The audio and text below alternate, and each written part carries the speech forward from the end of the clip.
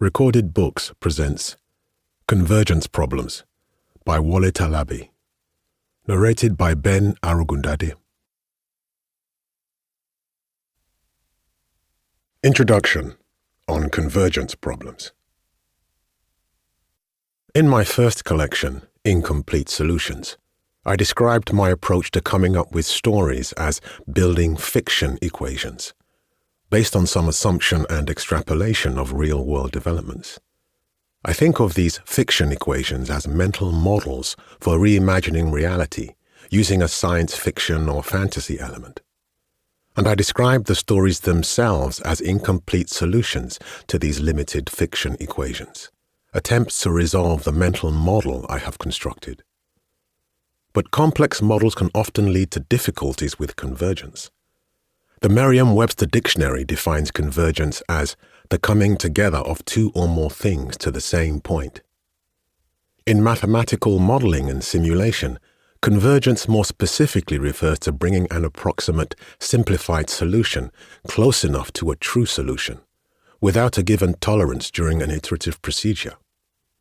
This approach of simplification and iteration is often necessary when the models are complicated, which is often the case in the real world, and therefore, I think, in fiction too. Unfortunately, it doesn't always work smoothly, and there are often difficulties in converging to a solution. In my day job as an engineer, when running simulations of complex mathematical models to find the new state of a system after some change has been implemented, I see these kinds of difficulties all the time when a model is struggling to find a solution. Convergence problems. I've probably seen hundreds of thousands of them at this point. I've seen them in my fiction too, metaphorically speaking. When reimagining the world, thinking about the potential of some wondrous new scientific discovery or technology, some new social structure, or what the world would be like if some mythical power truly existed, it is almost impossible not to see all the problems that could arise. Things will go wrong. There will be difficulties. Adjustments will have to be made. Challenges will come with any version of reality we imagine, no matter how optimistic. In other words, convergence problems will be experienced. Hence the title of this collection. Convergence problems can be annoying, but they aren't always bad. They can sometimes expose poor logic or inconsistent assumptions. They can even be fun to explore and think about sometimes, at least in the sense which I used them here, imagining unexpected challenges that can arise as our world changes, and in some cases, how those challenges may be resolved. Many of these stories in this collection introduce fun and exciting concepts, but they can be dark too.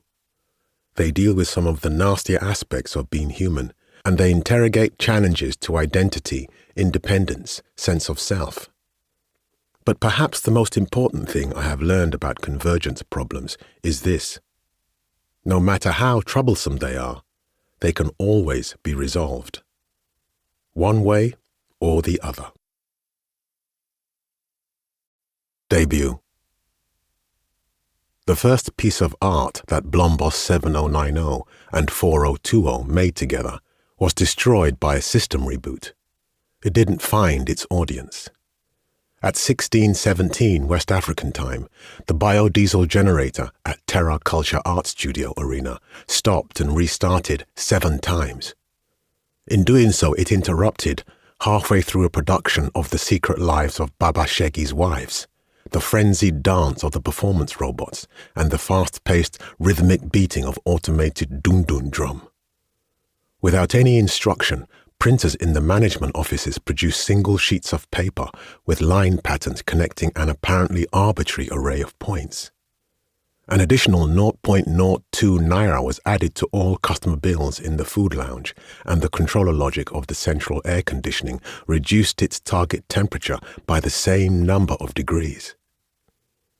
A blank space was added in front of the first letter of the names of all the books in the database at the Terra bookstore and art gallery, and the infrared pulses used to control access to the main entrance became erratic, causing the gate to bang against the concrete wall like its own strange and constant drumming. The studio's network systems were glitching. Badly. What's all this rubbish now? Tosin Famuyiwa cried out from the backstage control room of the theatre as she observed the 7th interruption to the show she had helped organize. She let out an exasperated sigh and stood up, smoothed her long Ankara skirt, which matched the head tie she wore, and tucked the back of her black tank top back in. Her calm belied the anger in her chest. She stepped out of the control room and tapped a carefully manicured finger calmly across the mobile light screen in her palm and dialed customer support. All of TerraCulture's systems were managed by the Blombos Artificial Intelligence program, provided for free to every modern art center in the world, as part of the Bimbetka project, a global initiative attempting to completely understand and parameterize creativity and art. The system was an adversarial neural network made of 2 independent nodes, 7090 and 4020, that managed all art center systems while studying art itself in the background. Its creation, forms, promotion, criticism, analysis, impact everything. Each node collected data locally on a closed network and then competed with the other node to predict audience response, pricing, and the cultural influence of new art pieces and performances, using a 1-day time lag as a blind test. Blombos 7090 and 4020 continuously corrected their understanding based on the accuracy of initial predictions daily, as each new piece and performance came into the global art library and all nodes around the world were synchronized. It was an incredibly complex program that was hosted on the cloud and managed by a small team in Paris with a few regional representatives. They frequently boasted of the system's independence, robustness, and reliability, and so far all their customer feedback had reinforced their claims. So, when the call came in from Lagos to a very bored Adongo Ndereba at the Nairobi regional office of the Bimbetka project, he wasn't sure what to think. His remote connection to the local machine in Lagos, which held Blombos data before it was uploaded to the cloud, showed that the memory buffer was full, even though he could not trace any subroutine running that would consume so much memory or produce such inconsistent and bizarre behavior. It didn't make sense. He extracted a log while he thought about it. Can we try to reboot the system, madam? Adongo asked.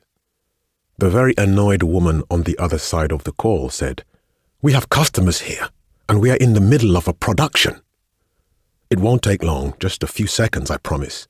You know how these computer things can be sometimes, just need to clear their heads," he said jovially, angling for some sympathy. "Okay, reboot it," she said humorlessly. "Your thing has already ruined the first half of our show. You people are meant to be making our lives easier, not causing new problems." "I'm very sorry, madam. I will make this as quick as possible. Please hold." Adongo, sweat slowly staining his armpits, swiped across his computer light screen to hold the call, scratched the dry scalp beneath his short dreadlocks, and then typed quickly into his console. 4,000 kilometers away, at 1926 West Africa time, the lights in TerraCulture went out and stayed out for the 3 seconds it took to complete the system reboot. Adongo checked the memory buffer on the local machine again and confirmed that it was down to the normal 0.7%. He breathed a sigh of relief and swiped back across the screen to reconnect the call. "Hello?" said the irritated voice on the phone. "Done. It should all be fine now," Adongo said. "The memory buffer is clear." "Well, you still need to explain what happened," the woman said, sounding even more irritated now that the issue was resolved. "You must tell me, has this ever happened anywhere else, or are you people just not doing your jobs properly? Because I expect a full report by tomorrow morning. If not, I am escalating to Paris. The program director, Jean Decto, is a close friend. You understand?" "I understand, madam. Once again, I am very sorry." "Sorry for yourself." She cut him off and then cut the connection. Adongo leaned back in his chair and swore under his breath. "Kumanina." He pulled up and swiped through the log he'd taken, comparing it to another one from about a week ago, scanning for anything significantly different.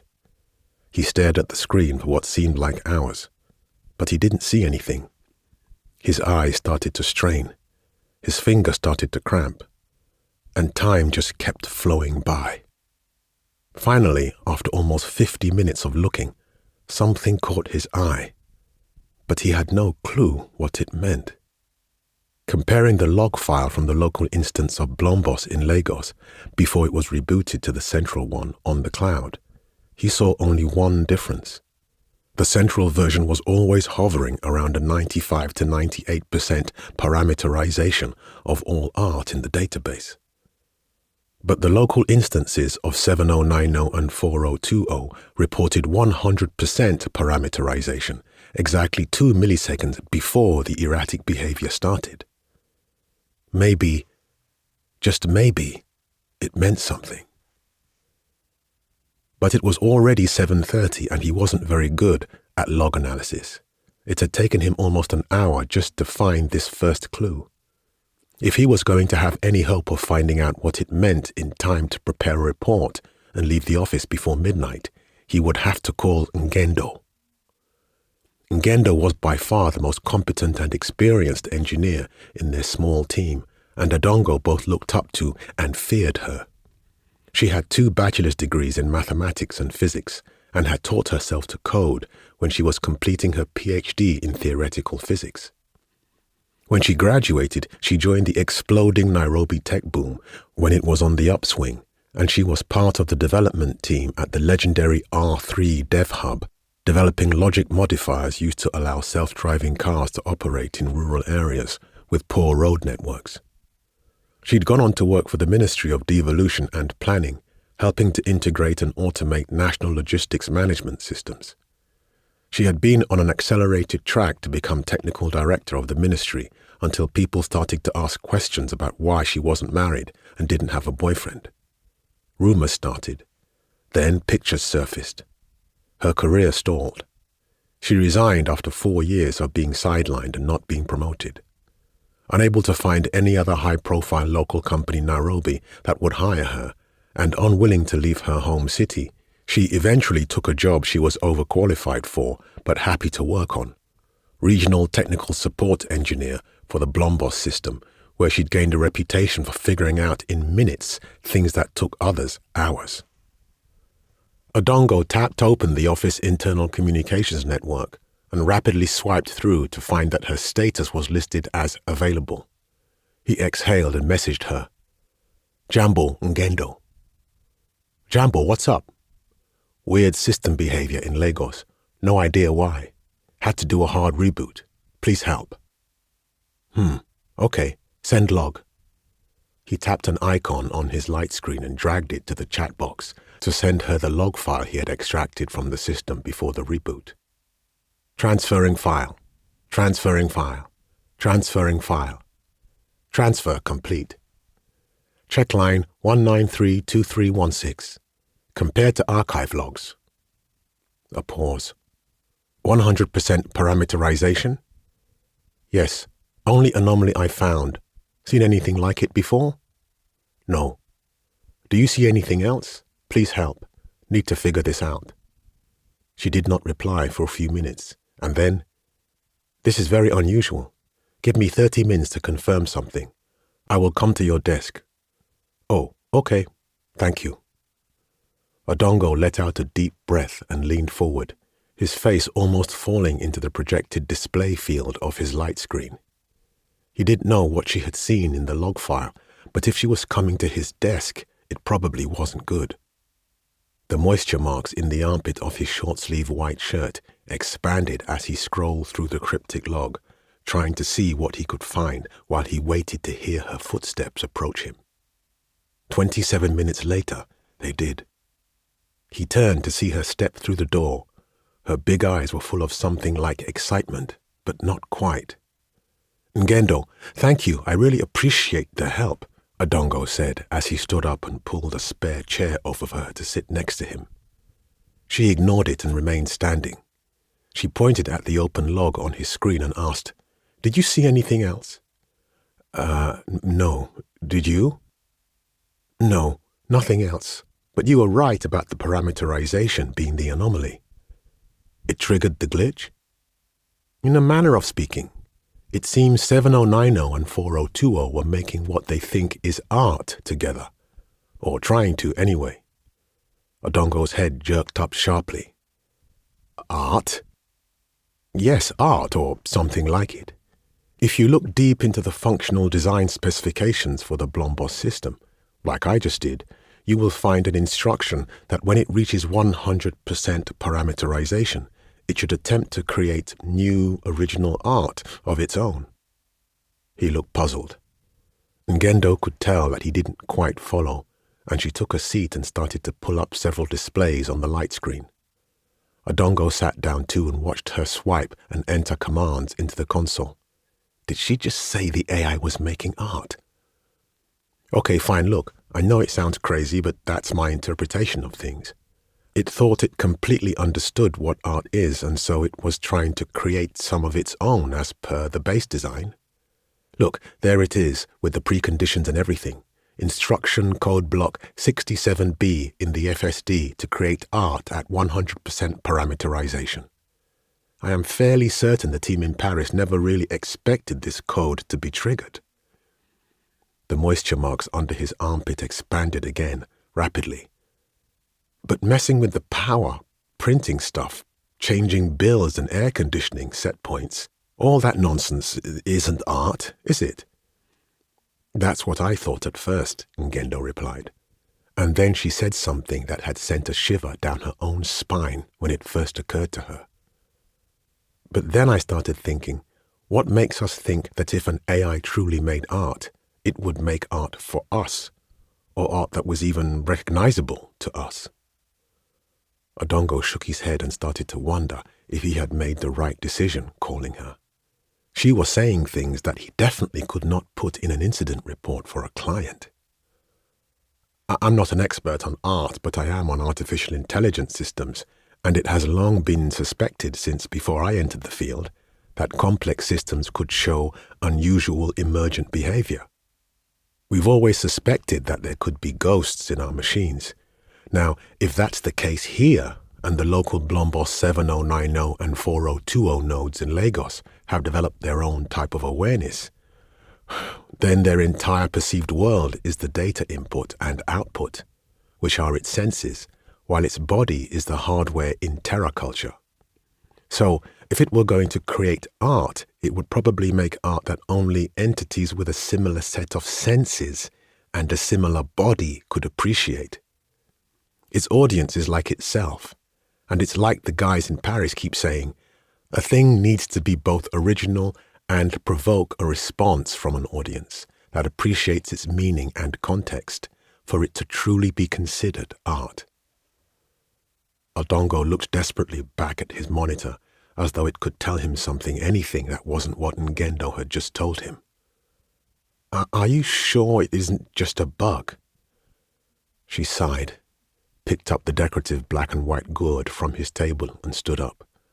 She could tell it was the kitschy, cheap kind you could find in any airport around Africa, the kind that all seemed to be mostly about people wanting some stereotype of art but not wanting to engage with actual artists. She took his hand and let the gourd sit in his palm. Relax, Odongo, she said, smiling to calm him down. I'm just telling you what I found because you reached out to me for help, and I thought it was an interesting problem with some potentially interesting implications. It's up to you to decide if you want to put it in a report or not. But here is some free advice. If I were you, I'd send a message to Paris first and see what they say. Don't worry so much about one upset client. There are more important things to worry about. More important things like what? Odongo asked, pulling the gourd close to his chest.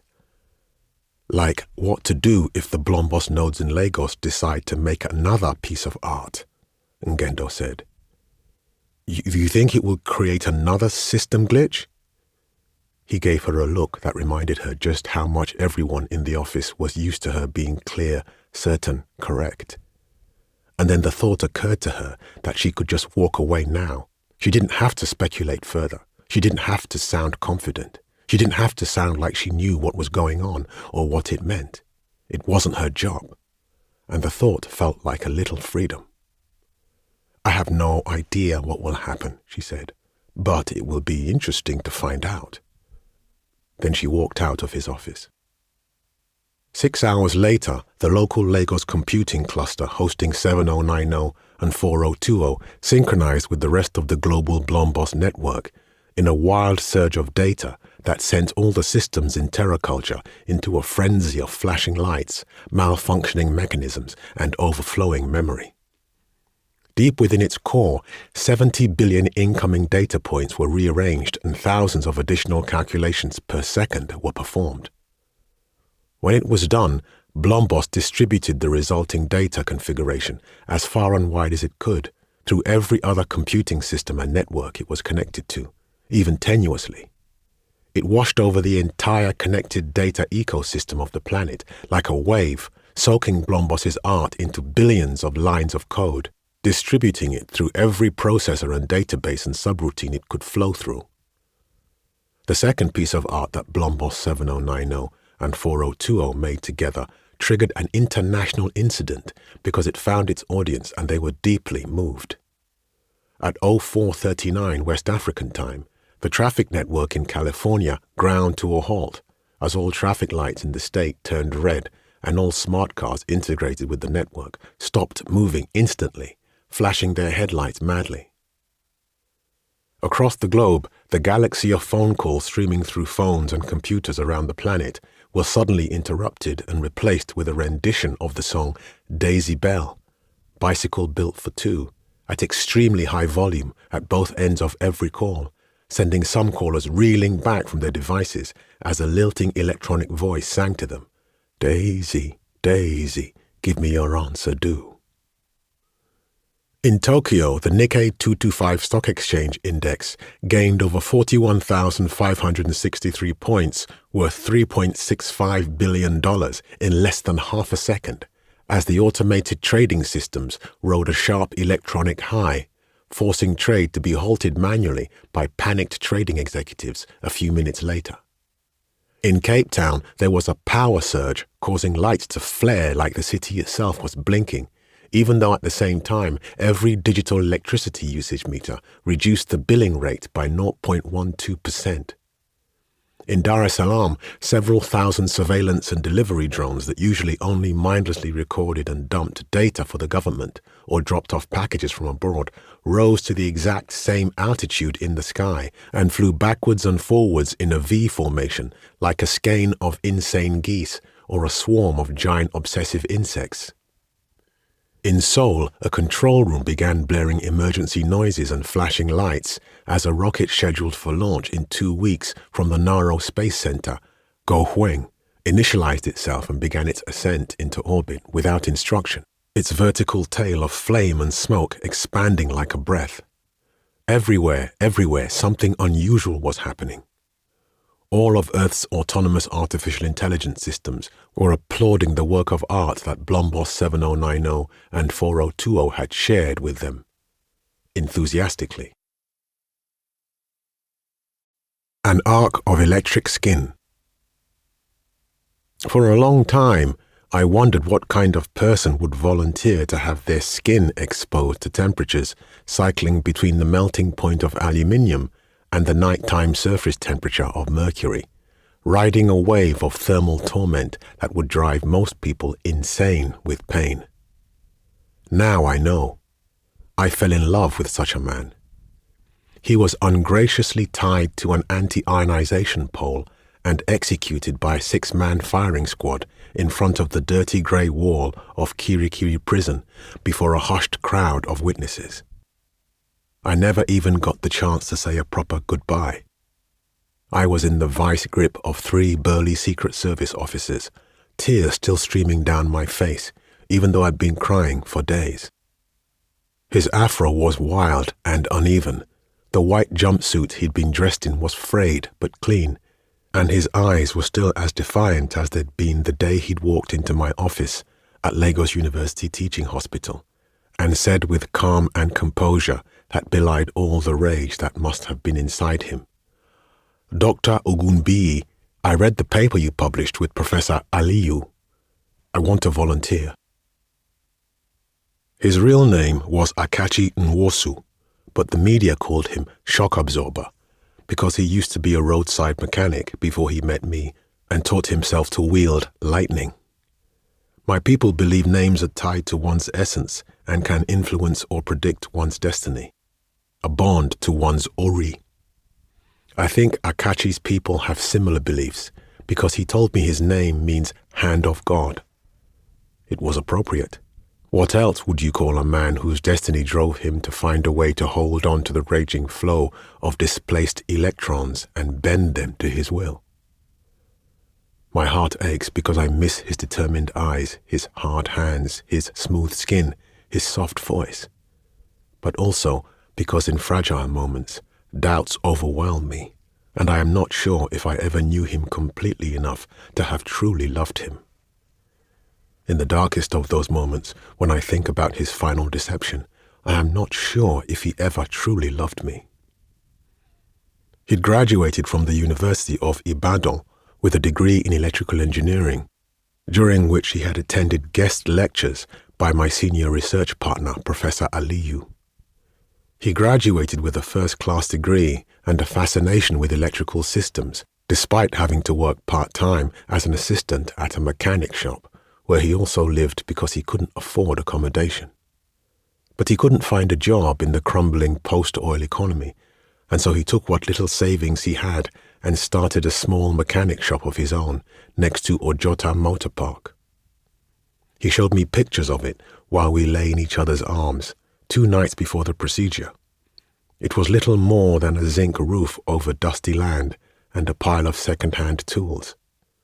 The profits weren't good, but he worked hard. His calloused hands bore witness. He spent hours attending to junky jalopies that were barely roadworthy, but heaven knows he did his best with them. His own mother had died in a bus just like the ones he frequently serviced, in an accident on the Lagos-Ibadan Expressway, which everyone knew was caused by a contractor cutting corners on what should have been road barriers. An accident he'd barely survived himself, needing 5 months in the hospital to recover and walk again. His father had sold everything he owned and borrowed from family members just to afford the care his son needed. So when he worked on those buses and cars, he told me he saw the faces of the families that would get into them, hoping to make it to their destinations, and so he worked as hard as he could to make sure they did. He endured every brick the crumbling system threw at him. Constant police harassment raids for bribes, aggressive underpaying clients, thieving, and untrustworthy assistants, random changes in government policy that almost always meant he had to pay more for something. All of this under the blistering heat of the Lagos sun, increasing his already high melanin levels. His darkening became another physical marker of his endurance. And still he persisted. My Akachi. He had a strong mind. This country happens to all of us, he told me the first night I had asked about his scars. That was his philosophy. Some of us more than others. He eventually saved enough money to move out of the face me, I face you he shared with friends from university and into a self-contained in an almost respectable part of town. He was working his way up the broken system, keeping up with the Nigerian Journal of Electrical and Electronic Applications, and still looking for a job where he could apply the knowledge that had always fascinated him. Then he went to the campaign rally. Ezekwe for president. #Ezizi, a new Nigeria. We all remember the slogans, the digitags, the posters. Ngozi Ezekwe announced her candidacy quietly at a small event near her hometown in Awka, but within a few months she had become the leading opposition contender. She was a technocrat with a plan, unlike the political vultures circling the federal carcass we'd become used to. She came in with a clear agenda, an empathetic ear, and grassroots support from businesses she'd helped survive the economic apocalypse. We all remember the hope, and we all saw what happened. Quo vision display decks crackled with high-resolution hollow streams of soldiers beating unarmed people in the streets, dragging them into the backs of armored trucks, firing live rounds into defiant crowds, breaking up the opposition rallies and protests. Akachi was one of those taken into custody near the infamous Ojota protest site where almost 40 were killed. He was beaten and tortured for weeks. The Gusau administration made no secret of what they did, even though the president denied it on international broadcasts. But on the ground, we all knew what it was. We'd seen it before. Their regular trademark. It was a show of force to intimidate the opposition and its supporters. We were living in a hostage state. It was during his weeks of torment that something broke in Akachi.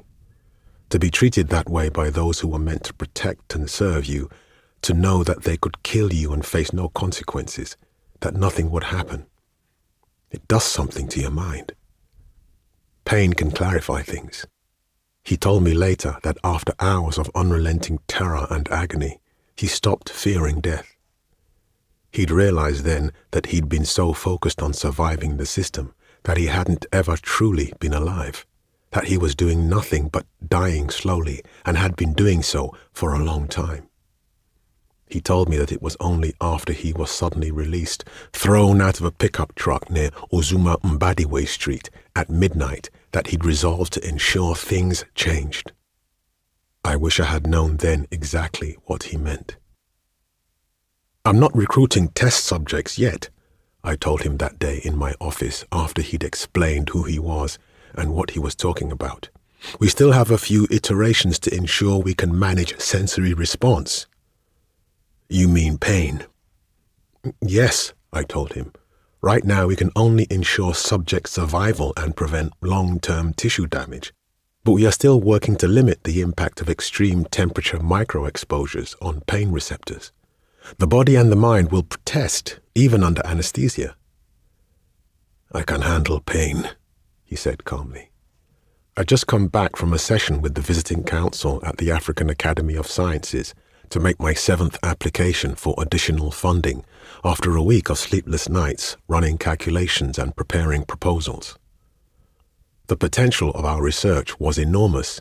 Even the most conservative members of the council weren't myopic enough to miss the value in being able to use enhanced conductivity in human skin to develop a new category of biomedical devices that could be naturally embedded in the body and controlled using dermal interface circuitry. They just wanted to see more progress before they committed to helping us. Professor Aliyu had already designed and tested a prototype device using enhanced conductivity in discarded epithelial extracts. But we needed to show that we could make this work in living people. I felt like I was the one holding things back. I was under pressure to make some progress. I should have been more skeptical. I should have asked more questions. I should have told Akachi to wait until we were ready, but instead I asked him to fill out a form. It took a few weeks for me to convince Professor Aliyu to cross what he believed to be a moral line and for us to perform all the preliminary tests and screening processes. Akachi and I spent much of that time together, him sitting just outside my office quietly watching me or reading, patiently waiting for another blood or skin or hair sample collection or for another baseline skin conductivity measurement. I never asked him why he stayed at the hospital between tests when he didn't have to, but I did ask him to join me for dinner once as I was closing for the day. He seemed so focused sitting there reading an old battered electrical engineering book, but I don't think I will ever forget the soft smile that broke across his face when he looked up and the way he said, "Yes, doctor, but please, let me take you to the best buka in Surulere. I hope you are hungry." "I am," I said. I hadn't eaten all day. We went to eat amala and gbegiri at a makeshift shop down the road. An old lady in a black blouse and Ankara wrapper scooped up the soft lumps of yam flour, loaded them with generous helpings of soup and meat, and we took seats on plastic chairs behind her. We spoke as we ate. That was the first time we talked about anything other than the experiments. But the conversation flowed naturally, easily. We spoke for hours until the old woman told us she was closing for the day. It wasn't planned, but we went back to my place and kept talking. He showed me some of his scars, and I told him about my work, and we kept speaking until we fell asleep together, face to face on my bed, with all our clothes still on. When we woke up in the morning, we laughed, and then we kissed, leaving me light-headed, like I was still asleep and in a dream. It was only later that a feeling of wrongness settled upon me.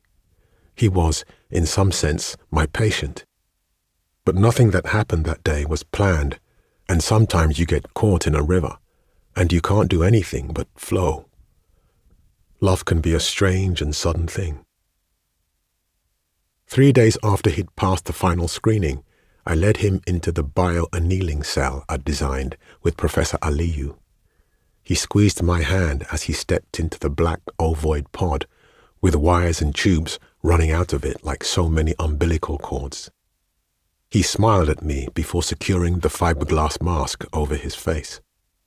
Professor Aliyu was nested comfortably in his wheelchair, monitoring the thermal induction and vacuum pump systems that would rearrange the molecular structure of the melanin in Akachi's skin. Part of me wanted to pull him away, to wait until we had improved the bio-annealing procedure to the point where we could do it with less pain. Or perhaps to reduce the target conductivity increase from the theoretical limit to a near threshold value, even though I knew that would only reduce the pain by a small fraction and decrease the risk of process failure. For sure, if I'd known then what he was planning to do, what he had resolved to do all along, I would have dragged him out of there. But I didn't, so I stepped back and gave Professor Aliyu the signal to begin. He screamed, but we could not hear him. He screamed for the 3 hours it took to increase his skin conductivity 50 orders of magnitude.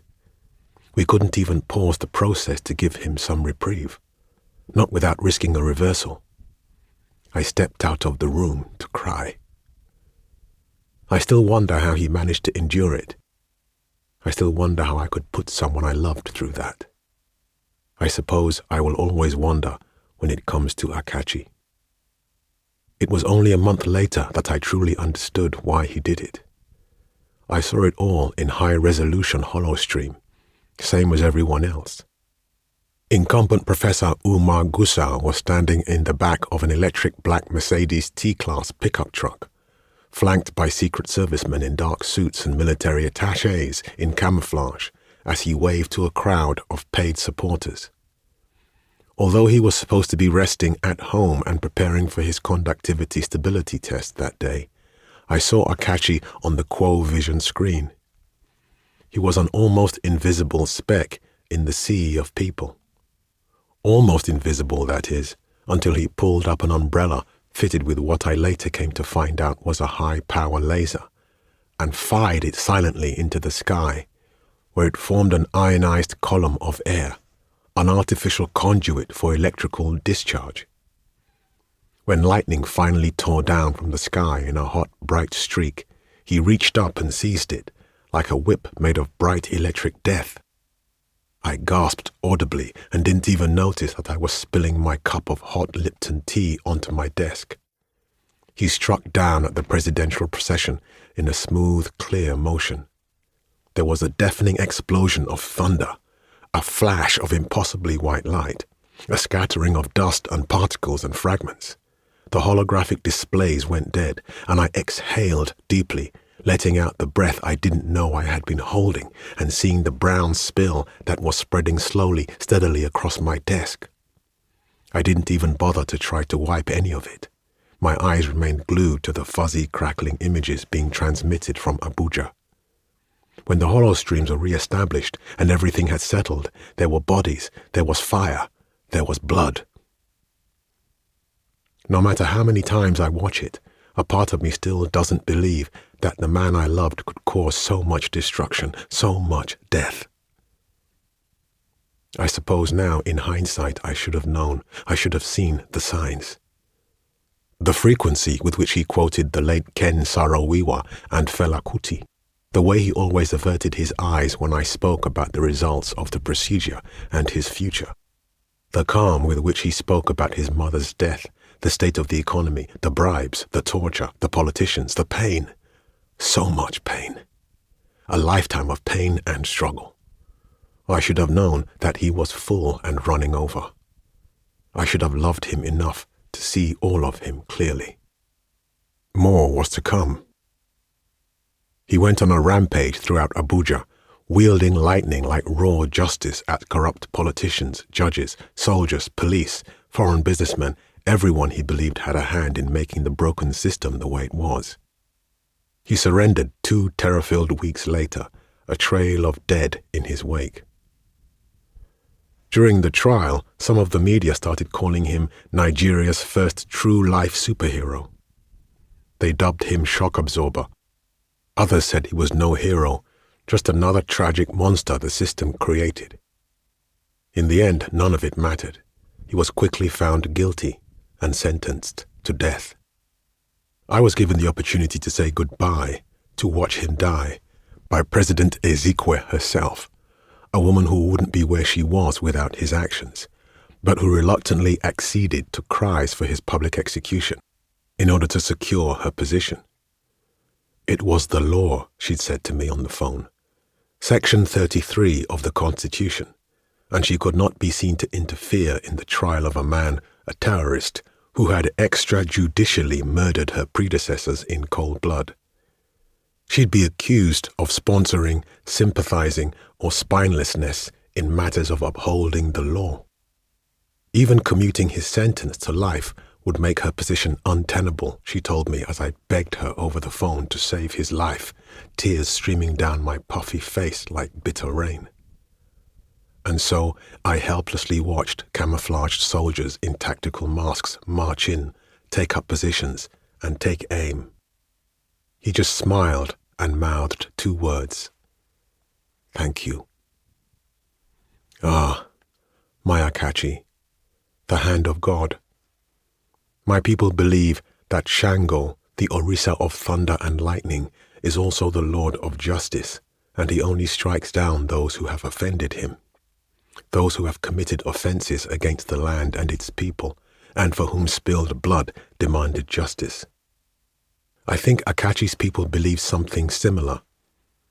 Seeing him bound there, I still wasn't sure if what he had done was good or even just, divine or otherwise, but things have been so wrong in the country for so long that perhaps this was what was needed to start a change.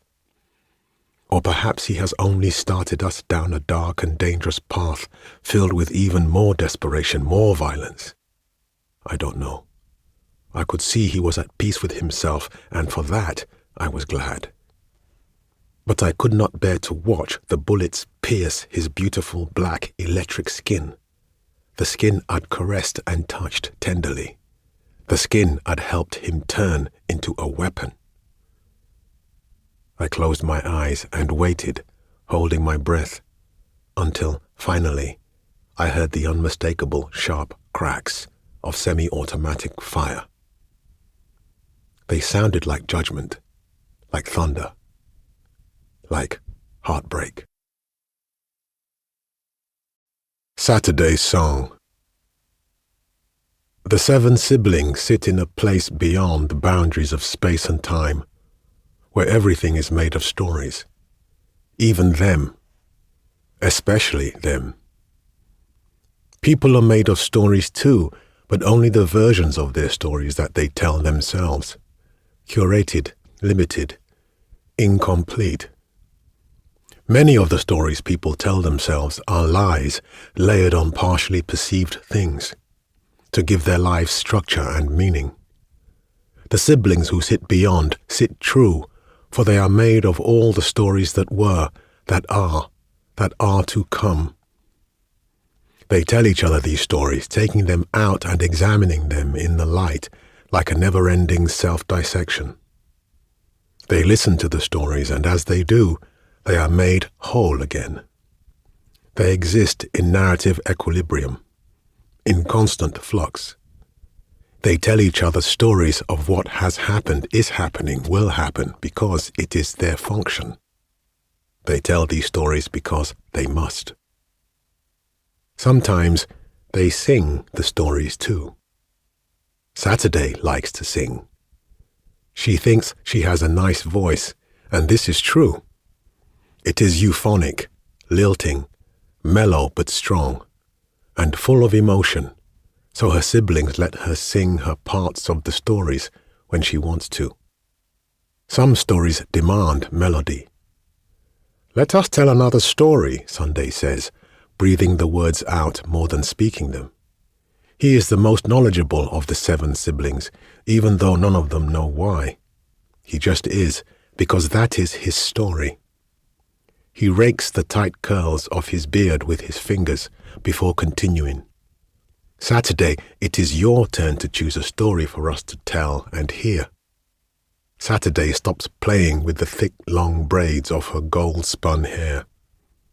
She is still surprised even though she already knew it was her turn before he told her so.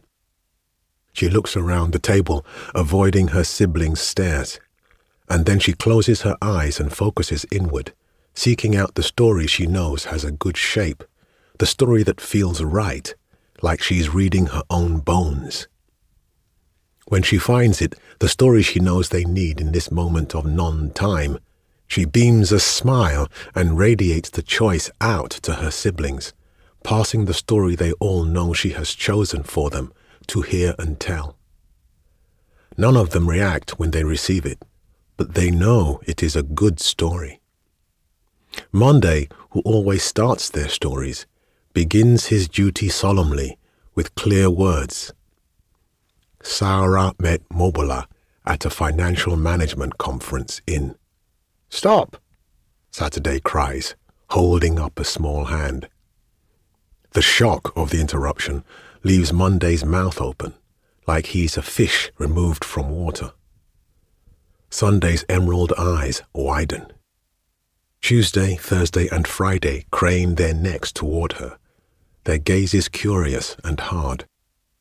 Only Wednesday does not visibly react because she is bound up in thick, clanking chains, punishment for the crime of trying to change a story. The time stone Wednesday used to perform the abomination sits at the center of the mahogany table between 2 ornate pewter candelabra, like an offering or a temptation. Its emerald edges reflect and refract the candlelight in peculiar ways, making the bright orange light dance with shadows across the table and the walls. Saturday feels sad for her sister, but knows she needs to be careful. She does not want to be punished, too. Interruptions once a story has begun are mostly forbidden, although not as forbidden as attempting to change a story. The rules that govern the 7 are both rigid and flexible to varying degrees, like the rules of storytelling itself. Still, Saturday knows it is important it be done this way, for Wednesday's sake. She says, "Forgive me, but I want to begin the story near the middle. Please, can we? We will go back to the beginning, but if we start at the middle, it makes the story so much better." She pulses her story choice again. This time she radiates not only its substance, but she also gives them its form and structure, the shape of it, with all its contours defined. Not just what it is, but also the way she wants to tell and to hear it. They receive it as a stream of visions, as a kaleidoscope of images, a swirl of sounds, a spectrum of sensations, a babble of narrator voices, as points of view, as music, as song. Sunday gives her a look that is both surprised and curious. Tuesday claps her hands with glee. Monday nods with understanding. He looks to Wednesday, the chains wound around her body like perforated metal anacondas. The chains are older than time itself. Saturday wants her shackled sister to tell the part of the story where Sarah obtains the chains to bind the Yoruba nightmare god, Shigidi. Resonance. She thinks it gives the middle of the story the reinforcement it needs, like a good skeleton. Everyone has been allocated their part of the story to undergird it with what is important for the telling and the hearing. The other siblings also nod their approval. This makes Saturday smile. They understand even if they don't fully know her motives. But they know it is not just important to tell and hear the story, it is important to tell and hear it well. Monday wipes the thin film of sweat from his narrow moustache, adjusts the collar of his pinstripe suit, and starts again. This is the part of the story that Monday told. Sarah never dreamed before she encountered Shigidi. For as long as she could remember, she'd never recalled a single dream upon waking. For Sarah, sleep was and had always been a brief submergence into dappled darkness, her consciousness consumed whole like swallowed fruit. And because of this, she never felt completely rested.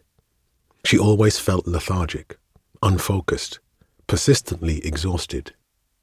When she was 11, her mother, who was Magagia of the local Bori cult in Ungwa Rimi village near Zaria, summoned Bahaza, the sleep spirit, to possess her.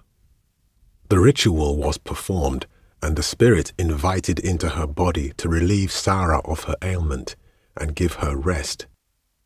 But despite their offering of fresh milk from 3 white goats, the rolling of her eyes in her head, and the convulsions she experienced when the spirit entered her, the possession was unsuccessful, and she remained dreamless and unrested. Her mother wept and gritted her teeth. Sarah had the gift of sensitivity and was meant to succeed her mother as Magagia. A refusal of the spirits to grant such a simple request counted against her, even though there were other things that counted against her more, which her mother would soon come to know. "I don't want to," Sarah protested when her mother announced that they would attempt another possession. "You must." "No!"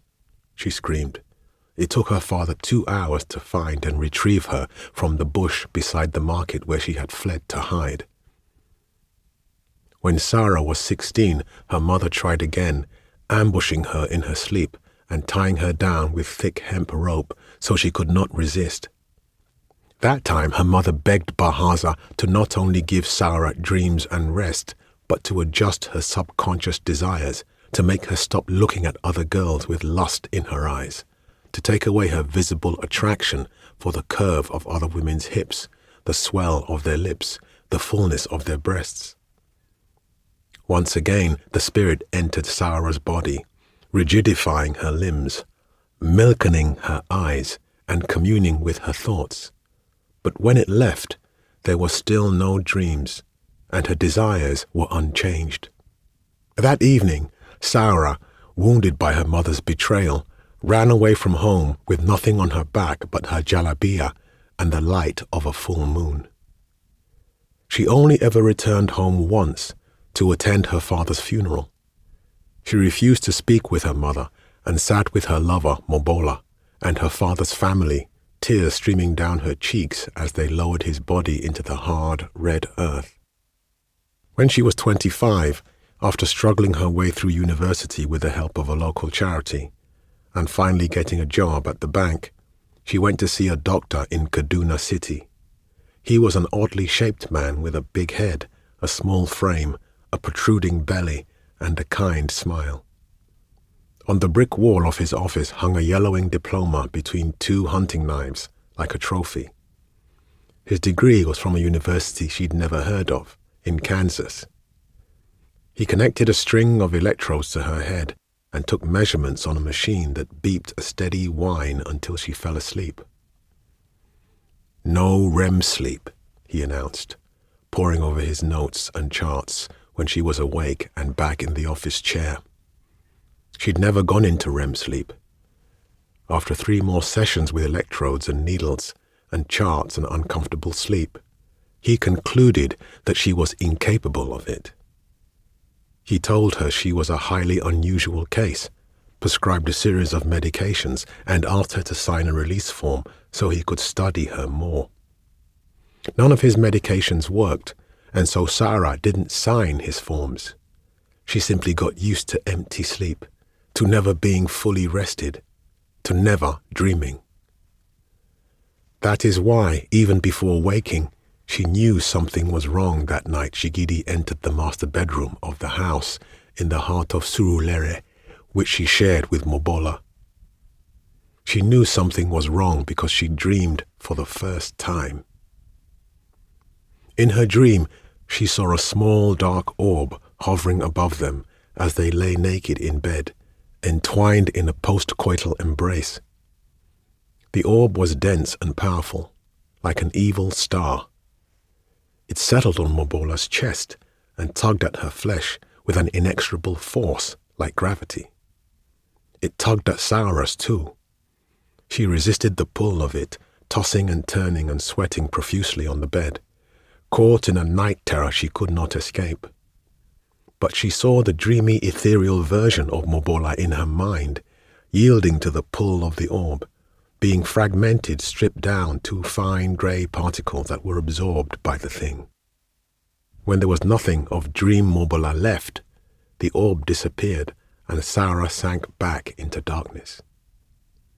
On Monday morning, when the heat of the sun on her face finally woke Sarah up, Mobola was cold to the touch, her skin pale and dry.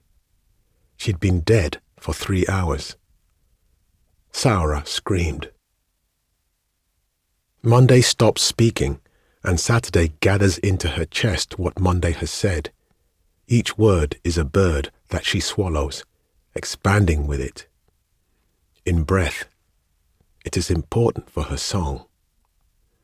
Tuesday's pale face is unusually blushed bright pink, and her lustrous auburn hair seems to gain volume as she prepares to speak. She knows, has known, will know that she has the best part of the story, the part that begins with lust and ends with something like love. Saturday winks at her sister. She has given it to her by design. Tuesday likes description and dialogue and the cadence of human speech, which is important in conveying emotion. A smile cuts across Tuesday's freckled face. This is the part of the story that Tuesday told. Sarah met Mobola at a financial management conference in Abuja just before the cold harmattan of 2005. It was break time in between an endless stream of panel discussions, and Sarah was standing by the tall windows that overlooked a stone fountain, its water flecked gold with sunlight as it flowed up toward the sky. When she turned around to go back, she caught Mobola staring at her from across the hall. The moment their eyes met, there was a surge of something intangible within her, like an emotional arc discharge. Sarah smiled and beckoned her over. For 2 days they'd been stealing glances at each other, occasionally catching each other's eyes. It was the 7th time it had happened, and Sarah had learned enough of herself to recognize the surge, the feeling, the signs. She was ready. Mobola flashed her a sweet smile full of white teeth and approached. She had bright, inquisitive eyes with an anxious look in them. Her hair was natural and curly, and her wide hips strained against the grey of her skirt. Sarah thought she looked stunning. "Hi, I'm Mobola. I manage the Trust Bank office in Surulere," she said. Sarah told her she was the logistics manager for all the Kaduna offices, and that if she had to listen to another discussion on foreign exchange approval procedures, she would go downstairs and drown herself in the fountain. They both laughed at that, carefree like wind. There was something about the way Mobola laughed, the way she threw her head back, the way she almost hiccuped between breaths, her chest heaving against the cashmere blouse, the way she closed her eyes at the peak of her mirth, that Sarah found deeply attractive. They talked for a few minutes. There was a deliberate softness to everything about Mobola. The curves of her body, the cadence of her words. Sarah was lost in Mobola's eyes, unable to look away. Brown, big, glistening, and full of a look which was a strange mix of sadness, grittiness, and hope. The look of someone who had seen the worst of the world, had stared into the dark heart of humanity, but had survived and resolved to live, love, and laugh freely, despite it. They pulled out their phones and exchanged numbers, laughing when they realized they both used the same model of BlackBerry, a Bold, and agreed to meet at 9 in the bar of the hotel where they and all the conference delegates were staying. Sarah watched Mobola leave, the sway of her hips hypnotizing her like magic. She could barely breathe. The air suddenly seemed thinner, oxygen harder to take in. She knew she had to be careful. If she had read the situation wrongly, she could end up in prison for years. Nigerian law was not kind to sapphic romance. Sarah arrived early at the bar and had 2 Irish coffees to wake herself up. She knew she wasn't wrong when Mobola showed up and waved. She wore a blue dress that was so tight to her fuller places it could have been painted on. There was a gap showing between her front teeth, some cleavage, and a bit of a belly. Legs shaved smooth and feet encased in black pumps. Sarah thought she was even more stunning than before. They had 3 gin and tonics, making fun of the parade of boring panel speakers and the other conference delegates who pretended to be interested in the minutiae of interbank financial processes before Sarah pulled Mobola up to her feet. "Do you want to go somewhere more interesting?" she asked, finishing her drink in one gulp. Mobola smiled at her, lips red and glistening, mouth full of piano key teeth. "Sure." Sarah took Mobola to a club she'd heard about from one of the online forums she'd joined when she first started trying to understand herself. It was called The Cave and was a 10-minute taxi ride away. When they entered, it was into a rainbow chaos, strobe lights, colorful decor with bizarre shapes that challenged the very concept of geometry. Sweaty people pressed together at tables, on the dance floor, on bar stools, running over with feeling. They made their way to the bar, ordered shots of something the bartender told them was tequila but didn't taste like it, and then merged with the mass of flesh on the dance floor. Mobola turned her back to Sarah and began to rock from side to side, slowly, sensually, following the beat of the music. Sarah wrapped her hands around Mobola's waist and swayed with her so that they moved to the music together, like a single creature. Sarah's head was a cloud. In that moment, she was sure she knew what it was like to dream. The next morning, they woke up in each other's arms, fully clothed, and in the same position they'd danced in.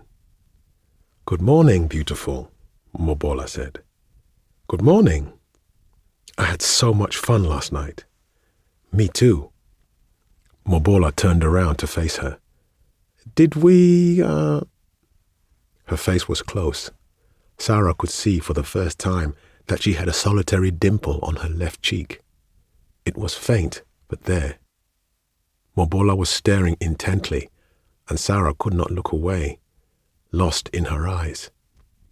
Her hair had bunched up and tangled, pressed against the hotel room pillow, loose strands dancing in front of her face. When she smiled, Sarah's heart took flight. She reached for the question hanging in space between them. "No." They were both quiet for what seemed like a long time, an unbearably long time. And then she pulled Mobola closer so that they were chest to chest, inhaling each other's alcohol-scented breath, and asked, Did you want to?" She smiled. "Yes." There was no hesitation. None. Sarah kissed Mobola, and the cloud in her head ascended, rising beyond the ceiling and the roof and the sky, to the place where hearts go when they are buoyed by love. It stayed there, never coming down. It only ever rose higher. For 10 years, that feeling never sank. Not even when they fought and accidentally hurt each other and cried and made up and laughed like all good lovers do. Not when Mobola fell asleep one night and didn't answer Cyrus' calls for help after her car overheated and broke down on 3rd Mainland Bridge. Not even when they argued about Mobola not telling her before applying for a residence pass for both of them to leave the country. Not even when Sarah's mother had refused to speak to Mobola at Sarah's father's funeral or to acknowledge her existence. She tried to convince Sarah to come back home, telling her that she was throwing her life away and bringing shame to the family. No, Sarah was always sure of the cloud of them. For 10 years she was sure. Through all the vicissitudes and the accusations and the arguments, she knew with all the certainty of entropy's irreversibility that she loved Mobola, and that nothing would ever change that, not even death. Tuesday is done speaking. She is standing now. Her thin, pale hands are thrust out in front of her, like the bones of a large bird. She's allowed herself to become swept up in the story, infused with it, become one with it. And because she had, so had all the siblings. There is a solitary tear running down Thursday's face. And Sunday has a glazed look in his eyes that makes him seem much older than his hair, grey at the temples, would indicate, even though time is meaningless to the siblings. Saturday's pleased. They need this for the story, the emotion. She has taken in all of Tuesday's words, the sensations, the feelings, all of it. Her chest is filling up with the power of the story, and the first melodies of her song are beginning to take shape within her lungs. Sunday turns to face Wednesday, whose turn has come. Wednesday must go back to the middle of the story, because that is where the chains first appear. Chains not unlike the ones wrapped around Wednesday's torso, snaking through shackles that bind her hands and feet, tethering her to the stone ground so that the only parts of her that can move are her head and chest, and most importantly, her mouth. It's hard to tell or hear a story without a mouth. Saturday waits, watching her sister. Wednesday has already received her section of the story. She just needs to accept it.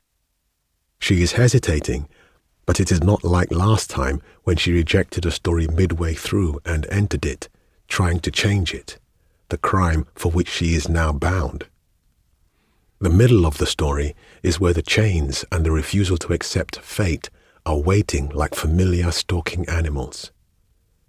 Wednesday begins to shake, and Saturday knows the story is coming, erupting from the deepest volcano of suppressed emotion. This is the part of the story that Wednesday told.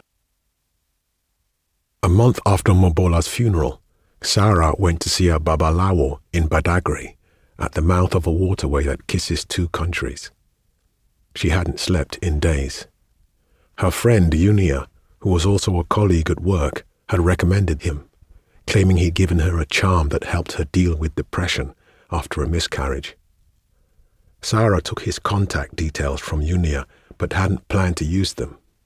If Bahaza of the Bori, a spirit historically linked to her people and family, couldn't give her rest, then there was nothing a Yoruba babalawo, unfamiliar with the shape of her spirit, would be able to do.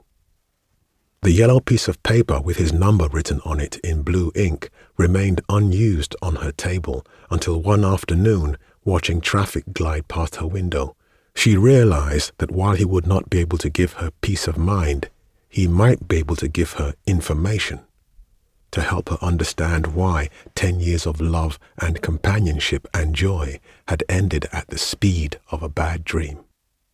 The babalawo was a thick-set man with a long greying beard and calm eyes, who spoke perfect English. 3 white dots were chalked onto his forehead at the center of the space just above his eyebrows, and the string of beads around his neck rattled as he shook his head when he heard her explain what had happened to Mobola. When she was done, he removed the beads and threw them onto the raffia mat between them, rapidly whispering an incantation. "This is the work of Shigidi," he said, with his eye still on the beads, as he explained to her that Shigidi was the Yoruba deification of nightmare, able to enter and manipulate the human subconscious, especially during sleep, when humans' grip on their thoughts was loosest.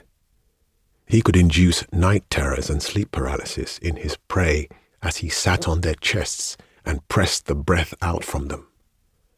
The Babalawo explained that Shigidi was an ambivalent Orisha, protecting those who gave him offerings, but also often sent by evil people to kill those they perceived as enemies or threats.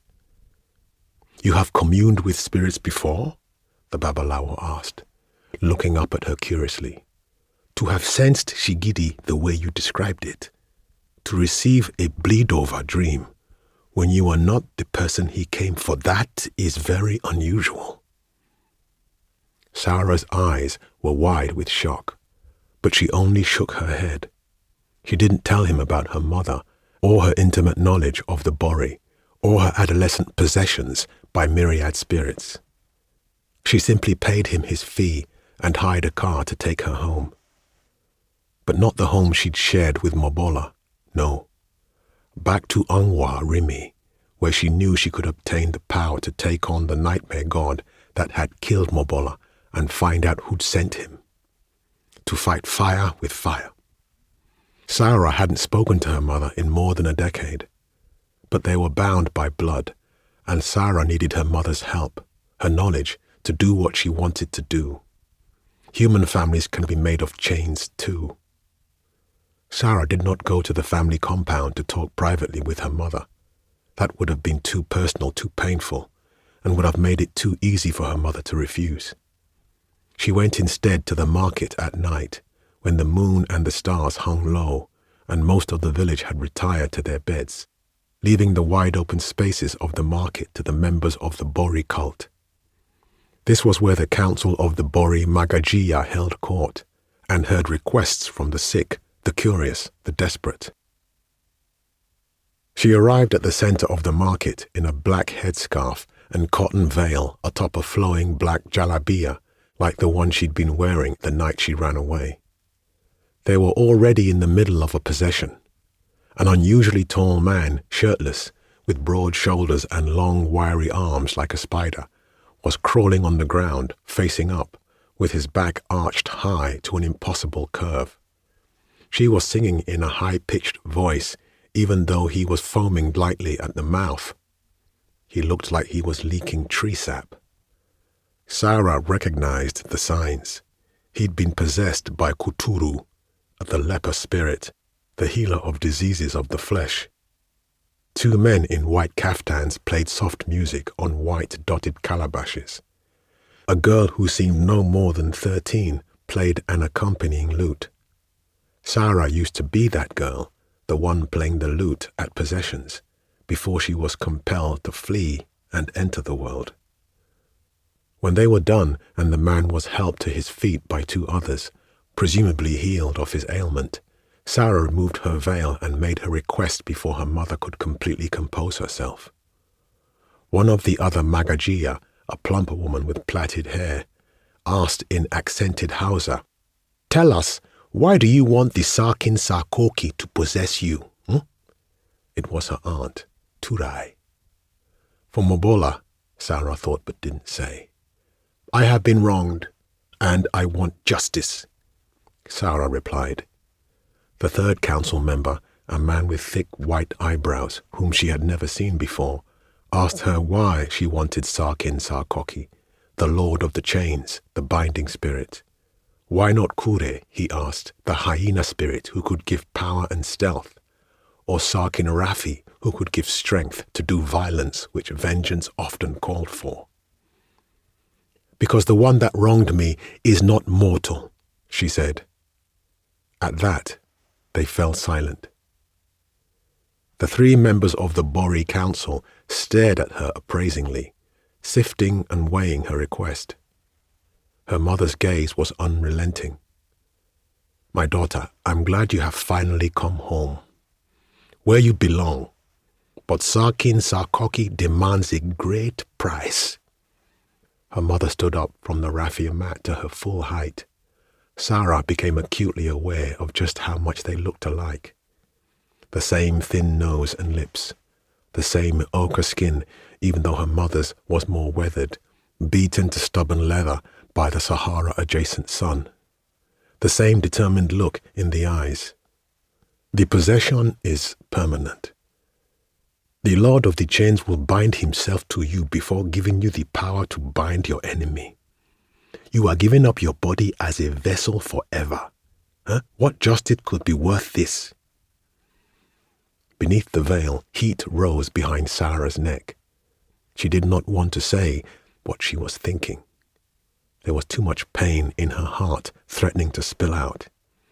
If she let even a drop of the decades' worth of resentment within her begin to slip between her lips, it would become a deluge that drowned them all.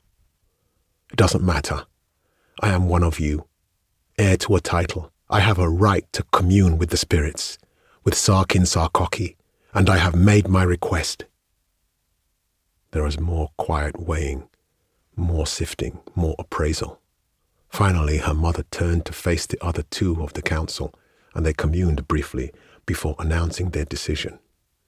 "We will grant your request," her mother said, "but on one condition. Once you have had your revenge against whatever spirit has wronged you, you must return home and become a full Bori devotee. We cannot have a vessel of Sarkin Sarkoki roaming free. You will have to take your place with us. You will marry a good man, and you will bear children and teach them our ways. Do you agree?" Sarah knew this was what her mother had always wanted, to bring her back and bind her to home, even if she had to exploit a tragedy to achieve it. But Sarah could not see past her desire to avenge Mobola, to find out why her lover had died, and to make their story make sense again, even if she couldn't change its ending. "I agree." Her words, like her heart, had taken on the texture of stone. Her mother nodded and smiled, teeth cutting a curve like the half-moon beaming down on them from the cloudless sky. Sarah closed her eyes as a woman in a yellow jalabia, cut like her own, took her by the arms and brought her to the center of the clearing where the two main roads that crossed the market met. The woman stood behind her. She would be her nurse if anything went wrong. Sarah breathed steadily as the men in the white kaftans and the girl on the lute began to play their music, and the three members of the council, led by her mother, began to chant words she had not heard for years. Words that made the air feel heavy on her skin, in her lungs. Sarah felt something in her chest open like the blooming of a flower. She felt a flush of heat, saw a flash of light. A rush of charged air entered her, and then the world fell away as she was insufflated by the incoming spirit.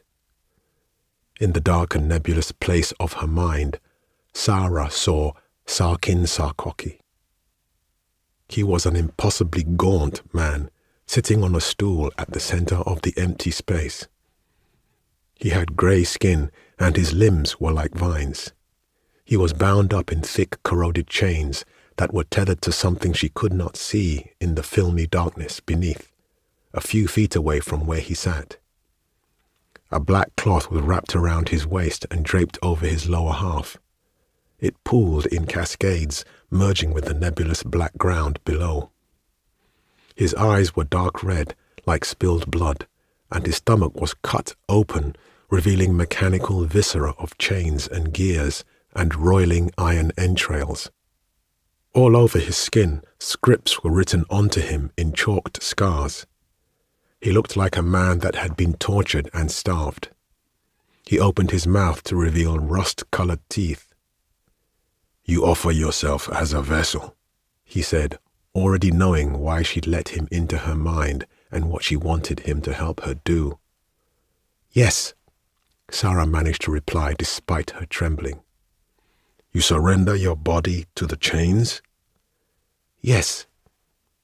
"Then so be it," Sarkin Sarkoki stated, his chains clanking and rattling as he began to vibrate. "We are one. You will have what you desire." The chains around him unfurled themselves and reached out to seize her. They were heavy and rough. Sarah felt them wrap around every part of her, flesh and bone, blood and nerves, mind and spirit. The chains squeezed tight around the very essence of her until the world was nothing but chains and darkness. A full and lovely pain consumed her as Sarkin Sarkoki bonded with her, and it wasn't until the woman in the yellow jalabia poured water on her face and shook her back into full consciousness that she tasted the sand in her mouth and realized she had been rolling around on the ground, screaming. Wednesday goes quiet. Her siblings wait. She takes in a deep breath and lets out a scream. It is at once a declaration of defiance and an accusation leveled at her siblings, at the family that put her in chains. Her scream is a knife in their hearts. Saturday will not look away until her sister stops screaming. Wednesday's face, once full of grace, is contorted into an ugly shape with lines like regret. But Saturday does not turn from it. She takes it all in, the words and the scream, because that, too, is part of the story. When the screaming ends, there is a pause as they allow the scream to settle. And then the story continues.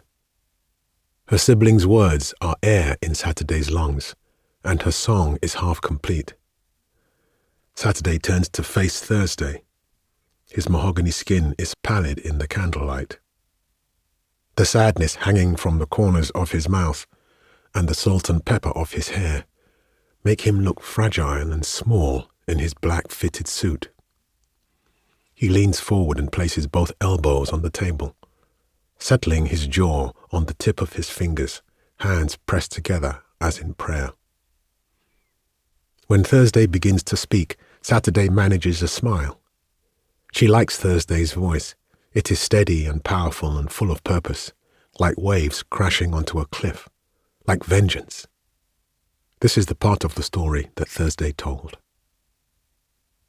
When Shigidi arrived, just before midnight, Sarah was pretending to be asleep on an uncomfortable spring mattress in a spacious hotel room she'd taken for 3 nights.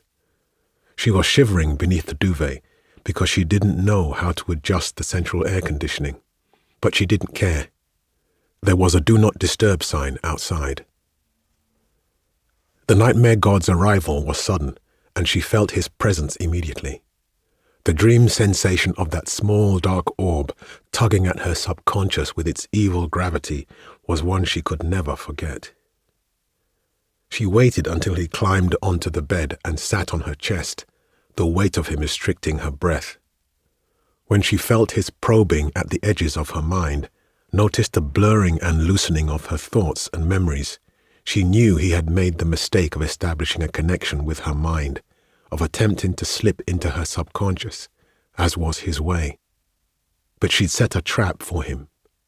The Babalawo in Badagry had given her the number for another, less reputable Babalawo, who took requests for the nightmare god's assistance from people with such cruelty in their hearts.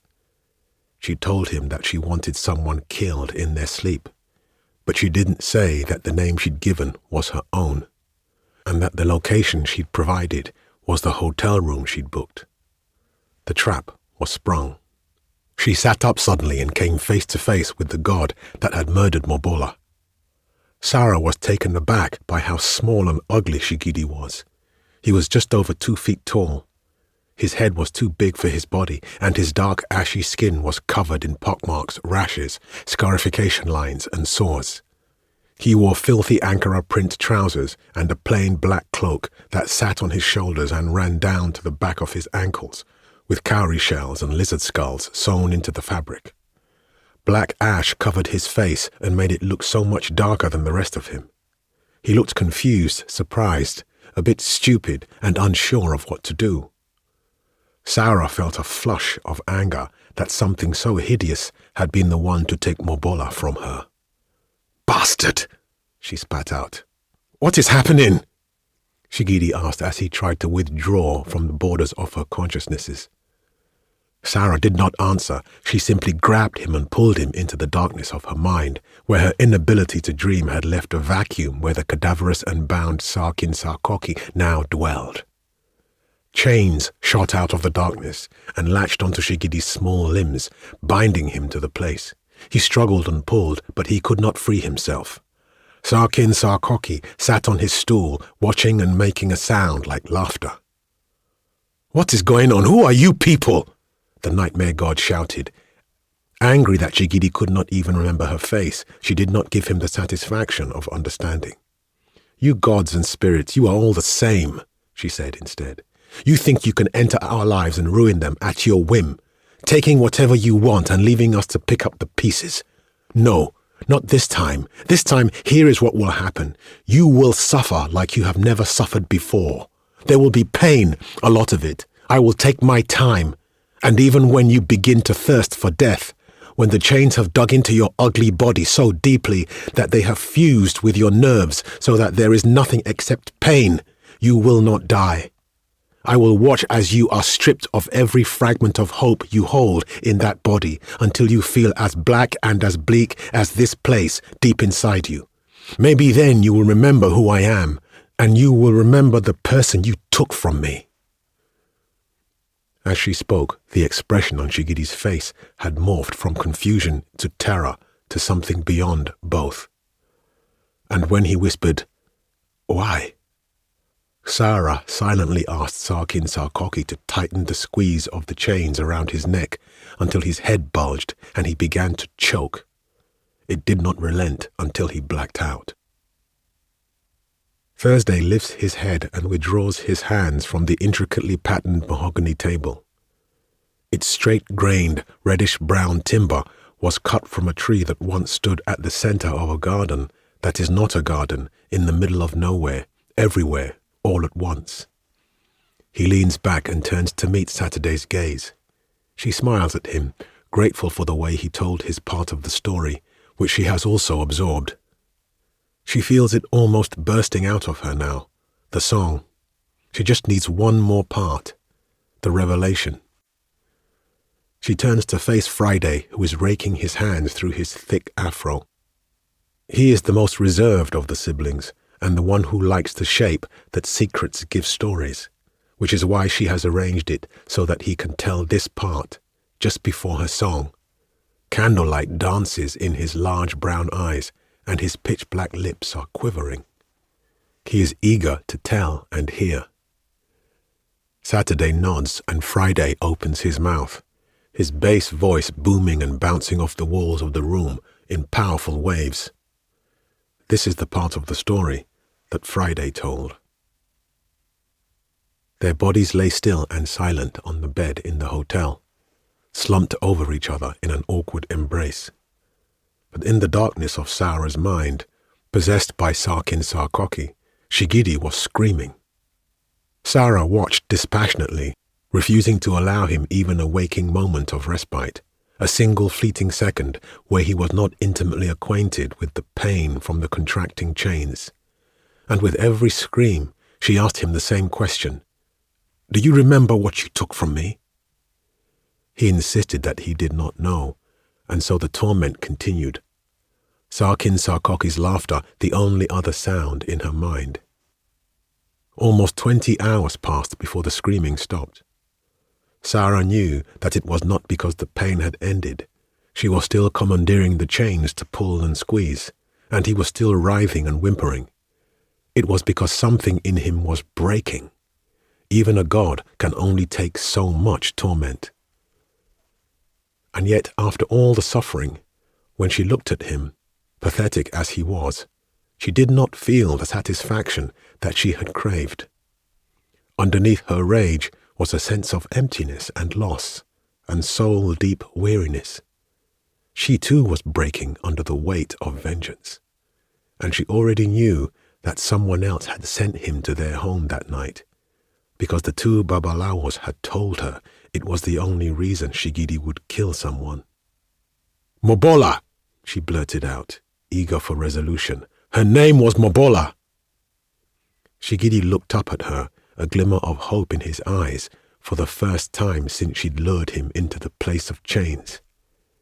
He looked around at the darkness, as though he were searching her thoughts for something. And then, "Ah, Mobola," he croaked. "Yes, Omobola Adenusi." Lotus Estate, Surulere. I remember now. Sarah seethed when her name escaped his mouth. I'm sorry, Shigidi breathed.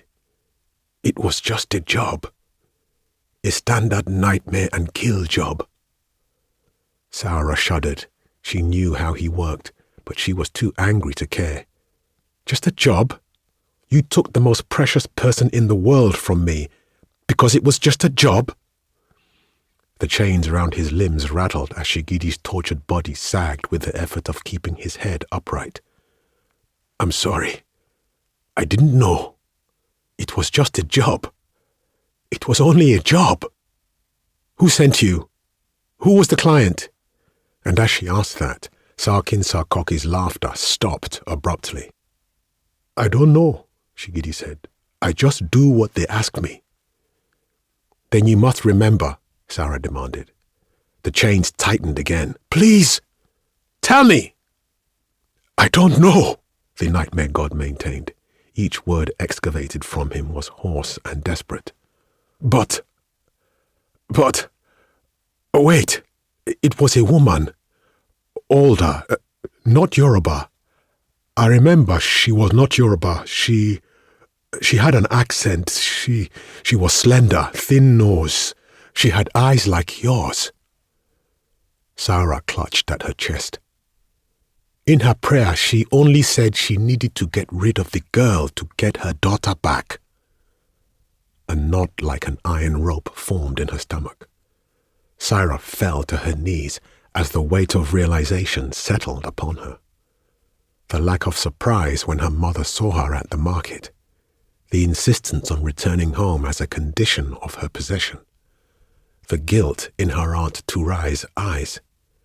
It all made terrible sense to her in that moment. She asked Sarkin Sarkoki to unshackle him from her mind, and Shigidi fell onto the dark, filmy ground with a thud. In an instant, they were back on the bed in the hotel. Sarah shot up and rolled off the mattress onto the carpeted floor. She felt the iron rope tighten in her stomach and everything constricted, like it was being squeezed by invisible hands. She felt like her insides were about to be torn and exposed, like the hollow clockwork belly of Sarkin Sarkoki. She threw up and began to cry. Ah, you know who it was, don't you? Shigidi whispered. Her mother's words tolled in her head like a bell. My daughter, I'm glad you have finally come home. Sarah straightened up and settled a long stare at Shigidi, who was looking back at her with large yellow eyes full of pity or regret, or perhaps both. Yes, she whispered back. Family? Yes. I am sorry. I am truly sorry. Sarah was surprised by the sincerity in his voice. I hate my job sometimes, Shigidi continued. But I need the offerings and prayer requests to survive. Please understand, I didn't mean to cause you pain, but I need to survive. I never mean to cause anyone pain, but I don't want to wither and die. I just wish there was another way. Sarah was even more surprised when Shigidi awkwardly clambered down from the bed and lay on the floor in front of her, prostrating in the traditional way to show respect or profound apology. I'm sorry. She placed her hand on his head, and Sarah and Shigidi wept together. The story is near its end when Friday stops speaking, and Saturday's song is about to begin. There are no instruments to be played, but the air hums electric with a sense of music in anticipation. Her siblings watch, enraptured as her ribs expand, her diaphragm moves up, and her belly hollows out like a cave. The pressure of the melody builds up in her chest, and there are vibrations in her throat, her mouth, her lips. Saturday feels like she is full of all the words and feelings and air that her siblings have given her with their words. like she will never run out of breath, like she will never run out of story, like she will never run out of song. Saturday begins to sing in a clear and loud voice full of energy. This is the song Saturday sang. She entered a life. She struck in like lightning, but was taken too soon. Beauty and joy and kindness. Mobola lost to nightmare's touch. Breath extinguished by a mercenary god. Oh, a dirge for true love, for an embrace lost. A return home, where Saura's heart is buried. A sacrifice to the essence of binding. The Lord of the Chains gave her the power, gave her the strength to catch a murderous god. But gods only serve people. They are made in the minds of men. In Saura's mind, the nightmare god revealed a secret, that the umbilical cord can be a noose, that family can be a chain that seeks to bind at any cost. How could a mother do this? Oh, how could she not just accept? How many tears must be shed to pay for this sin? How much blood must be spilled? It's an evil way she has chosen to show the depth of love. Oh, a dirge for motherhood, for the poison in the womb. Saura swears that for as long as she lives, she will not let this happen to anyone like her. The bargain has been struck. The word bond is made of iron. But there are many kinds of homecoming, and sometimes gifts bear teeth. Saura makes a pact with her lover's killer, an unwitting instrument in a war that began at birth. He will give her dreams as restitution, to make amends for stilling her lover's heart. And she will forgive him, for he knew not what he was doing. But grief and sorrow must be repaid. There are many kinds of binding, and even invited guests can come bearing teeth. If death is the price of her presence, then let there be music and tears. As she goes home to share a living nightmare from which there is now no escape.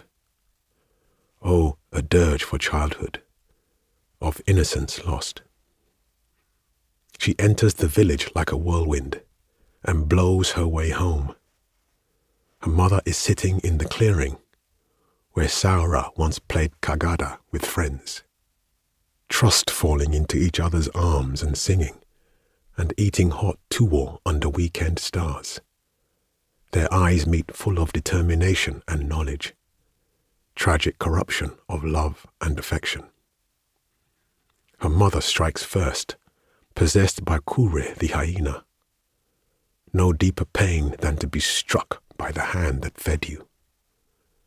Fate is cruel to set blood against blood. She reaches into her mother's mind and ends it quickly. She gives her mother's mind permanent shelter in the dark place with Sarkin Sarkoki, where she will always be with her, trapped in the once empty darkness, now filled with hate. Bound together in their pain, their new umbilical cord made of spirit chains. Her mother's body becomes a hollow vessel, sessile as a tree and just as alive. She has been given the thing she wanted. Saura takes her mother's place. For a paralyzed woman cannot be Magagia when her daughter has come home. They are now always together. In her every waking moment, Saura hears her mother's voice, pleading, railing, crying to be let go. But every night, when she goes to bed, she closes her eyes, and silence falls. And in the quiet of her mind, she dreams. And so Saturday's song ends. The euphonic cavalcade of melodies comes to a halt. Saturday is exhausted and feels empty, like a gourd with all its water poured. But she smiles because she thinks it was a good song and she sang it well. Her 6 siblings remain silent, a rapturous look on their faces. They are still lost to the song. Saturday savors the moment. This is why she sings the stories sometimes, to see that look in their eyes that says she has given them something special, and for what she hopes it will evoke within them. She has told, she has heard, she has performed. She turns to Sunday, whose task it is to complete all their stories, and she sees tears in his sea-green eyes. She smiles and nods. Sunday sucks in the air and lets out his words in a whisper that was loud enough for all of them to hear. This is all that Sunday said. The end. At that, the 7 siblings who were, who are, and always have been, fall silent again and contemplate the story for a moment. That is also an eternity. It is a reading of their own entrails, an examination of the essence of all things from which they are woven, and it is the most important part of the story, what it does to those who receive it, its interpretation, its impact, its legacy. Humans are such tragic things, Sunday says. Little grains of consciousness floating atop an ocean of existence, vaster than any of them possibly imagine, barely aware of all the other ways of being, of all that exists outside their perception. And yet their stories are heavy in our bones, written upon us with the brightness of stars. The myriad ways they love and hurt each other are fascinating. They weave such tenderness and cruelty with every fiber of their lives. He pauses, and then, this was a good story. We told it well. He turns to Saturday, the lines of his face converging, his eyes wide and full of realization, of knowledge. But why did you choose this story for us to tell and hear, sister? Why did you sing this song? For the same reason we tell and hear all our stories, because that is what happened and thus must be told. The siblings all echoed the mantra in unison. That is what happened, and thus must be told. Sunday smiles faintly, maintaining his placid countenance. Indeed, but there is also another reason, is there not? For Wednesday, Saturday admits, brushing a loose blonde braid behind her ear. She knew he would be the first to understand. We are not human. We are not like Saura or her mother. We should not continue to bind our blood so, regardless of her crime. Wednesday is our sister.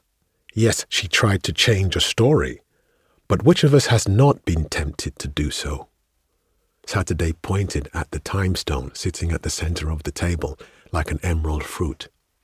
Her actions were wrong, but they came from a good place. And in the end, the story was not changed. The stories cannot be changed. She knows that now. She is certain of it, as are we all. That is the lesson of her story, and it is complete. Let us release her from her chains. Saturday sees the gratitude silently forming in the sides of Wednesday's thin mouth, her soft eyes, her broad nose. Sunday looks at all his siblings. Their eyes reveal what they want, even though they are mostly bound by rules, carved in the primordial essence of existence, rules older than time itself. But rules, like gods, are only as powerful as their purpose and the will of those who made them. Do you all agree with this? Shall we free our sister? Yes, Monday says. From Tuesday, we should. There is a hopeful nod from Wednesday herself. Yes, Thursday says. Friday echoes his agreement. Yes, Saturday cannot hide her joy. Then so be it, Sunday says. Saturday leaps to her feet and lets out a cry as the shackles loosen and fall from Wednesday's limbs, clattering with a noise like songs of freedom, like a sibling's laughter, like the forgiveness of family. Lights in the sky. Open your eyes. Be mildly disturbed by the acrid smell of rapidly dissolving flesh all around you and the taut, unfamiliar curtain of starless purple sky above. Do not let the cacophony of scudding projectiles and condensed impact explosions all around send you into a panic. It is just a war, just another war. Remember why you are here, why you are supine on the gently arcuate metacrystal terrain of this alien world, your legs splayed out carelessly like the branches of a felled tree. Remember your name is Chinonzo Kalu, that you are an Ekdromoi commando with the 21st Infantry of the United Earth Federation. Remember that a few seconds ago you were knocked unconscious by the shock wave from a detonating Triton III grenade. Become painfully aware of the brutal rhythmic ringing in your ears. Jingle bells, jingle bells. Do not panic. Be glad you are not caught inside the condensed pressure and nanobot bursts kill radius. Be even gladder that you can remember something, anything, despite the impact of the explosion forcing your brain to bounce against your new steel skull hard enough to knock you out. For how long? You don't know. You can't be sure. Seconds, minutes, it doesn't matter. Adjust your visor and initiate a scan of your vitals. Process the data that your exoskeleton AI is feeding your brain through the router in your cerebral cortex. Request a visual summary. Try to ignore the brief static burst. Carrying a distorted image of your daughter in a yellow frock and Bantu knots dancing around an old sparsely decorated Christmas tree with a peeling silver cross atop it that flashes across your visor. Log the most important scan data as it scrolls past your eyes in a flurry. Armor integrity, 43.2%. Blood pressure, 144/91. Core temperature, 39 degrees Celsius. Oxygen tank reserves, 62.6%. Ammunition available, 53.7%. Acknowledge that your ammunition stock is sufficient and you still have 4 of your 6 Triton III grenades. Good. You will need the grenades. You will need the ammo. You will need all of it. Now get up. This is war. Start running and dynamically adjust your path as you observe the terrain, searching for cover. A smoldering tank? No. Possible undetonated incendiaries. Something akin to a tree? No. Unfamiliar trunk strength. A rude crystalline outcrop jutting out of the ground? Good. Extruded rock formations should have similar reliability to the surface material, which is solid here. This is cover. Plaster your back to its smooth, hard surface just in time to evade a bright red plasma missile with vicious intentions. Watch it ride the thin atmosphere until it crashes impotently into the monolithic Hellfire 8 infantry teleport vehicle. Watch the static across your visor transform the Hellfire 8 into a lighthouse. A concrete sanctuary that you are rapidly approaching on an overcrowded boat full of hungry, thin, cold, tired, and desperate dark-skinned people just like you and your daughter. An old man passes you a large bottle of scotch wrapped in a dirty, peeling brown paper bag with the number 25 crudely written on it. He manages a hopeful smile as he reminds you that it is Jesus' birthday today and wishes you a Merry Christmas. You smile back and blink the Hellfire 8 back into reality.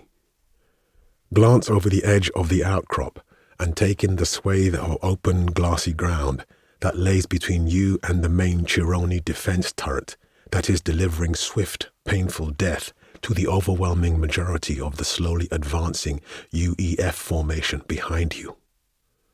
Enable distance estimation on your visor and register the 106.3 meters between your position and the turret. Look left, following the flash of light that grazes the edge of your vision just in time to see a survivor of the previous UEF advance flop onto his belly at the edge of a bizarrely thick and angular hyaline brush. Scan his details, log vital statistics and supplies. He has 2 programmable plasma grenades confirmed in his weapon. Warm brown eyes that are pleading desperately with you not to leave her alone in this strange place, because the passport and the money and even the quality of life mean nothing if she does not have you. And 21% of his ammo load remaining. Send him a direct message on the secure short-range comms channel. Lance Corporal Kalu of the 21st Ekdromoy requesting cover fire. Lao Chen, 42nd. What's your play, Kalu? He asks. Reduce your plan to a concise set of actions and inform him of his part in them. Tell him that you are going to charge the main defense turret to detonate the Triton 3 and clear troop advance. Require 5.5 meter proximity. Need suppression fire to create an 8-second window. Listen to his response. You things can run that fast? Inform him that you can. Register his contemptuous tone and his choice of descriptor for you. Ignore them. You have no need for Chen's prejudices. You only need his cover fire administered effectively and efficiently. Tell Chen to fully unload his ammo at a concentrated point on your signal. Send him the coordinates. Wonder if you will ever spend another Christmas with your daughter as you wait for the tide of whizzing and banging and booming and screaming to ebb. Watch the explosions decorate the alien terrain like so many shiny Christmas ornaments on a glass tree. Let the heat and death and the noise all around you remind you of the insurgency that forced you to flee your home in Kano, of the insurgency that grew to become a war, of the war that took a wife from you and a mother from your daughter. Christmas only ever comes once a year, but there is always a war somewhere. When the tide subsides, send the support signal to Chen and break out from behind the rock, beelining for the turret position in giant strides powered by your exoskeleton.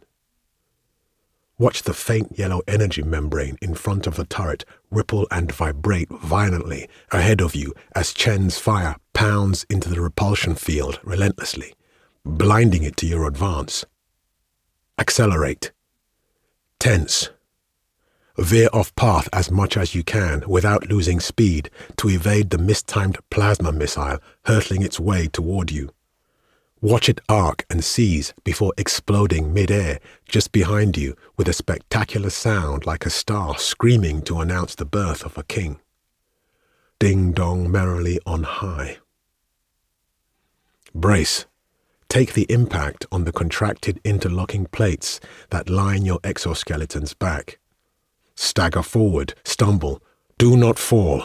Do not fucking fall. Regain your balance, correct your path, keep running. Ignore the fact that you can hear nothing now but a high winding whine. Hark the herald angels sing. Realize that you're almost at the turret and there is no more suppression fire, so Chen is either dead or out of ammo. Realize that it is now or never. You have to enlist to secure her future. The UEF will make her a citizen and take care of her in all the ways you have never, will never be able to, and they will give her a life she deserves, where bright lights in the sky do not always mean death is coming. Make your move. Let the AI calculate the nearest angle and point of approach to minimize probability of impact damage. Display the results on your visor. Hug her and tell her it is the only way. Lie to her that you will be back before next Christmas, because it is just a war, only another war. And align your steps with the harsh red dashes of the AI's calculated path. Raise your weapon.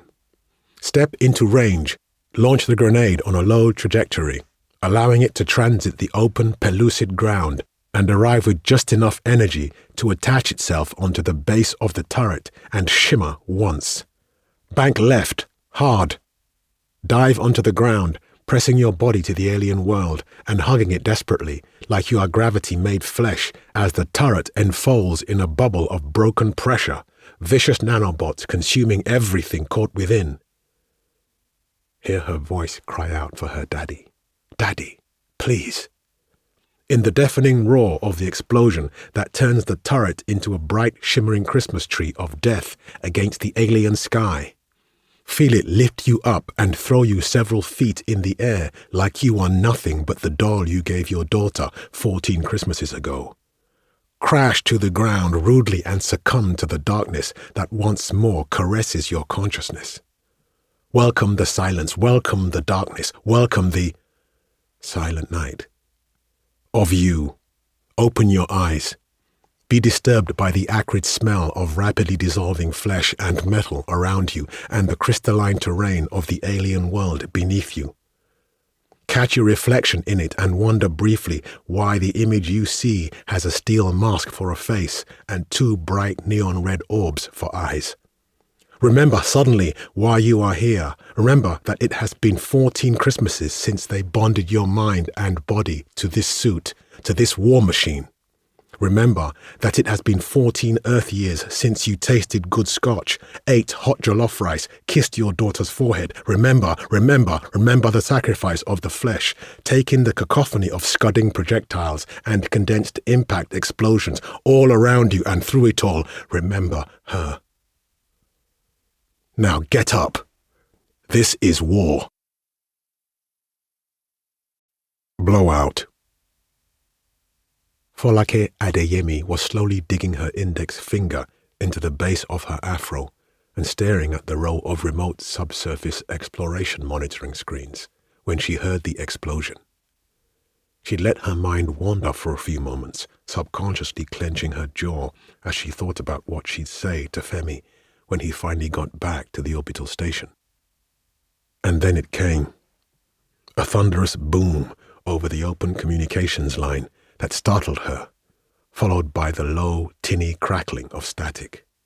She knew instantly, even before the data flooded in and the alarm started blaring, that something had just gone very wrong down on the surface of Mars. Femi! She slammed her palm onto the transmission switch on the monitoring panel and shouted into the surface communications microphone. N12, this is Nerio Station. Report. What just happened? For a moment that felt elastic enough to have been an hour. Her words hung in the void with nothing but the steady drone of cosmic background noise coming back in response. There was less than a half-second surface-to-orbit delay in their transmissions, so when she didn't get any reply for more than half a minute, a chill ran down her spine. Surface crews always maintained an open line with the station on an active mission. That was the protocol.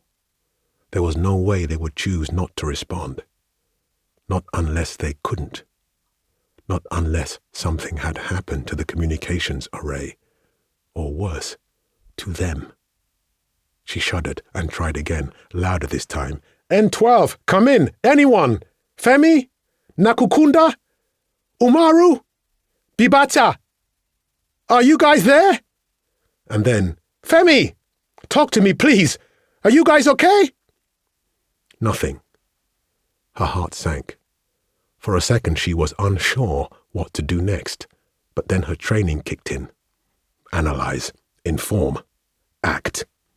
She focused on the monitoring screens, taking in the rush of rapidly changing data.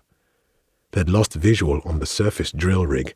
2 screens displayed disheartening grey static, like electric rain clouds. The remaining screens showed a kaleidoscope of bright numbers, logs, graphs, and bold red warning text that all indicated what had happened. The drill bit had hit an overpressured formation about 2 kilometers below the surface. She let out a gasp. Formation kick. The numbers continued to stream across the screens, some of them frozen and flickering with the break in direction data transmission. others flashing with error symbols as the anomalous data that had come through was analyzed, forcing correlations and equations to be extrapolated beyond their range of validity. It was all overwhelming, like looking at a street artist creating wild mathematics-themed graffiti with light. Folake activated the manual control on the input panel, reached for the screens and pulled forward the display projection from the active ones with a turn of her wrist and a curl of her finger. She swiped quickly to select and zoom in on important data points and push back others, flicking her fingers expertly as she tried to narrow down the flood of information to just its most useful elements she could interpret. The drill bit and attached logging tools were lost. A final massive pressure reading that went off the charts was their final recorded transmission. The pressure had shot so far beyond the normal hydrostatic gradient that the mostly vertical pressure pretest log reading now looked like two perpendicular lines, a bizarre L. She'd never seen anything like it in all her years working and supervising drilling operations. The downhole temperature had spiked too, and the interpretation AI had already matched it to a Joule-Thomson heating effect, although it was possible that the unusual formation had contained some hot fluid. Folake kept swiping and flicking. Other electromagnetic and radiation data was harder to interpret, but everything she could make out from the mess of numbers indicated that this wasn't just any kind of formation kick. Those were common enough on Earth due to compaction, osmosis, gas generation, tectonics, half a dozen other possible causes that the planning team had considered in the risk analysis. No, this was massive. Ridiculously so. It was over 2 orders of magnitude higher than their probabilistic models had indicated as the unlikely scenario with 99% confidence. Perhaps more. It had to be the effect of some new phenomenon, some previously unforeseen mechanism at work deep in the planet's subsurface. For half a moment, a flash of the excitement of discovery shot to her head. It was intoxicating, like the fresh palm wine her father used to buy whenever they went back to the village in Ijebu-Ode to see their grandmother. And then she crashed back to the reality of the situation, hard. There were 4 people down there on the N12 surface exploration crew, and all of them had been at or close to the rig, including Femi, her brother. She didn't know what had happened to them, but she knew that they were in danger, unable to communicate, and probably needed help. She took 3 quick, deep breaths, expanded her palm to send the projections back to their places in the display monitors, then unstrapped herself. Pushing down on her seat, she drifted up and out of it. She kicked against the panel and thrust herself into the octagonal corridor that connected the subsurface exploration monitoring and control module to the rest of Nerio Station with a single thought on her mind. I'm not going to let Femi die on Mars. Femi was born exactly 5 days before Folake's 9th birthday. Her parents never told her why they had waited so long to try for another child, but when she was 15, she found in her mother's room a birth certificate for an older sibling she had never met. There was a death certificate in the same name in the same drawer. The latter was dated just 2 days after the former. The birth certificate was dated almost exactly 5 years before she'd been born. Her mother came from the outskirts of what used to be Oyo State in western Nigeria, the 7th of 9 children and the 2nd of 3 girls. Her father was from the east, and he was also the 2nd, although of 5, in his own large family. When she was 19 and she had her first pregnancy scare, Folake spent long hours wondering if her parents had wanted a big family, like the ones they grew up in, and if those certificates she found had influenced their eventual decision to have just the 2 of them, her and Femi. Despite the age difference between them, they'd been close until the day she joined Deep Carbon Limited. That was when the tension started. She'd helped change his diapers, carried him on her back, rocked him to sleep in her arms, helped her parents feed him, and she'd even argued with him when he was old enough to argue back. Femi was part of almost every important moment in her life. But Femi wasn't there the first time someone told her that her mother was a hero. Folake remembers the day in vivid detail for 3 reasons. 1, because it was raining heavily. 2, because the words had come from the lips of her father. And 3, because it was the first time that she saw her mother after the accident. That day, she'd been roused from a light slumber by the sounds of rain hitting the open garage door and gravel being crunched beneath slowly decelerating tires. Those sounds meant that the navigation AI was parking her father's sprightly silver Neo Futura in the driveway of their bungalow. Everything about that Neo Futura was familiar. Her father had bought it second-hand from a German colleague 2 years before she was born. And while it was old, he had built and installed his own self-driving module. He'd even converted it to an electric hydrogen hybrid and had let her help assemble some of the parts. She had been hearing the sound of it parking every day since she was born, and that was why she knew it had arrived 4 hours earlier than usual. Folake rubbed what was left of sleep from her eyes with her knuckles and excitedly made her way to the living room. She was alone at home. Femi was being taken care of by her grandmother, and Folake's footsteps echoed through the house. She walked into the living room just as her father was entering from the front door, his back turned to her as he carefully pulled something heavy into the house. When he heard her, he froze in place. "Daddy, welcome home. When is Mummy coming back?" she asked. "Folake," he started before turning his head to look at her, "I need you to know something. Your mother is a hero. You should never forget that." There was something like pride, but also fear, ringing in his voice. "Daddy?" And then he spun around, revealing the wheelchair he'd been pulling, and she saw her mother in a sky blue shirt and red ankara wrapped around her waist, propped up in the chair, 2 white and grey metal appendages where her legs used to be. She was smiling weakly. Tears began to stream down Folake's face. Her mother worked as a drilling supervisor on an offshore gas production site off the Angolan coast, and even back then she knew 2 things about her mother's job. 1, it could be dangerous, and 2, it paid well. They'd both given her the talk several times since she was 5, and old enough to understand some of what it meant to drill a hole into the subsurface and extract energy resources.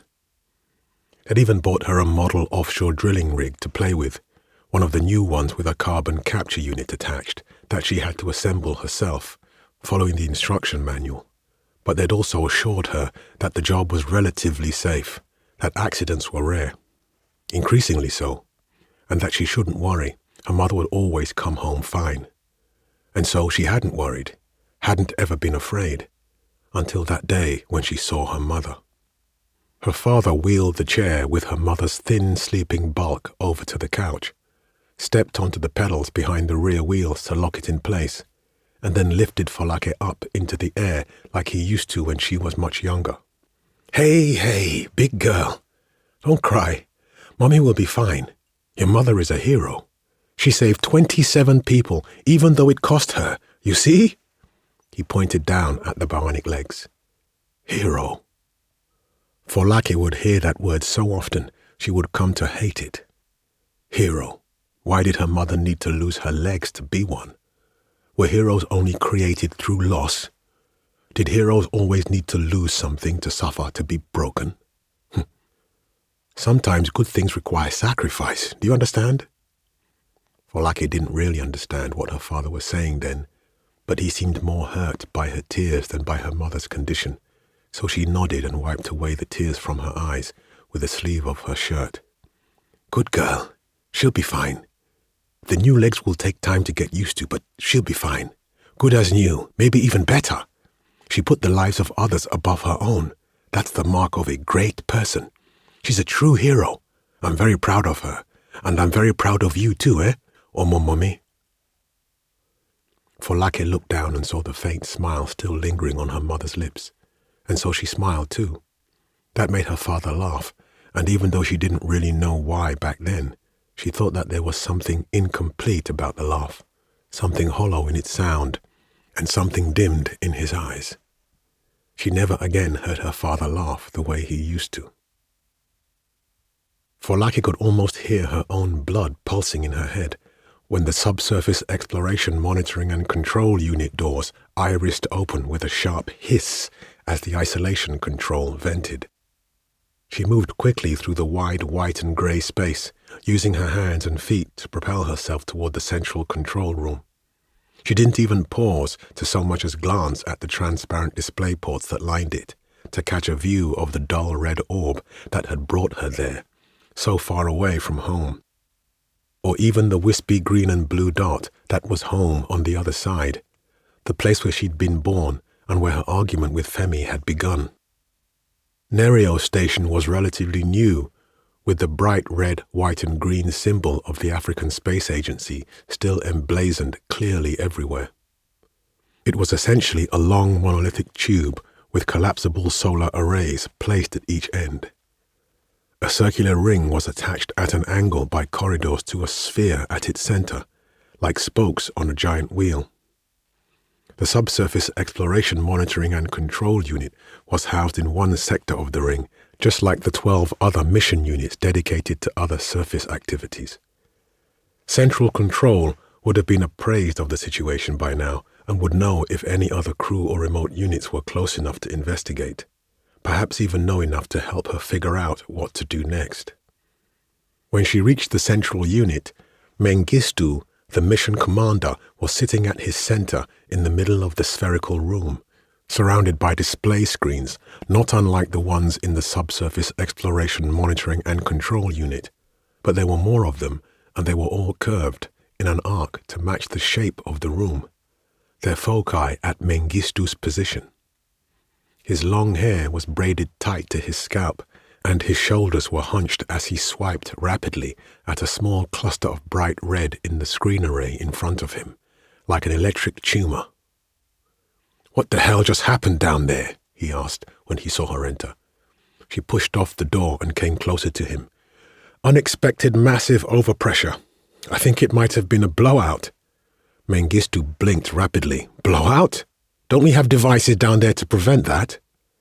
"If the readings we got are right, this was far beyond anything we designed for. We need to help the guys on N12. Mengistu was usually quite stoic, but Folaki thought she saw a flash of emotion in the brown of his eyes. "Did you get any additional information from the other crews?" "I contacted Paul Bryant on N4 and Mohale on N7.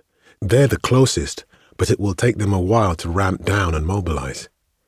"What about the rovers?" He spun around and gestured with a long, thin finger to one of the screens that wasn't flashing red. "All N12 support rover communications are down. I've reassigned the nearest 3 autonomous rovers to investigate, but they're old and slow. You know that. It may take a while." She exhaled. "So there's no way we can help them right now?" "I don't know. We don't even know what condition they're in. But if it really is as bad as you say, then we may not get to them in time. We need to be prepared for the worst." His saying it seemed to suddenly make the prospect of Femi's and the other deaths even more real. The thought brought bile and the metallic taste of regret to her throat. She choked them both back down and grabbed onto a railing to tether herself near Mengistu. She was trying not to let the panic flooding her body get all the way to her brain, where it could cloud her thoughts or her judgment. Think. There must be another way. Femi needs me to think quickly. There was a brief pause, and then, "What about the Ibeji?" Mengistu spun back around, the ends of his braids floating up like tentacles. "What about it?" "It has its own fully independent onboard systems, and it was designed for the team to use in investigating unknown and potentially dangerous local environments, right? So it's tough, very tough. Might have survived whatever knocked out their comms. Try to ping it on the emergency frequency and see if it's online." He nodded, reached for a display below and gestured to pull it up and close, swiping quickly as he did. He was far more practiced with light screens than she was, and his fingers were thin, so his movements were smooth and effortless, like he was conducting an incredibly fast electric orchestra. She could barely even see what he was doing. There was another pause, and then he said, "It's online."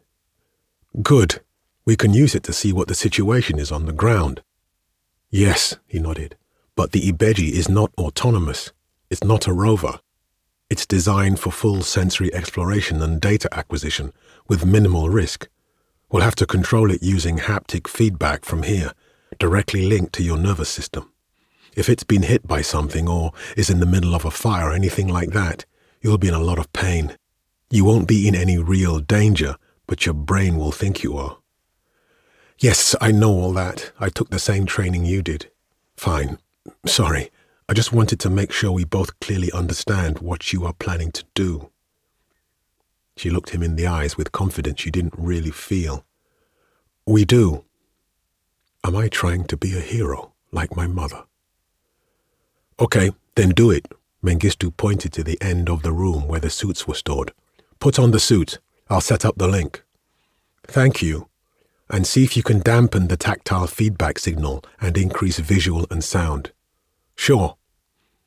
Mengistu swiped at another display as she pushed off to the ledge of the room where both the bulky extravehicular activity suits and the much smaller haptic feedback suits were secured.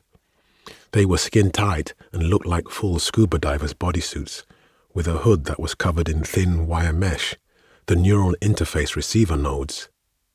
The suits were designed to give the user full sensory perception and control of the emergency high-risk environment exploration robot down on the surface. Tactile, visual, oral. The robot would execute every action she thought and transmit all its inputs directly to her brain. Hence the name Ibeji, twins. She pressed the release and snatched a suit that looked roughly her size without checking the label. Comfort really didn't matter, only time did. She writhed her way into it awkwardly as Mengistu called out to her, "Ready to link you up whenever you're ready." She pulled the hood over her eyes and was swallowed by silent darkness. She gave Mengistu a thumbs up to indicate that she was ready. "Hold on, Femi. I'm coming." Folake was 41 when Femi told her he was applying to be an off-world drilling engineer. Folake remembers the day in vivid detail for 3 reasons. 1, because the weather was unusually cool for that time of year. 2, because she was wearing the black sweater her mother had knitted for her. And 3, because it was the last time that she had seen Femi in person, back on Earth. He was sitting on the couch across from her in her Benin City apartment, with an appearance of apprehension plastered across his face. He carefully sipped the hot ginger tea she'd made for him, blowing wispy trails of steam from the surface. Cool Harmattan air streamed in through the window behind him, over his cleanly shaved head and onto her face.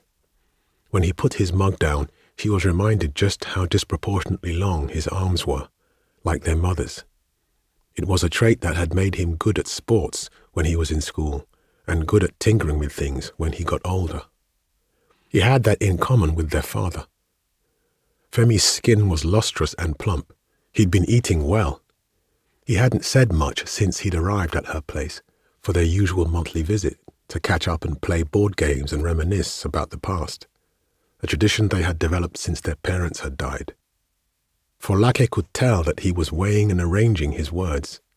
She already knew he was going to say something heavy and jagged before he leaned forward and said it. "I have to tell you something, but I need you to know this is not about Mum," he said, "or you." "Okay," she responded cautiously. "I just got an offer from AFSA," he announced as he put his hand to his chin and stroked the line of his trimmed beard. "They need managed pressure drillers for a 5-year Mars exploration mission." Folake's cheeks went hot and a sheen of sweat began to form on her forehead. Memories flooded her mind of that day all those years ago when their mother had come home with her eyes barely open, a thin smile cut across her pale face, and 2 metal appendages where her legs used to be. "It's a very good offer," he added when he saw the look of horror evolving across her face. "Fantastic, actually. I ran the numbers, and once I get back, I just need to work in the office as a consultant for another 3 years, and I can retire early." They pay well because it's dangerous. It's Mars, Femi.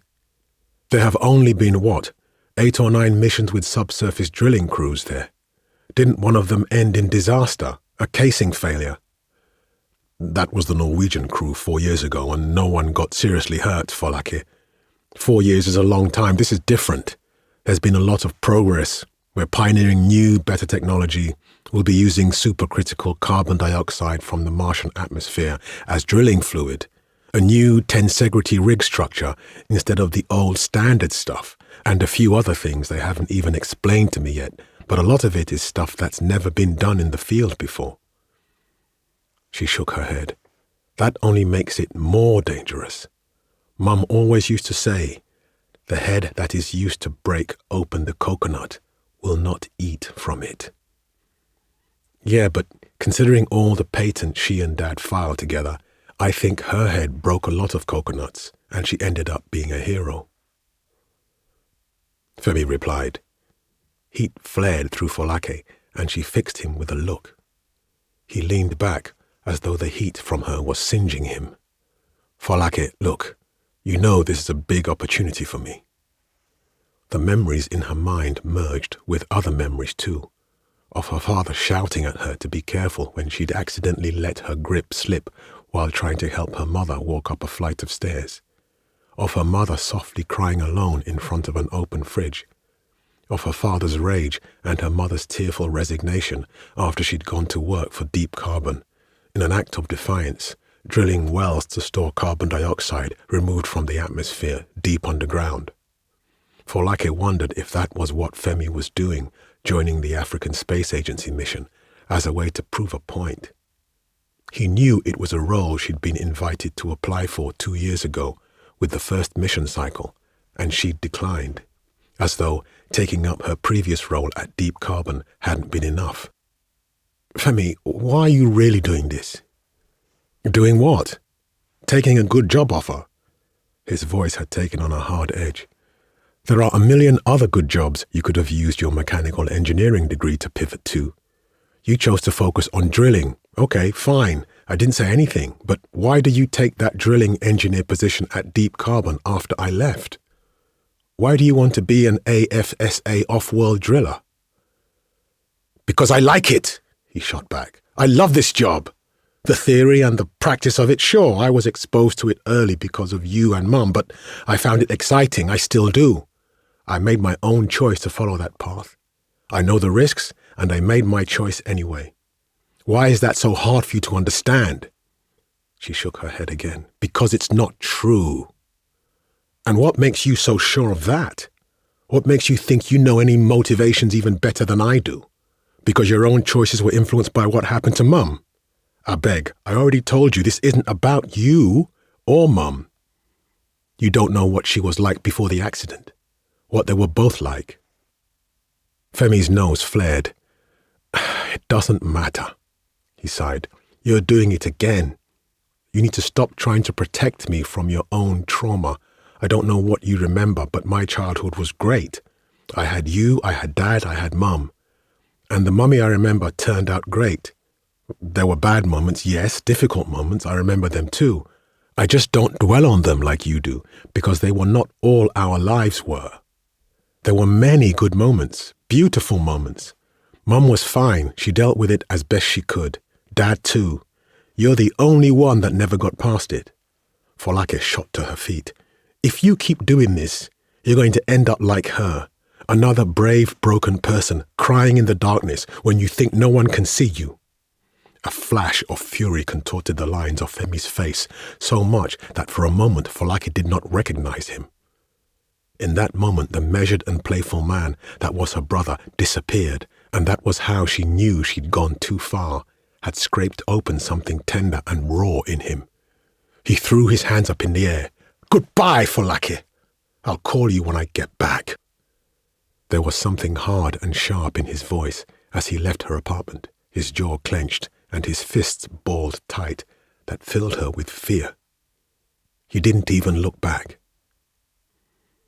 She didn't speak to Femi again until 14 months later, when she finally arrived on Nerio Station with the 4th mission cycle, as a remote drilling operations supervisor. The darkness receded like a curtain lifting when Mengitsu activated her link to the Ibeji. All she saw was a clear sheet of orange-red Martian sky. Up. She was looking up. She could feel the pressure of something rough beneath her, so she knew the tactile sensors were working, though she couldn't hear anything. Perhaps oral capability had been damaged in the blowout. The weight of increased planetary gravity settled on her through the sensors. With a thought, she commanded the Ibeji to rise and met resistance. It was still strapped in place. She brought the hands up to her face to make sure the controls were working correctly. The grey and white articulated limbs moved smoothly, if a bit slow, probably due to Mengitsu's damping a portion of the signal. She released the straps and sat the Ibeji up to take stock of the situation, with a sweeping look across the horizon. Around her, there was only red, dusty desolation and destruction. Ibeji was attached to the emergency supplies cabin, which had been toppled over. Ahead of her, the rig itself lay on its side like a wounded beast. Long lines of thick steel-coiled tubing were strewn about the area like bizarre entrails. Charred and broken edges of the tensegrity rig, the compressors, and the other assorted equipment jutted out at odd angles, some of them dug into the ground from impact, including what remained of the communications array. There was swirling dust everywhere, but the ground in front of the rig was wet because the site that N12 had been drilling was now a thick, towering geyser of clear liquid. And then sound suddenly exploded into her consciousness as the oral signal was re-established. Folake flinched. The liquid was gushing out with a roar. She focused on the rig in the distance, and her heart sank when she saw a body just behind it that had been mangled beyond recognition. Both arms twisted and one leg torn off. The suit helmet was cracked open, and the upper torso had caved into a bloody wreck of bones and blood.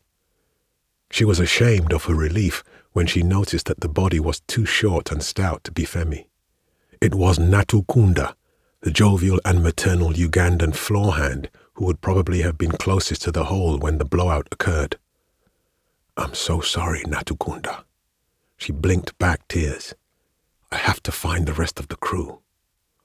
Folake thought the Ibeji up to its feet, feeling the vibration from the blowout concentrated beneath. The rate at which the fluids were spewing out suddenly made her worried about how stable the ground beneath them would be if it continued. There could be compaction and subsidence and, eventually, collapse if the subsurface wasn't stable. Their initial surveys had indicated that it was, but they hadn't been expecting a blowout that could accelerate poor collapse. She looked around the geyser of fluid and noticed that most of the equipment fragments it touched looked different, more greenish-blue than they should. Is that some strange visual transmission artifact? Or is the liquid corrosive? It all just added to her already heightened sense of urgency. She surveyed the area, noting the white dome of the N12 base in the distance, and then focused on the rig again, using the Ibeji's camera to zoom in on the reinforced rig cabin. She saw motion through the window. Her heart leapt into her throat. It had to be them. They were trapped inside by fallen casing, a long and thick 32-inch steel cylinder that had been vomited out of the hole by the blowout and now lay across the door. The liquid from the blowout was steadily spreading towards cabin. Her resolve crystallized, and she thought the Ibeji threw a leap down. A dulled throb of pain shot through her feet when it landed, but she didn't stop. She rolled the Ibeji through and made for the broken rig, only stumbling once as she danced around the debris and the pooling fluid. She caught herself thinking excitedly again about what it could be, perhaps some new Martian fluid that hadn't been discovered before. But she shook the thought from her head, swiveling the Ibejis in turn. Only the crew mattered now. She needed to get to them before it was too late. She knew she should have paused to give Mengitsu an update, but she was too focused on getting the crew out of there. "I'm coming, Femi."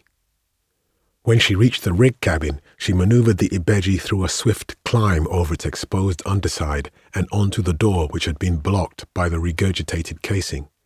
The roar of the blowout was deafening up close. She used the Ibeji to grab onto the casing, having to embrace it to get a good enough grip across its wide diameter.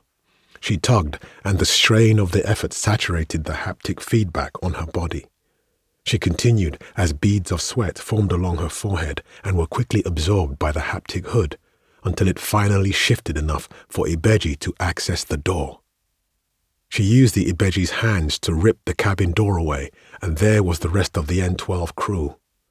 The three faces looked up and gradually turned from fear to surprise when they saw the bulky outline of the Ibeji above them.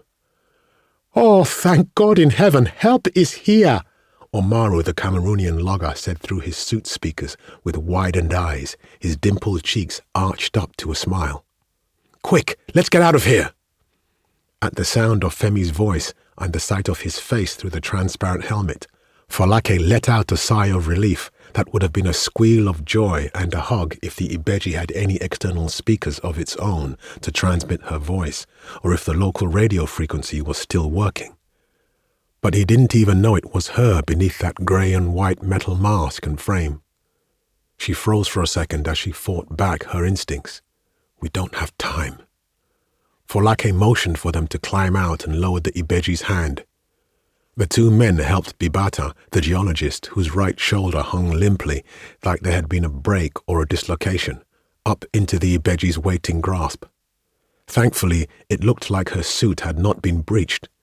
She took Bibata's other hand and hoisted her out. She was not very heavy in the reduced Martian gravity, but it was more than Folake was expecting because she'd been in orbit for so long. Bibata made her way gingerly off the rig as Folake reached down to get the others. There was a loud, piercing crack as the rig structure suddenly shifted beneath her feet. Subsidence. Femi and Umaru were thrown against each other, bumping their helmets together with a terrifying crack as Folake struggled to keep the Ibeji steady, constantly shifting her weight to ride the wave of potential energy. The visual signal from the Ibeji blurred as the rig dropped down suddenly and then came to an abrupt halt. The casing rolled back toward the door, but she caught it just in time, straining with both of Ibeji's hands to stop it from rolling over her and blocking the cabin door again. Got it. A loose canister of pressurized carbon dioxide drilling fluid, still attached to the outside flank of the rig, exploded right next to the Ibeji. Pieces of shredded metal flew past with a screech like lethal birds. Folake screamed in agony as three of them hit Ibeji's frame, sending sharp lances of pain through her that Mengitsu's haptic feedback dampening could not completely dull. One of them had slammed into Ibeji's torso. She felt like there was a hot knife cutting through her stomach. The roar of the blowout seemed to have reduced, but she could still vaguely hear Femi and Umaru's muffled voices. There was no more color to the visual transmission, and the left leg of the Ibeji was completely numb to her. She couldn't move it. She knew something important was damaged. She could feel it. The Ibeji's frame would probably survive whatever it was, but she didn't know if its haptic sensor system would. No. I need to hold on. Go! Go now! Femi shouted at Umaru, his voice crackling through the speaker. Folake fought to keep holding the casing at bay as Umaru and Femi scrambled up toward the Ibeji. Yes! Get out, Femi! Get out! Get back to the base! She could barely manage to stay focused as the pain in her belly mounted. The visual transmission flickered. Folake gritted her teeth and pushed back against both the weight of the casing and the darkness that was invading her consciousness. She watched as Femi lifted Umaru up so he could grab the edge of the doorway. A sense of pride filled up her heart. He wanted to help everyone first before helping himself. Just like Mum. Umaru in turn reached down to help Femi. Hero, it's not about pain or loss. It's the willingness to risk yourself to help others. The weight of the casing transmitted waves of pain that pulsed through her shoulders, but she held on. She let out a loud, piercing scream, but she held on. It was only when she felt the brush of his suit against the Ibeji's hip as Femi clambered out of the rig cabin that she finally let go. The central control room slowly swam back into Falake's view, like it was being painted back into her consciousness with an artist's smooth strokes. The large sweeping curves of the metallic walls and screens were comfortably familiar as she mentally adjusted from no longer seeing through the Ibeji's visual display. She saw that she was attached to the railing of Mengitsu's control dock with an orange strap. He paused when he saw she was awake. He had been talking to someone on the comms. He turned to face her. "You're back with us? Good." The first thing she said was, "Are they okay?" "They're fine," Mengitsu said with a smile. "Safely back at the base. And they know it was you piloting the Ibeji. Femi wants to talk to you." Even though a part of her had expected it, she couldn't hide her surprise. Femi hadn't spoken to her since Earth, not really. When she'd arrived on Nerio Station and had her first call with the surface crew, he'd grown even angrier and insisted on addressing her only by her official title. And he had never initiated a conversation. She pulled herself close to the railing and swallowed. "Okay. I'll connect you." Mengitsu switched the communications line open and drifted away toward the exit. He was pretending like he had something to do, but she knew he was really just giving her some privacy. There was a click, and then one of the screens flickered to reveal Femi, bright blue light reflected on the dome of his clean-shaven head. "Folake, are you okay?" The earnestness in his eyes and honest emotion in his voice were enough to make her own eyes brim with tears. It had been so long since they'd just talked. "I'm fine."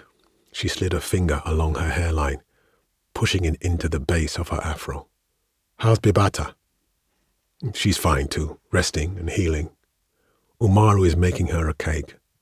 We're all still processing what happened and thinking about Natukunda. I feel terrible. We have to inform her family." "Yeah." There was a brief silence. "Mengitsu told me it was you, in the Ibeji." "Thank you." She shook her head. "You don't need to thank me." "Yes, I do." Femi shifted his chair so he was closer to the screen. "For a long time I hated you for trying to stop me from taking this job. I hated you for insinuating that the choices I made in life were entirely because of you and Mum. I hated you for thinking I was just being reckless. I hated you for coming here to watch over me from orbit like some bloody mother hen. You made me feel so small, like I was a delicate child needing your protection. I hated you for so long that I almost forgot that I love you. I love you very much. And right now I'm just super grateful that you're my sister and that you are up there watching out for me." He'd caught her off guard, distilling their years-long silence into a few perfect words. She held back tears with effort. "I love you too, Femi," she replied, pulling herself closer to the microphone, as though it would bring her closer to him. "I always have, and I always will. I never meant to make you feel small or like less than you are. I only wanted what was best for you. But I realize now that I was projecting my own issues onto you. I was focused on the wrong things, on the bad moments. You were right all along. You are a great engineer. You love to build, investigate, create, solve. I'm the one that went into this line of work to prove a point, and I spent every moment of it being afraid that I would end up like Mum. That's why I quit field work at Deep Carbon and took an office position. And when you started, following in my footsteps, I panicked. I transferred all that fear to you. I kept thinking I had to protect you from yourself. But I know now that I didn't have to." She paused to let out a long breath, relieved to see that Femi was smiling at her. She smiled back. "You know, I was going to tell you all this when you got back after this drill shift," she said. "I had a whole speech planned." He managed to chuckle. "I guess Mars had its own plan." "I guess so. This planet get azebe. Femi laughed. Yeah, a real tough coconut. She laughed too. He rubbed his head. I'm just happy I can talk to my big sister again. Even if it is a bit embarrassing that I needed you to save me in the end. She shook her head. You didn't need me. There would have been someone else. But I'm glad I could be there for you when you needed help. He leaned in close to the camera so that his face was magnified. So, come now, what are we going to do about that blowout? He asked. You're the one on the ground. What do you think we should do? He nodded, and she could tell that it was an acknowledgement of what she was doing, treating him like she would any other colleague, like an equal. He said, I think we should take stock of what we lost, discuss with the other surface teams, and the planning team back on Earth. He looked at her with resolve. And then we take samples of the fluid, retrieve any data that survived the impact, and then we do what we came here to do. We study it, and we figure out what happened so we can make sure it never happens again. Sounds like a good plan to me, Falake said, and wished for a moment that she was back in the Ibeji so she could hug her planet-bound brother from the orbit of Mars. Gamma, or Love in the Age of Radiation Poisoning. The day they met, she already knew she was going to die. Through the reinforced lens of his radiation suit's visor, he saw her walk past his mother's scrap metal shed. She was beautiful in a fragile sort of way, an ash-covered rose blooming wild in the ruins of a world still caught in the throes of a nuclear winter. She was barefoot, pale but beautiful in spite of the red blotches, vitrescent pustules, and slowly scabbing sores.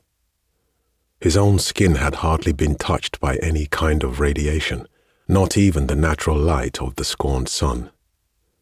His parents were one of the few that could manage to afford radiation suits, but only just. Hey, he called out to her. His voice forced its way through the high-efficiency particulate filters in his mask, escaping in a sort of raspy creak. Are you looking for something? She turned around, apparently surprised and mildly amused. No, not really. Just walking. Nothing to do, nowhere to go. She spoke in measured, efficient bursts, like machine gun fire. Oh, cool. Compelled by some sensation of pure need, a pure childish desire to connect with another person in the simplest of ways, he added, So, do you want to play with me? She shifted her feet. Her dirty blonde hair was roughly cropped close to her head, and a plastic crucifix hung limply around her neck, the custodian of her unanswered prayers. Her old frock was dirty just like her skin, covered in the same ash mud that lay all around them, mixed with fallen leaves. The same mud that now coated most of the world in a grey. Sure, she said. What do you want to play? He smiled and silently thanked Allah. There were hardly any children in his sector of the camps, and the others like her, without suits, never responded to his attempted conversations.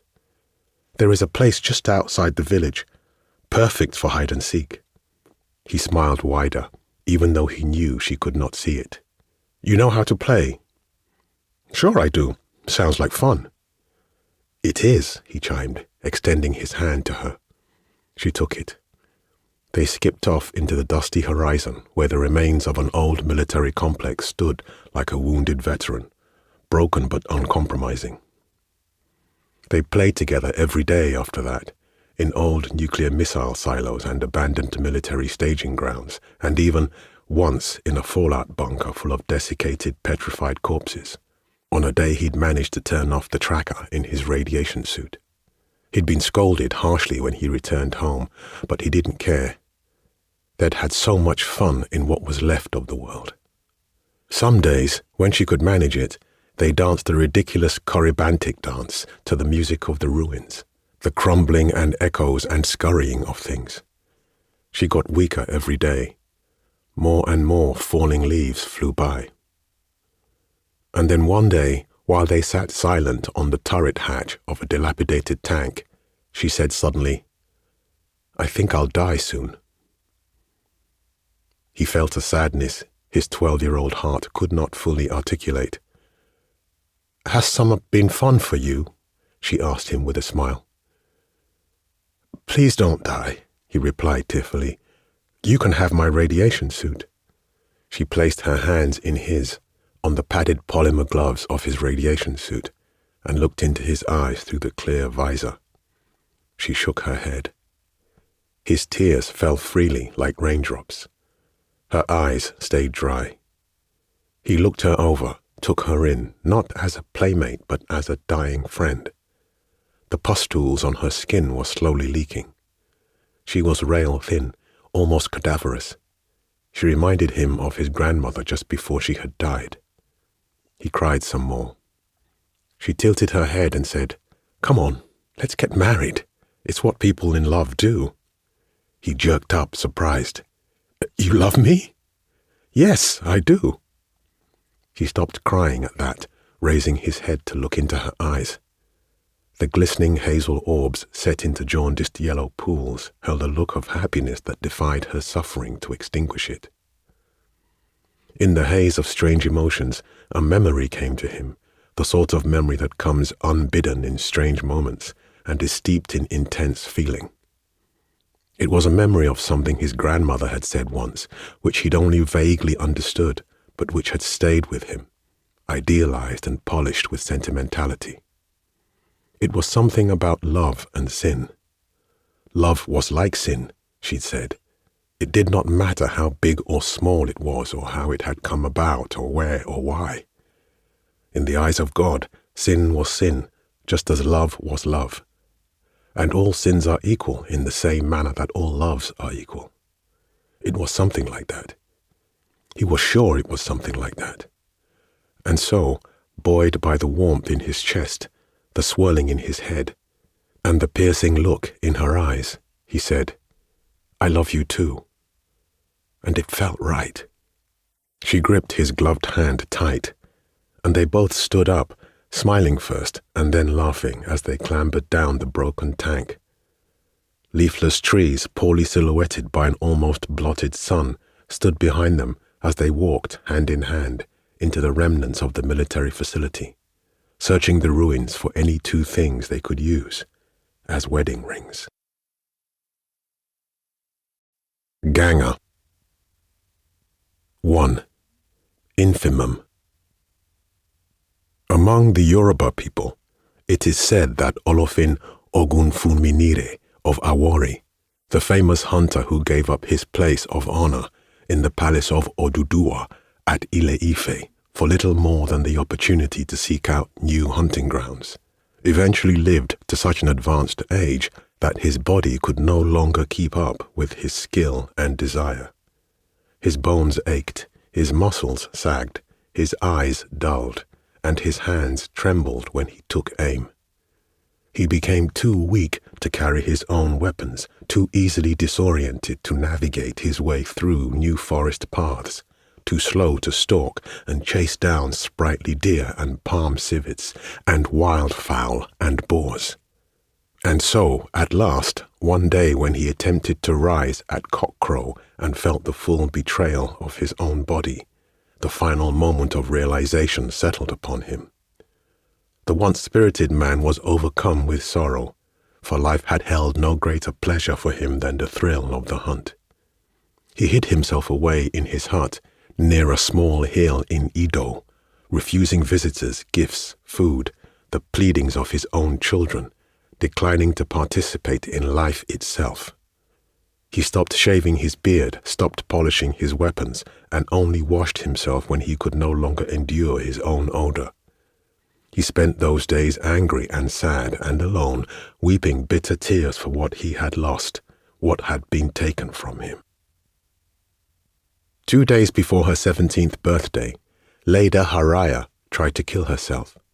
She only failed because the Legba 6 subcranial interrogator sitting just above her spinal cord detected both the flood of distress signals coursing through her nervous system and the significant disruption of base electrical activity within her cerebral cortex due to hypoxia via the embedded neural dust in her brain.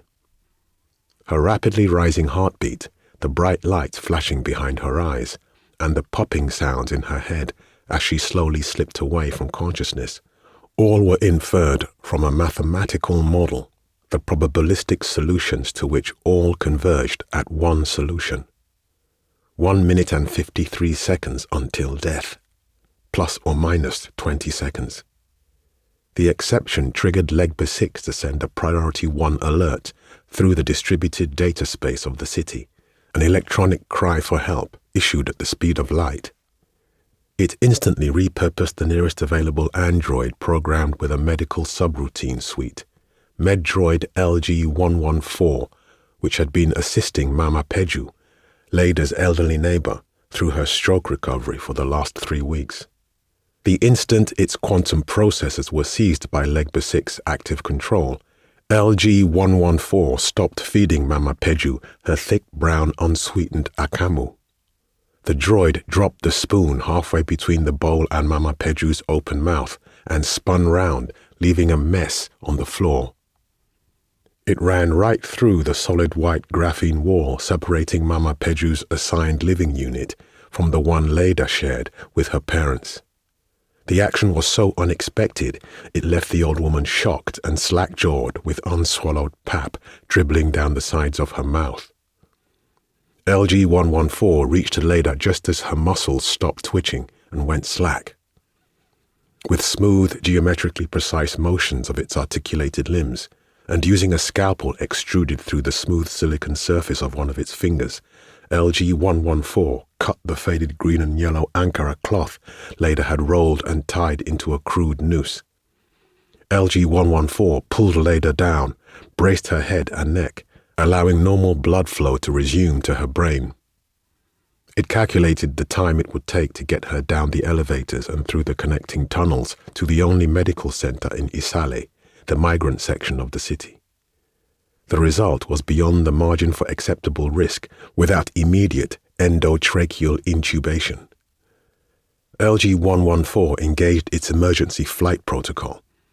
There were no windows wide enough to fit an adult-sized human body, and so it expanded the one in the wall, tearing the frame and the connected graphene walls away with little effort before activating its jets and taking to the skies along an optimized trajectory, a perfect parabolic arc, with Leida nestled in its arms like a sleeping child. LG-114 returned to Mama Peju's side exactly 4 minutes and 20 seconds after it left, having effortlessly inserted itself between Leida and the death she desired. LG-114 had only suffered superficial damage, scrapes and tears in its synthetic silicon flesh from the jagged edges of the wall breaks, and a hole in its back where the emergency jets had burned through, exposing the metal chassis beneath. LG-114 cleaned up the mess it had made in its haste, helped Mama Peju finish her food and get into her bed, and then auto-scheduled itself for repairs in 4 hours at the Level 1 maintenance hub, where, given the timing, it would also receive its daily software update. The first thing that Leida did when her consciousness returned was cry. Her body was racked by heavy sobs that hurt her bruised neck as she looked up at the sterile white ceiling of the crowded medical center. Her mouth and throat burned like they had been scraped raw with sandpaper. The low, steady beeping of monitors made strange music in her ears. At the sound of her awakening, her anxious parents rushed to her side and leaned down to envelop her in awkward embraces. Her father was crying too. She could see teardrops lingering just beneath the frame of his glasses before they descended onto his chubby cheeks when he came up to kiss her forehead. Her mother was less tearful, more vocal. She draped herself over Leida, thanking Oloru effusively in loud, ringing Yoruba for saving her daughter's life. And then her gratitude shifted quickly to questioning that hinted of judgment. "But why did you do this?" she asked. "I don't understand." Leida tried to open her mouth, but a fresh bolt of pain radiated out from her jaw to her neck, and the back of her head, forcing her to stay quiet. Leda's father touched her mother's bony wrist and whispered, "Not now, not here."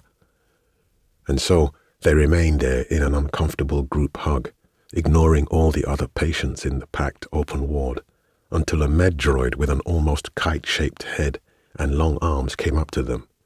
Its entire body was smooth, its interior chassis completely covered with a flesh-like silicon that gave all the droids the appearance of animated dolls.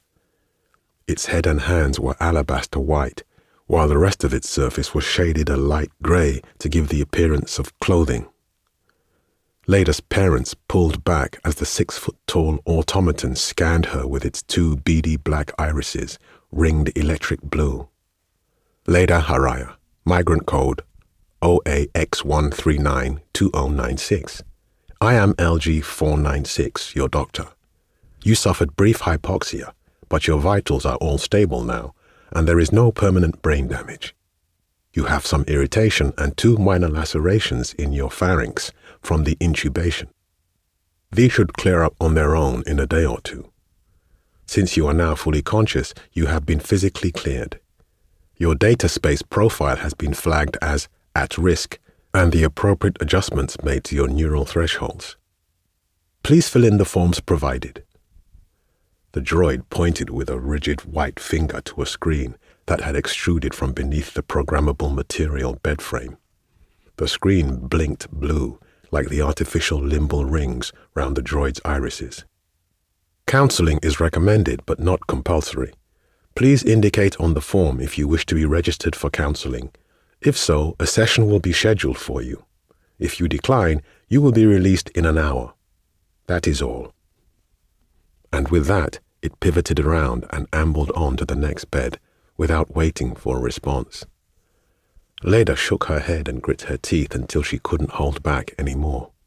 The stream became a flood as bitter tears ran freely down the side of her face. "Leda, please," her mother started, making a step toward her, but Leda pushed out a palm to stop her and turned away. Leda looked across the expansive space of the medical center's emergency ward until she thought she could see the smooth blue and white surface of the city's sky dome through a solitary window at the far end of the wall. There were no privacy screens or isolation tents for any of them. What use is privacy in a city where your own brain is always spying on you? They were all just data points for the system to parse and analyze and correlate and coordinate as efficiently as possible. They only mattered when they did something unexpected, unusual, something beyond the preset threshold parameters of the Legba 6 system. Something like trying to kill myself. Ever since her family had come to Legba City, where she was still a thumb-sucking toddler with knots in her hair and bright lights in her eyes, everything she did was controlled, every molecule of air she breathed was sanitized, every movement she made was restricted, every ray of light she saw was filtered, everything she needed was provided, and every risk she tried to take was mitigated and managed, all by Legba 6. Within the dome, everything was artificial. There were no sunsets, no flowers, no trees, just graphene walls and metal, piping and perfect clear glass. And there was nothing meaningful for the inhabitants like her to do except produce entertainment for those who ran the city, the citizen investors that had created Legba 6 who lived in the other side of Legba City, in Loke. There was no need for labor in a city where everything was automated, restricted, controlled, where everything was managed by the droids and drones and mechs and machines following the prescribed calculations of Legba 6. There was nothing to do except exist and obey. Eat, shit, sleep, and entertain, like birds in a cage. What is the point of it? How can they live like this? How can anyone? Her parents had chosen this life, but she hadn't. They said life outside the city was impossible, and that it had all come to chaos in the world beyond. But all she remembered of that world outside were the trees and the wind and the flowers and wild streaks of coquelicot that ran through the low clouds at dawn and the mesmerizing view of a starry night sky. Some said there were other cities run by people less obsessed with efficiency, where people lived fuller, better-shaped lives. Cities that had found ways to live more naturally despite the dangers in the air and from the sea. She'd heard of them, seen the rumors online, but she had no idea how she could get to them even if they were real. No one in Isale, on her side of Legba City, knew. Her parents had brought her here, and there was no way to leave. She'd never even been given a choice. She tried to escape the city twice when she was 15, even though she had no idea how she would survive beyond the dome if she made it that far. The first time she tried stealthily following behind a group of droids, and the second she tried to rappel with a homemade rope off the side of a tower. But her own mind betrayed her before she even completed the first step in either plan, just like it had when she'd finally given up and tried to end it all. Nothing that happened to her was a result of her own decisions, and nothing would ever be. There is no point. No point to any of it. Legba 6 wouldn't even let her die. It's all meaningless. I don't want to be here. I don't want to live like this, stuck in cage, just another variable for some computer program to optimize. Leda closed her eyes, shutting out the view of the dome and the other patients and the white walls. The darkness behind her eyes felt tangible and liquid and sticky, like coal tar. It clung to her like a second skin, getting heavier and heavier with each painful breath she took, until finally she screamed, expelling as much of the pain and anger and frustration and despair as she could until her throat was raw and tender. An array of heads around the ward turned to stare at her, but she didn't look at them. LG 496 turned to her too, scanning, but it didn't approach. It simply continued attending to another patient when it determined she hadn't screamed because of physical pain. Mouth shut, she found it was hard for her to breathe. She opened her eyes and started to hyperventilate. Her hands trembled and her teeth clattered against each other. Her parents exchanged looks of worry as they approached cautiously until they could touch her again. This time she let them because she didn't have the energy to resist anymore. "Don't worry, Leda," her mother said. "How can I not?" "Everything will be all right," her father added. "No, it won't." Legba 6 was supposed to protect them, give them safety and stability in the place they had come to after fleeing global disaster, but all it had done was make her life meaningless. She longed for her childhood memories of nebulous, half-remembered things like the touch of hibiscus and the sight of a real sunset, anything that would make her feel something more than the steady emptiness. The city had left her empty of joy, of will, of everything. Even the feel of her mother's hand on her head and her father's rough palm on her shoulder as they tried to comfort her felt cold and lifeless. I refused to live like this. And so, on that hospital bed in the emergency ward, Leda Haraya resolved to do two things. First, she decided she was never going to let anything make her cry or scream like that again, no matter what. Second, she resolved to live. Truly live. She would find a way to finally escape Legba 6's monitoring and control, no matter how many of her attempts were thwarted, no matter how much effort she needed to put in, no matter how long it took, no matter what she had to do. 2. Intersection. One day when the sun was high in the sky, and the wind was whispering wisdom to those who knew how to hear it, the once great hunter, Olofin Ogunfunminire, was sitting on a cane chair outside his hut by the hill. He was chewing a wad of tobacco and staring off glassily into the distance when he saw a young babalawo passing by who had ornate white chalk marks on his face and a bulky load on his shoulders. From the markings and from his aura, it was immediately clear to Ogun Funminire that the Babalawo was a person of great knowledge, for he bore the marks of one touched by Elegba, the messenger Orisha. The stories go on to say that Ogun Funminire called out to the Babalawo, and when the Babalawo halted and gave the great hunter his attention, Ogun Funminire explained his plight, the cause of his unhappiness. Ogun Funminire asked the Babalawo if he had any wisdom or charms that could help him return to the glory of his hunting days, something that would help give his life meaning again, no matter the price. The accounts of this story differ on what happened next and when exactly it happened. Some say the young and powerful Babalawo initially refused to respond and continued his journey, but returned on the next full moon to give an answer. Others say the young Babalawo first asked for some water to drink and then gave his answer. Still others say that there was no delay because the Babalawo had foreseen the intersection of their life paths and was already expecting the encounter and the query and had come with an answer prepared, which he promptly gave. There are still other accounts, but all of them agree on these two things. 1. When the Babalawo responded, he first smiled and looked into the old man's eyes. And 2, the answer he gave was yes. "Do you want to apply for a marriage assignment?" Leda's mother blurted out as they dug into the lumps of cold eba and ewedu soup that the food drone had delivered a few minutes before sunset. It was 2 years since her attempted suicide. Her father didn't even look up. He continued to roll the yellow lump of eba between his fingers into a ball, pressed a space into its middle, and dropped it into the viscous green soup, scooping some of it up and swallowing the whole thing in one go.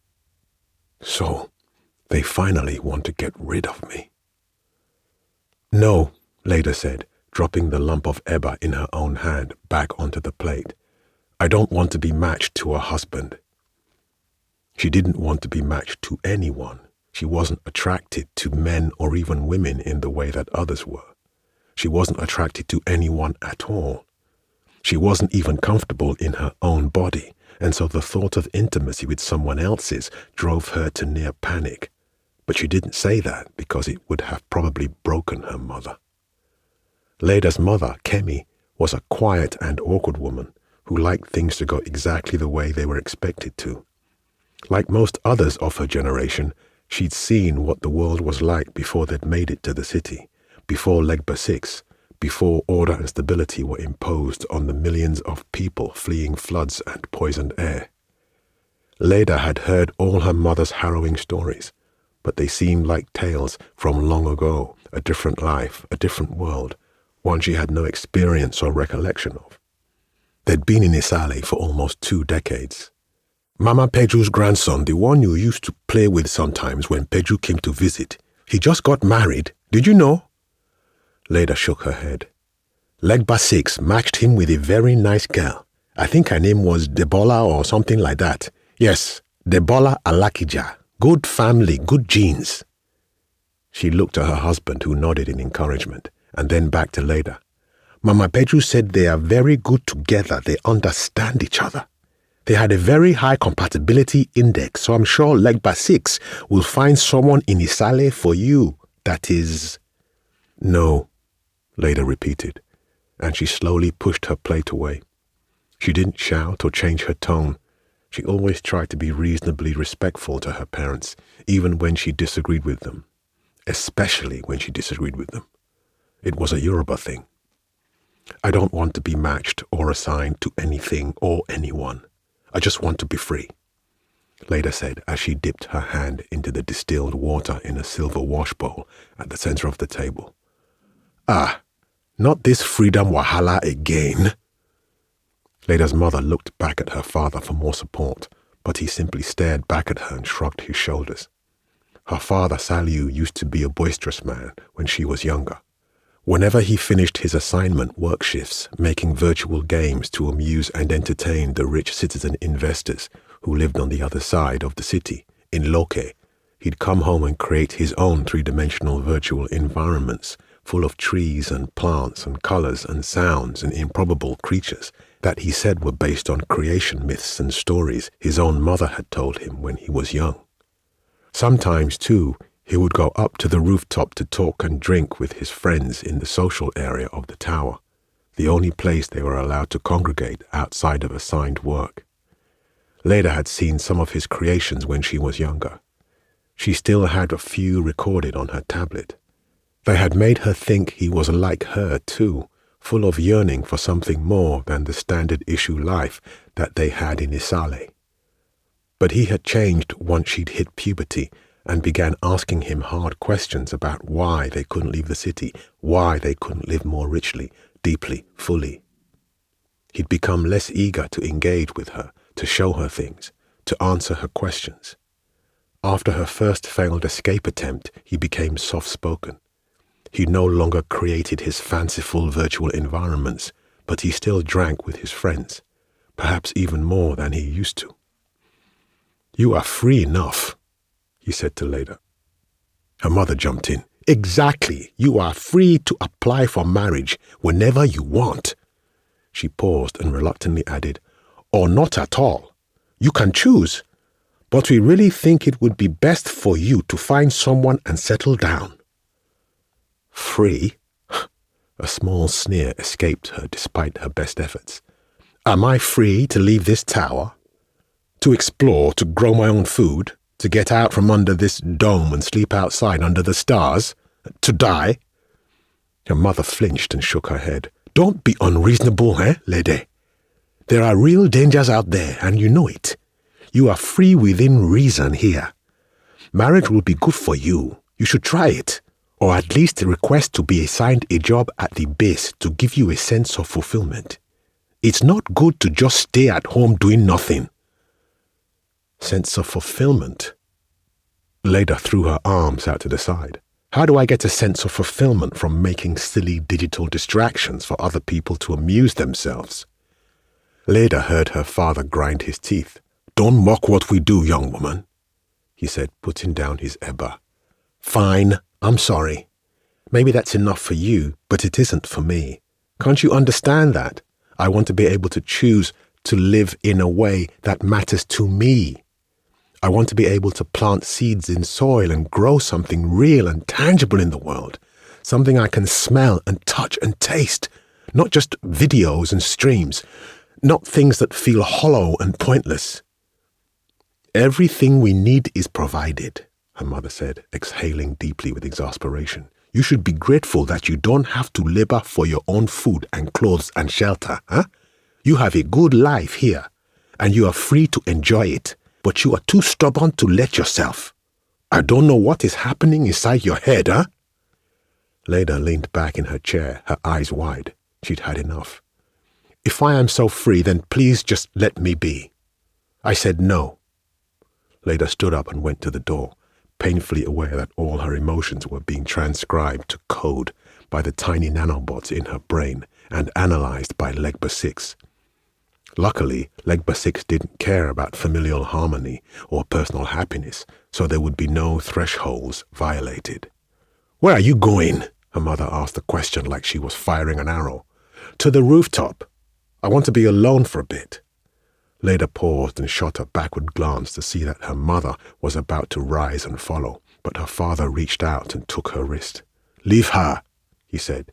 "Maybe she just needs some time to think about it some more." Leda shook her head. "What I need is a drink." She made her way down the corridor of the tower as her parents resumed their meal. "They don't understand," she thought as she walked away, "and they probably never will." She swept past several other living units, Mama Peju's, the one occupied by the nosy Guanle family, and one, the only one, with a blinking red light sign on the door indicating that it had been unoccupied for more than 3 weeks, ever since the occupant, Malam Rabiu, had passed away peacefully in his sleep. She reached one of the main vertical highways and pushed the thin grey button set into the wall to summon one of the elevators. My parents, neighbors, all of them Can't they feel something isn't right? Don't they miss the sun and the sky and the soil beneath their feet? Don't they want to be able to do more than just what some algorithm tells them to do? An elevator arrived with a gentle ding, and its grey metal jaws yawned open to receive Leda into its cavernous space, which was larger than most living units. It was surprisingly empty. The walls were ribbed and embossed with an elaborate pattern of stripes and dots that probably meant something to someone, but not her. She entered and keyed the numbers 591 into the panel. The door closed and the elevator began to move so subtly that she almost didn't notice the motion except for the increased pressure in her ears. When she arrived at the rooftop level of the tower and the doors opened again, her ears popped. Leda opened her mouth, elongating her jaw, and rubbed her ears to equalize the pressure. She exited onto an open area where rows of compact, programmable material tables and chairs sat, protected by a light barrier overlooking the geometrically precise arrangement of the city's towers and its interconnecting tunnels below. There were 2 utility droids moving about, serving drinks to the few sparse patrons at the tables. She noticed that there was only one person sitting alone, a young-looking man with a large puff of hair like an explosion on his head. All the others were in pairs or groups.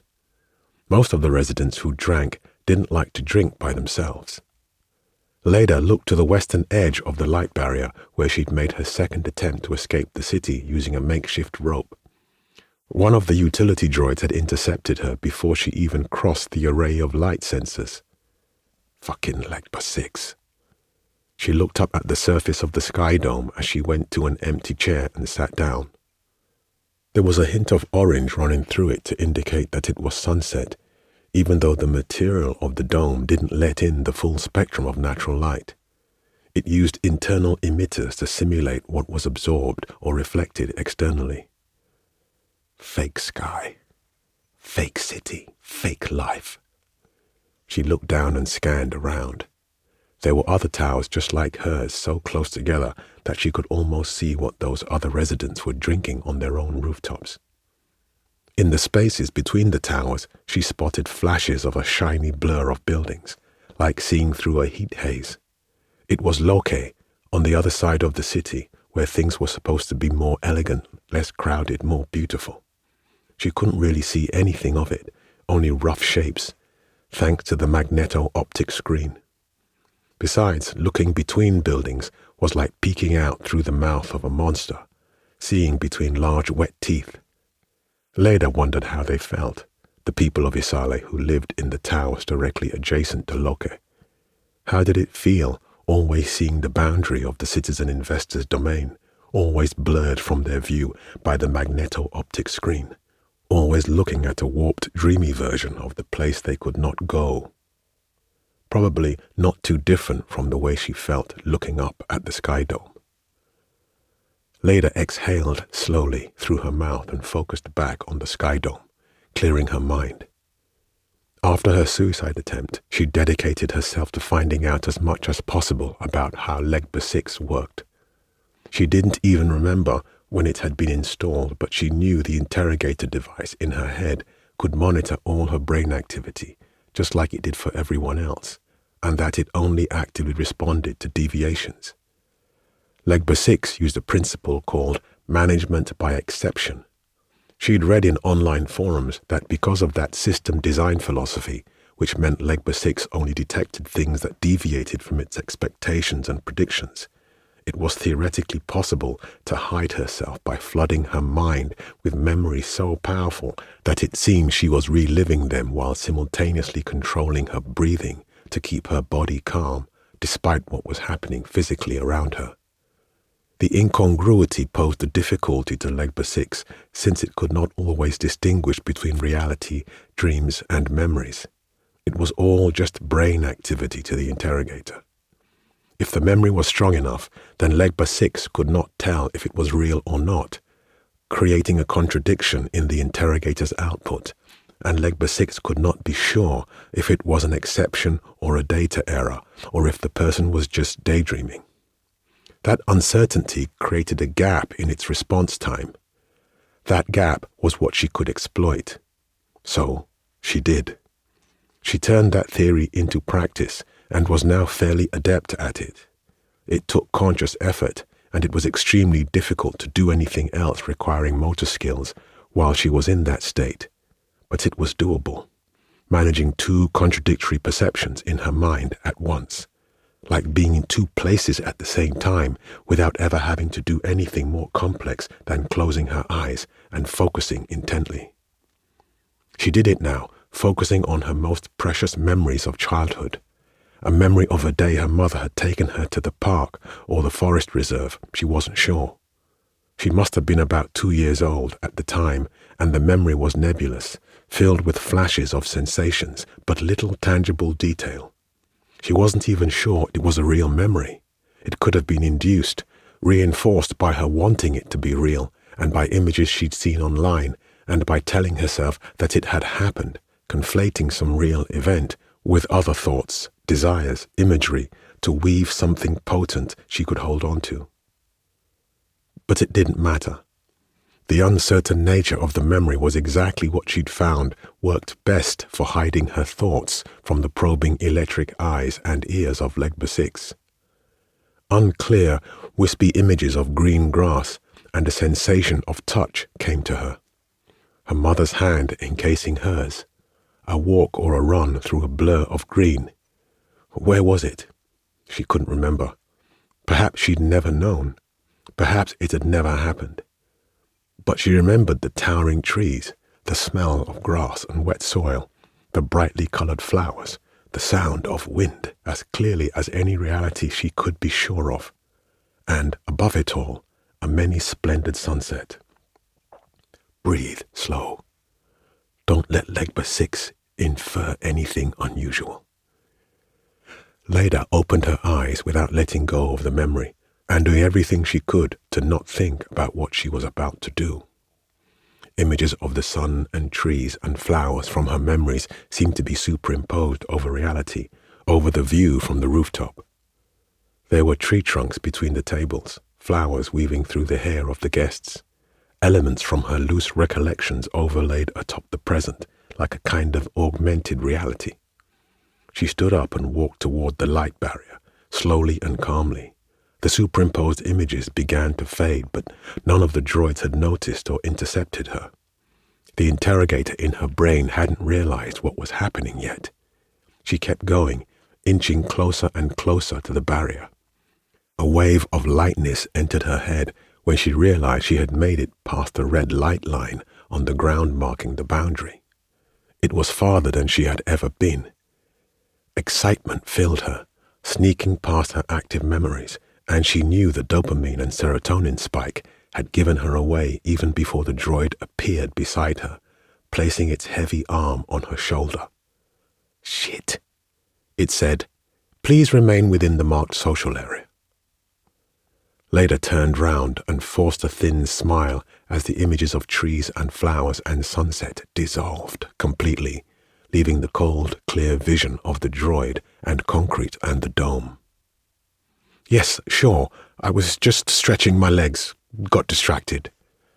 The droid's expression did not change. "Would you like a drink?" She nodded. "I'll have palm wine with ice." The droid stepped in front of her and nudged her in the direction of her table. "You will be attended to shortly." She went back and sat down. At least I made some progress today. None of the other patrons had paid much attention to her interaction with the droid, or to the fact that she had actually crossed the light line. They are the ones truly distracted. They're all too distracted to notice anything. The man who was the only other solitary patron had left, and there were only clusters of people at the tables now. She was the only one sitting alone. She watched them talking and gesturing and laughing with varying degrees of animation as a thought flitted through her head, bouncing around like a ball. These people, my parents, my neighbors, even Mama Peju, they're all happy or at least grateful to be here. Content. Is there something wrong with me? Am I the strange one? the only one who can't accept her life. Her palm wine arrived in a tall, sweaty glass. Floating in it were two small spheres of ice that looked like they too were made of glass. They reflected and refracted the last of the simulated orange light from the dome as she swirled the glass. She sipped the palm wine slowly, savoring the sweet and milky and slightly sour flavor. By the time Leda left the rooftop, night had fallen, and the dome had fully darkened. The rooftop was crowded now. More people had finished their dinners, had finished putting their children to bed, had decided to come up. She'd had 2 glasses of palm wine and was feeling a little bit less unhappy than when she'd first come up. But she didn't want to spend any more time than she had to surrounded by people who seemed so content with a life she could barely endure. She rode the elevator with 2 other residents back down to level 311, where the living unit she shared with her parents was located. She had just stepped out of the elevator when she heard a series of dull thuds come from the unoccupied unit next to Mama Peju's. She froze. The sound continued and then stopped. She turned to look and was surprised to see that the lights of the unoccupied unit were on. There was a diffuse white brightness peeking from the space between the door and the floor. The red light sign indicating its vacancy was still blinking, and there'd been no notice from the system of transfers or arrivals, which all the residents on level 311 should have gotten.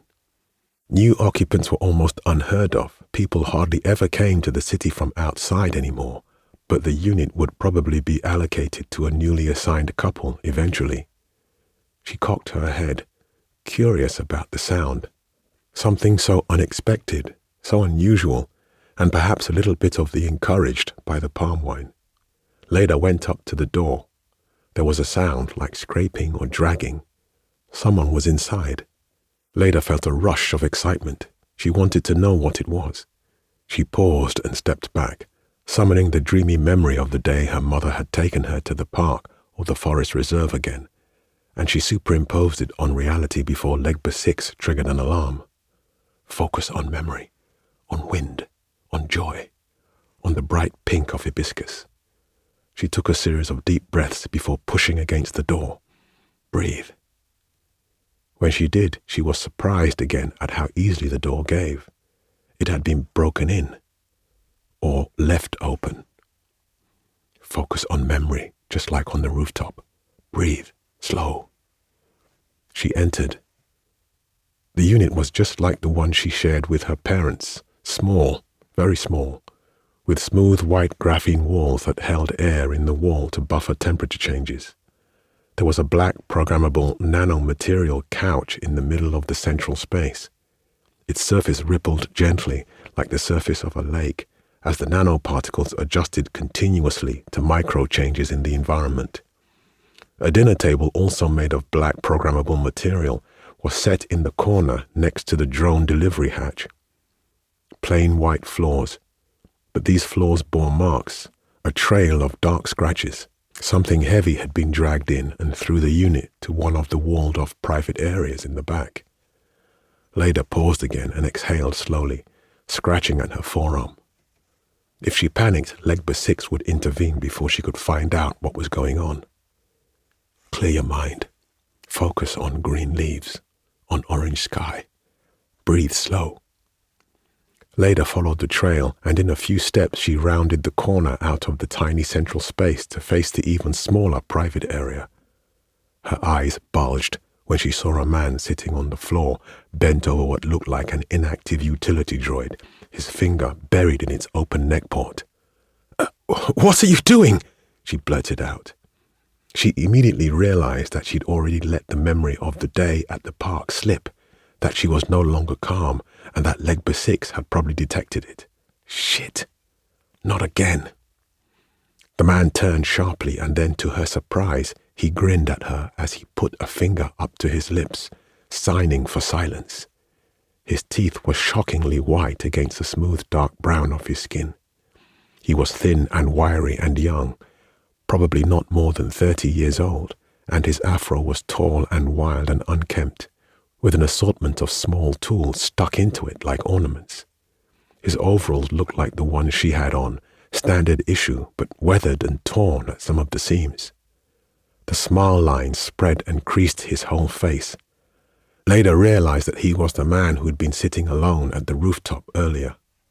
"Please don't shout," he said in fluent but accented Yoruba. She was so surprised at his reaction that she simply repeated her question. "What are you doing?" "I heard your question the first time." His Yoruba was vaguely French accented. He was probably Cameroonian or Togolese. Leda shook her head. "Look, I don't know what you were doing or why, or how Legba 6's thing in your brain hasn't detected it, but I'm sure you already know mine has, and that it will send a droid soon." "No, it won't," he said, so confidently that Leda thought she must have misheard him. "No droids coming, although people might be a problem. That's why I need you to please not raise any alarm." He pulled his fingers out of the droid's neck port and stood up. "Bloody hell, I knew I should have locked that door. This was supposed to be quick." She shook her head quizzically. "What do you mean there are no droids coming?" The man laughed and tapped his breast pocket. "Data space signal blocker, 10-meter radius. Well, more accurately, it's a signal looper. Legba 6 would flag an obvious block immediately. It's called an Anansi device, after the Akan trickster god. Cool, right? All the buffer brain activity in your interrogator from the moment you came within range of this unit are being resampled and looped on top of each other. Mine too. It's a jumbled mess of thought patterns. Legba 6 probably thinks we're dreaming. The Anansi only works for about 20 minutes every 12 hours, though, and it can't be used at the same time every day, else the pattern becomes predictable. Legba 6 is very good at picking up on patterns." That sounds just like what I try to do consciously, resampling and superimposing old memories to confuse Legba 6. Leda briefly wondered if he was lying, but the fact that they were still talking and had not been swarmed by droids stood witness for him. "How?" "There's a group of us. We have all sorts of tricks for living free of Legba 6 control." Her eyes widened. Free of Legba 6 control. The thought of it made her feel lightheaded. He must have read the look on her face because his smile expanded and a twinkle came to his eyes. He pulled 2 chips that looked like twin spiders out of his pockets. "Here," he said, "let me show you what I was trying to do before you walked in. But maybe we should lock that door first." Leda almost sprinted back to the living room door and pressed her hand to the flat black button on the wall beside the door. 3 magnetic latches slid into the door to hold it shut. By the time she returned, the man was once again sitting on the floor, legs crossed in front of him. He had already attached one of the spider chips to the droid's neck port and held the other gingerly behind his own neck at the base of his skull. "Okay, thanks for locking the door, and for not screaming," he winked. "Now, watch." He pressed the other spider chip into his neck, and the light in his eyes dimmed, even though they remained open. His body stayed rigid and upright, and for a second, Leda thought he had done something to hurt himself. But then the utility droid on the floor stirred, raised its head, and propped itself up on an elbow. "Hello again." The voice was different. It possessed the almost screeching electronic whine of most droids, but the French-accented Yoruba persisted. It was him. She could only let out another stunned, "How?" "Ganga chips. They're devices that allow exchange of all brain activity between a human and a droid on a dedicated private quantum network. The irony of the entire system this city runs on, in both Isale and Loke, is that while Legba 6 keeps track of everything we do, it doesn't actively monitor its own droids unless it needs to commandeer them in an emergency. They are largely autonomous, and so, if you hide your mind inside one of them, you can be too. You can think and do pretty much whatever you want when you're piloting a droid with a Ganga chip. And you'll not get flagged for anything unless it's something seriously unexpected, something that triggers a major exception in Legba 6's statistical analysis, like using a droid to destroy city property or something. The utility droid that was the man rose to its feet, his flesh and blood body sitting still as if it had been frozen in place. Sometimes the only way to be free is to go deeper into the prison, to become part of it. Who are you? She asked, amazed. You first, girl. I've told you a lot of things that could get me in serious trouble. The least you can do is tell me your name. She nodded and pushed thin braids of stray hair behind her ear. My name's Leda Haraya. I live down the hall and I don't do much else. Nice to meet you, Leda. I'm Isa Meigari. I used to be a programmer at the Migrant Management Hub in Loke until... The voice trailed off as the droid froze in place and, back in his biological body, Isa's eyes regained their spark. He stretched out his arms and neck.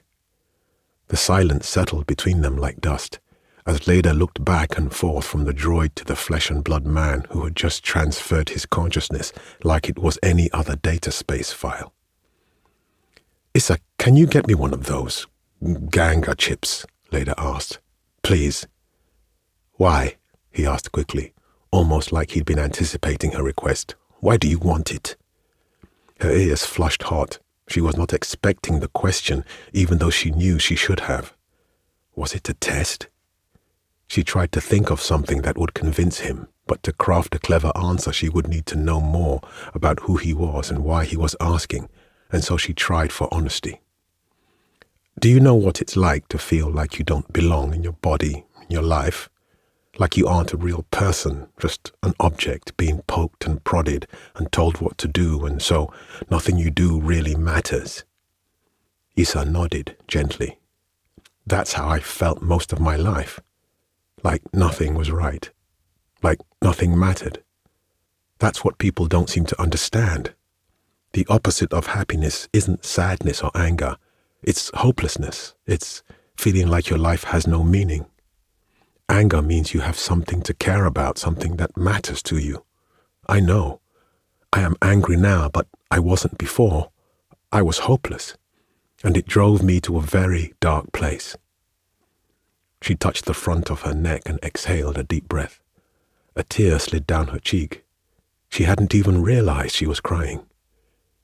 Since then, I've wanted nothing more than to be free, to know what it's like to do something that isn't being monitored, to make choices that I know are mine, unconstrained by some silly algorithm. I want to go outside this tower, to leave the city and touch a real flower, to sleep under the stars. I don't know if that will be enough, but it gives me hope, she said, wondering if she sounded silly to him. He was clearly nothing like the other people in Isale, but she wasn't sure if his personality was more like her parents', motivated by the practical and pragmatic, like trying to seize control of the city, or more like hers, longing for something more than a prescribed life, something to give him a sense of purpose and meaning and hope. Perhaps he was just somewhere in between. She pressed on anyway. I want hope. I want to feel free. This life doesn't feel real, it never has. All this living under the dome, being tracked by Legba 6, having no real work and no real purpose. It all feels like living death, like being a thing.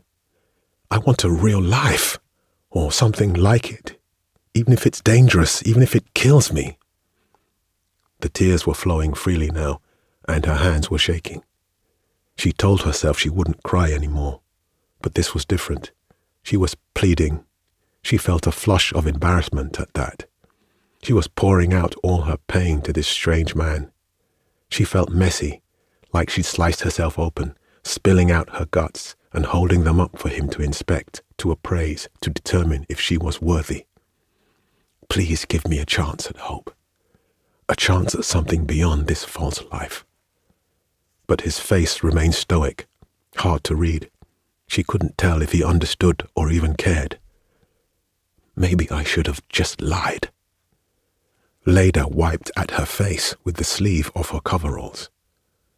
Please, will you give me one of those chips? Issa continued to hold her gaze, face unchanged, for a few silent moments, like he was evaluating something before he finally smiled and said, Yes. 3. Supremum. The vagrant and powerful Babalawo, whose name is never given in any accounts of this story, gave Olofin Ogunfunminire the words of an incantation cloaked in a song, as well as 2 small earthenware pots, each one appearing empty to the cursory eye. But woven deeply into them was a potent charm and old magic that communed with the fabric of creation. And thus, every day before the cock crowed, Ogunfunminire would awaken early, sing the words of incantation, which was an appeal to the very essence of things, and then dip his head into the first pot. Upon doing this, his bones would rearrange themselves, his flesh would tighten, his muscles would twist into new unfamiliar shapes, his teeth would sharpen, and his hair would grow out wild and bristling until he was transformed into a frightful and mighty young leopard. In this changed form, imbued with vigor and strength, he would run freely into the forest and hunt to his heart's content, reveling in the excitement of stalking cautious deer, the joy of chasing down swift rabbits, the exhilaration of biting into the thick necks of wild pigs. This would continue through the day up to the yellow edge of eventide, and when the sun had set in the sky, before the other true unenchanted leopards of the forest roused to begin hunts of their own, he would carefully return to his home and dip his head into the second pot the Babalawo had given him. In so doing, the transformation would reverse, and he would become a man again with both the familiar weight of his age and the newly acquired contentment of another successful hunt settled upon him. 2 days after she stumbled into him, tinkering with the droid, Issa and Leda met again. They rendezvoused in the same vacant unit next to Mama Peju's, and this time she noticed that he made sure to lock the door. He was wearing coveralls again, but they were white this time and surprisingly clean and undamaged. His afro was combed high and round. His eyes and his voice were solemn as he explained to her what he'd been doing that day and why. Just like her, he had been brought to the city when his own parents fled the rising sea levels and the increasing concentrations of CO2T nanoparticles that were meant to capture CO2 molecules from the atmosphere, but were now replicating too fast and spreading too quickly to be controlled anymore. A cure worse than the disease, CO2T had made the air around the world unbreathable. But unlike Leda, Issa was an adolescent when it happened. Grown enough to have to carry his own small luggage, forage for his own food, fight to defend himself. Aware enough to understand and remember it all clearly. The blood in the grass, the cries of anguish, the ugly smell of desperation, all of it. First, the slew of changes in the climate, and then the spreading CO2T had conspired to turn his country into a mess, like so many others around the world back then.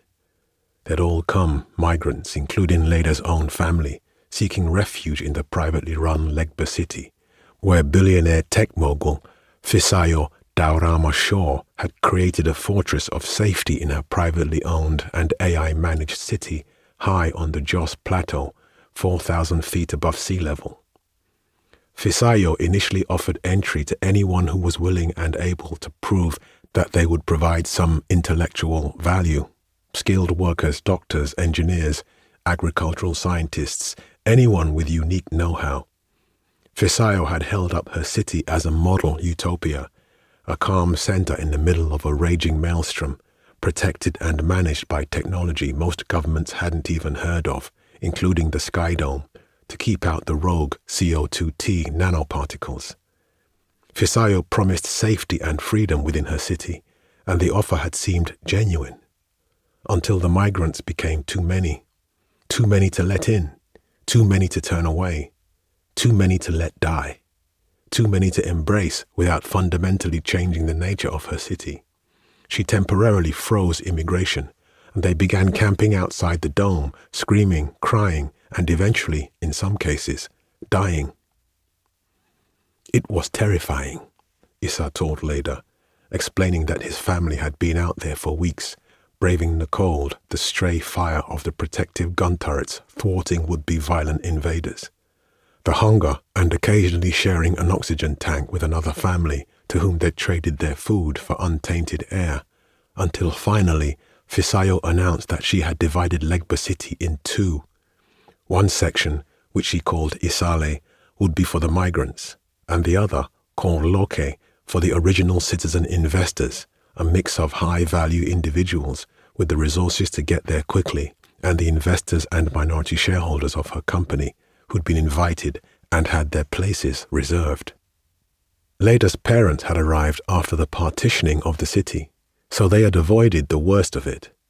She had heard some of the stories from them and some of their friends, but whenever her parents told their story of coming to the city, they did so with reverence, their gratitude covering up the nastier aspects of things. Issa did nothing to sugarcoat the chaos and desperation and uncertainty of the time. The segment of Legba City they ceded to us was basically one large neighborhood that had been rapidly modified by machine labor into this. He swept his arm across the room. Towers to store us like spare parts. Plain, ugly, crowded, many of them still under construction. Nothing like the images we'd seen on broadcasts of homes and gardens and fountains and the like. They kept all that for themselves. On the other side, in Loke, he said, sitting with his legs crossed in front of him on the floor and staring intently at her, like he was a med droid scanning her brain. And then they used the magneto-optic screen to block us from even looking at it. She noted the Anansi device sitting like a tiny sentry in his pocket, his own shield against the omnipresent eyes of Legba 6. He explained that he and his family had moved into Isale where the promise of safety still held, but the promise of freedom did not. Then Fisayo had automated everything because the migrants were too many, too diverse, too expensive to manage without committing large amounts of time and the efforts of her own citizen shareholders. As a condition of entry, the migrants were all forced to accept injections of the nano-machine solution that would become the neural dust with which they could be monitored and managed remotely and efficiently using Legba City's army of machines and the ubiquitous Legba 6 AI. The same system that had been used to make life as easy and seamless for some of the people in Loke, executing their demands at the speed of a thought through the connected city, was now turned to use for keeping the flood of migrants in check. Many people were eager to accept the injection and enter. What choice did we have back then? To stay outside meant slow and almost certain death. At least we survived. Issa turned from Leda and looked through the window up to the dome, which kept out the ever-increasing volume of CO2T that covered the world. Even then, I knew something was wrong about her actions. It didn't make sense. Why take so many of us in when she could have just let us die outside? He shook his head. I wish I'd known then what I know now. And what is that? Leda asked, her voice low as she tried not to show how curious she was. He turned back to face her and said, You'll see for yourself, soon. It was the first time that Leda noticed his eyes were unnaturally bright and brown, like polished amber. He continued, They took me from my parents when I turned 16. Said I had been flagged as a high-potential individual from my neural logs. Said I had a high IQ and a gift for numbers. Special aptitude, abstract logic, that kind of thing. They took me to a special school in Loke to teach me things that would make me good enough to become a researcher, working on ways to improve the system. I'm guessing you didn't even know they did that, did you? No, Leda admitted. She didn't. No one she knew had ever mentioned it. No one on the online forums either.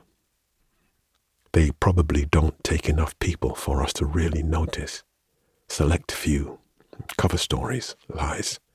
Or maybe people are all just too distracted to notice. They do. I lived on the other side, Issa continued. I saw what it was like. And the only thing I spent all that time thinking of was how unfair this system is. We're all trapped under the same dome, but they live as well as they can, while we have to entertain them and make do with whatever they decide to give us. He smiled bitterly. Have you noticed that Fisayo has never addressed the people of Isale since the first arrival, not even once? Leda shook her head. It hadn't even occurred to her until he mentioned it.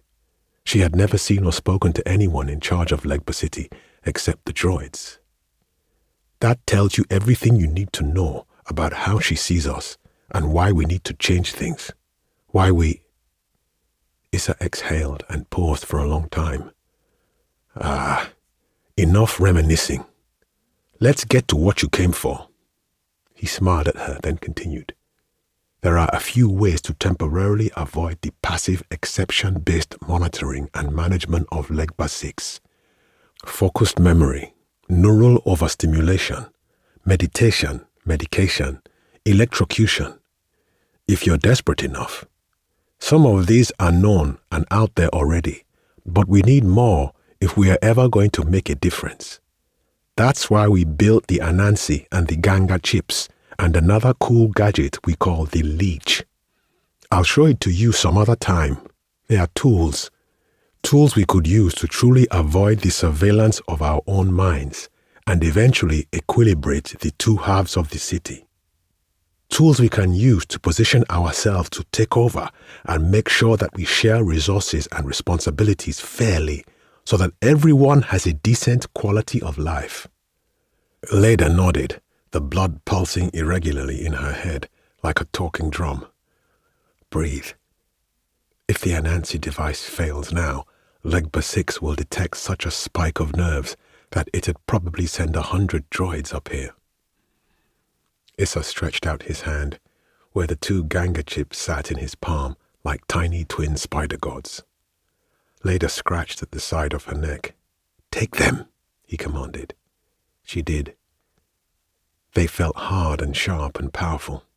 So strange, so small. I'm holding the power to map my mind in the palm of my hand. How do I... Issa held up a palm. You need to connect the first one to a droid, any droid, while it's being updated. You'll know when you're receiving their daily updates by the rapid blinking of the ring of light in their eyes. Just push it into their neck ports. The two Ganga chips acting as nodes will establish a private quantum network that runs in parallel to Legba 6's data space. You may need to stalk some droids for a while to establish their habits and know when they get updates. Utility droids work most independently, usually in secluded locations, and they are the easiest to take over and use. For example, I noticed this one came to this empty apartment for maintenance every day since the occupants died, and it got updated about the same time each day. He laughed. I was here intercepting it when you walked in on me 2 days ago. I should have locked the door. Leda smiled at that. Once connected, adjust the neck port configuration like this. From his coverall pockets, he pulled out a small piece of white paper with a schematic in blue ink of what lay beneath the standard droid neck ports. He pointed at 3 lines indicating wiring. Just change that to this. There was a hand-drawn reconfiguration of the same lines at the base of the schematic. She'd have to swap 2 wires and disconnect a third.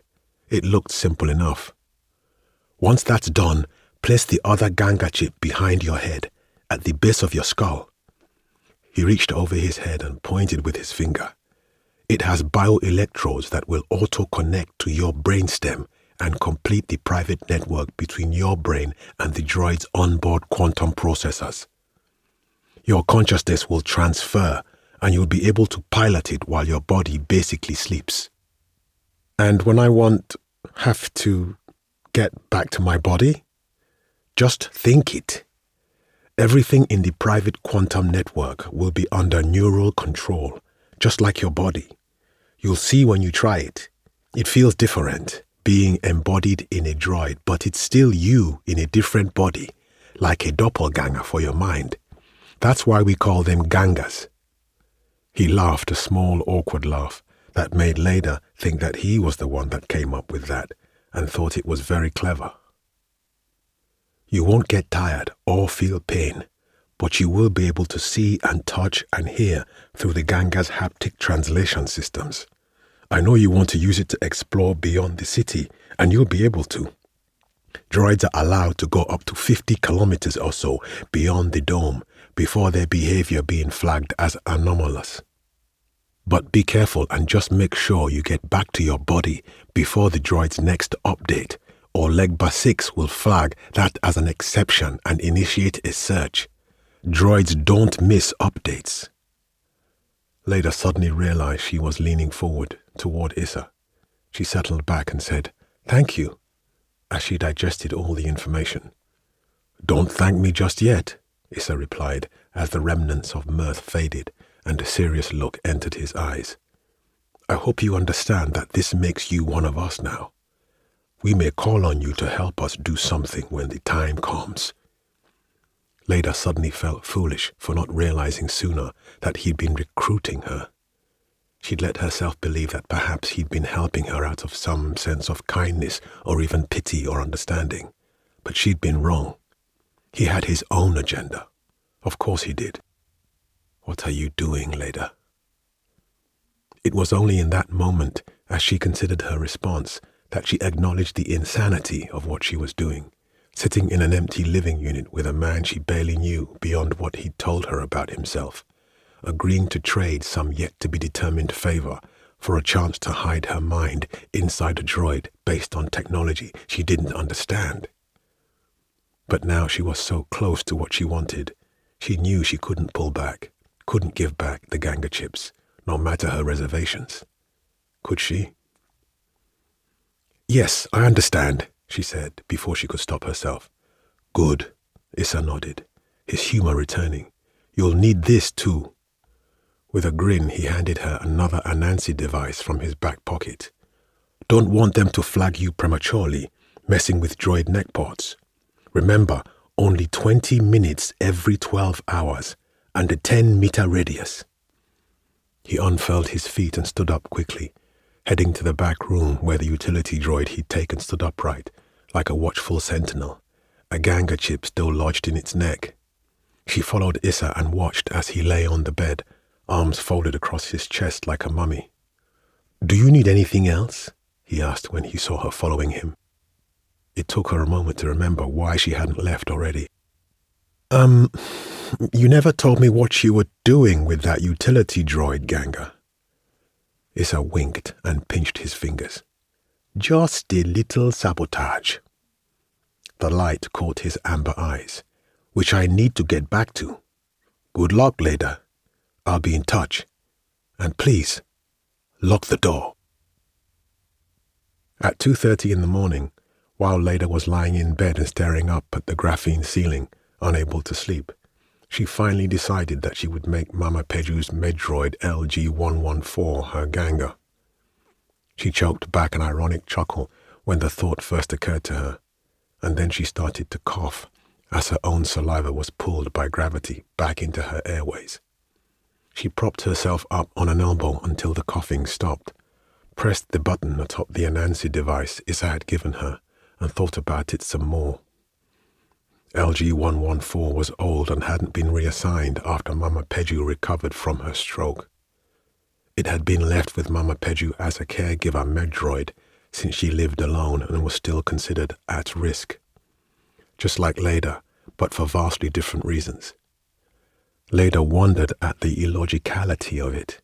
Fisayo's obsession over preserving the lives and health of the migrants in Isale while limiting their choices and access to resources. It was not the way Leda imagined a visionary leader would operate, not unless she truly saw them as being less than herself and her citizen investors, as Issa had implied. Less than fully human, just resources and data points to be warehoused and exploited and optimized. But what did Fisayo or anyone in Loke gain from someone like Mama Peju or even her deceased neighbor Malam Rabiu before he'd passed away? Probably nothing more than a migrant life expectancy efficiency score on a Legba 6 report somewhere. There was little thought for their happiness or their joy or their sense of purpose and meaning. Maybe Issa was right. She diverted her thoughts back to her burgeoning plan. Since the Medroids were adaptive, it was likely that LG-114 would have adjusted its update times to match Mama Peju's typical sleep cycle. If it had, then that would be her chance. Leda continued to think about it, planning what she would say and do, walking through the steps in her mind repeatedly until she convinced herself it could work, would work. If the system probed my mind logs right now, how much of what I am thinking would Legba be able to infer? She slowed her breathing down first, then turned off the Anansi device and tried to sleep, but she couldn't. She was terrified that Legba 6 would isolate some vagrant neuron misfiring in her brain and infer what she was planning, or that she was going to mess it up when she tried to plant the Ganga chip and a droid would come for her. She sat back up, fished out her tablet, and pulled up an old 3D display of colorful, magnificently rendered mythological creatures that constantly morphed from one shape to another, one of the last artistic creations her father had given her before he stopped making new pieces and forced herself to stare at it till dawn. If she couldn't smother the nanomachines in her own mind with blissful oblivion, she would at least confuse them. When the sky dome was finally brightened with filtered and augmented light at dawn, Leda turned the display off. After images of swirling colors and wings and teeth remained imprinted on her vision for a few seconds. Breathe. Before exiting her room to sit quietly with her parents for breakfast, Leda exhaled and then flooded her mind with the misty memories of that day she'd gone to the park with her mother. The memories that she'd been using to confuse the subcranial interrogator in her mind. Focus. I'm going to visit Mama Peju today, she announced, speaking slowly as she took a spoonful of cold and dry ewa agoin with barely any palm oil in it. Her mother's head spun sharply like she'd been hit by a jolt of electricity, and her father raised an eyebrow, frozen. She'd caught them off guard, but they both recovered quickly and said it was a great idea and that, of course, they were happy she was thinking of the old lady that used to babysit her almost a decade ago, and that it was good that she would get to spend time with someone else. They agreed it would make the old woman happy. Leda nodded and offered them a smile, using every technique she'd read about and practiced to keep her mind distracted from what she was really planning, to stop the memory of the park from slipping. Focus on memory, on happiness, on green, on air. When her parents finished eating, they deposited their dishes at the drone port and left the living unit to go to their assigned jobs at the base of the tower, creating entertainment for the citizen investors, making virtual games, competing in games of chance, and performing live reenactments of scenes from ancient history. They seemed more cheerful than usual. Leda waited a few minutes before she dropped off her half-eaten plate as well and went over to Mama Peju's. She scratched the inside of her wrist and looked away when LG-114 opened the door. Focus on memory, on joy. She swept past, ignoring the medroid that had really brought her there, and stepped inside. Mama Peju was sitting on the programmable nanomaterial couch at the center of the unit, which looked like all the others, but with a few unique touches, which made Leda smile. She loved to see it. There were the same smooth, white graphene walls, but hanging all over them were an assortment of items which Mama Peju had once told her were gifts from her husband before he died. The couch had a red bead-woven cover draped on it that rattled when Mama Peju moved. "Ah, Leda Haraya. Is that you?" she asked, her voice shrill. The right side of her face barely moved as she spoke. She was gaunt with sunken cheeks, Her curly grey hair was cropped close, and she looked frail, but her eyes still twinkled like a binary star. "You have finally remembered me." Leda ignored the spike of guilt that pierced her gut and knelt to greet the old woman in the traditional way. "I'm sorry, Mama Peju. I've been having some personal difficulties." To the far left, Leda thought she could see a faint square-shaped outline in the wall, marking the repairs that had been needed when LG-114 had broken through to interrupt her suicide attempt. There was a similar outline in the central space of her living unit, which was why her father had moved the couch so that it was facing away from it. Yes, personal problems. Your mother told me," Mama Peju said, her brows furrowing. "It's not really my place to say, but it seems you are feeling some things too much. Your internal senses are imbalanced. You need to get back your balance. Come back to Iwa Pele, to center, like I taught you. Remember to take some time every day to reflect on yourself and pray so that you can be in alignment with your Ori, your true purpose. Once you find that, it will be well with you." Focus on memory, on the feeling of the wind. Leda didn't want to confess that she had long given up on the Ifa spiritual practice which Mama Peju had taught her as a child, so she simply lied and said, "Yes, I will, Ma, thank you." Maybe she's right.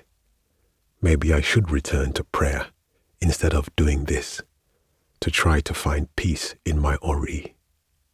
It had worked once, at least Leda thought it had, back when she was an adolescent. Back then, appeals to what she imagined to be her Ori, a kind of spectral version of herself floating above her head, used to provide a sense of balance, of orientation in the world. But then puberty had arrived, and her body had changed in strange and uncomfortable ways, making her feel like she didn't belong in it. And then came the pain of unanswered prayers, when she'd fallen into her lowest, most desperate moments, the hollow echoing that had returned when she'd focused and tried to reach out for her sense of higher self. All of that had left her mind bruised and bitter and full of doubt about her spirituality. She rose and settled down next to the old woman, the couch adjusting itself to cradle the added weight of her frame. They talked for hours, as Leda pretended to be interested in the minutiae of Peju's son's marriage, petty online squabbles within the community of elderly migrants, and other assorted trivia. Occasionally she found herself more than a little engrossed when Mama Peju slipped into a story about the time before she came to the city, telling of her travels with her husband to places like Cape Town and Bangkok and Houston, giving little snippets of the years of freedom and chaos. They played Ayo as they talked, an old game Mama Peju had taught Leda to play. They used smooth stones as seeds and a wood board with circular depression set into it, the houses. The object was to capture the opponent's seeds by running your own seeds counterclockwise to try to land in an opponent's house and claim theirs. Leda let Mama Peju win most of the games. At noon, the old woman's eyes began to droop, and LG-114 stealthily came up to the couch. "It is the optimal time for your daily nap, Ma." The voice was high-pitched, with a faint crackle at the end of each word. Its audio transmission system is old. Mama Peju's eyes opened wide, and she looked at Leda. "You see? My Peju isn't any more here, but you see how this robot is taking care of me. Thank Olorun for this place and that Fisayo woman. The wahala outside this place is too much for an old woman like me." Another one, grateful for her prison. And then Mama Peju added, "Honestly, I don't understand what happened to the world." There was a depth of sadness in her voice that Leda hadn't quite heard before, and it resonated with her. Maybe not grateful, maybe just tired and afraid. She nodded and followed as LG-114 took Mama Peju into her private area and helped her into bed. Leda held her hand, tracing the line of her wrinkles with a finger until her eyes closed, a small smile lingering on her lips. LG-114 retreated to a corner of the room and stood watching over its sleeping charge with its beady, red-ringed eyes. Leda rose and took a deep breath before sinking to the floor across the room on the opposite side of the bed, resting her back against the wall and keeping her eyes on LG-114 in turn. It's just a matter of time now. Focus on memory, on the pink and red of hibiscus. Almost an hour passed before she saw the rapid flashing of the red in the droid's eyes, like an insistent warning. Its daily update was being downloaded from data space.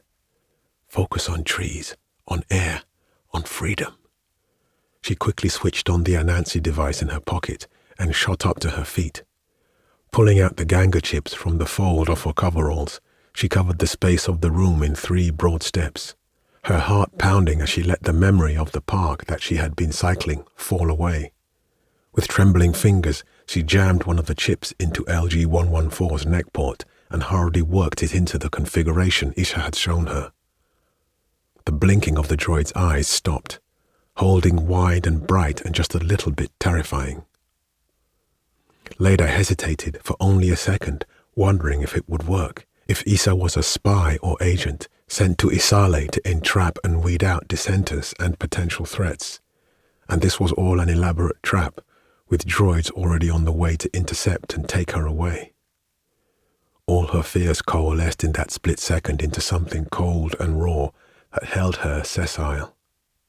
But she remembered the depth of her despair the day she tied that anchor and noose around her neck, and the depth of her desire to find hope, to be free, overwhelmed the flash of trepidation.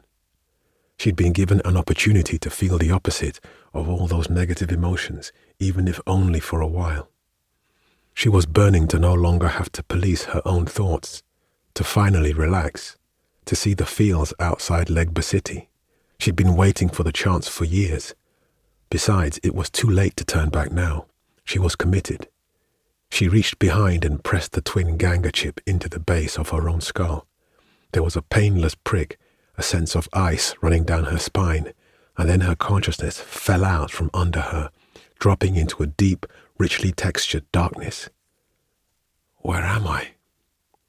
She panicked for a moment when her consciousness was suddenly returned to her in an alien package, like she had fallen asleep and woken in a parallel universe where everything was fundamentally the same but slightly altered. She saw Mama Peju's private sleeping area through a distorted 180-degree field, from a center of vision that was about a foot higher than she was used to. And the colors of everything she saw were much more defined, as though the reflected light had a sharpness and texture she had not been able to see before. There was a new sense of temperature too, like she could see the heat as well as the light from every object around her. She was also intimately aware of sounds that she hadn't heard before, strange new vibrations entering her consciousness, and some familiar ones too, like Mama Peju's gentle snoring.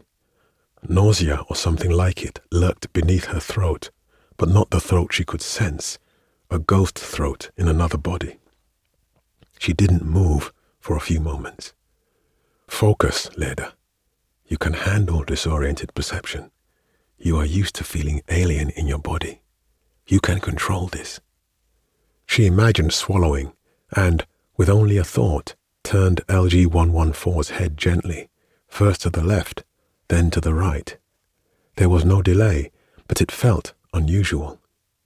She repeated this until she felt synchronization between her thoughts and the movements of the droid.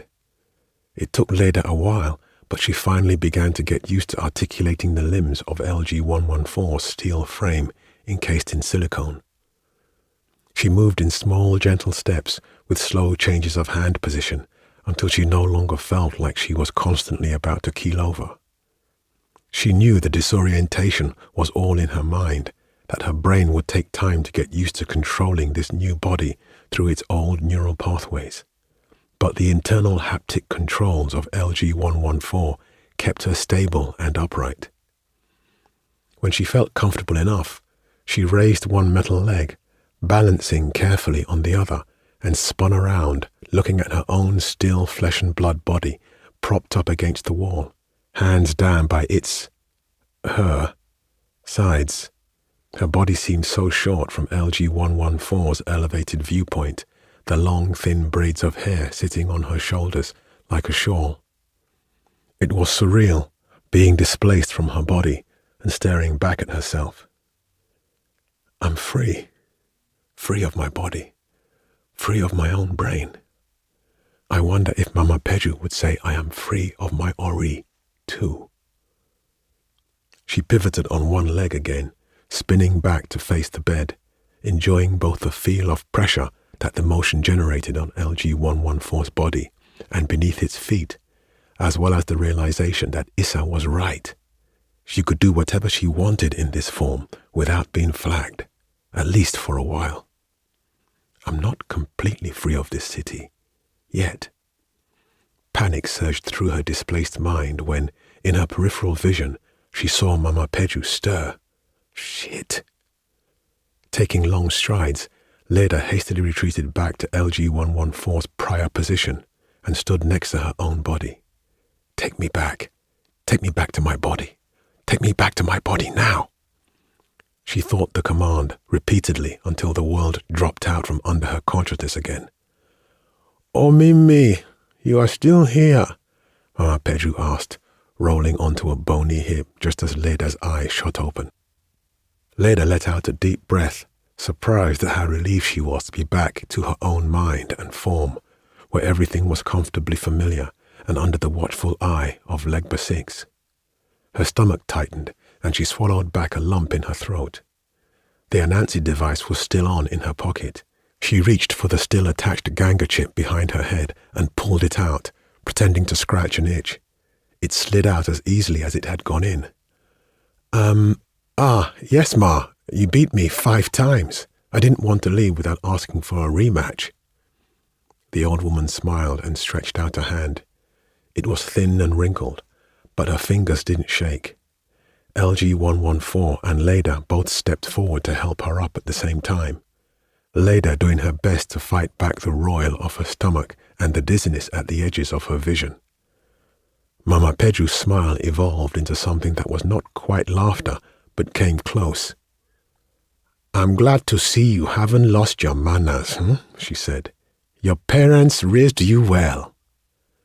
Leda played 3 more games of Ayo with Mama Peju and won 2 of them. She didn't leave until she was sure that Mama Peju hadn't noticed the Ganga chip attached to her caretaker droid's neck.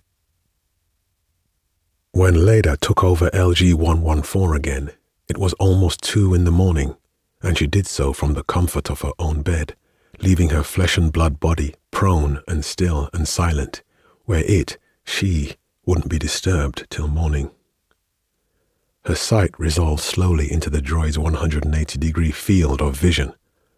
Despite the darkness, she could see clearly thanks to the droid's visual processors, which gave her access to much more than just reflected light.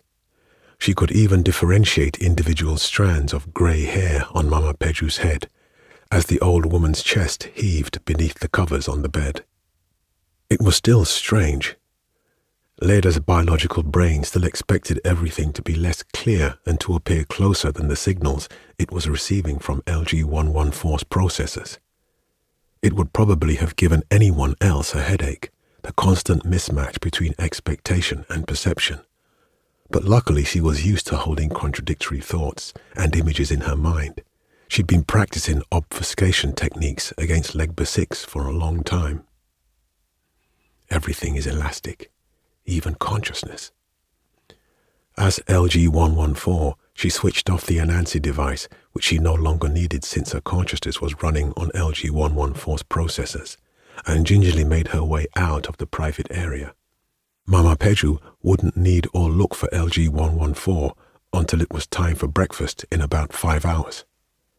Leda went to the door of the living unit and exited, moving swiftly through the narrow corridor to the elevators. She paused there for a moment when she passed by the door of the unoccupied unit where she'd met Issa a few days ago. The blinking light sign had now turned yellow, which meant that the unit had been reassigned and the new occupants would arrive soon. Looking at that door, that ordinary door, accidentally left open for her to walk into the miracle of what was happening now, filled her mind with a surge of joy. I'm free. Free to see. Free to leave Legba City. She continued into the elevator, hovering LG-114 silicon fingers over the grey keypad. She usually only went to the rooftop on level 591 for some space when she felt claustrophobic and to stare at the smooth surface of the dome. Her parents worked in base level 3, where the entertainment studios were located, creating performances for the citizen investors of Loke. She'd only been down there once. For the first time ever, she keyed in the numbers 001 to go down to the first level, where only droids and maintenance bots were allowed, and where a network of tunnels connected all the towers of Isale through gigantic access ports. The sensation of touch was changed through the haptic processors. It was a mostly heightened awareness of pressure and temperature and friction, but with the nerve cell endings in her skin gone, so were the myriad other inscrutable things that usually came with them. It was like being partially anesthetized. At least I can still feel. A green light flashed out from the panel and scanned LG-114, checking for its access permissions, and then the elevator began to move with a subtle lurch. Throughout the 4-minute-long descent, all Leda could think was, "Thank you, Issa," and "I hope I don't get caught." The elevator opened to a cacophonous world of metal and silicon in motion. Giant silver-skinned machines moved in predefined pathways on their massive wheels, ferrying mechanical parts into and treated waste out of the wide space through a thick open gate that looked like it could survive several thermonuclear blasts in the far eastern wall of the building. The gate and all the walls on every side were concave, curved away from her like the space had been inflated from within. Thousands of smaller droids and drones walked and rolled and flew across the expansive area, weaving around their behemoth cousins, each on its own journey through the network of towers, every action calculated to manage the city. Leda stood there, her consciousness encased in LG-114 for a few terrified seconds, taking it all in before she remembered that she needed to move. She fought the instinct to hide from the machines and moved purposefully, following a procession of metal beasts that were the size of 6 or 7 living units, each one carrying a tank of what she thought was water or oil or perhaps waste, given the sloshing sounds they made as they moved. When she cleared the gate, she stopped following them and looked around. She was on the outskirts of the city, but couldn't see Loke on the other side of it. The citizen investors lived in lower, less towering buildings with more living space, while the array of migrant towers ran into the sky, piercing the localized cloud formations like spiteful fingers. The diffuse darkness of the nighttime dome was a solid curtain above it all, and it ran far to the horizon on all sides. In the distance, Leda spied another convoy of machines moving toward her, each of them loaded with a green mass of harvested and sanitized crops. They are coming from beyond the dome. She moved towards them, piloting LG-114 with measured speed until she went past the lumbering line of massive robots, and then she broke into a run, sprinting toward the illuminated arc of the dome. LG-114 covered 3 meters of asphalt with each bounding step, and it made her feel like she was flying. As she approached the place where the dome cut into the horizon, she could make out an opening. It appeared suddenly, a dark nebulous yawn in the smooth surface of the dome, as another convoy of robots made their way through the sanitization chamber at the entry point. Leda watched, trying to remember everything she'd been told as a child or learned online about the poison that lay beyond the dome. CO2T had been deliberately released into the atmosphere as an emergency measure, an engineered viral nanoparticle meant to mitigate the climate crisis by binding itself to carbon dioxide molecules and steering them to sequestration stations based on its onboard programming.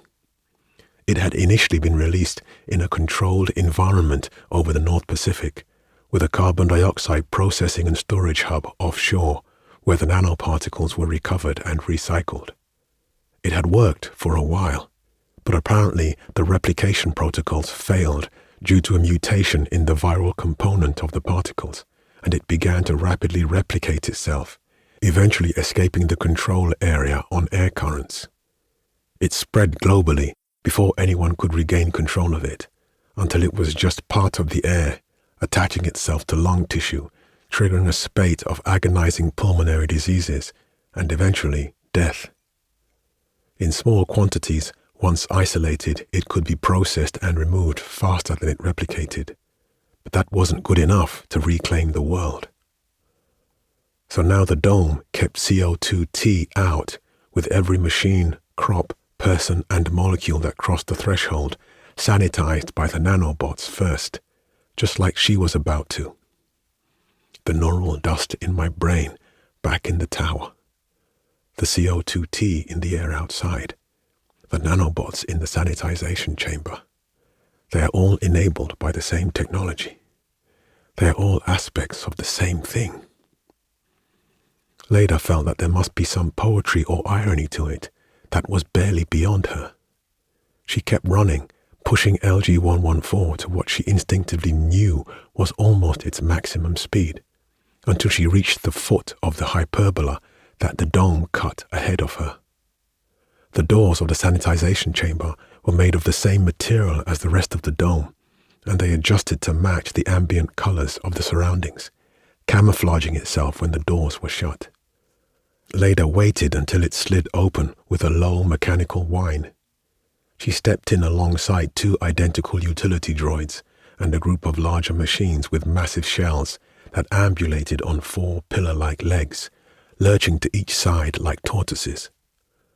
The door shut behind them, and there was darkness for a few seconds, until the chamber was abruptly bathed in red light. There was a hissing sound as a vacuum was established. She admitted to herself that even if she'd ever escaped and made it this far, she wouldn't have been able to use this exit if she was still in her own body. She wouldn't survive the lack of oxygen. After a few seconds, the light turned a bright green, and the large metal gate on the opposite end opened. Leda waited for the awkward tortoise machines and the utility droids to go ahead, and then she piloted LG-114 across the threshold. She was exhaled into a clearing of loose, wet soil that bounded the curve of the dome and looked out into an open field of verdant maize stalks. Their tassels came up to just under LG-114's neck. Paths of cleared soil radiated out from the edge of the dome like spokes on a wheel. Leda looked up at the sky, the real sky, for the first time in 17 years. A clear, bright half-moon hung low, dappling the sea of stalks with silver. There were a few low clouds with a wispy white ethereal glow, like shiny smoke. And there were stars. So many stars. She had almost forgotten what stars looked like. In a sense, she wasn't sure she'd ever truly known. Amazing. This is amazing. The gate of the sanitization chamber closed shut behind her with a hiss of vents. The sound jolted Leda's attention back down to the loose earth and the expansive field and the hard dome. She spun LG-114 back to see that the entire outer surface of the dome was covered in an array of large gun turrets like lethal hair. She was surprised at first. From within, it was easy to forget that Legba City was originally meant to be a fortress, that the dome was designed to keep out more than just wandering CO2T. There were no more migrants, rebel groups, opportunists, criminals, or any of the myriad of detritus of the failed states that surrounded the city when the world began to fall apart. But the weapons remained. Like the stones and bones of the Paleolithic, the weapons persist long after the blood is spilled.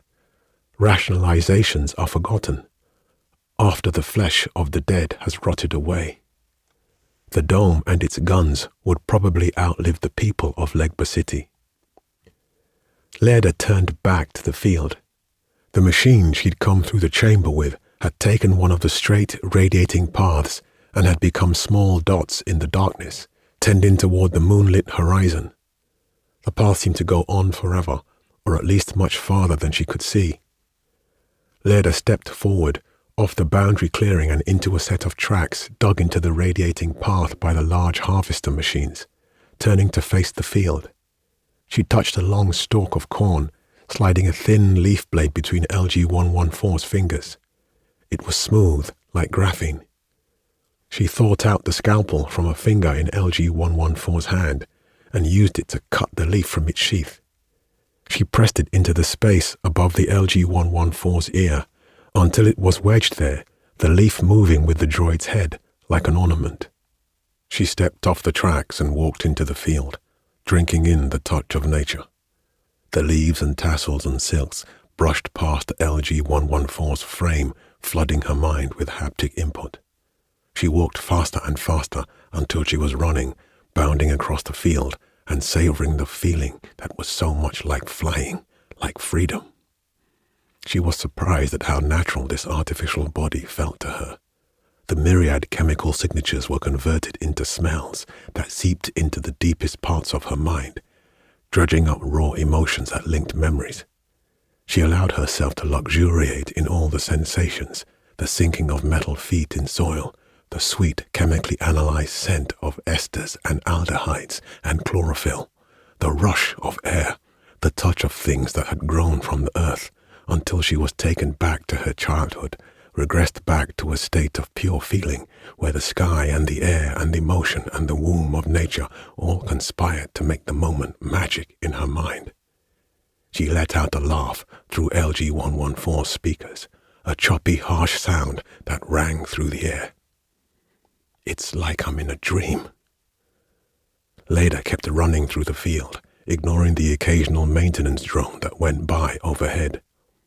Like the people of Isale and everything else in Legba City, they were too focused on their own predefined tasks to dedicate any processing power to her.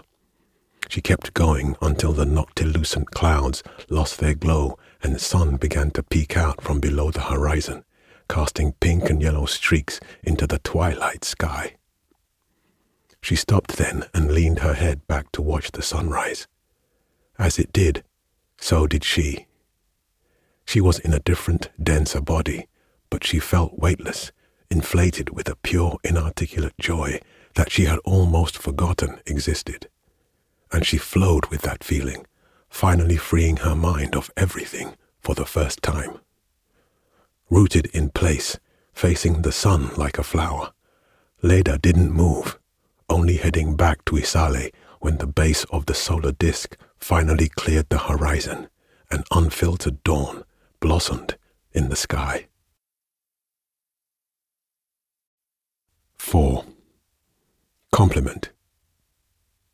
And thus the aged Olofin Ogunfunminire continued his daily ritual of transformation, hunting and reconstitution, his soul constantly oscillating between being ensconced in the body of a leopard and returning to its old and diminished human shell. It is said in every version of the story that this went on for a significant amount of time, but the accounts do not say with any measure of precision how long this period lasted. Some, when they tell the tale, say it went on for years, others only a few days.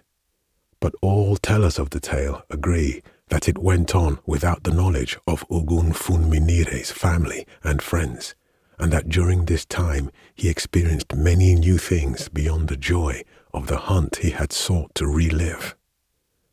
And how could he not, being so fundamentally changed?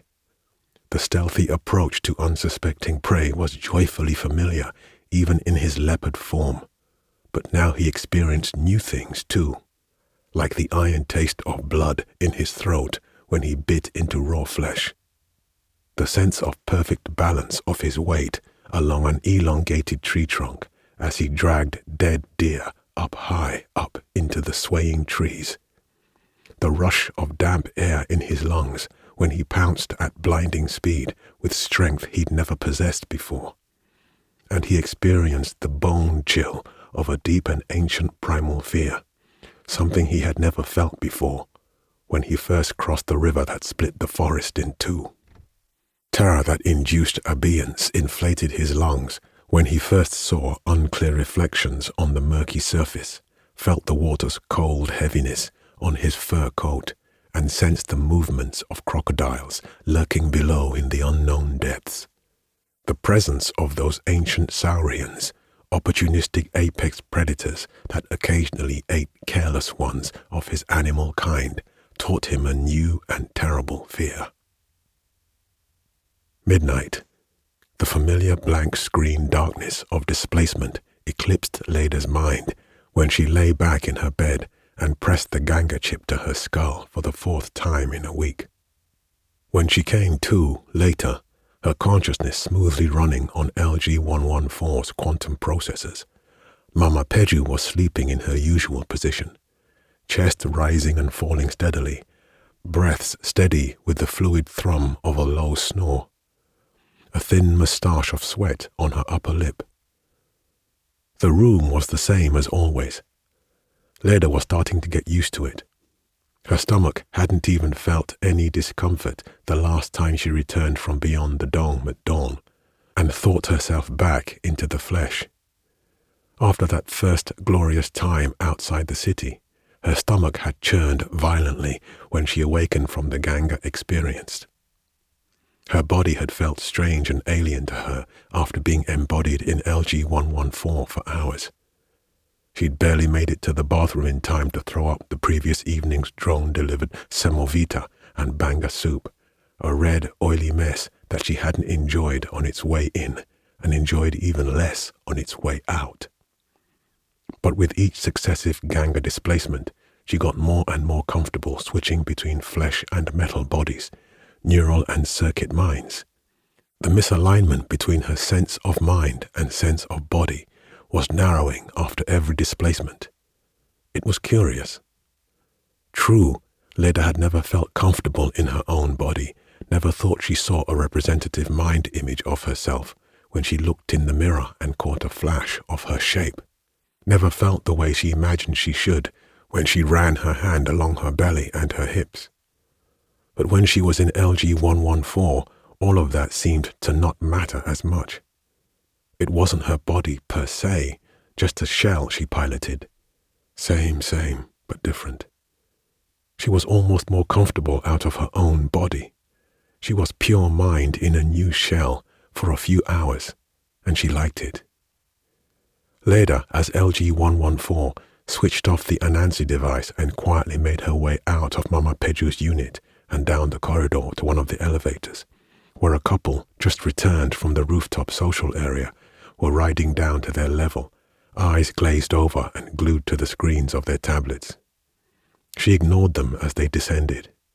The displacement process may have been getting easier, but her eagerness to be outside the city and beyond the reach of Legba 6 hadn't abated. Not even slightly. When the elevator came to a halt at level 1, Leda exited back into the basement world of manic machine motion. A variety of animated steel and titanium and graphene and silicon frames lumbered and whizzed and rolled by. This too she was getting used to. She began to walk purposefully toward the opening gigantic eastern gate when a utility droid, seemingly appearing out of nowhere, sidled up to her, walking in step. "Hello, Leda." Leda was startled, but not enough to stop moving. There was a hint of a French accent under the electronic drawl. "Issa? What are you doing here?" The utility droid that was Issa had a humorous expression on its quadrilateral face. "I was waiting for you. I knew you'd come down here at some point tonight." Leda's steps became less confident. Her pace slowed. "Why? And how?" "I want to show you something. In Loke." Leda thought that she could feel her face contort into a frown, but LG-114 didn't have the right facial muscles for it. She remembered reading online that droids could be made to look completely human with all the right anatomical features, and that they very nearly were, but at the last minute it had been decided to give them angular faces. A small adjustment that was just enough to dip them into the uncanny valley and ensure people always knew that they were not human, to prevent them from anthropomorphizing what were essentially complex machines. It worked. Leda had always found droid faces to be unsettling, even though she'd never had trouble interpreting their expressions. But now here she was, mind in a droid shell, talking to another human in his own droid casing. Frown or not, something happened to her features that made her sure that Issa had registered her displeasure, because he hastily added, "It won't take long. You'll have enough time to go back out beyond the dome for whatever you want to do. We'll just take a different exit." Leda thought about it for a moment. The ambient noise of Legba City's machine circulatory systems steady around them.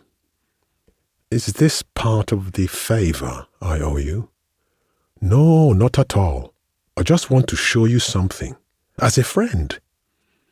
He spread out his droid hands. "We are friends now, aren't we?" "Are we?" Leda wasn't sure, but she'd never been to Loke before, and as much as she wanted to see the cornfields and the sky again, she admitted to herself that she was at least a little bit curious. "Yes, fine. Show me."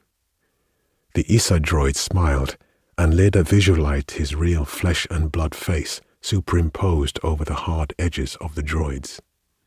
"Follow me," he said, turning away from the towering eastern gate. The Issa droid moved in the direction of the tunnel network that connected different sections of the city. Shadows cast by the harsh electric lighting gave each tunnel entrance the sinister appearance of hungry mouths. Leda followed. They were swallowed into darkness, but she could still see based on the temperature differentials between the Issa droid, the warm walls, and the cold ground. There was the steady hum of machinery and the drip of water from condensation along an overhead pipe, constant background noise. The two of them moved quickly through the tunnel, breezing past the occasional droid and autonomous tortoise-shaped transport vehicle until they came to a split in the tunnel. One way was dark and wide and flat and went as far as Leda could see, and the other led to an upward-sloping ramp where bright light cut across the ground like it had been painted across with the geometric precision of an AI artist. "Up here," Issa said. They went up the ramp and into a narrow passageway. The walls were made of metal and etched with elaborate swirling designs that reminded Leda of her father's 3D art. Lights beamed down aggressively from the high ceiling. There were sharp corners everywhere. The passageway seemed to twist and turn endlessly, like they were walking inside a hollow snake. They went on at a steady pace until finally they came to an exit door that looked like a smaller cousin of the eastern gate. They were scanned by a red beam. The bulky metal door opened and they emerged from behind a small metal structure that looked like a maintenance shed. Leda was shocked to see that they were surrounded by green grass, the blades glistening in filtered moonlight beneath them. "It's artificial," Issa explained just as she realized there was no crunch of soil beneath LG-114's feet, like she'd felt beyond the dome. "Looks good, but it's as dead as any of the droids." She looked up and around her. Houses stood scattered around the grass, plenty of space between them. There was no road. Each house was either 3 or 4 stories high, no more. And while they bore a general sort of similarity in their luxury, each house was unique in some way, either in configuration or aesthetic. Some of them were red brick townhouses with wooden roofs. Others were gleaming white mansions with Roman pillars and gold paneling. A few were elaborate glass and steel designs reflecting filtered moonlight from a dozen angles. Most of the windows were darkened, but a few had white and orange lights peeking out from within. She was stunned by the sight of it all. This is nothing like the cramped towers of Isale. Nothing at all. The Issa droid pointed ahead at a series of connected gaps between the houses that made up a kind of path. "Walk with me." They walked along the false grass, taking in the houses and the neighborhoods. Leda caught sight of bold Arabic writing on a large plaque outside one of the houses, silver against black, its meaning unknown to her, but its beauty undeniable. She spied a colorful children's playground in the space between two sprawling white houses, like looking through a mouth of gold-plated teeth. Above, even the dome-adjusted light of the moon looked different, more real. "I'm sure you've heard rumors of Loke before. You already knew it was a much better, much nicer place than Isale, but it can be a shock when people finally see it for themselves. It was to me. That's why I brought you here, so you can see for yourself. See that even within the dome of Legba City, there is a better way to live." Grey and white droid arms spread out to each side. Leda took it all in. He was right. She'd heard, but this was beyond what she'd imagined. Seeing it all, the abundance of Loke, was like being shown the open palm of injustice, unrepentant and uncaring, and then being slapped with it. All this space for so few.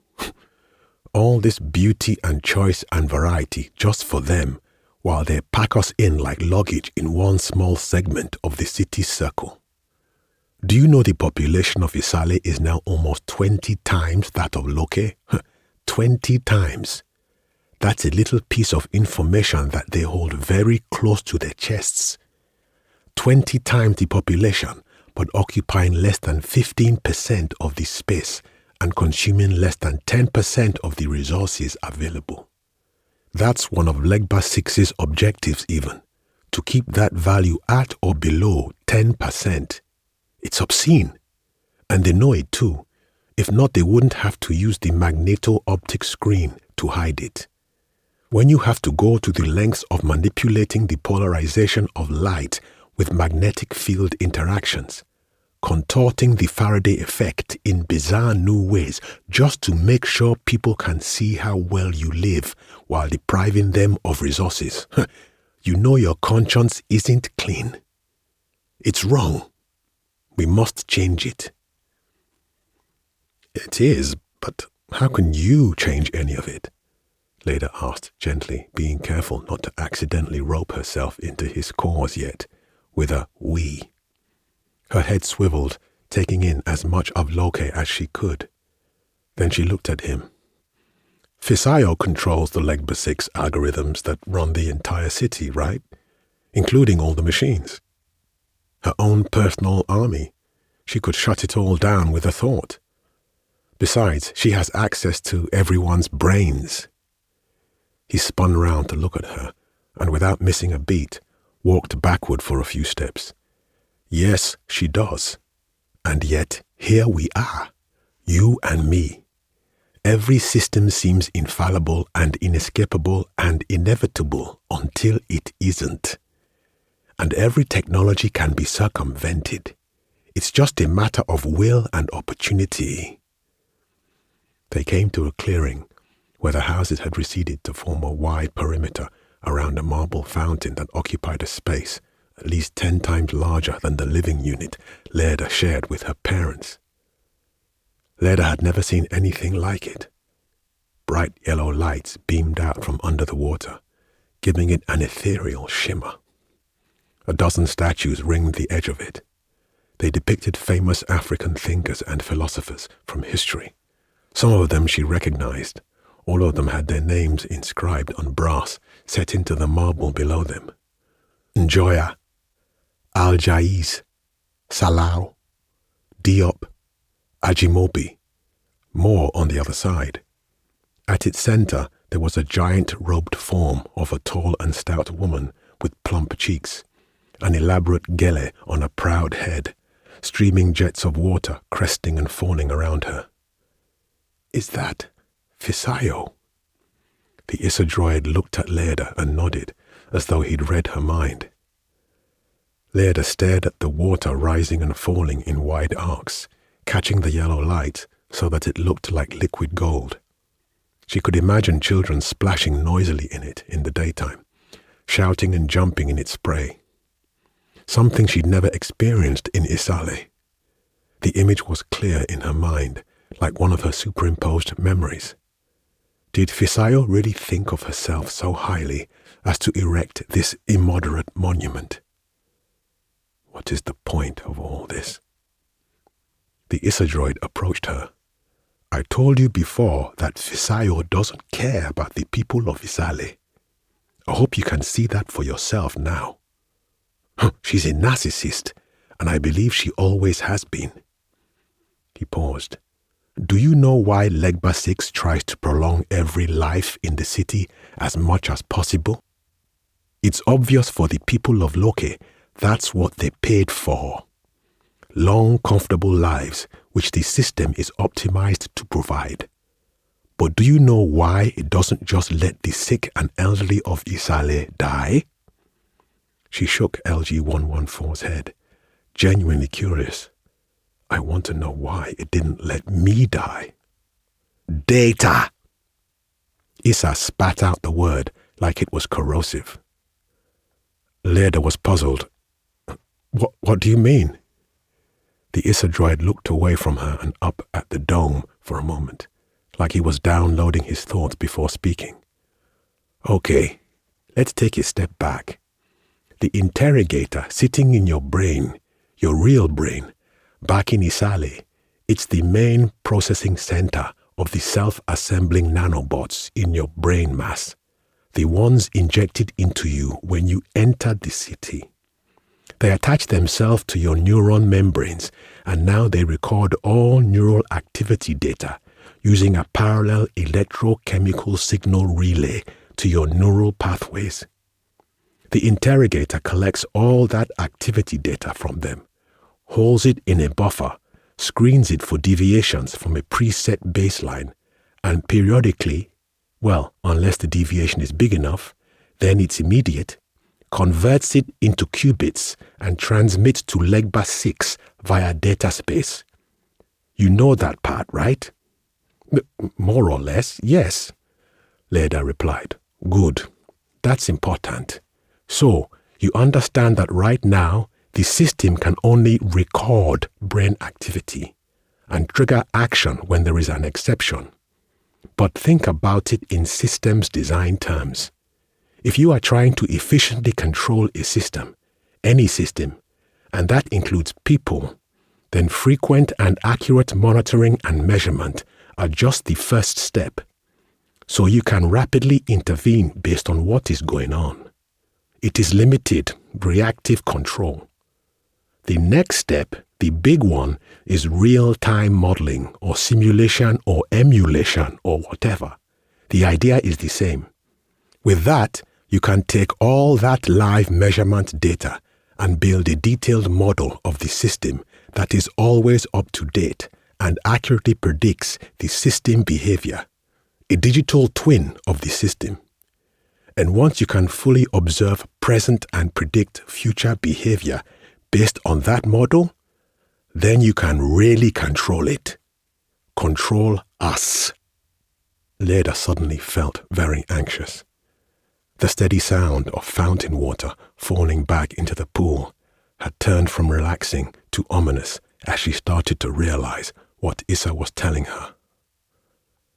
Mind control. Issa continued. That has been the goal all along.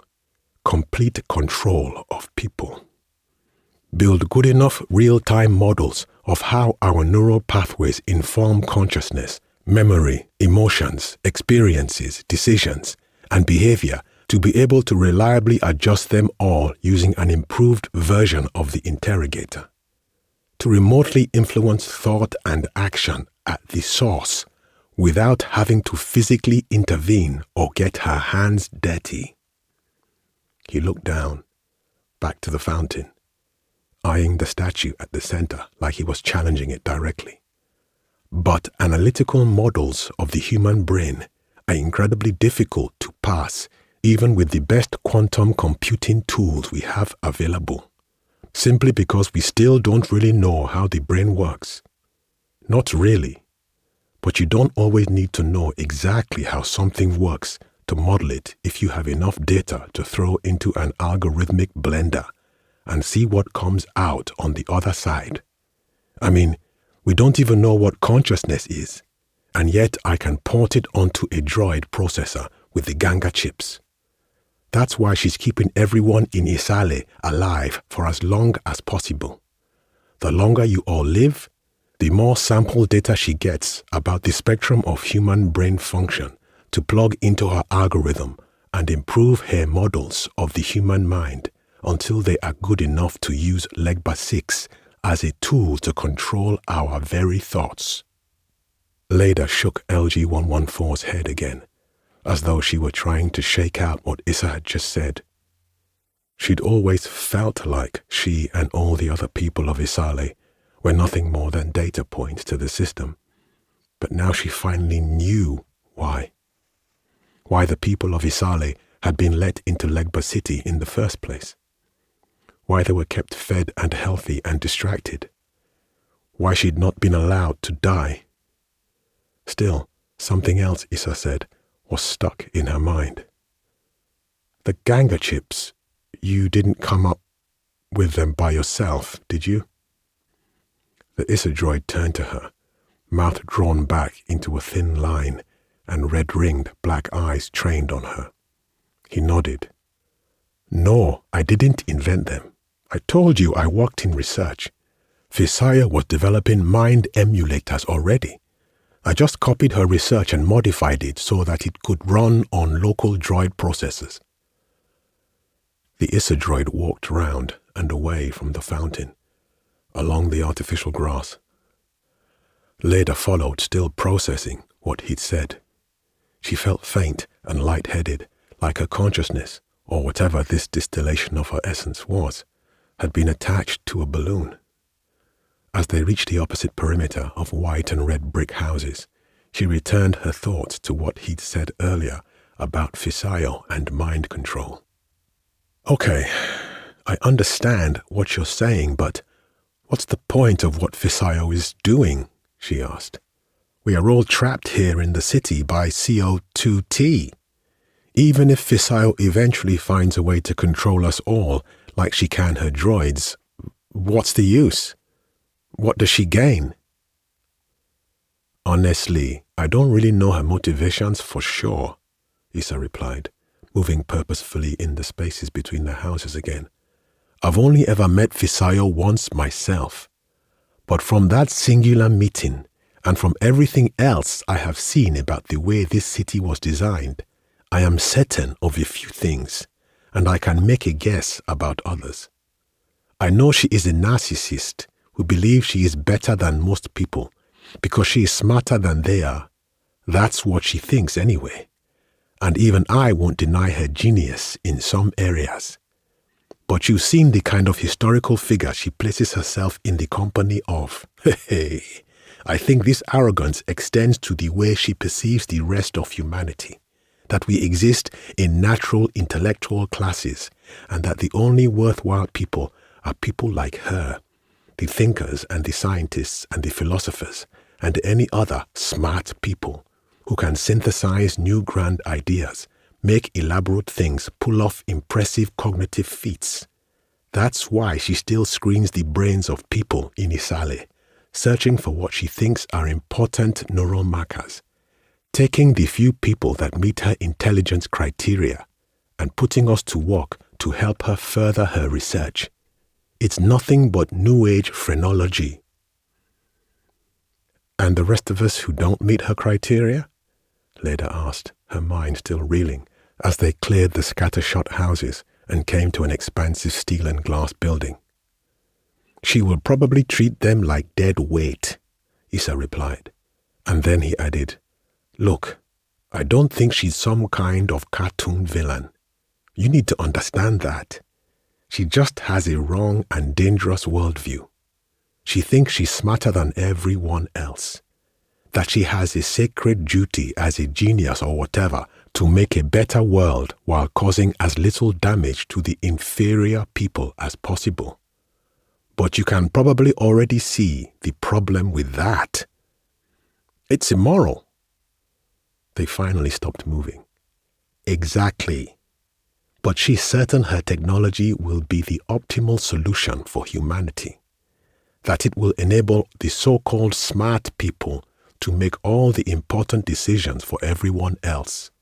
As if the smart people aren't the ones that first hurt the planet with their unsustainable technologies, and then wrecked it trying to hurriedly fix their mistake with CO2T. If she gets her way, she'll be able to control everyone in the city and build her perfect world where the only truly free people are the people she decides can be. People like her, who she thinks can drag the rest of humanity forward into some imagined glorious future without having to pay attention to the dead weight of everyone else. The other people will just be excess biological mass. I've seen that term used before in her notes, and so maybe she'd use them as a library of genetic material to choose from. You can already see from the crude marriage application and allocation system in place that she's trying to selectively breed people in Isale to produce more of the intellectual traits she wants. If I had to guess, I'd say it's a pilot program for what's to come. You're describing eugenics, Leda said, suddenly thinking of how unhappy she'd been for most of her life, unsatisfied with the current constraints of Isale. How much worse would it be for her if those constraints were extended beyond having a spy device in her own mind to a full-on harness, the parallel pathways of the nanomachines in her mind, forcing her to think and do things she didn't truly want to? What about all the other people like her who'd never fit in, didn't want to be assigned partners, didn't want to entertain citizen investors in loci, didn't want to live in stacked graphene boxes? Would they be forced to marry, to breed, to conform? Yes, Issa replied. Bloodless and benevolent, in a sense, but it is wrong.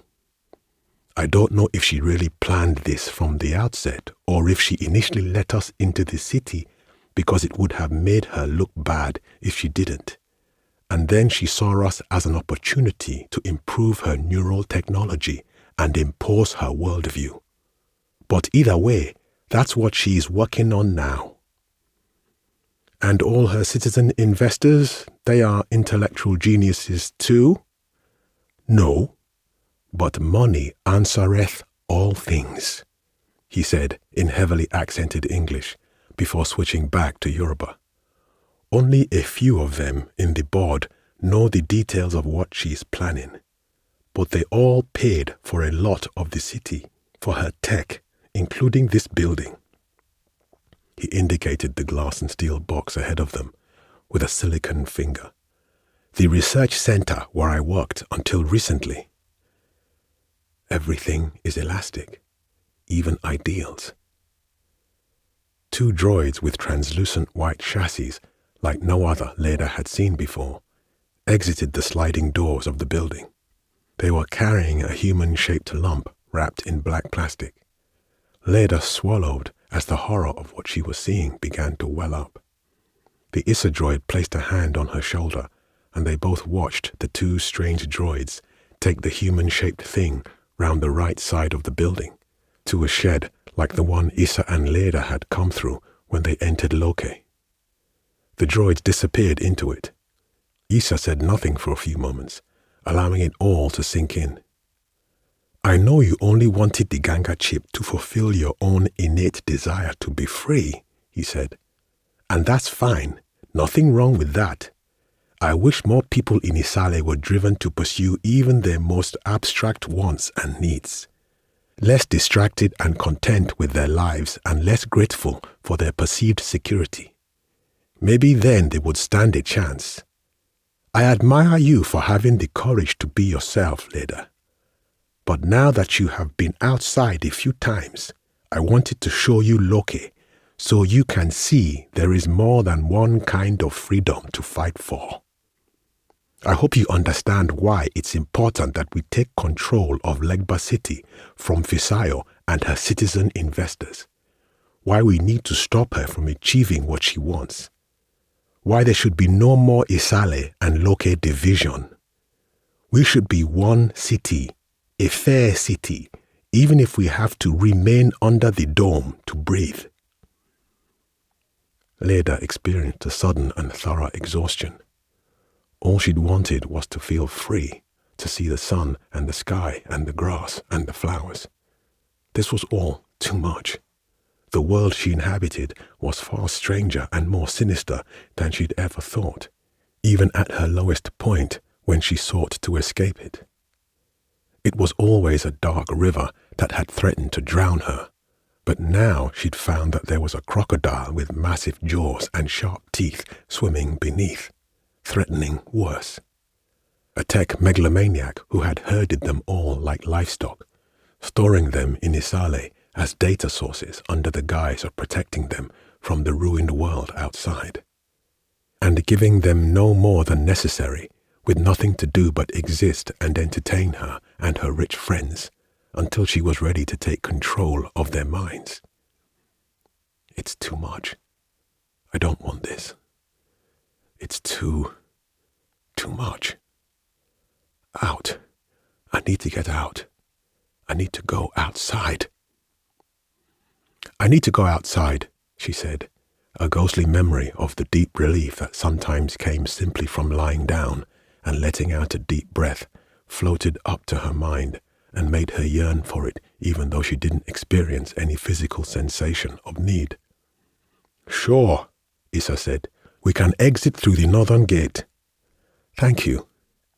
As Leda processed it all, they walked quietly toward the research building the droids had emerged from and rounded it on the left side, following a parallel path to the one the two droids had taken.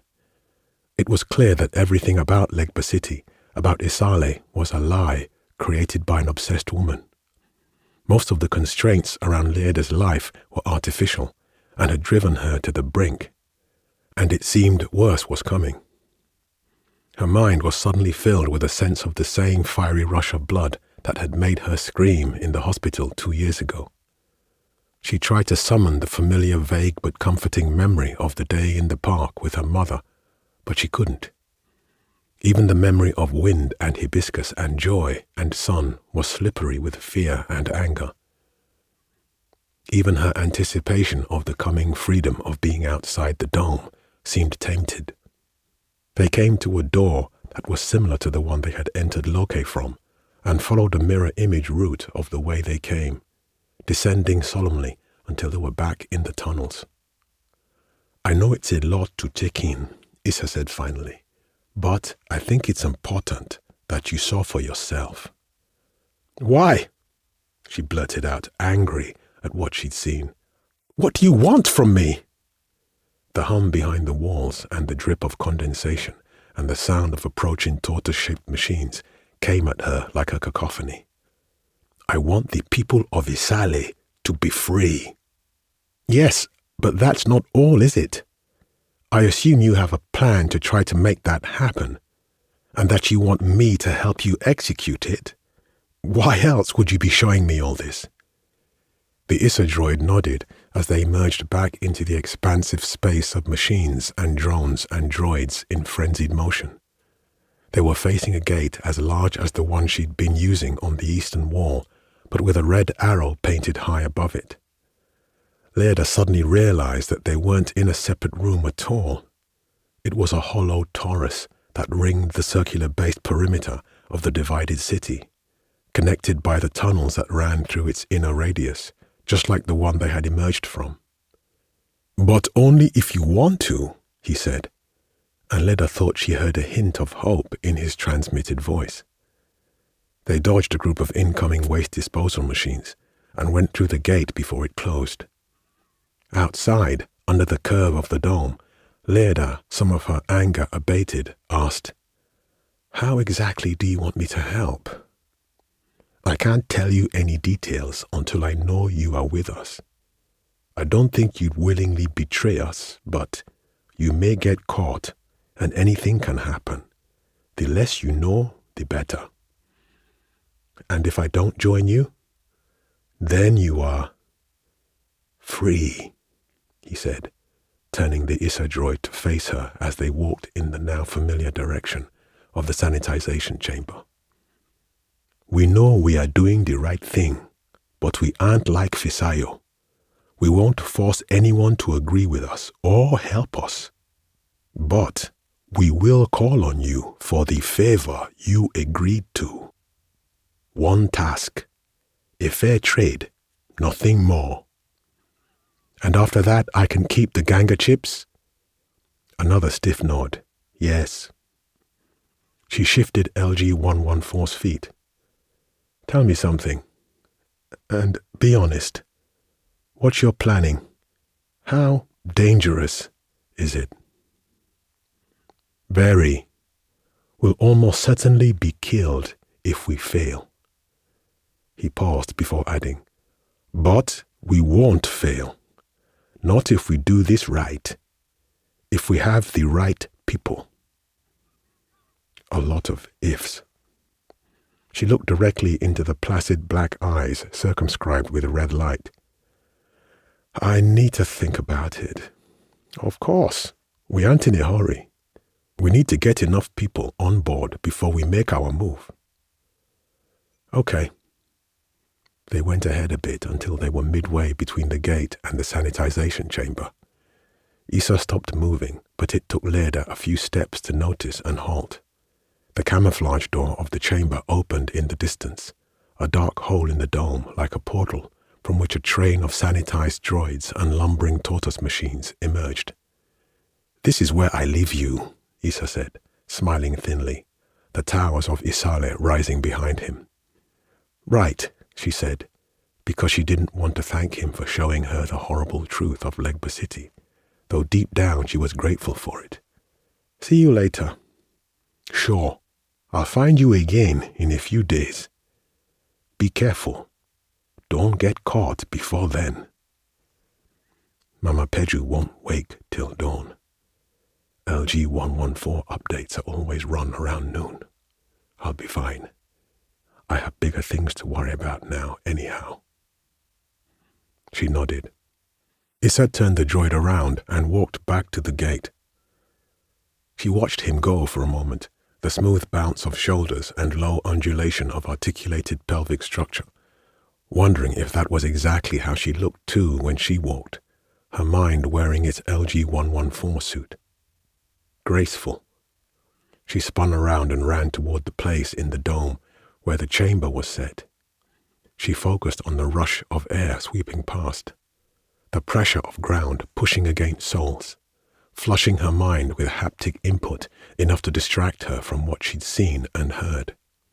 By the time she reached the chamber entrance and looked back over, the Issa droid had disappeared, leaving not even a trace of temperature differential, as though he had simply merged into the shadows of the city. 5. Involution. And so, as the tale is so often told, Olofin Ogunfunminire's kinfolk grew increasingly concerned about his self-imposed isolation, though they knew nothing of his bodily transformations. They convened a meeting at which it was resolved that his two sons, Oguneru and Oginbiyi, would lead a party to visit him in his secluded abode the following day, and stay with him for at least a day to ascertain his condition, whether he approved or not. When the visiting party arrived at the appointed time, they called out greetings and made loud noises, but when they received no response, they searched the premises, increasingly worried.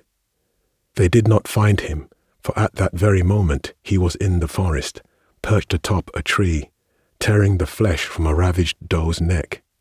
His clothes lay on the dusty ground in front of the two charmed pots that the Babalawo had given him. There was a trail of leopard footprints leading out of the hut. Upon seeing this, his sons cried out loudly, for they immediately took this for a sign that their father had been attacked while drunk or sleeping, that he had been dragged out by a leopard naked and inebriated, to be killed in the forest like one of his own prey. In a mournful rage at their father's perceived fate, Oguneru and Ogunbiyi rolled on the floor and tore out their hair and gnashed their teeth and kicked out violently at the chairs and the mat and the 2 pots until they shattered into a dozen jagged pieces. When their rage had turned from a boil to a simmer and their eyes finally cleared, they set out into the forest, following the leopard prince to seek some sense of vengeance and what, if anything, they believed remained of their father. 2 days later, beyond the dome, morning came cold on the plateau. Leda could sense the weight of dew on LG-114's frame and the chill of dust and CO2T bearing wind, the tiny particulates forcing a droid's internal filters to work harder than usual. Harmattan is coming. She smiled as she ran silicon fingers through a tassel of corn. It was comforting to experience something familiar, at least in theory anyway, about the local seasons, to know they hadn't changed completely with the rest of the world's climate, even though the harmattan was coming much earlier than usual, in May. The sun rose, illuminating the field and flecking the edges of visible seeds with gold. It was so beautiful. Leda felt she could cry. She watched the sun hoist itself up into the sky, making a new precious memory that she could hold on to. And then she could try to forget what Issa had told her, had asked her. But it was persistent, the doubt and the fear. Do I want to join their fight against Fisayo? What's the point of it? It had been 2 days, and she still wasn't sure what she wanted to do. Even the thing she'd been craving for most of her adult life, being free, beyond the dome, wasn't as pleasurable, as satisfying anymore. A shade of that familiar hollowness had returned. And if I don't join them, am I going to have to continue hiding my mind inside this shell just for a glimpse of the sunrise, a touch of soil and flowers, until Fisayo finally seizes complete control of my mind? It seemed silly the more she thought about it, and yet there was an appeal to it, an escapist appeal to deny what she knew, accept her fate, and distract herself until the bitter end, like her parents and everyone else in Isale. The sun suddenly seemed too bright. She looked down at the ground. A pink-fleshed earthworm was wriggling through clods of russet soil. She watched it curiously for a few moments, remembering what she'd learned about the strange creatures.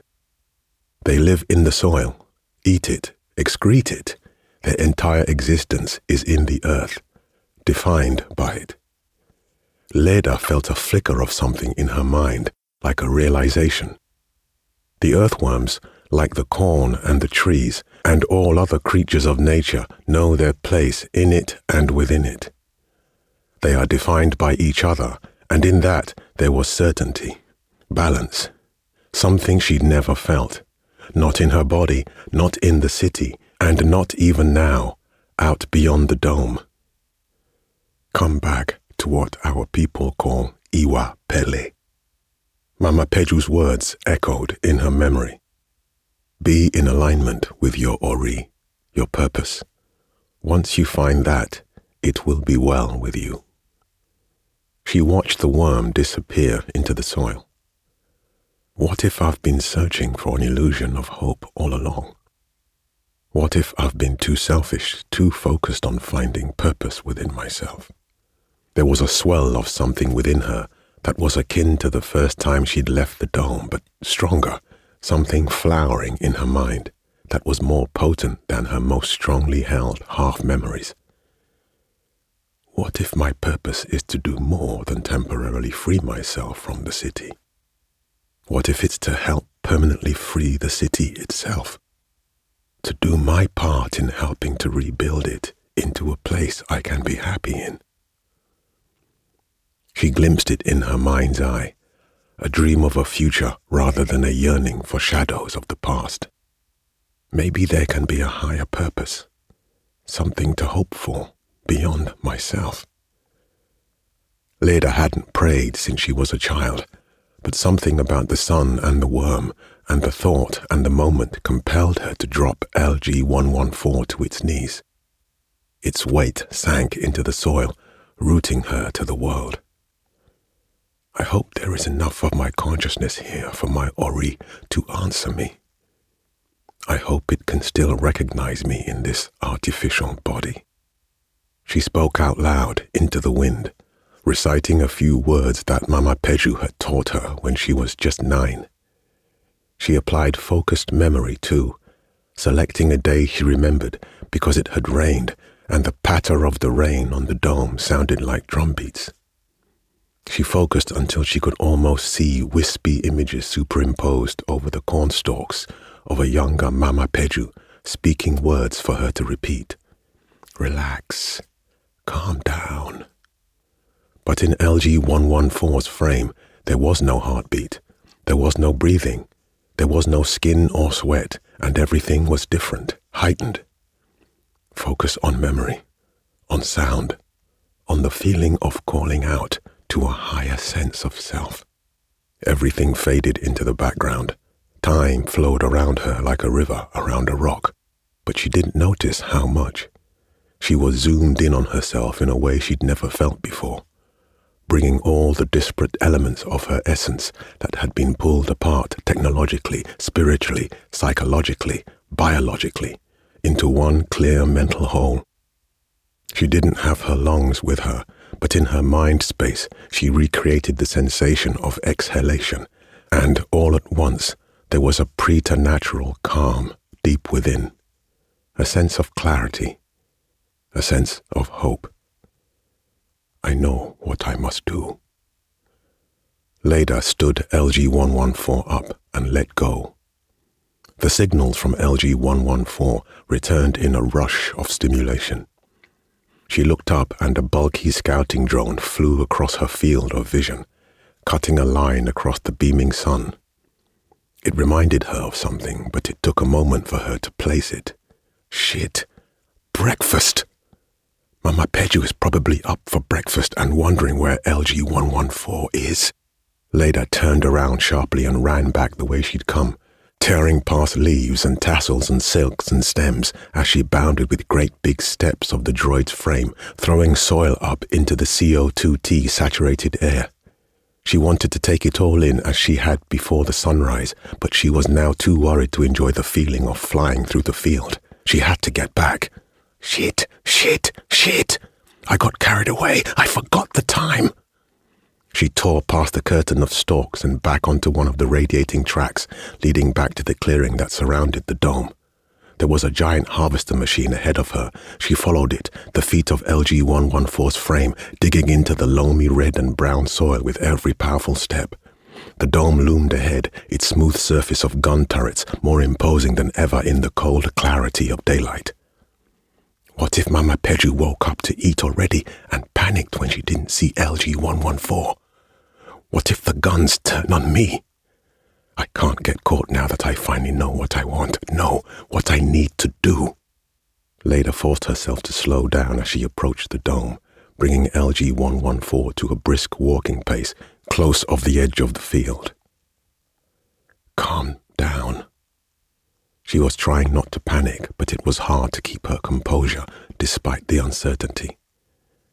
She heard the steady hum of a harvester convoy approaching. She waited until the first one came up to her side, and then she stepped into the track, following it with steady steps. The gate of the sanitization chamber at the base of the dome opened ahead of them like a lazy mouth. Leda thought she saw the guns angled slightly down toward them, but she was sure it was just her imagination. Don't panic. Leda thought herself calm and kept moving behind the harvester with the convoy until she cleared the gate. There was the hiss of venting and the flood of red lights. Her mind was overcome by the sensation of her skin crawling as she imagined the nanobots poring over every nanometer of LG-114's frame again, hunting for the viral CO2T nanoparticles she'd brought with her. When the lights turned green and the exit opened, She wanted to sigh with relief, but she couldn't. She didn't have lungs, and she didn't have time. She broke away from the convoy and piloted LG-114's bulk speedily back toward the towers. Her fear of detection diminished since she hadn't been stopped at the dome. That meant Mama Peggy was probably still asleep. For a moment, that usual pang of sadness hit her, as it did whenever she returned from outside, the grief of being an animal corralled back to a cage.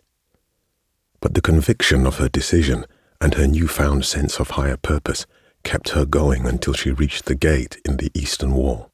She entered and wove through the chaotic order of autonomous machines going about their tasks in the torus, appearing and disappearing in and out of hatches and gates and tunnels and elevators that led to every part of the city, as if it were an anthill or a hive.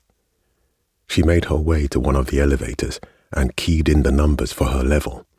311. The empty elevator ascended. Almost there. Almost clear.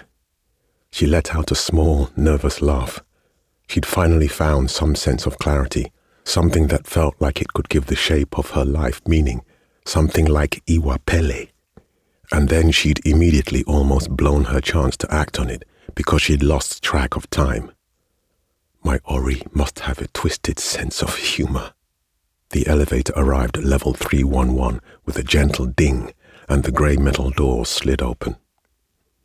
When she stepped out, Leda was suddenly overcome by a sensation like she was falling, endlessly falling into a bottomless nothing, because there, right in front of her, was her own flesh and blood body, lying in the arms of a droid she had never seen before, her parents crying and hugging each other as they followed behind it. No! In a panic, she thought the command she'd so often used to return to herself. Take me back to my body. But this time, nothing happened. There was no emptying out of the world, no darkness, no displacement of consciousness, no awakening. There was just the terrible sensation of nothing happening. Take me back to my body. More nothing. She watched in horror through LG-114's eyes as they filed into the elevator. Please, please, take me back to my body. She pleaded silently with every fiber of her consciousness that she could muster, imploring the spider-shaped Ganga chip in LG-114's neck, her Ori, the directional photons of LG-114's processors, the grey and white matter and nerve cells and blood vessels of her own brain, everything. Everything that she could think of willing to action, she did.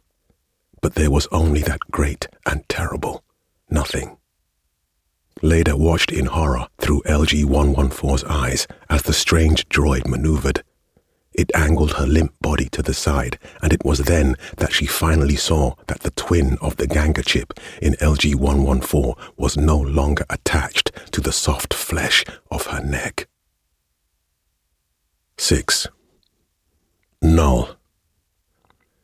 That day, when the night had just begun to settle into the sky, a few hours after his sons had set out into the forest, seeking some imagined vengeance, Ogunfunminire returned to his home, tracing a new path, and found the pots given to him by the Babalawo broken and empty, all the potency of their charms gone.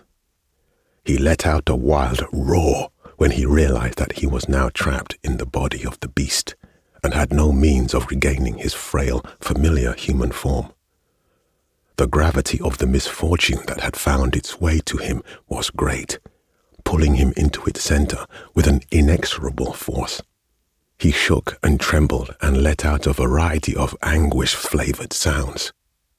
When all his emotion was spent, he observed his hut more keenly and saw the shreds of his children's clothes, smelled their sweat and tears lingering in the air, and at that his shock and rage turned to dismay as an understanding of what had transpired began to settle upon him. 2 hours after they first got out of bed, once they had finished their breakfast, showered, dressed in their coveralls and were ready to go down to their assigned entertainment pods on level 5, Leda Haraya's parents had tried to wake her up. Saliu and Kemi Haraya found their daughter asleep in her programmable material bed, with one arm lying across her steadily heaving chest and the other planted awkwardly behind her head, elbow bent.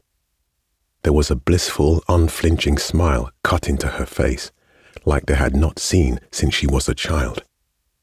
For a moment, her mother felt flush with joy, because she thought her daughter was dreaming a good dream, which she took to mean that Leda had regained the potential for happiness after so many years of persistent dissatisfaction. But when her mother noticed that Leda's eyes were flickering, yet she didn't stir, even after they called to her again and again, telling her that they were leaving for work, their joy was slowly replaced by worry. "Saliu, I think something is wrong," Kemi whispered to her husband, as if saying it out loud would suddenly crystallize her fears into reality, making things wrong by acknowledgement. Saliu nodded in agreement and went up to Leda's sleeping form, the smile across her face now a creepy mask hiding his daughter's consciousness. He shook her, gently at first, and then more insistently. But she didn't respond. "Leda!" he shouted as he straightened her arm and lifted her head up, cradling it in the crook of his own arm. "Leda! It's your father! Answer me!" Nothing. When he felt a scratch in the crook of his elbow, he looked under her head, pushing away her thin curtain of braids to reveal the ganga chip attached tightly to the base of her skull, just under the hairline, like an electronic leech. He touched it tenderly and looked to his wife with a querying terror embedded in his eyes. "Do you know what this is?" Kemi dug her hands into her hair and shook her head. They both held each other's gaze. The unspoken question hanging in the space between them needed no words. Was she using some strange new technology to try to kill herself again? Her mother began to wail. "Leda, oh, Mommy, Leda, please wake up." Her father seized the chip with his fingers and tugged. It gave a bit, and he could see thin thread-like tendrils piercing the brown of her skin. He pulled, gripped again, tighter this time, and yanked it out with force. A trail of thin, almost invisible, bloody electrodes hung lazily off it, like threads of a broken spiderweb. Leda remained unresponsive. The chip in her father's hand suddenly began to smoke and disintegrate, its black and silver body reducing rapidly, like it was evaporating. It became hot to the touch. He fell back, sitting onto the floor as he tossed the remains of the chip into the space between him and Kemi, like he was throwing strange dice. "What the—" He shook Leda again, but she remained unresponsive. The smile was frozen in place, like she was mocking his concern. His tears began to flow. Kemi ran over to the body that was supposed to contain her daughter and pressed its head into her bosom. What is this? What is happening? Help! Oloru! Oh, help! My Leda! My daughter! I am dead! The distress signals spiking Saliu and Kemi Haraya's nervous systems were both flagged by their interrogators and correlated against the stimuli coming in from all the other parts of their bodies. No physical tissue damage was detected on either of them, so Legba 6 narrowed down the primary cause of distress to the input from their optic nerves with a 98.6% certainty. Their rising heart rates, the sickening twists in the pits of their stomachs, Kemi's cries of anguish, and Saliu's quiet despair, they were all processed and fed into its mathematical models, a matrix of equations which resolved to a simple solution. They were seeing something that was causing them severe emotional distress. Legba 6 sent out a Priority 2 alert, repurposing the nearest available machines to investigate. By the time food drone FD-1021 arrived, shedding its bulky outer casing to enter their living unit through the food delivery port, the ganga chip that had been attached to the back of Leda's head had been reduced to nothing but a stain on the graphene floor. Kemi and Saliu had lifted their daughter's body up from the bed, cradling her head gently like it was tender fruit as they carried her into the central area of the living unit. FD-1021 observed them with its large black camera eye, like a cyclopean spy, transmitting the images through data space as they struggled to the door of their living unit in tears. Legba 6 ran a diagnostic on Leda's idling mind. Each neural dust nanobot sent packets of data to the subcranial interrogator, which relayed them, but none of the information could be fit into a model result that indicated cause for concern. The myriad interacting neurotransmitter systems in her brainstem, hypothalamus and basal forebrain all indicated that she was asleep and not drugged. And yet corresponding neural data from her parents and visual data from FD-1021 made it clear that she could not be awakened normally. Legba 6 correlated all the data points, and its final inference, based on its existing library of human brain states, was she had been sleeping, dreaming deeply, and had slipped into an acute non-traumatic coma of undetermined etiology.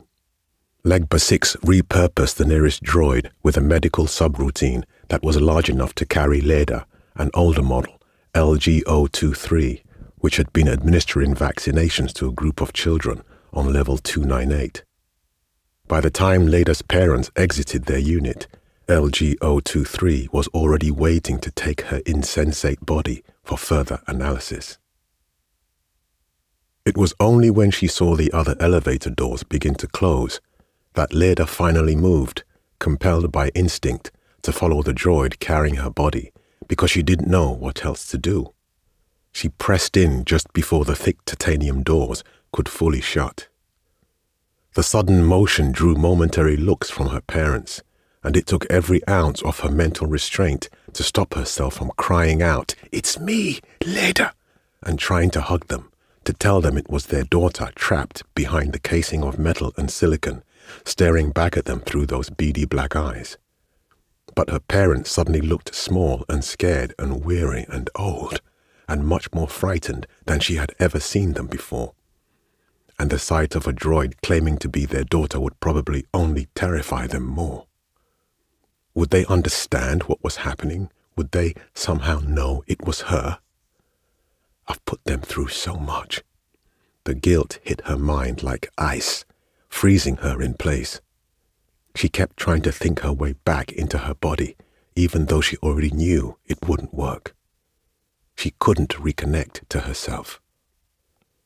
Take me back to my body. Please, please, take me back to my body. She stopped trying only when they reached level 5, where there was a wide, transparent tunnel connected to the medical center. Leda watched, still as a statue, as the elevator doors closed and the droid took her body away, her parents following it like fearful pets. The sadness that hit her displaced mind like a wave was familiar, but with new notes. It washed over her consciousness until there was nothing left but that singular sad feeling, and her mind was saturated with a single thought. I'm lost. Just when I thought I'd found myself, I'm lost again. Time flowed past her, around her. How much? She didn't know. It could have been anything between a minute and an hour. She wasn't sure. She stood there in the elevator, staring at the embossed patterns on its walls, wondering what to do. She was numb and could not decide where to go. A steady stream of people and droids entered and exited, flowing past and around her, none of them paying much attention to her. Finally, it burst into her mind. LG-114 would be updated around noon. She only had a few hours left. What will happen to this simulation of my mind, my consciousness, when Legba 6 runs the update and resets LG-114's processors? Am I going to die? Be deleted? Trapped somewhere in some kind of ether? Become a ghost in data space? Or just become nothing? Questions she should have asked Issa. Issa. Issa would know. I have to find Issa before noon. She pressed the keys to go back home to level 311 and stepped out quickly once the elevator arrived, piloting LG-114's frame to the vacant unit where she'd first run into Issa. When she got there, she was relieved to see that the light sign was still yellow. The newly assigned occupants had not yet arrived. She pushed against the door, but it was locked. Ironic. She threw LG-114's bulk into it, shoulder first. It budged but did not give. She tried again and again, and on the fourth attempt, the door flew open. That damage was going to be detected soon, but she didn't care anymore. Mama Peju was probably awake as well and wondering what had happened, which meant Legba 6 and eventually Fisayo or one of her cronies would soon be wondering too. Not to mention her comatose body. How long did she have? There was no more time for stealth or subtlety. She ran into the back where she'd seen Issa park his body while piloting his Ganga utility droid, but the room was empty. Terrifyingly, despairingly empty. Leda dropped herself, her droid frame, to the floor and tried to cry, but she couldn't. She had no tear ducts and no lungs with which to heave, no nerves with which to shake and tremble, to let some of what she was feeling out like bad blood. No, she was just a lost ghost in a machine now. She couldn't go back to her body, and she couldn't stay in the droids. No way forward, no way back. She let out a loud, shrill sound like a wail that slowly morphed into a bitter, screeching laugh when she remembered that she'd promised herself never to cry again, and now she couldn't, even if she wanted to. I thought I finally found my purpose. But in finding it, I lost access to both my past and my future. I suppose my Ori does have a twisted sense of humor. But then something about that thought of her Ori helped to clear her mind. She stopped laughing and considered carefully, rolling it around her mind like one of the polished stone beads that she used to play games of Ayo with Mama Peju. I finally found my purpose. She framed the thought against her memories of the morning, the feeling of running through the cornfields, watching the sunrise, of the earthworm digging into the soil, of thinking outside of Legba 6's purview, and of being at one with what she had decided to do. Balance, alignment, that was where true freedom came from. She didn't need to win. She just had to be willing to fight to change things for herself and the people of Isale. In accepting that purpose, that responsibility, she'd finally, truly felt free. Like the earthworm. She smiled, remembering a story that her father once told her. A story of how the tortoise got the cracks on his shell. One of several versions of the same story, but the one that had resonated with her most. The tortoise, as her father told it, had fallen off a hillside path and rolled into a deep ditch, but he called out to all the birds in the sky and convinced them each to lend him a single feather, with which he made a pair of wings. Tortoise used his newly minted wings to fly back up to the path, but instead of stopping at the spot where he'd fallen, he attempted to fly higher to complete his journey with less effort. He was caught in an aggressive air current and slammed into the side of the rocky hill, where his shell cracked into a dozen pieces. She remembered her father telling her that the lesson of the story was not to be greedy, but all she remembered of it was this. Yes, the tortoise fell, but for a moment, however brief, the tortoise flew. The tortoise flew. Leda thought LG-114's frame back to its feet, exited the unit, and began to make her way back beyond the dome. 7. Union. Whenever the account of Olofin Ogunfunminire's final fate is given, there is almost always a new variation to it, an exaggeration, an omission, an addition, an interpretation, a mutation, each a reflection or refraction or diffraction of the teller's own hopes and fears and dreams. A grandmother speaking to her young descendants at a fire, giving them life lessons cloaked in story. An Arokin in a palace singing to entertain his king in time with the beat of a talking drum. A teacher using mythology to teach history to his students, seeking discussion and debate. A father and his young daughter under a semi-permeable membrane dome, relaying a story that his own father told him when he was a young boy. The story changes. But of all the variations of the story that exist, the account of its conclusion is by far the most fragmented aspect of the tale of Ogunfunminire, the great Awari progenitor. Some of the more overtly tragic tellings say that the once great hunter, now trapped in the body of the leopard, was killed by an arrow from the bow of one of his own sons when they came upon him skulking near his hill house, seeking some way to return to himself. Others say that he roamed the forests, staying close to the roads and paths until, many years later, he once again came across the Babalawo who took pity upon him and devised another potent charm, one that finally returned him to his human form. And he finally returned home, where he lived the rest of his days, having learned the dangers of pining so desperately for glories past. A version of the tale, which is less often told, is that for some time he at first stalked around his own house on Ido Hill, perhaps hoping that the Babalawo would return, or that some minor aspect of the magic that he'd been given would assert itself one more time and take him back to the way he was. He evaded capture and death, but did not find any remaining charm to return him to his old body.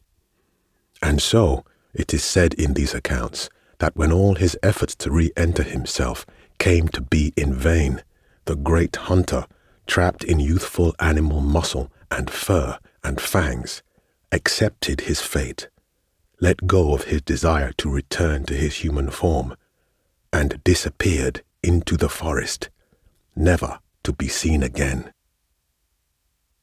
Leda met Issa again at the edge of the cornfield, where the clustering of thick green and gold stalks gave way to sparse patches of mud and wild grass and stone and trash from the world that once was. She'd run all the way through the field, savoring once more the touch of leaves and dirt and wind that she'd been craving for as long as she could remember, spreading LG 114's arms wide and high as she ran back to the late morning sun.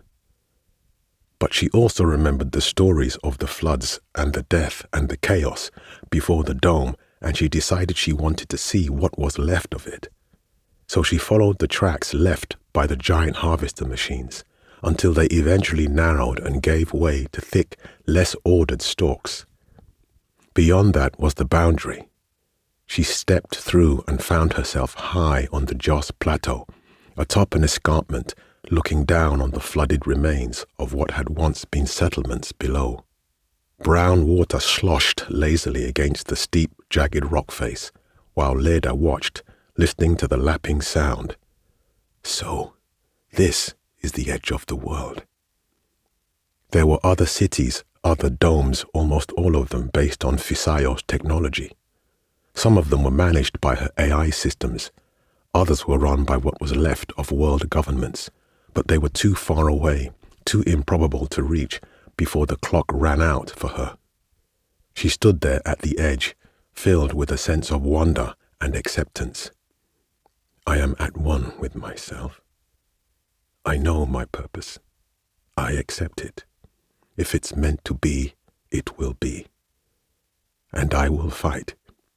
If it isn't, I accept that too. And I will fade. She was acutely aware of the time as it ticked by steadily, counting down like a clockwork heart. She had only about an hour before LG-114's update would run. Beyond that lay the great digital unknown. A rustling from behind her made her spin LG-114's frame around. She watched a familiar utility droid emerge from the edge of the cornfield, and later thought she felt her heart leap into her throat, except she had no heart and no throat. Just phantoms in her mind of a body she'd lost, and maybe, just maybe, there was now some hope that she could get it back. Issa? I picked up what happened on data space, the droid said. The voice was unmistakably his, accent riding atop the strident electronic modulation. Data space is in a frenzy about a comatose citizen whose parents kept saying something about a chip and a missing droid. I knew it had to be you. And I guessed you'd probably come out here. I came as quickly as I could. The chip attached to the droid's neck confirmed that it was Issa. The dome looked like a gigantic gleaming snow globe behind him, its eastern edge glowing in the sun. Is there a way to fix it? She asked, suspecting the answer before it came. A way to get me back into my body? Unfortunately, no, Issa said, lowering its head as he walked the droid up to her. It's worse than being caught, I'm afraid. The Ganga chip was forcibly removed. It broke the local network connection mid-transmission, which means permanent brain tissue damage. He explained. There's no way to reconnect. All of you is only here now, copied into code. The hope that had appeared in her sublimated, but she was surprised that she didn't feel utterly dejected. It was my parents. I think they found me. They usually don't come into my... She stopped. They didn't know. They didn't understand. The Issa droid was standing close to her, and their beady droid eyes were level with each other. The glassy glint of his gave the illusion that he was about to cry. I'm sorry. I should have warned you about this. About what happens if the Ganga chip is removed while you're still connected. It doesn't matter anymore, she said, because it was true. So, what happens now? What happens when Legba 6 runs the update on this? She ran LG-114's hands along the middle of its frame, from chest to pelvis. And it finds me here. Purge, he replied. It will purge the code and reset the droid's quantum processors. And what will happen to me, to my consciousness, or at least this simulation of it? He looked away. Once the data is purged and deleted, you'll be gone completely. I see. Leda nodded and turned back to look at the brown water of the drowned world beyond the plateau. Purge.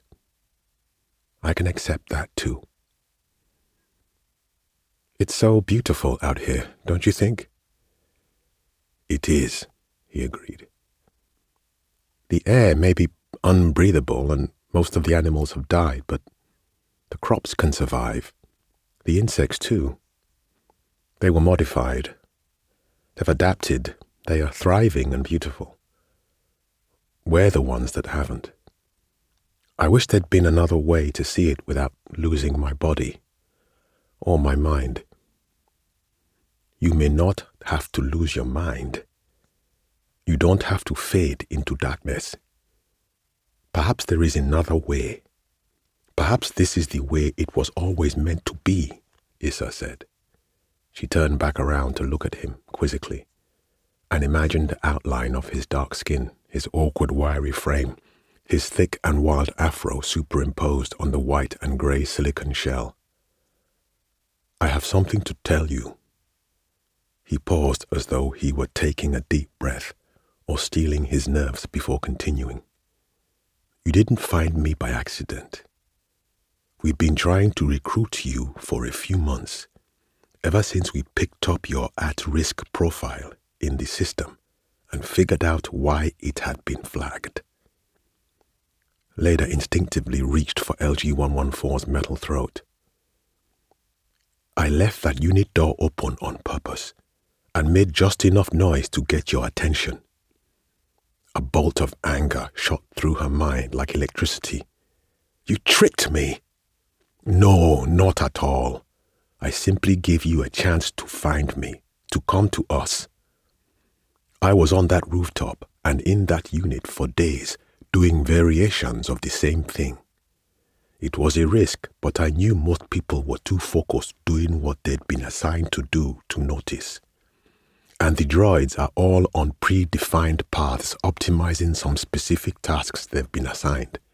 They never noticed, never investigated. But you were curious. You are curious. You craved more beyond the machine-mandated world that Fisayo and her citizen investors imposed on us. The nightmare that she is planning. You've seen that it's nothing more than an exploitative prison. He pointed his droid arm back at the dome. You're one of the last of us with that restless human spirit yearning to be free. That's why you came to me. That's why you took the Ganga chip. He paused again and took another step toward her. That's when we knew you'd want to join us. You do want to join us, don't you? Leda folded LG-114's arms across its chest. Yes, but I knew it. I knew you would.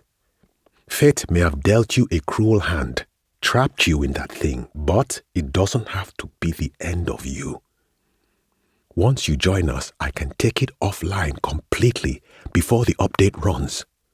I'll have to physically destroy some of the embedded circuitry that processes the data space transmissions, but it will no longer be part of Legba 6's system, completely decoupled from data space. This droid can be your new body, entirely yours to do with as you wish. You'll never get tired, never feel weak, and you can still use it to help us. Leda stared ahead silently. The thought of being permanently embodied in LG-114 did not concern her as much as she thought it would, or should.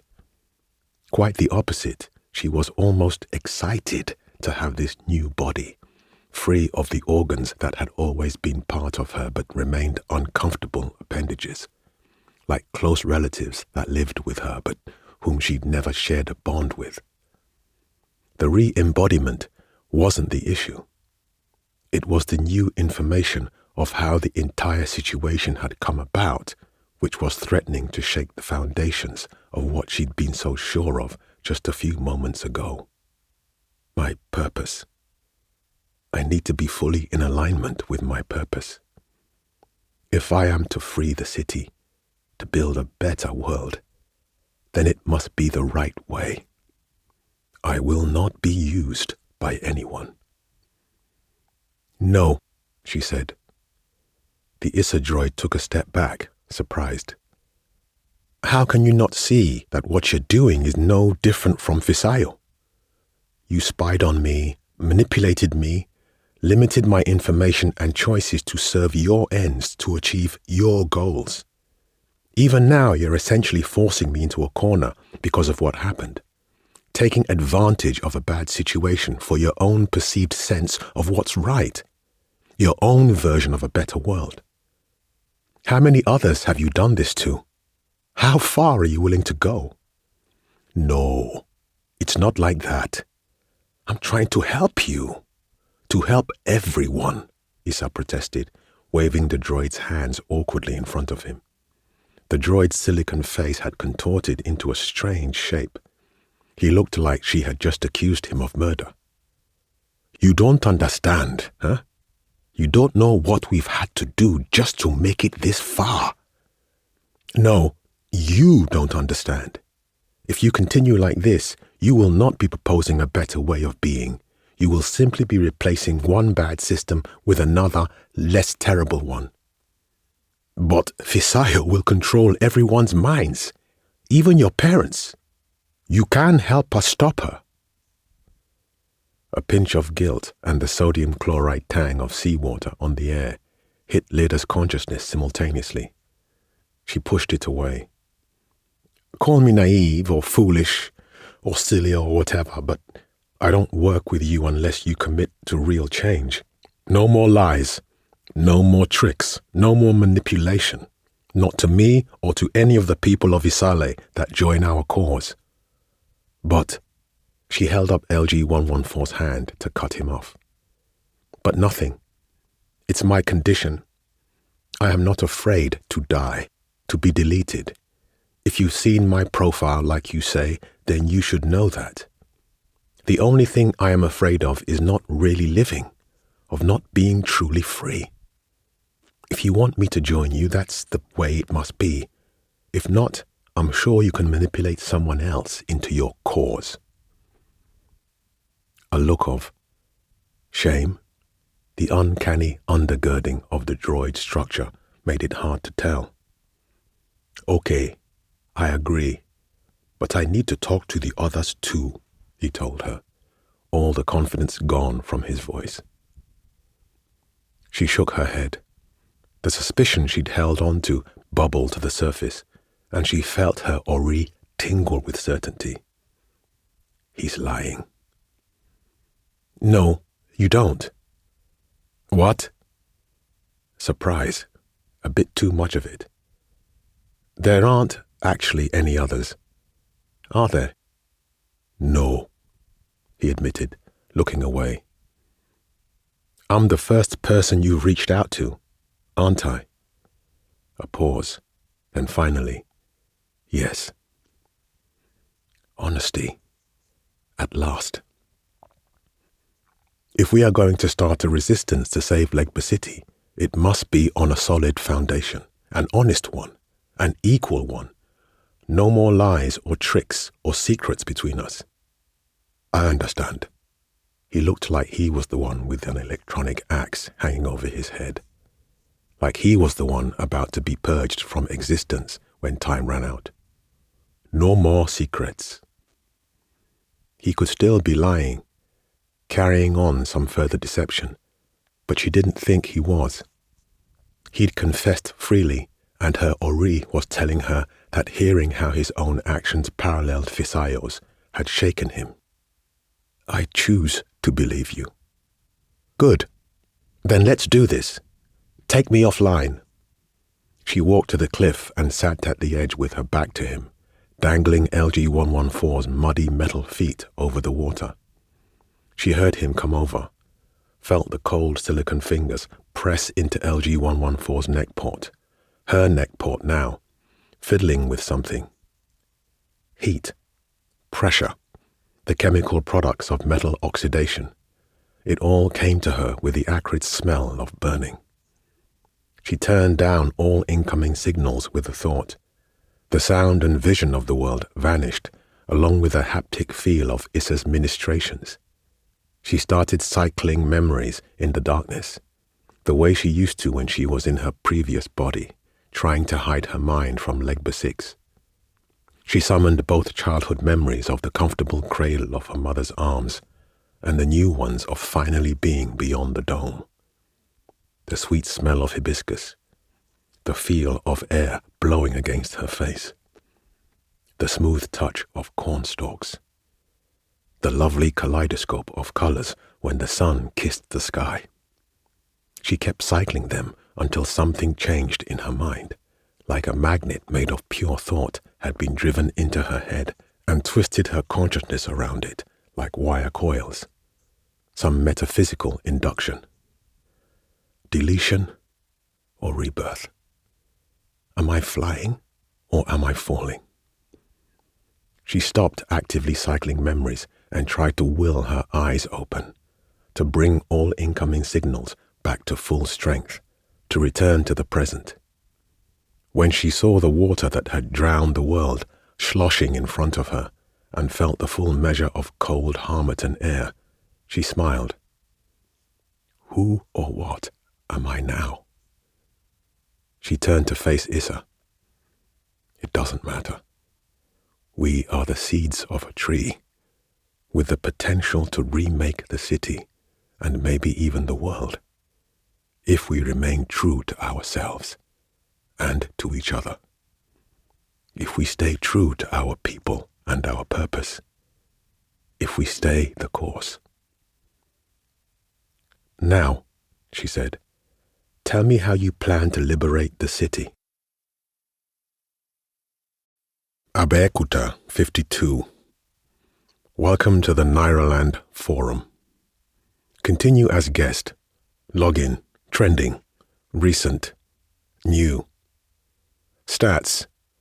6,421,391 members.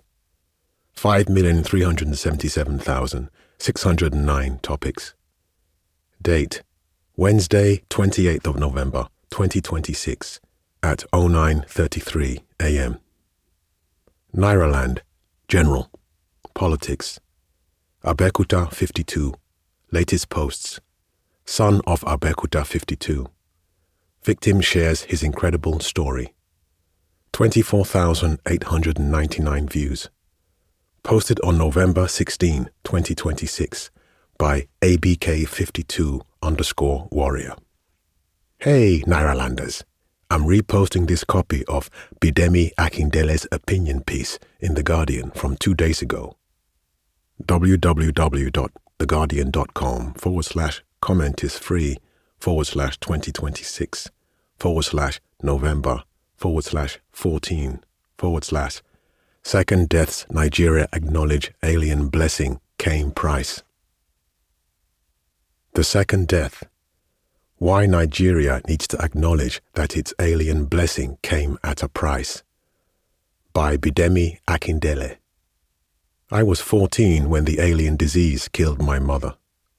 Her name was Stella Akindele, and she was one of the first to study the items found at the impact site near Ake.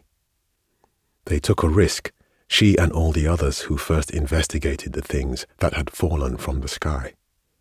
I understand that, believe me, I understand how different the country was back then, but it's not the loss that kept me up at night, weeping into my girlfriend's hair. It's the silence. After all these years, no one wants to talk about it. There are no erected memorials. There is no day of remembrance. There are still no published studies on the disease that killed them. No one wants to acknowledge the early price we paid for all this rapid wealth and development. Every time we petition or protest, the government tells us to move on, to look how far we've come, to forget the past and embrace the future in silence. Why is it so hard for people in power or at privilege to admit and acknowledge that their success came at someone else's expense? America, Japan, Europe, South America, now Nigeria, I could go on. They say you die twice, once when you stop breathing, and again when somebody says your name for the last time. I will not let myself become complicit in my mother's second death at the hands of this government. I will not be silent. I will not speak of politics or offer opinions. I will simply tell her story. My mother's cough started 3 days after she returned from the impact site in Abeokuta. At first it came in random spurts, only once a day or so. She said it was nothing, always with a smile. After a while we stopped asking if she was all right. Father said not to worry. The investigation at the site was stressful because of the strange things they found there. But then after almost a month, the cough began to worsen until it became an endless dry hacking that echoed through our house day and night. My father finally convinced her to see a doctor. When he saw her, the doctor had her admitted and put her through dozens of tests. It took a week, and we visited her in the private ward of the federal hospital every day after school, staying till about 4 p.m. Then one day my father told us that we needed to stay a bit longer. Dr. Sheena met with all of us late in the evening. I remember that the sun was a low orange ball in the window behind him, and that he was unshaven and looked exhausted. He walked into my mother's room, a little bit surprised to find the entire family there, including my 7-year-old sister, Tenyola, sitting on the leather chair beside my mother, his patient. He glanced at my father with a look that made me think he expected my father to ask my sister and I to go and play outside while they had a grown-up talk. But my father said nothing. Dr. Sheena became more direct and said, "Mr. and Mrs. Akindele, I'd like to speak with you privately, if I could." "Doctor, please, anything you want to say to me, you can say in front of my family." My mother croaked from her bed. "My whole family." My father smiled and waved his hand. "Please, go ahead." Dr. Sheena cleared his throat and said, "Madam, I examined your lung biopsy sample yesterday, and then again today. There is a unique and very worrying pattern of extensive scar tissue and some residue of cadmium, polycyclic aromatic hydrocarbons, and another material we have been unable to identify so far."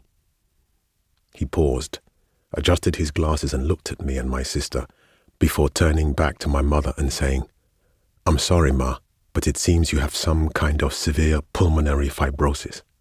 It's quite bad." I saw my father squeeze my mother's hand on the hospital bed. She squeezed back and the veins on her forehead strained against her skin. She said nothing. He said nothing. Then Dr. Sheena said, "That's not the only problem, I'm afraid." And my young heart sank in my chest like an anchor. I think my father almost asked me to take my sister out of the room then, because when he glanced at me, he looked like something was stuck in his throat. But he didn't send us out.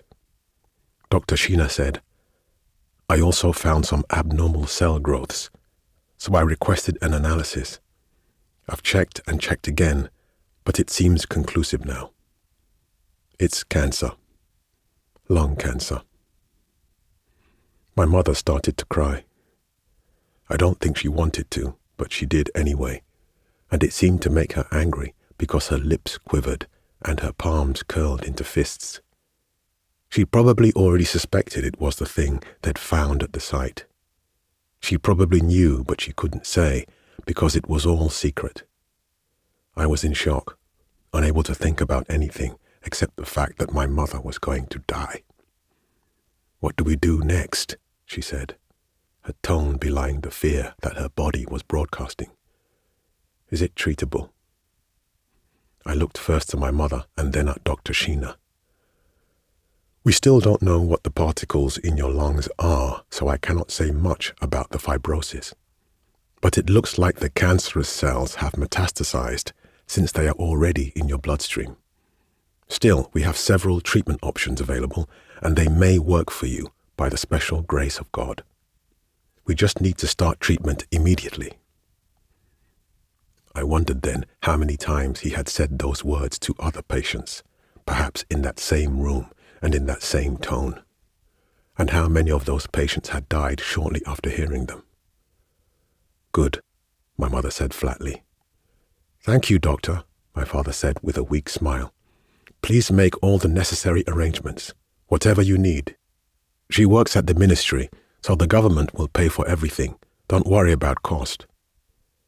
"Yes, sir. I'll come back soon." Then he turned and exited the ward. My father's gaze followed him all the way to the door, and when the door closed behind him, so did my father's eyes. 4 weeks later, 51 of my mother's colleagues were also diagnosed with the accelerated fibrosis and cancer combination. That was when the government had them all moved to the central hospital in Abuja. My father enrolled me in a boarding school and sent Tenny to live with my aunt Folake in Bagada.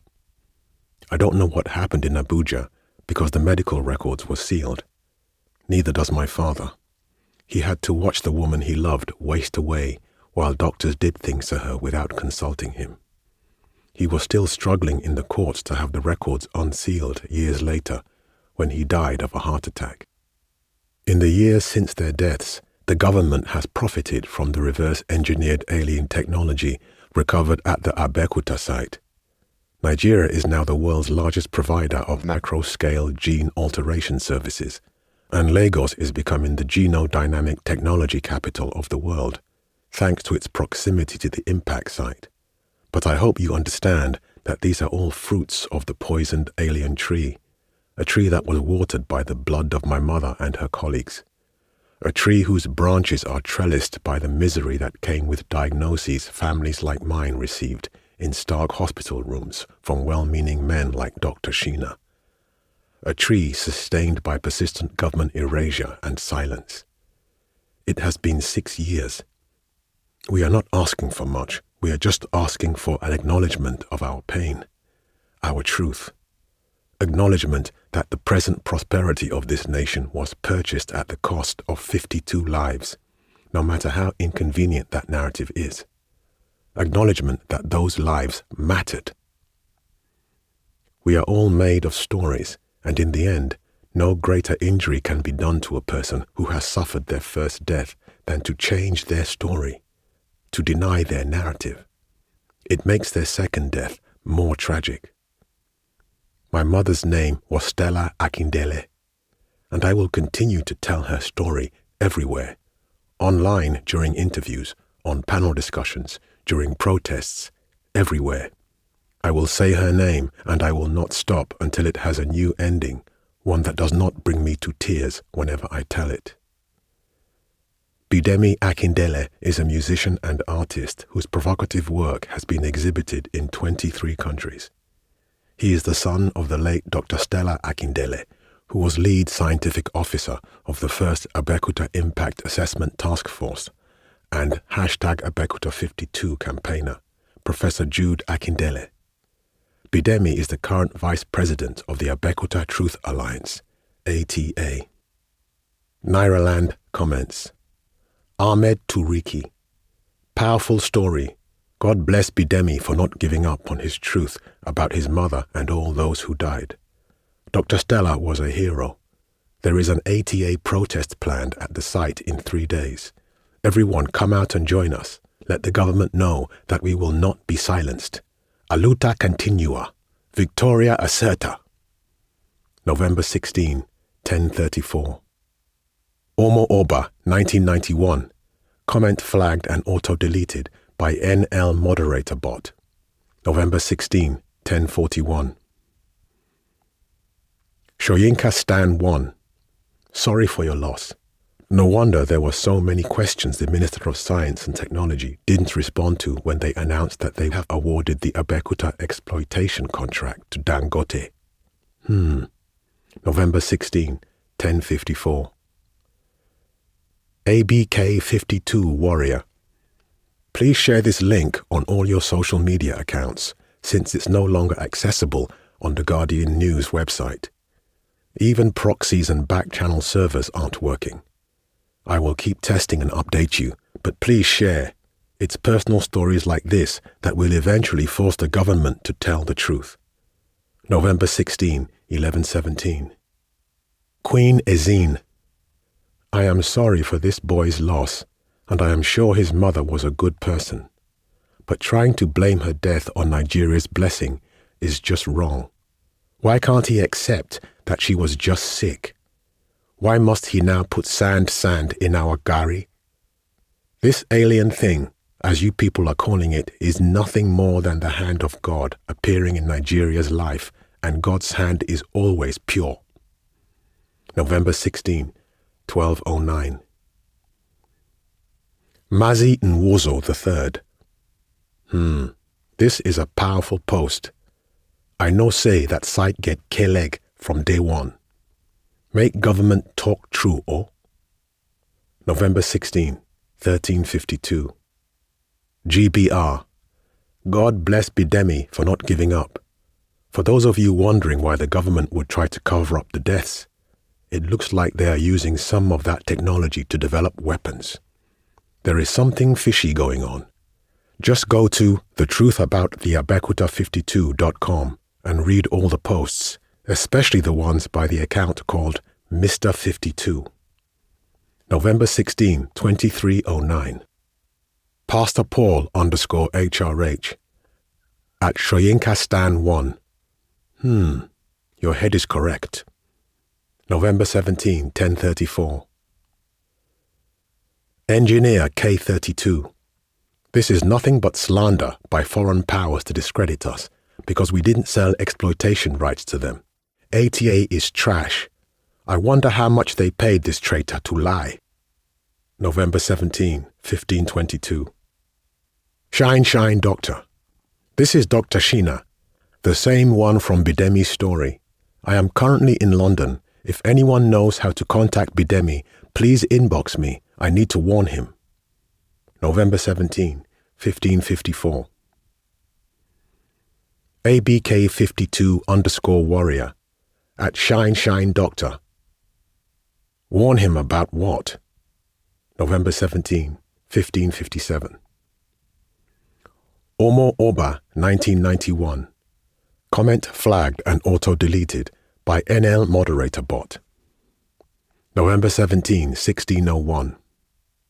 Laddie Daddy 999 at Omo Oba 1991. What's wrong with you? Don't you know how to have a sensible discussion?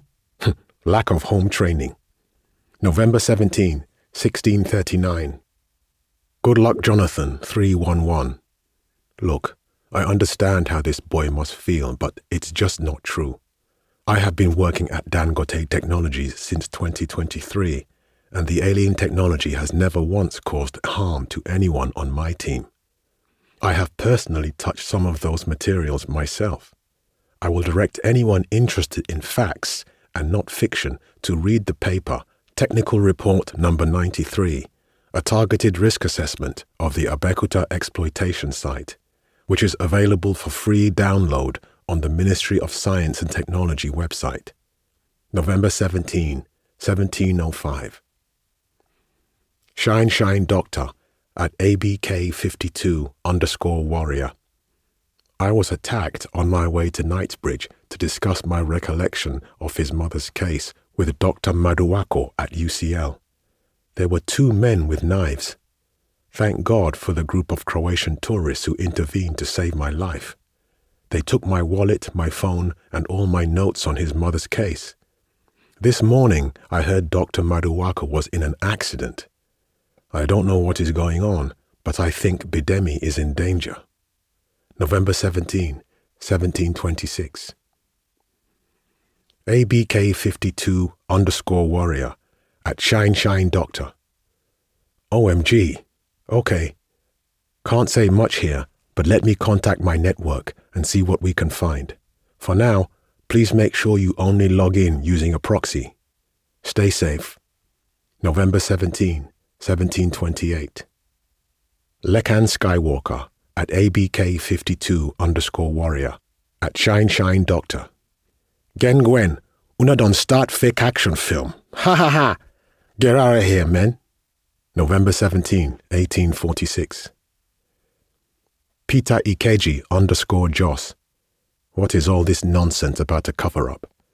I swear some people turn everything into conspiracy. Next thing you people will say Sergeant Rogers killed his mother with the cooperation of the CIA and Willy Willy. Moo nonsense. November 17, 2015. GBR. Seriously, you people that think this is some conspiracy theory bullshit need to pay attention. Don't be blinded because Naira to dollar exchange rate is good now and you have constant power supply. 27 employees at Dangote Technologies have disappeared in the last 4 years. Read the posts on thetruthaboutabekuta52.com. Go to the livecast and Twitter feeds of @theabekuta52lie. Read Dr. Sheena's comment above. There is a sensible, realistic and pertinent case for the government to answer, and the evidence is only growing. Open your eyes. November 17, 2109. Shoyinka Stan 1 at Shine Doctor. You are lucky you are in Britain. If it were Nigeria, they'd have killed you for sure. The silver lining is that London has CCTV cameras everywhere, so you will probably catch the attempted murderers, and when they do, the investigation will finally expose this whole thing. The truth is coming. November 17, 2324. ABK52_warrior at Shine Doctor. My ATA contacts tell me that Bidemi was trying to sneak into Nigeria through Benin Republic to attend a planned protest. No one has heard from him since. I can connect you to the protest organizers. Inbox me a private email address. Don't use anything public. Set up a new account on encrypted Legba mail. Stay safe. November 17, 2358. GBR. Did you guys see this yet? CNN.com/2026/11/17/politics/ Nigeria Britain sign long-term genodynamic technology exchange contract /index.html. Be careful. At Shine Doctor, November 18, 1109. ABK52_warrior at Shine Doctor. Did you get my last message? November 18, 1143. ABK52_warrior at Shine Doctor. Please respond if you can see this. November 18, 1611. ABK52_warrior at Shine Doctor. Dr. Sheena? November 19, 0911. Comments have now been closed on this post. Tends to 0. E to the power of I pi plus 1 equals 0. When the sun rises, so do I. Through the curtains, filtered dawnlight kisses my eyes. I wake. It's 7:05 a.m., and I should still be fast asleep. After a long night of drinking, first at Freedom Park and later at Quillock's Club, ending in a deeply unsatisfying threesome with Chiamaka and Ronke. Ron's girls I'd picked up in Swaybar. I'd finally drifted off into dreamless slumber at about 5.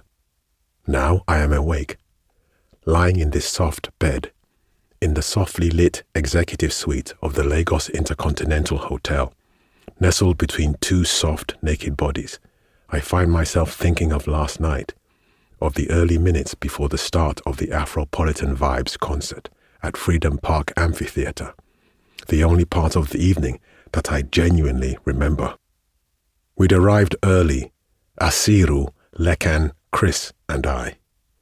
In the cloudy sky, the sun had taken on an orange halo as it sank against a field of dizzying purples, red, blues, and yellows. We found a nice table near the stage where the air was scheduled to vibrate with loud live music in a few hours, and settled down with 2 bowls of pepper soup, a plate full of suya, and a calabash of allegedly fresh palm wine. A young man with a goje who looked like a vagrant was sitting on the sand at the edge of the stage, playing softly. I'd watched the sun slowly drown in the horizon, while my old friends from university, whom I hadn't seen in months, tried to distract me from memories of my dead brother. They meant well, but I couldn't bring myself to care about their words. When they realized I wasn't really paying attention, they slowly shifted their discussion to arguments about football and politics. Sitting there silently in the strange light of sundown, I momentarily regressed into a sort of dream state, and in so doing, found myself free of sadness for the first time since my mother had called screaming into the phone that Tunji was dead. But as the sun finally fell, I became aware of the thick white wall surrounding the park, and of the park's history, which I had learned about while failing my first year at university. It poisoned my mood. Freedom Park was built on the grounds of the old colonial-era Broad Street Prison, the first prison set up after the British seized Lagos in 1861. Originally built with mud and thatch, it was repeatedly arsoned by anti-colonial freedom fighters, so the British rebuilt it with brick. Thousands were imprisoned and executed by enforcers of the British colonial will, including many of Nigeria's founding fathers. But after independence, Nigeria took control of her own destiny and became more responsible for her own cruelties. Many people were kept incarcerated there in the years following, including highway robbers and separatists who had been on the losing side of the Civil War. The prison was finally pulled down in 1976, and Freedom Park developed over it. Imprisonment replaced by artistic expression. A history of pain was overwritten with the promise of regularly scheduled pleasures. Perhaps I was sitting in the exact spot where someone had been kept in chains like an animal for resisting foreign invaders. Perhaps I was eating from a table that stood where someone had been killed, offered as a sacrifice on the altar of law and order in the New Republic. Freedom Park was a palimpsest, and whatever fragment of happiness I'd glimpsed in the drowning sun could no longer be perceived clearly through its history. I wished then that I hadn't known anything about the park and its history of pain and violence. Perhaps I'd have been able to hold on to that happiness longer. History is a burden. Knowledge is misery. And I know too much about Lagos, this city where I was born and where I, like my brother, will probably die. I'd spent the rest of the night, and more money than I reasonably should have, in a blur, blunting my mind and memories with marijuana, lust, and alcohol in an effort to recapture the happiness. I failed. I rise, lift Ronke's perfectly manicured hand off my chest, push Chiamaka gently until she rolls over, and slide out from between them, underneath the covers at the end of the bed. The hotel had provided a fluffy white robe with a stitched gold emblem and comfortable straw slippers. I put them on. The lights are off, but immature daylight illuminates the clothes, condoms, receipts, underwear, bundles of cash, and bottles on the floor. The slick modern decor of the room, which I had admired when I booked it, seems tainted by what we did here yesterday. 3 people caring nothing for each other, licking, rubbing, and slapping flesh against flesh desperately. The place now seems sleazy. I catch my dim reflection in the large rectangular mirror set in an old mahogany frame, carved with leaf and flower designs, and notice that my entire body somehow seems substantially smaller, somewhat shrunken and skinny, like I have lost 1/6 or so of my weight in the last few days. I choose not to think about it too much.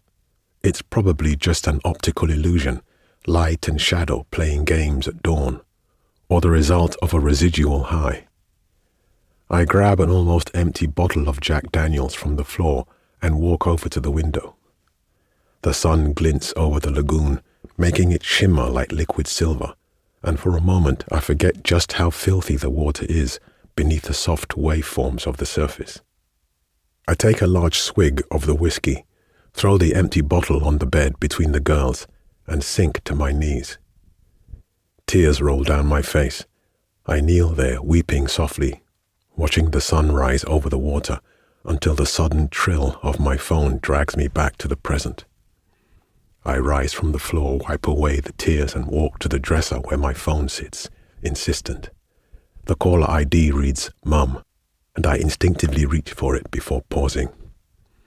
I would love to talk to her now, to share memories of playing with Tunji in the sand at Bar Beach, to tell her how desperately I wish I could bring him back, but I know she will only cry and wail and tell me how terrible my life is and that I should come with her to church before God takes me too. Often I find myself wishing he'd done just that. I gaze at the screen, my hand frozen. On the other end of the call, she's probably sitting in her bed, morning prayers just completed, Bible in her thin hand, and her hair bound up in a silk scarf. I can't talk to her now, not when I'm like this. My body thaws. I pick up the phone, swipe to dismiss the call without answering, and put it on silent. My skin feels too tight, my legs unsteady. Ashamed, I walk to the bed and fall back into the valley between the 2 naked women, narrowly avoiding the bottle. I feel like Adam, hiding among the trees of the Garden of Eden. I am alone, I have always felt alone, living more in my head and in the bottle than in the world, keeping most of my thoughts and emotions to myself. But Tunji's death has triggered something. I have been feeling a new kind of aloneness, a deeper and more complete kind of aloneness that has suffused every thought and emotion I have. It hurts. I don't want it. I wrap my arm around Ronke's waist and pull her to me. Her voice, sultry with drowsiness, drifts to me. You're awake already, she moans, pulling a pillow to her chest as I rub myself against her. She sighs. Let me put you back to bed. Try for a little pleasure before the end. I ignore the strange conclusion to her sentence, not understanding what she means by it, and we have joyless sex for a quarter of an hour while Chiamaka pretends to sleep. When we are done, I fall asleep again, exhausted and empty. By noon, we are all awake. I give them 125,000 naira to get back to their campus and take care of themselves when they get there, slipping an extra 25,000 naira into Ronke's hand while Chiamaka is putting on her makeup in the bathroom. She rewards me with a wink but doesn't take the money, pressing the cash and my hand back against my chest. Her long hair swishes as she shakes her head and adjusts her dress like a second skin. It's okay. I really don't need this, she says, before she kisses me on the cheek and looks at me with something like pity in her impossibly grey eyes. Ashamed, I look away and say goodbye without returning her gaze. I take a shower, slip into my t-shirt, jeans and sunglasses, which all seem a bit too big, and then check out of the hotel and drive back down to Sway Bar in Onikan, where music with incomprehensible lyrics set to bass as thick as the heartbeat of a decadent god and the thick smell of whiskey welcome me like a womb. 1 + 1 / phi = phi. With dawn come sharp flares of pain, red needles of light beneath my eyelids. I turn away from the rapidly rising sun, my hands instinctively covering my face as the hangover begins to blossom in my head. My hands are covered with the familiar wetness of vomit and dew. My back is sore from sleeping on the unforgiving concrete sidewalk leading out of Tafawa Balewa Square, less than a mile from the bar. A woolen echo fills my head, silencing the world. My bones press against my skin, making my body feel small and not quite fully developed. I feel like an accident. Peeking out from between my fingers, the upside-down city smiles back at me in the fading twilight, its badly maintained buildings and hastily constructed steel towers like uneven teeth in a yellow-grey mouth of sky. There is a bus stop near me. I can tell by the tangle of traffic, mostly beat-up Danfos and Molues, second-hand motorcycles and scratched cars. Old men sit by the roadside on low stools under brightly colored umbrellas, their limbs unfurling as they ready their stalls and kiosks for the day into which I have clumsily emerged. There is a carnival of bright plastic buckets and metal trays carried by women, children, and young men hawking wares. The colors are too bright, the silence in my head too unnatural. In a sudden surge, sound returns to the world, and the sudden hysteria of feet slapping against the concrete and tires, crunching potholed road, car horns blaring, and engines growling, all explode into my consciousness. 4 roads dance into a roundabout a little distance away, and there are no traffic lights. It's pure Lagos chaos, and it makes my hangover feel like an irresolute death. I groan and sit up, hanging my heavy head between my legs and leaning my back against a cracked upright concrete slab for support, as people walk past me, staring, shaking their heads and hissing. Tears and saliva fall from my face to the ground as I wonder wretchedly why I hadn't been the one to die, instead of my brother. Tunji had always been the ambitious one, the smart one with the scholarship to Unilag, the handsome one who got married to a beautiful wife at 24, the fun one who had friends everywhere and went from being an accountant to a successful restaurant owner, and the one who planned to retire a millionaire at 50, just like our father. I was the mediocre one, the plain one who got below average grades in class, who barely managed to graduate from Osun State University after stumbling through 4 years of English literature, who worked as a DJ and producer for street musicians and dodgy radio stations. Despite this achievement gulf between us, and the constant remarks of our parents who fetishized their public image and the way our lives reflected on them, Tunji and I always remained friends. Perhaps even more than we were family, we were inexplicably friends. When we were children, we always insisted on playing together, no matter what our vastly disparate cliques thought of the other. Whenever Tunji got picked as football team captain, and the captains took turns selecting team members, he would always pick me to join his team first, even though my feet were as clumsy with a ball then as they usually are after a dozen or so glasses of shepe now. Whenever my friends and I went to smoke Igbo on the rooftop of our hostel, I always insisted that they allowed Tunji to join us despite his reputation as a scholarship boy, because I knew he liked the mental freedom that came with the herbal high, even if he didn't like the dank, cloying smell of weed. He was the first person that I told when I failed my first year at university, and he drove all the way to Ikire to drink with me and be beside me when our father arrived to tell me what a shame I was to the entire family. I was the best man at his wedding, and I ran around Lagos like a wild animal for 8 weeks, helping to make arrangements with caterers and florists and musicians and the million other vendors so the couple wouldn't have to. And even though once the ceremony was over, I got drunk and passed out in the car park a few minutes to midnight, Tunji came to find me, put ice packs on my face, poured water down my throat until I woke up and dragged me back to the after party, laughing all the while. Our moments of connection were always like that, characterized by just being there for each other, not necessitated by anything beyond who we were to one another. But they were also characterized by this, my constant failing, my constant falling, and Tunji's unwillingness to let me hit rock bottom and break. The truth is, I gave up on myself early. I became an alcoholic wastrel when I was about 19.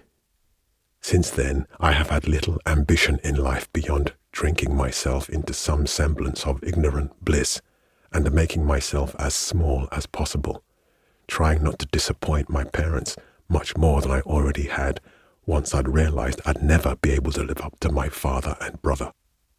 My father was a legendary hotelier with properties dotting the city, and Tunji, he was going places. At least he was, until an articulated truck skidded off the Ojuelegba Bridge and fell to the road below, smashing him into a pulpy mess in the front seat of his Range Rover SUV.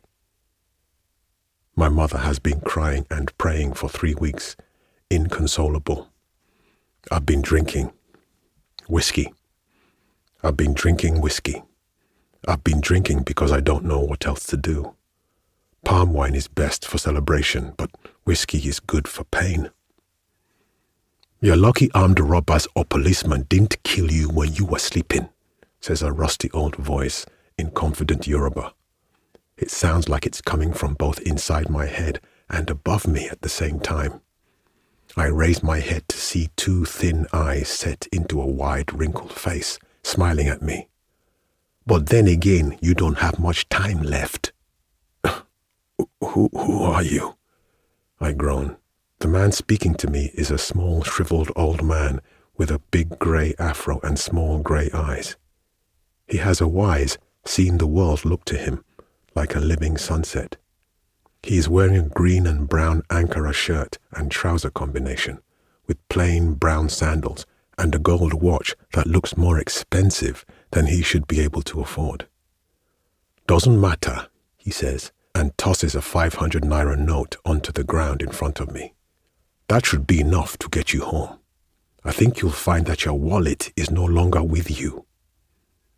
I don't need your help, old man, I shout, louder than I intend to, as I reach for the note to hand it back to him. My fingers settle on sandy concrete. My vision swims, and I fall over, banging my head hard. The man looks down at me pitifully as he pushes his money into the front pocket of my shirt. Foolish boy, he says. Go home and wait. There's no need for all this drama. You'll be gone soon enough. The calmness with which he makes this strange statement, and the familiarity of it, jolts me out of my drunken haze just long enough to ask, what the hell does that mean? If I tell you, begins the old man, before a brief pause and tilt of his head, and then, forget it. I've already done what I can to make this easier for you. Just take the money and go home. I drag myself up from the floor and grab hold of his trousers. Why did you say I will be gone soon? Are you cursing me with juju? I don't curse people, he says as he shakes his leg free of my grasp. I'm not a babalawo. I'm no one. He walks along the sidewalk, whispering something to himself, and I start to think that he will leave without saying more. But he stops and turns to face me and says, Look, this isn't easy for me either. It has only ever happened twice before. What the hell are you talking about? He sighs and shakes his head before finally speaking. What would you say if I told you that this city, like you, is alive? It was born, it grows, it eats, it loves. It will die.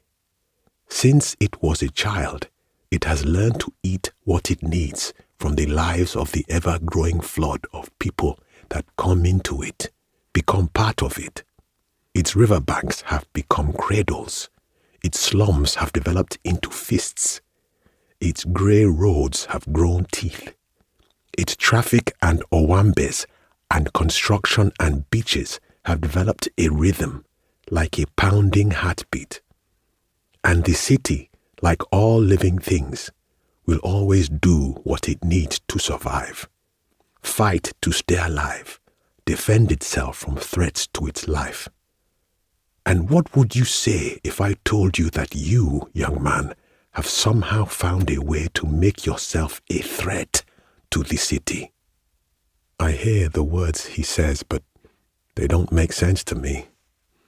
I know from experience that words can sometimes shake free of meaning and become abstract noises when heard in hangover or post-high. But this is different. He is talking of Lagos like it's a person, a real human, not in metaphor but in substance. Puzzled and hungry for understanding, I can only mutter, "The city is alive?" "Yes," he says. "Look, go home. You won't understand now. Take the money I gave you and go home. Drink some more and forget all this. In the evening, you'll really notice the change, and maybe you'll start to understand." What will I understand? What will I see? What is happening to me? Bloody hell, I should have just stayed away, huh?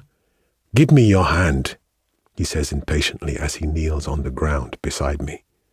The pedestrians on the increasingly busy street stare at us even more than they did before, but I don't care. I do as I'm told. He puts his hand into mine, and it feels like an old earthenware plate. But what is even stranger, it feels like this small old man's hand is larger than mine. Much larger. This is what I mean. First in your depression, and now in your grief, you have been thinking strangely of this city, viewing it all wrong through the lens of your pain. You have linked parts of the city with negative memories, with painful histories, with almost everything wrong in your life, with everything wrong in so many lives. Usually most people link parts of the city with both good and bad memory and emotion.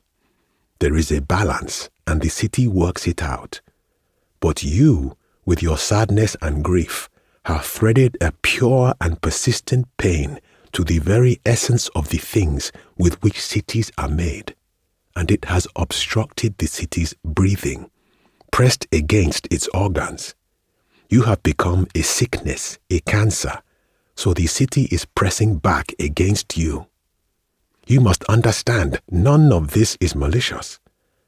Now you will shrink as the city destroys you. You will become smaller and smaller and smaller, and eventually you will disappear into nothing, because Lagos can no longer survive with you in it.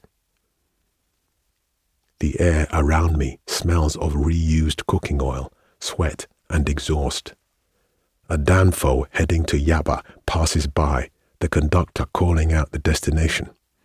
There is a white sticker on its back window where in faded red font it declares, "God's time is best." Dazed, I ask the strange old man, "How long do I have?" "In 1 or 2 days, it will be as though you never existed. You will be forgotten. Your mother will not remember that she had more than one son. Your friends will not miss you. You will be subject to a great and instant forgetting. You will have been nothing but a wick, nameless, snuffed out. A discarded bundle of memories and experiences without a name. The city will absorb you and your experiences and purge them. It must to survive. And when it is done, it will adjust itself and its people so that it may continue to live." I throw my head back and close my eyes to shut out the sun, and I start to laugh and laugh, a long laugh that becomes a cough, and before long I am choking. I feel the eyes of the old man on the back of my head and his hand on my shoulder, so I ask, "This is ridiculous. Why should I even believe any of the rubbish you just said to me?" He rises to his feet and straightens his back. "Because I am the city, and I will not let your twisted pain kill me." And with that, he scatters into a tiny billion pieces that are seamlessly absorbed by the air and concrete and mud and madness, leaving me hungover and confused on the cracked Lagos pavement, wondering if he was ever really there at all. The limit of the sum of u of t as t approaches infinity equals 0. A sharp knife of sunlight cuts through the space between the curtains of my bedroom and across my body, separating my consciousness and leaving me half awake for the 3rd time this morning.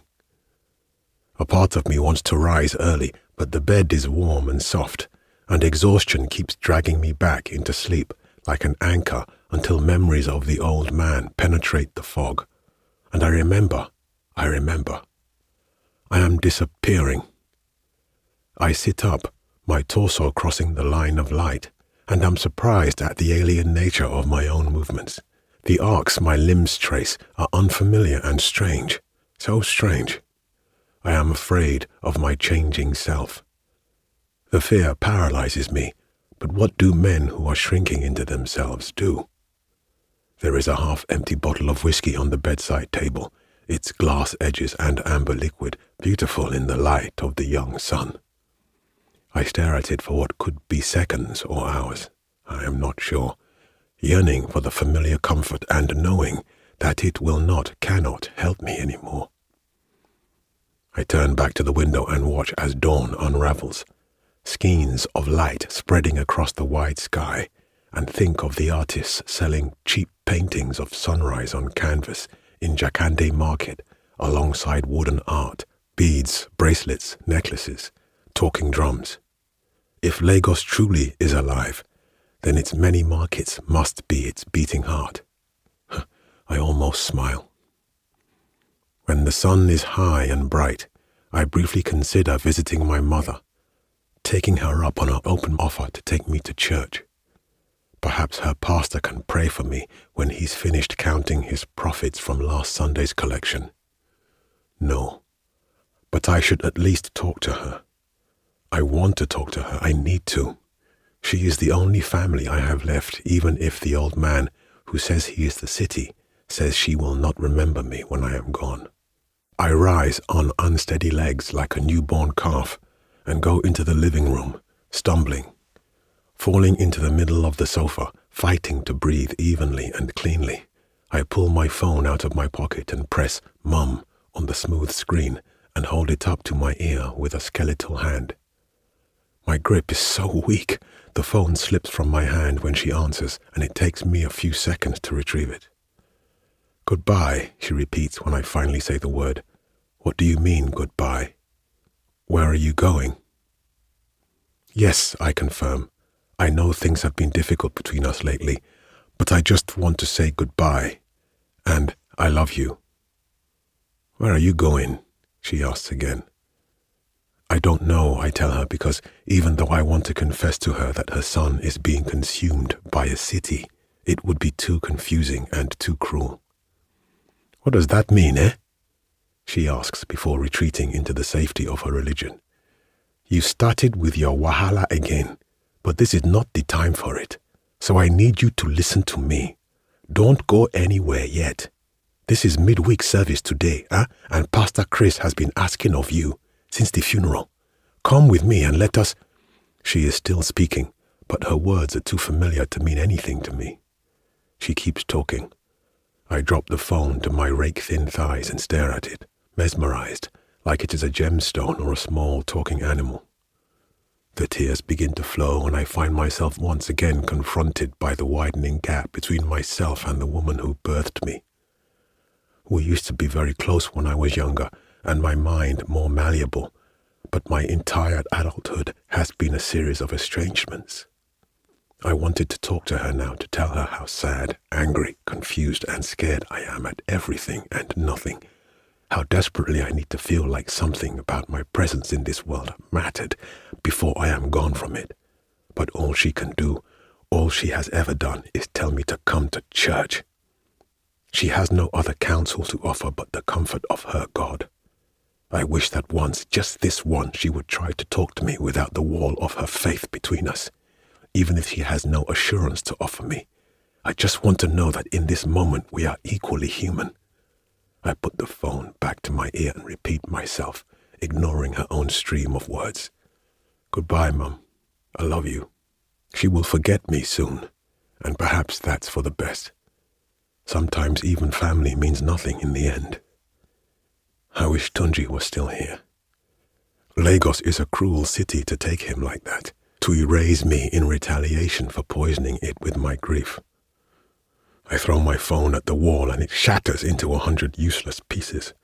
And then all the fear and anger and pain and grief and disappointment and depression and confusion congeal into something liquid in my chest that drips down my ribs, tickling me as I laugh and laugh with all the bitterness in me until tears run down my face like a poisoned river, and I close my eyes to keep them in.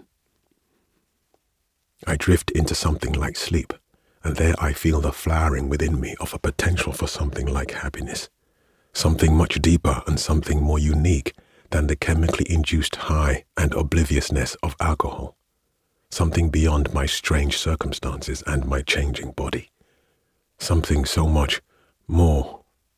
When I open my eyes, it hits me. I imagine myself as I used to be a few days ago, heavily and intentionally, until I feel like my imagination has taken form, has physical weight. I imagine a hand shaped like a city with expressway fingers, open-air market palms, and beach surf fingernails squeezing me. Just like the old man said, I see the city compress me, and I lift my left hand and stare at it. My forearms thin almost immediately. I see my skin tighten and the flesh padding my bone diminish like it is evaporating. My stomach twists with fear and excitement. But I don't stop. I press on, my mind swelling with imagination as I picture more of the city in the hand that squeezes me. In that hand, I see the filth and congestion of Obalende. its winding yellow motorway queues and ugly dirty shanties where so many in Lagos pass through on their way to the day's labours like calluses on the palms. I see the lovely colonial townhouses, mansions, clubs and hotels of Ikoyi, where the rich and powerful nest themselves like the lines in the little finger of the city. I picture the filthy canals, waterways and shacks on stilts of Makoko, running along the lagoon where the Egun fishermen who migrated from Badagry eke out a living, and in my mind it is the back of the hand of the city that squeezes me.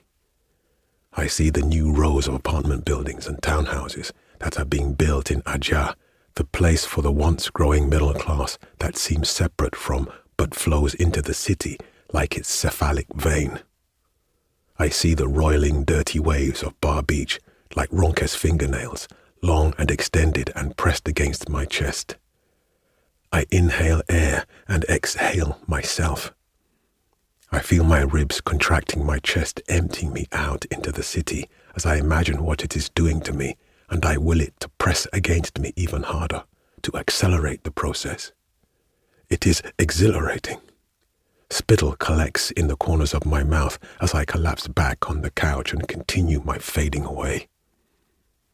It gets easier and easier as I do it, my imagination yielding more of the city and less of myself. My legs become thin stalks and my torso reduces to thin board after a few cycles of squeezing and letting go, squeezing and letting go. I am developing a muscle for erasing myself, strengthening it with high-intensity exercise. I have reduced myself to little more than a skeleton before I feel the urge to be out in the city as I do this, to insert the unreality of my situation into the absolute reality of Lagos, to be in the open city as I picture it pressing onto me. I push up from the couch and struggle outside to my car. The difficulty of walking outside is expected, but pulling open the door takes far more effort than I thought it would. It has been so hot and humid that the air outside is thick, hazy, saturated with water vapor, smoke, prayers, and dreams. The sun feels heavy on my head. I nestle myself in the driving seat and look at my face in the mirror. I am gaunt. Adrenaline erupts and surges through my veins as I rev the engine and press the horn until Laddie, the gateman, comes out to open the gate, holding up his sagging trousers with one hand. When I pass, I floor the accelerator and swing the car out onto the road, rear tires smoking and showering everything with dust, sand and gravel. By the time Laddie is a speck in the mirror, too small to distinguish from the hundreds of other pedestrians, I am sweating profusely. The wind blows wildly through the windows as I barrel down Okobaba Street, ignoring the traffic lights and dipping in and out of potholes recklessly.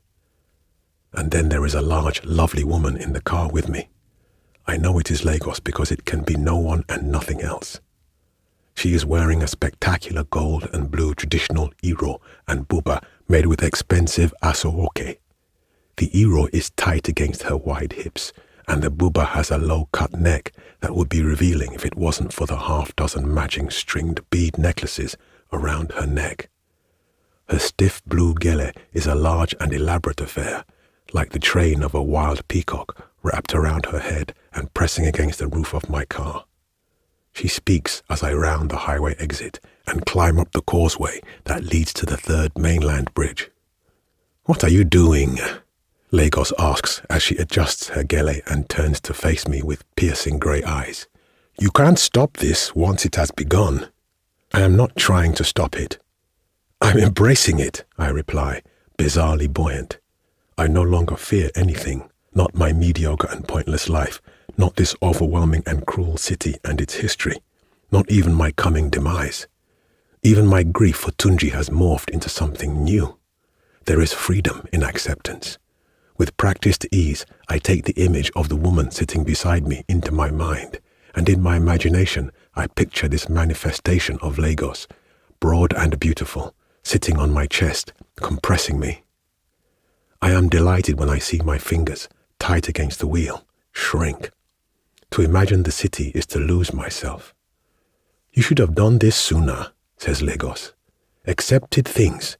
You should have accepted the life you had. Perhaps I wouldn't have had to purge you. Perhaps, I say, because I cannot think of anything else to say. Do you want me to stay with you? The city asks. Until the end? No need, I say. I want to do this alone. I understand. And I am sorry, says the city. I am only trying to survive. I mouth the words, I understand. Is there anything you want before you're gone? Any final requests? I want to see Tunji, even if only for a moment, right before the end. Can you do that? I'll see what I can do, she says. When I glance to my right, there is nothing but a gourd of palm wine in the chair where the woman that is the city had been. I wonder what we are celebrating as I reach for it and take a swig. It tastes like freedom. An Okada whizzes by barely an inch from me, and I almost hit it. My arms and fingers are so small it is difficult to control the car now. My vision is blurring at the edges. Shapes and colors are bleeding into each other like reality around me has been stabbed. Or perhaps my eyes are becoming too small to see clearly. I look up through the windscreen. Above, the sun is retreating behind a silver and black curtain of clouds. The skyscrapers of the marina in the distance, the shanties on the edge of the water, all of it now seems less real than the dream images I have of them in my head, pressing against me. The horizon of my existence grows nearer and nearer. I am carrying my version of the city in my mind, a private and complete burden that I will soon be free of, just as the city will soon be free of me. The sky begins to weep rain. I press my foot down harder against the accelerator, and the vehicle vibrates intensely like a lover in orgasm. When I can no longer keep control of the careering car, I swerve right hard. Tires scream, the world spirals, and I crash through the barrier. Everything slows as jagged metal and hot rubber slam into my windscreen, cracking it and bringing in the smell of smoke and the raw bite of pain. I fall for what seems like a long time. When the car breaks the surface of the lagoon, water rushes in. I close my eyes and imagine that all of Lagos, from Badagry to Ikeja, is liquid around me. It gets harder to breathe, but I am not sure if it is because my lungs are shrinking rapidly or because I am drowning. I feel myself become small, so small and slight. I turn my body over to this water that is the city and so much larger than myself. In the instant before there is no more of me, I see Tunji's eyes blossom open like flowers in the darkness. I hear his voice in my head, and his voice is my voice, the voice of the city, which is the only voice that exists, the only voice that has ever existed. And it says, everything dies, and everything will be forgotten. Ideas, feelings, lives, cities, monuments, gods, memories, everything. Everything tends to zero. Nigerian dreams. What is the Nigerian dream?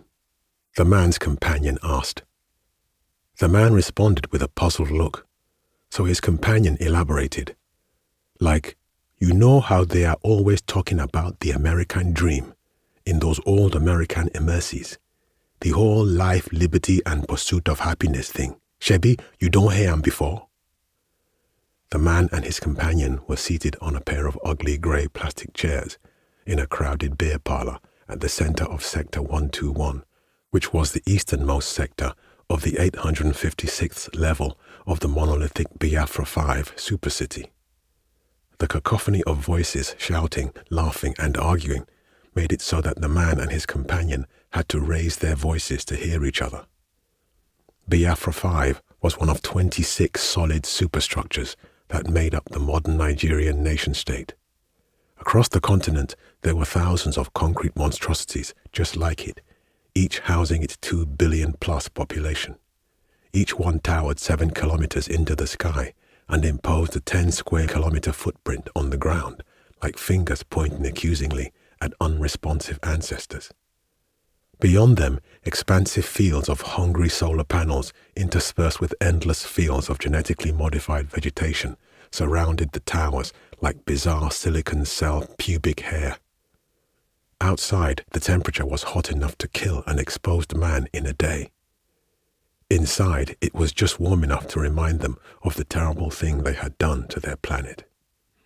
The man scratched his sparse, knotty beard and said, "Yeah, I have. Who hasn't? That old Hollywood nonsense is everywhere, but what does that one have to do with us? And why have you not yet paid for the beer you owe me, Chuka? We need to get going soon." Chuka smiled an oily smile and leaned forward in his chair.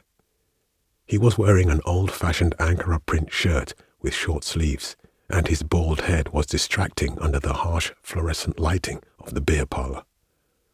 On the low table between them, empty bottles stood in a row like sentries. At the far end of the parlor, a Quo Vision display deck crackled with high-resolution immersive holographic images of the new Persian Prime Minister in her purple hijab, standing in a hall by the side of a suited-up Chinese premier, the familiar faces of some other world leaders behind them. The man could not read the scrolling chyron below the image, but he took note of the words, "Immigration Control." There wasn't any mention of the violent clashes that were currently raging right below them on the 304th level of Biafra 5.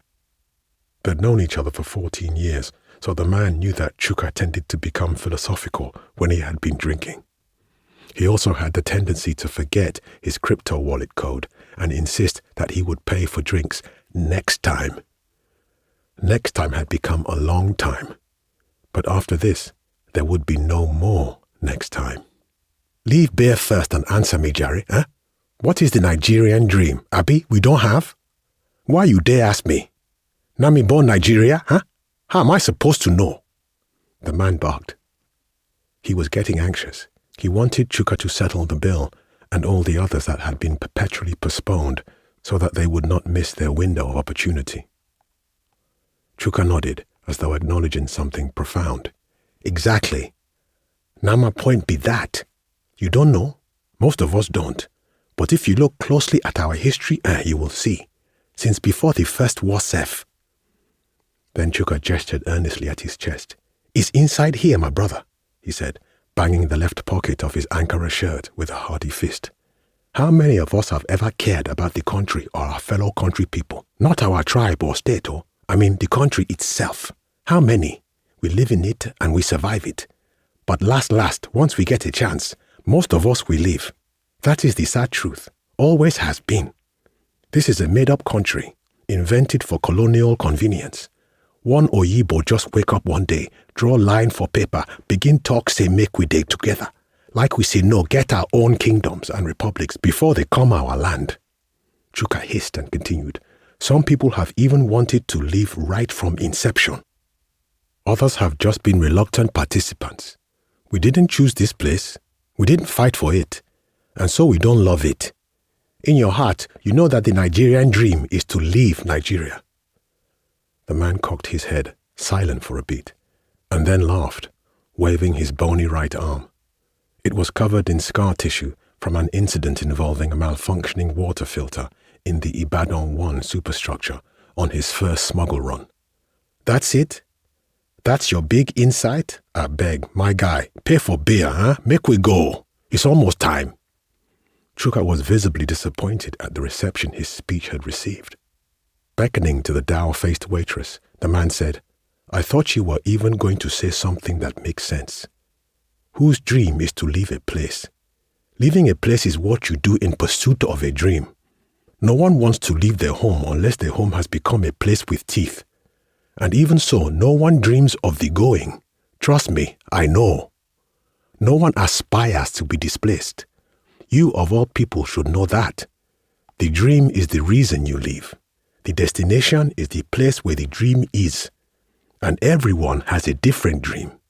The very concept of a national dream is a joke. Dreams are personal and private things. Not too much film do you, or maybe not the beer or even..." The man trailed off, not wanting to bring up difficult memories. Chuka grunted but said nothing. He swiped his palm in front of the smooth black panel the waitress presented and keyed in his wallet codes. When she left, the man pulled out a similar panel and placed it on the table.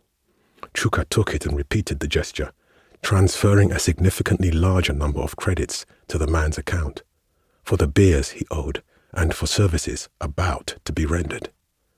The man smiled. His new business was proving to be very lucrative, even this run for which he had given Chuka the friends and family discount. Chuka's face remained humorless. He had just parted ways with almost every credit he had to his name. "Don't squeeze face, my guy. Your own dream is about to come true," Chuka snorted. The two men rose briskly and rode an express intercity service elevator they would not have had access to if not for the man's well-placed bribe to his contact in city security. It took 4 silent minutes of descent to reach the ground floor of Biafra 5, where gigantic access ports were carved into the eastern service wall, and machines constantly ferried harvested food in and treated waste out. "Follow me and do exactly what I do," the man said. Chuka nodded. They crouched low and moved quickly past a row of cuboid metal behemoths with hundreds of small articulated legs, like giant millipedes. They kept moving until they came to a row of smaller machine units of assorted shapes and sizes. The man stopped, pushed against one of the units, and a hatch that Chuka could have sworn wasn't there before yawned open. They slipped into a small silver-skinned oblate pod with a transparent base. It was a repurposed monitoring pod. Thanks to another bribe, it had been disguised as part of a larger cassava transport unit nearby. On the official books, it was damaged and pending repair. In reality, it was a smuggler's ferry. The man took a seat and put his finger to a control panel. The pod hummed to life at the man's touch, ascended and began to move. It quietly slid past the other units and through the supercity's heavy titanium gate without interrupting the steady motion of the other machines. The city exhaled them into the open field. Above, an angry yellow sun raged in the brown sky. "Did you tell Lara's mother you were leaving?" the man asked Chuka as they sped over the green and silver surface below. Chuka nodded, unconsciously touching the strip of fair flesh on his finger that marked where his wedding ring used to be before the thief that shot his wife near the elevator entrance to level 304 took it. "My guy, nothing remain here for me. Country don't spoil. The whole planet self don't spoil." The man guided the pod onto the bright yellow line on his screen that marked the route to the border with Cameroon. It was where the man's business associates were waiting with a new identity chip for Chuka, one that would give him a new name, a new history, and grant him access to the Chinese-run mining supercity Jian 3 in the heart of the Congo. But they say those mining supercities are secure and spacious. Them say you fit get past 1,000 credits per day just programming drill rig units inside the lower levels as long as person no mind 12-hour work shifts. Chuka sighed. "I no mind hard work, so yeah, once I reach there, I go hustle, I go hammer, I go there all right." The man had seen many others like Chuka, desperate to get to places like Jian 3. Men, women, whole families. He made his living off their hope, thriving off their desperation in the very place they thought was hopeless, because they couldn't see beyond their difficulties and the tantalizing lures of a foreign land. Yes, Nigeria was a difficult, made-up place, but his own Nigerian dream was to thrive in Nigeria, in the chaos, whatever it took. He was tempted to tell Chuka what really waited for him in Jian 3. Segregation, discrimination, exploitation to meet quotas, and violent immigration raids that never made it on the news. But business came first, and he was not going to lose a customer just because they were in-laws. So he simply said, Now so them talk. I just hope your dream will be worth the journey you are making for it." "Thank you," Chuka said. The man looked away to hide the sting of his conscience and stared down through the transparent base of the pod as the world blurred green and silver beneath them. Performance Review. Mr. A has cold, cold eyes. I am standing in front of him as cool air streams directly from the air conditioner over his head and onto my face.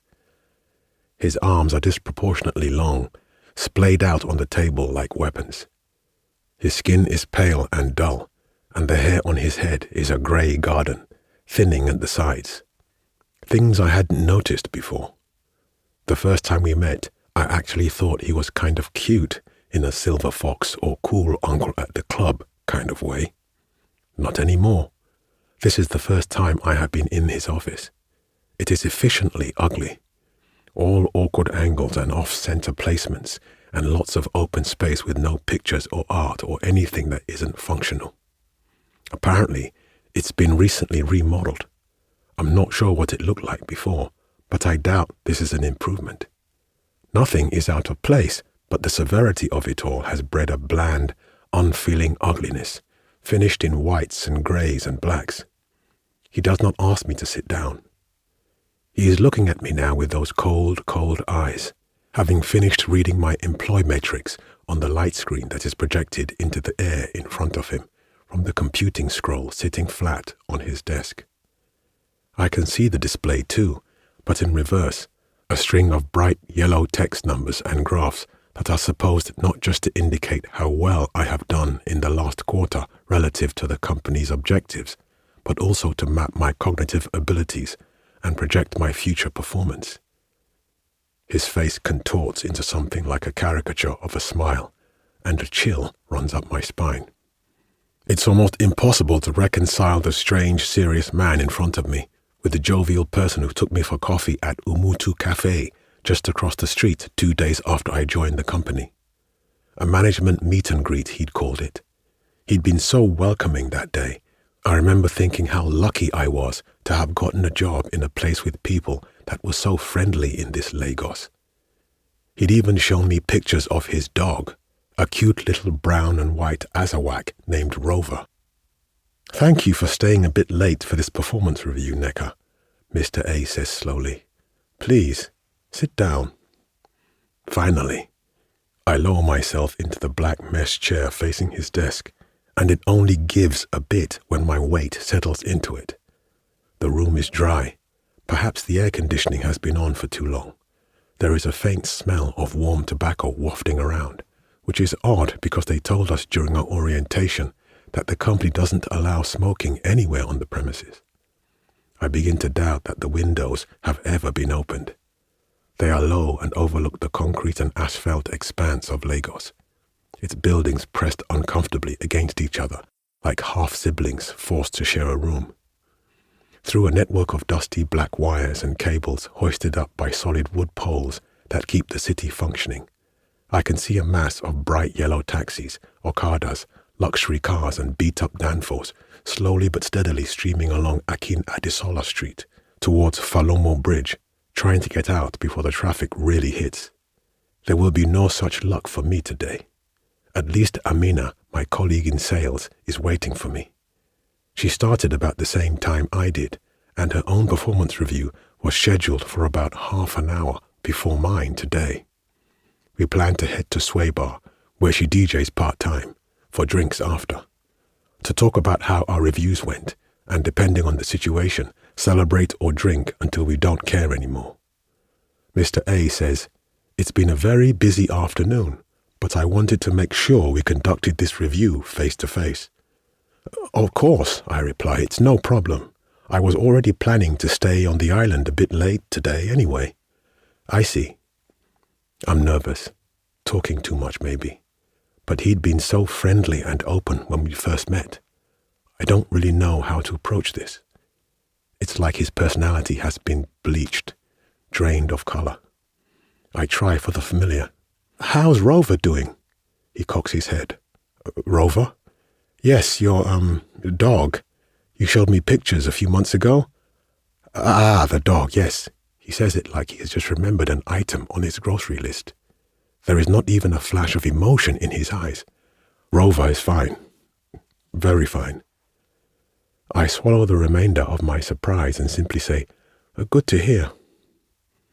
"Now, let us get into it. Before we go to the official particulars, how do you think you did last quarter?" he asks.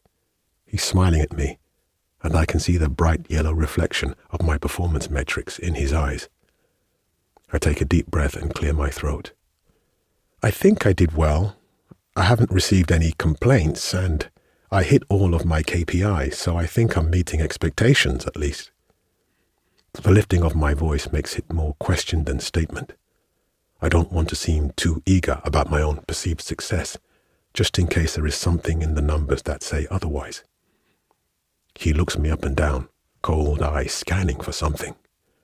The lines radiating from the edge of his mouth deepen as he glances to the light screen, then back to me. Smile stuck in place. Finally, he speaks.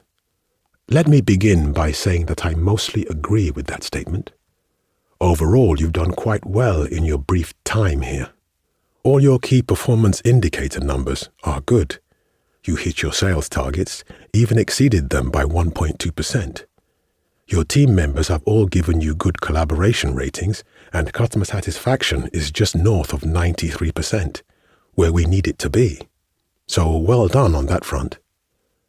I tuck a loose braid behind my ear and say, "Oh, thank you," because I'm not sure what else to say to this version of Mr. A, and because I am sure he isn't done. I've worked at enough of these large multinationals to know that they always begin performance reviews positively. If there is a sting, they like to save it for the end. And there is almost always a sting. We are quite pleased with what you have done so far, but while you are currently meeting expectations, you are meeting them at the least possible capacity, which is unusual for most of our new hires. There it is, the sting. And some of your assigned internal process tasks were not completed in time. Minor, but significant. You're only 70% compliant. It's like you were just getting by, Necker, he says, his eyes never leaving my face. You're only just meeting expectations. The statement takes on a sinister tone. And perhaps even more importantly, some of your employee metrics are concerning. I shiver. The employee metrics stuff is pretty standard now with most companies. Remote monitoring of brain activity, speech, and movement during work hours. They use low-frequency electromagnetic field sensors to measure hippocampal neuron stimulation. Those are the neurons that help in forming new memories and learning. I remember them because I made a joke about hippos in the brain. They also have microphones and motion sensors everywhere that record what we say and how we move. Then it's run through speech emotion recognition and motion efficiency software. And then they take twice daily magnetic resonance tomographic scans of our caudate nuclei, the part of the brain that aids the mind in switching gears from one thought to another, when we enter and when we leave. I read the terms and conditions of my contract about 6 times in fine detail, and even asked my friend Kamaru, he studied corporate biotech at Unilag, even though he's an artist now, to check again before I signed it, just in case I misunderstood something, as if I wasn't going to sign it regardless. I needed the money, still do. I just wanted to know exactly how much of my soul I was selling when I accepted the offer. What exactly is concerning about them? I ask, genuinely curious. Your aggregate employmetric scores are communication efficiency 83%, creativity and adaptability index 97%, normalized learning and retention rate 62%, task focus factor 53%.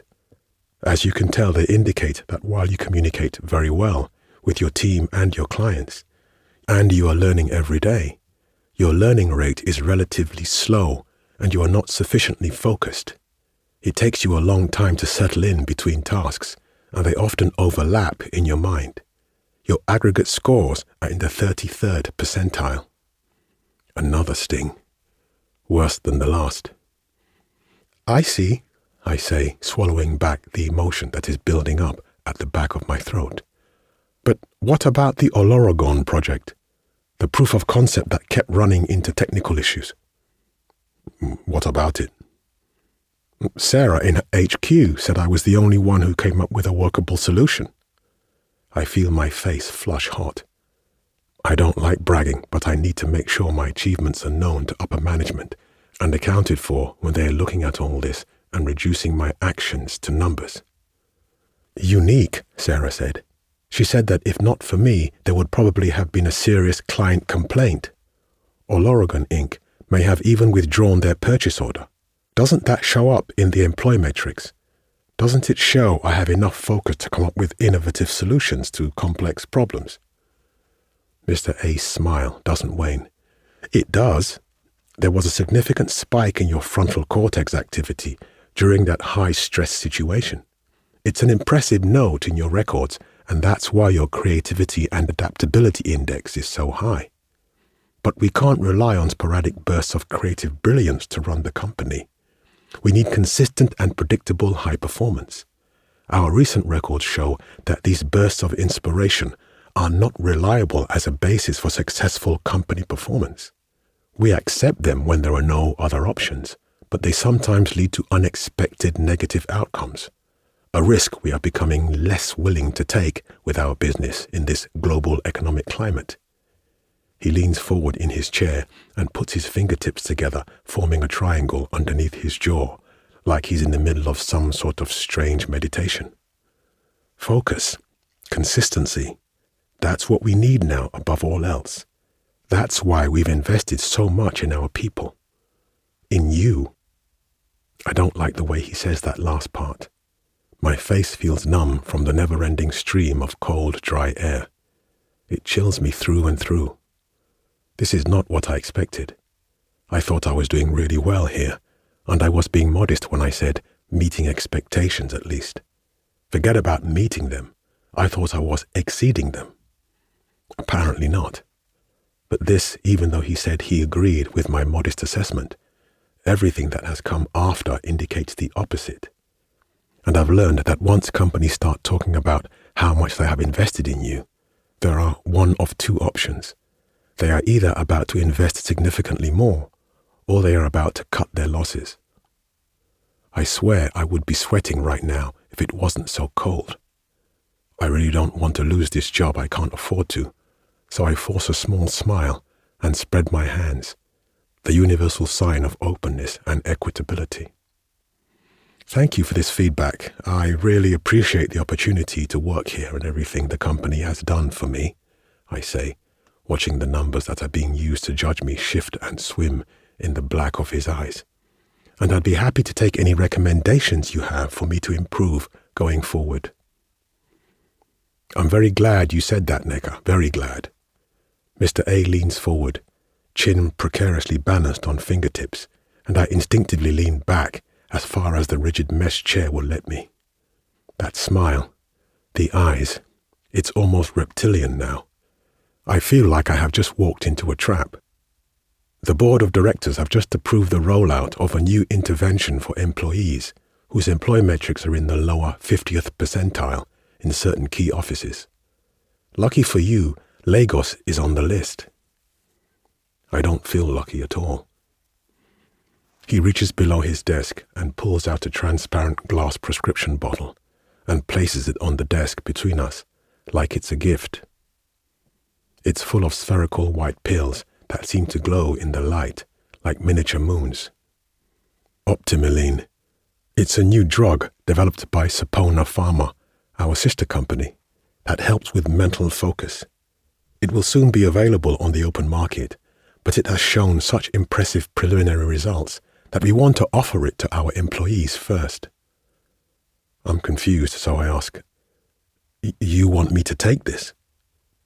The clear bottle glints, its edges catching both the natural light from the window and the artificial light from the light screen. I am officially recommending that you do, yes. But the choice is yours entirely, of course. What does it do, exactly? Optimaline is a synthetic nootropic that modulates interactions between the prefrontal cortex, thalamus, and the hippocampus areas of the brain by selectively inhibiting and enhancing certain neurotransmission receptors, enabling better prioritization and synchronicity between them when executing specific kinds of tasks. It dampens the influence of external inputs Preventing distractions, better focus, essentially. Mr. A sounds like he's reading from a textbook or a marketing flyer. Probably marketing, given how vague he's being. I am going to guess that he has no real understanding of what he just told me because I have no clue myself, even after spending hours on the phone with Kamaru, talking about how the brain works and how its performance is measured and modeled by companies. But this is something different. It's not measurement. It's change. Are there any side effects? A few people have reported dizziness, even fewer have complained of headaches when they first begin taking it, but these are temporary, minutes to hours at the most. It's very safe, and we expect regulatory approval to be very quick, even in certain difficult markets. Right. I'm sure difficult in this context probably means places where the federal food and drug agencies aren't incompetent or can't be bribed, or both. But that's a different kettle of wahala. I need to face the one in front of me and decide what to do. The performance review has gone bizarre. As far as I know, companies recommend training courses, self-development activities, mentorship, things like that, to fill out perceived gaps in performance.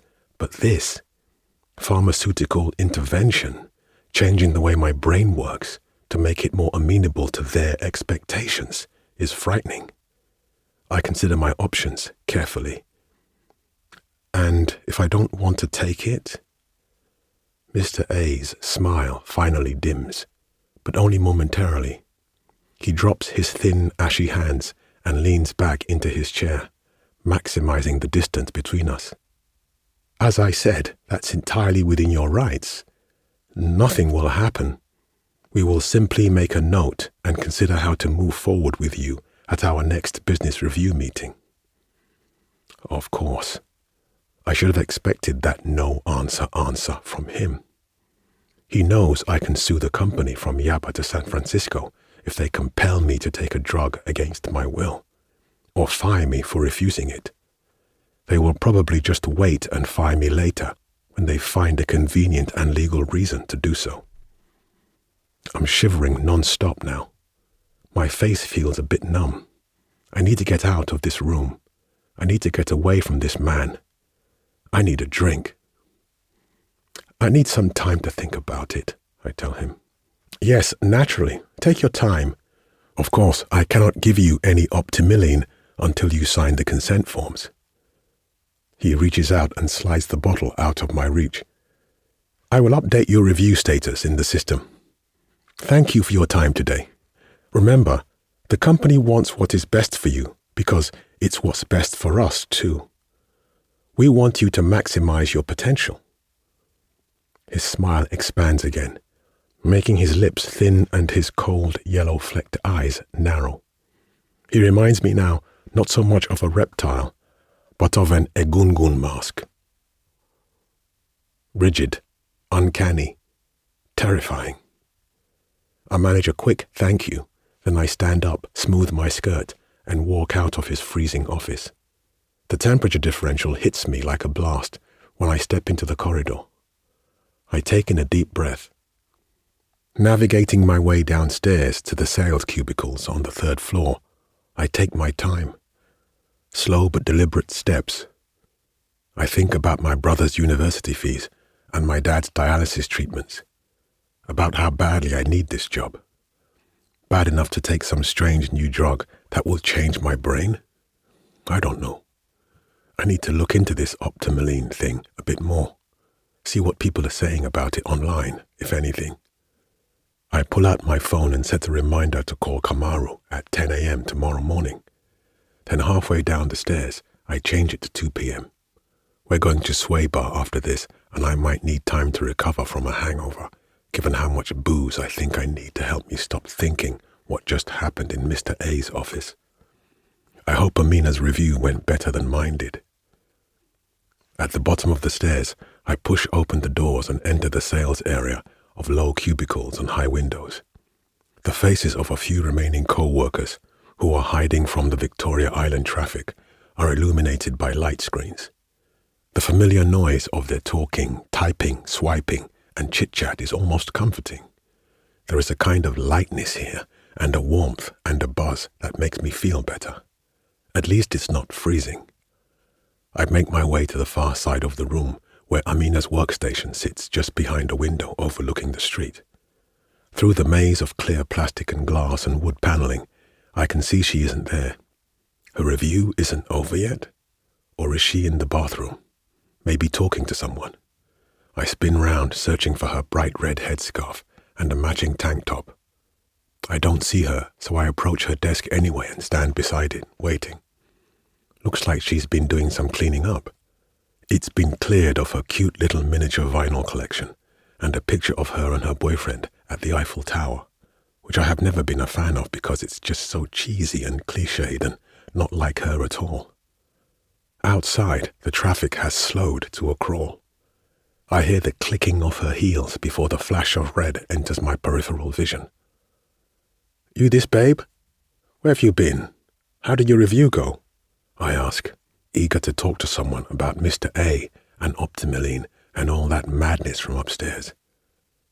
Amina's full eyelashes flick up and down as her eyes move, taking me in curiously, as if she hasn't already seen me today. A small, strange smile twists the corner of her wet mouth. "I think it went very well." "Hey, okay. Serious, Mama. Now you lucky pass. Mine was a mess. You won't believe. Get your stuff and let's roll out to Sway a beg. I need a drink. We can talk about it on the way," I say, looking straight into her eyes. I don't like what I see. It's like she is looking not at me, but through me, distracted. "I don't think I'm going to Sway anymore," she says.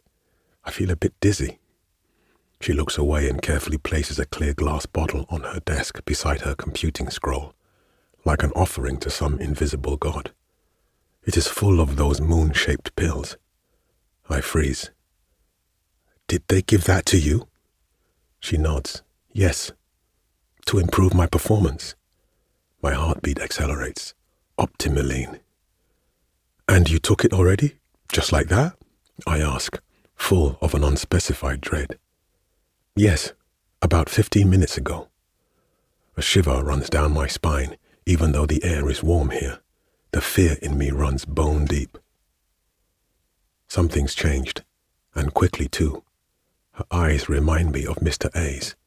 She is still smiling at me, just like he was, but in that smile there is a faint memory of the joy I remember seeing in her eyes whenever she's behind the turntables, rocking from side to side with the music, or laughing boisterously as we gulp down gin and tonics.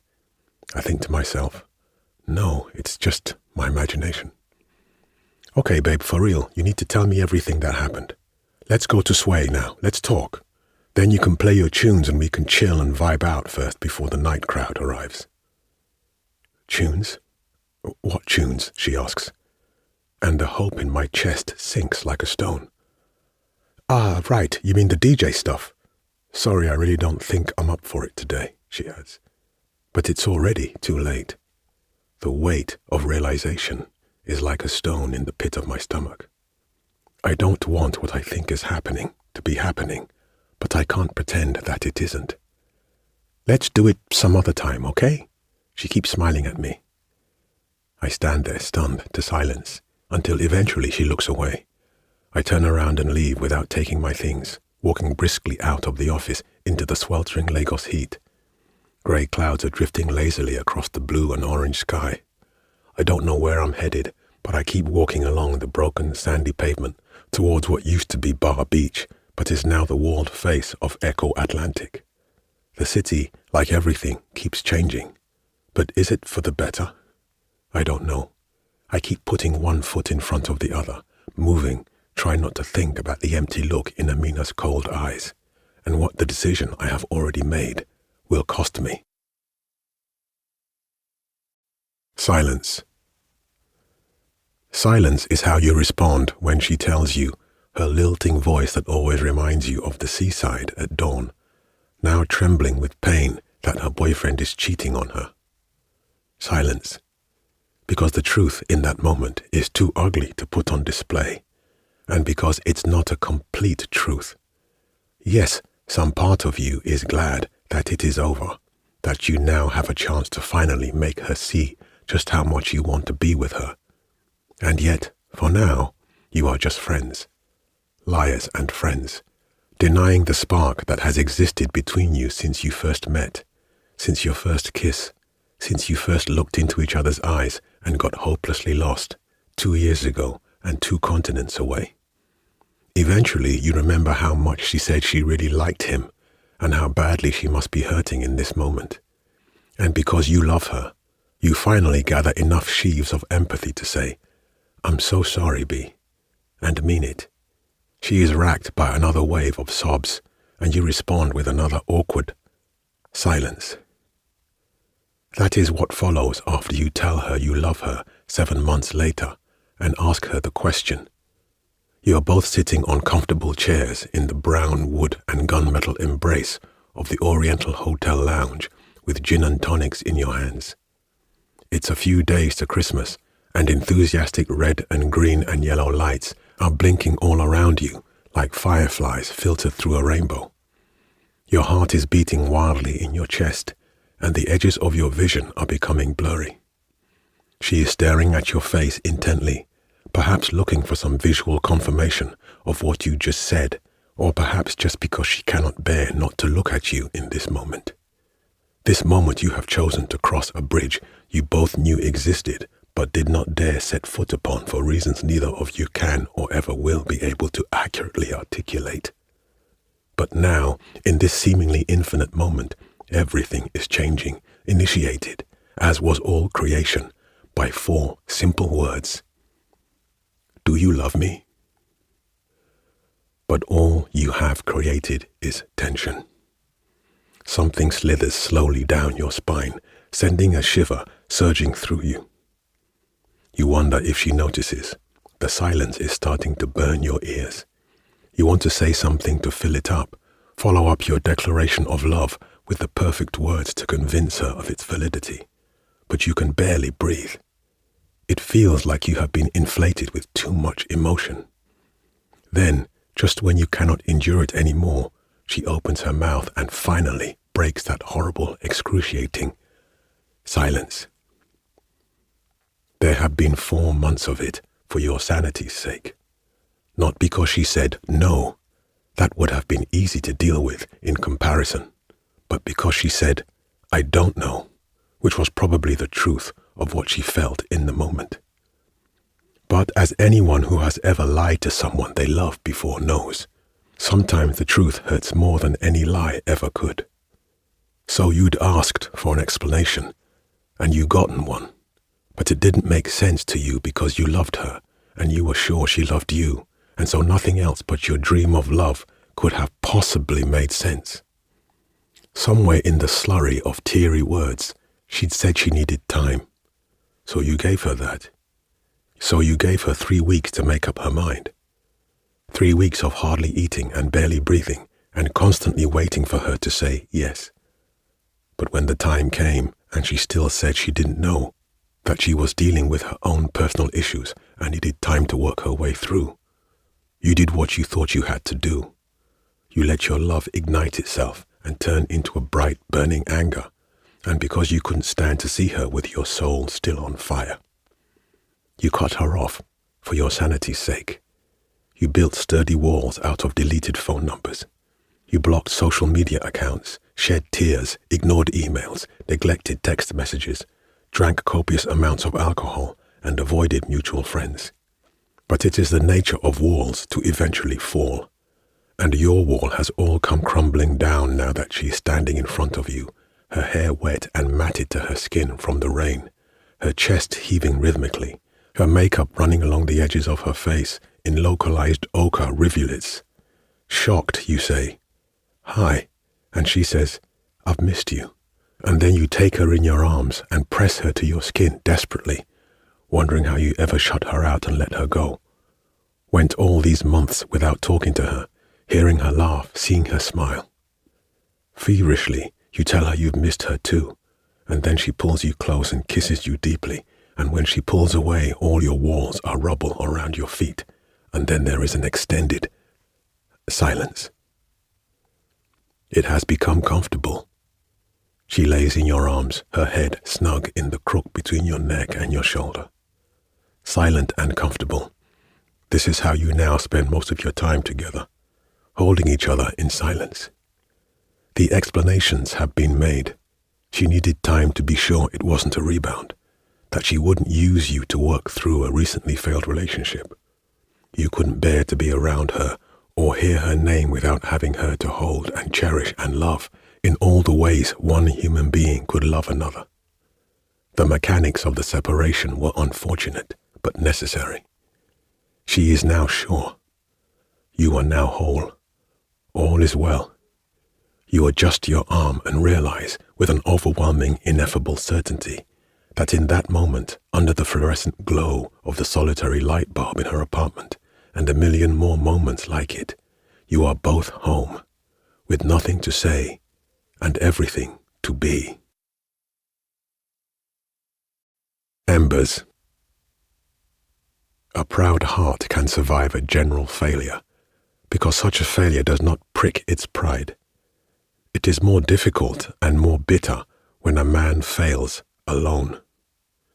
Chinua Achebe, Things Fall Apart, 1958. Uduak's unraveling began with an unexpected visit. The sun was slowly drowning across the horizon, casting linear streaks of light into the sky where the clouds absorbed them, creating new hues of orange and pink and silver-edged blue. Uduak walked slowly, pushing his wheelbarrow ahead of him with effort.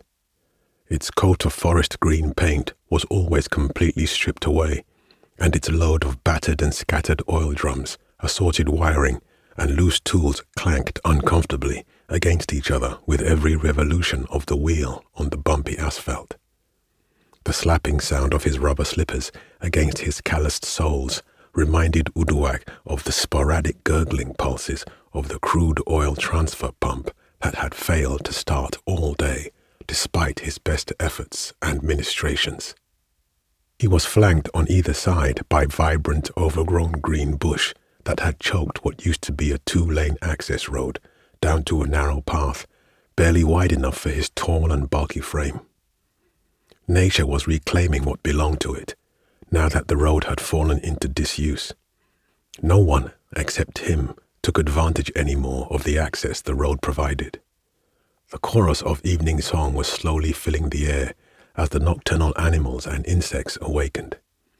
Thin rivulets of sweat ran down from his balding dome and dripped off his chin as he tried to keep the barrow steady while balancing as much of the load as possible on the fulcrum of the wheel. Uduak could smell the sickly sweet odor of the old sweat that had completely soaked his white vest and Ankara print trousers while he'd been working earlier. The air still held some residual heat from the afternoon sun. His clothes were almost dry now in the cooler air of evening, but he was still perspiring, and he felt sticky and unclean. He craved the cleansing touch of water and the comfort of his home. Uduak paid no attention to the setting sun or the clouds overhead or the cries of the early evening crickets. He focused on the road home with the echo of his own thoughts loud in his head. Last month, it was the desalter.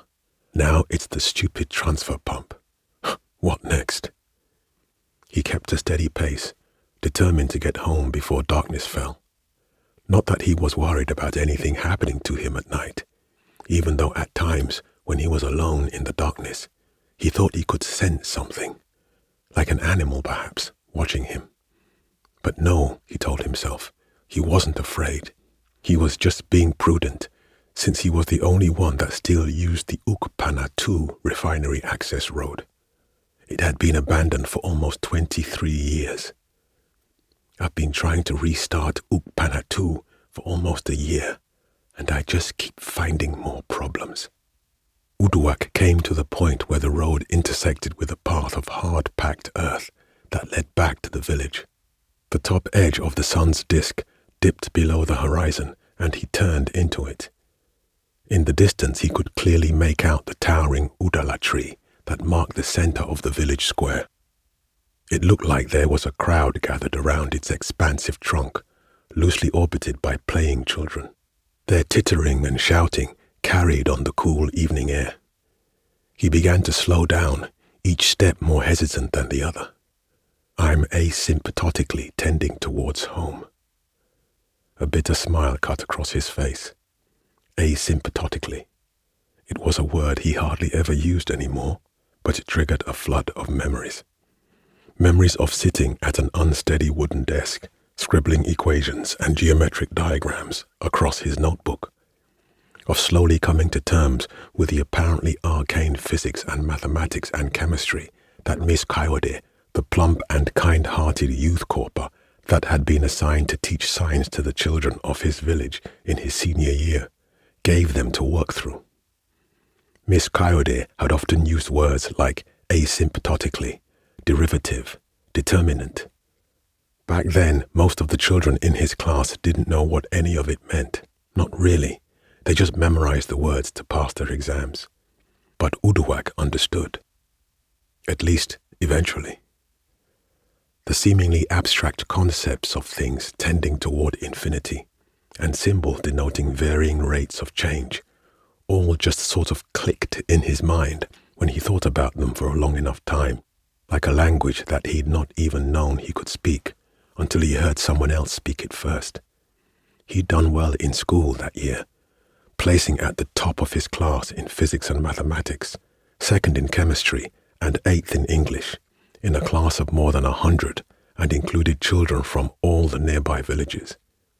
Before she left at the end of her service year, Miss Coyote had recommended him to Samuel Ukekpe, the pot-bellied, loud-voiced, and perpetually ebullient local Exoil Inc. liaison officer that managed community outreach for the company, doing the minimum required to stop the community from complaining about the oil spills and the never-ending poison that was churned out of the refinery flare stacks. Uduak had been the first person from his small village to get a full scholarship from Exoil to go study mechanical engineering technology at the Federal Polytechnic, Ukana. Samuel had even guaranteed him a job as a refinery operations technician when he graduated. Samuel had told him he was going to be rich and successful if he did well, and so Uduak worked hard because there was nothing he wanted more. He was going to be an oil man. Uduak dry swallowed and shook his head as though he were trying to dislodge the memories. Those days, when his world had seemed full of inevitable promise, were now far behind him. Remembering them only sent sharp lances of pain through his chest and left an unsavory aftertaste in the wake of his dreams that had never been and would never be. No, I will make it right. I will fix this refinery. I will fix Ukpana too. Uduak raised his head and spat a gob of saliva into the bush, as though ridding himself of the vile draught of unfulfilled potential.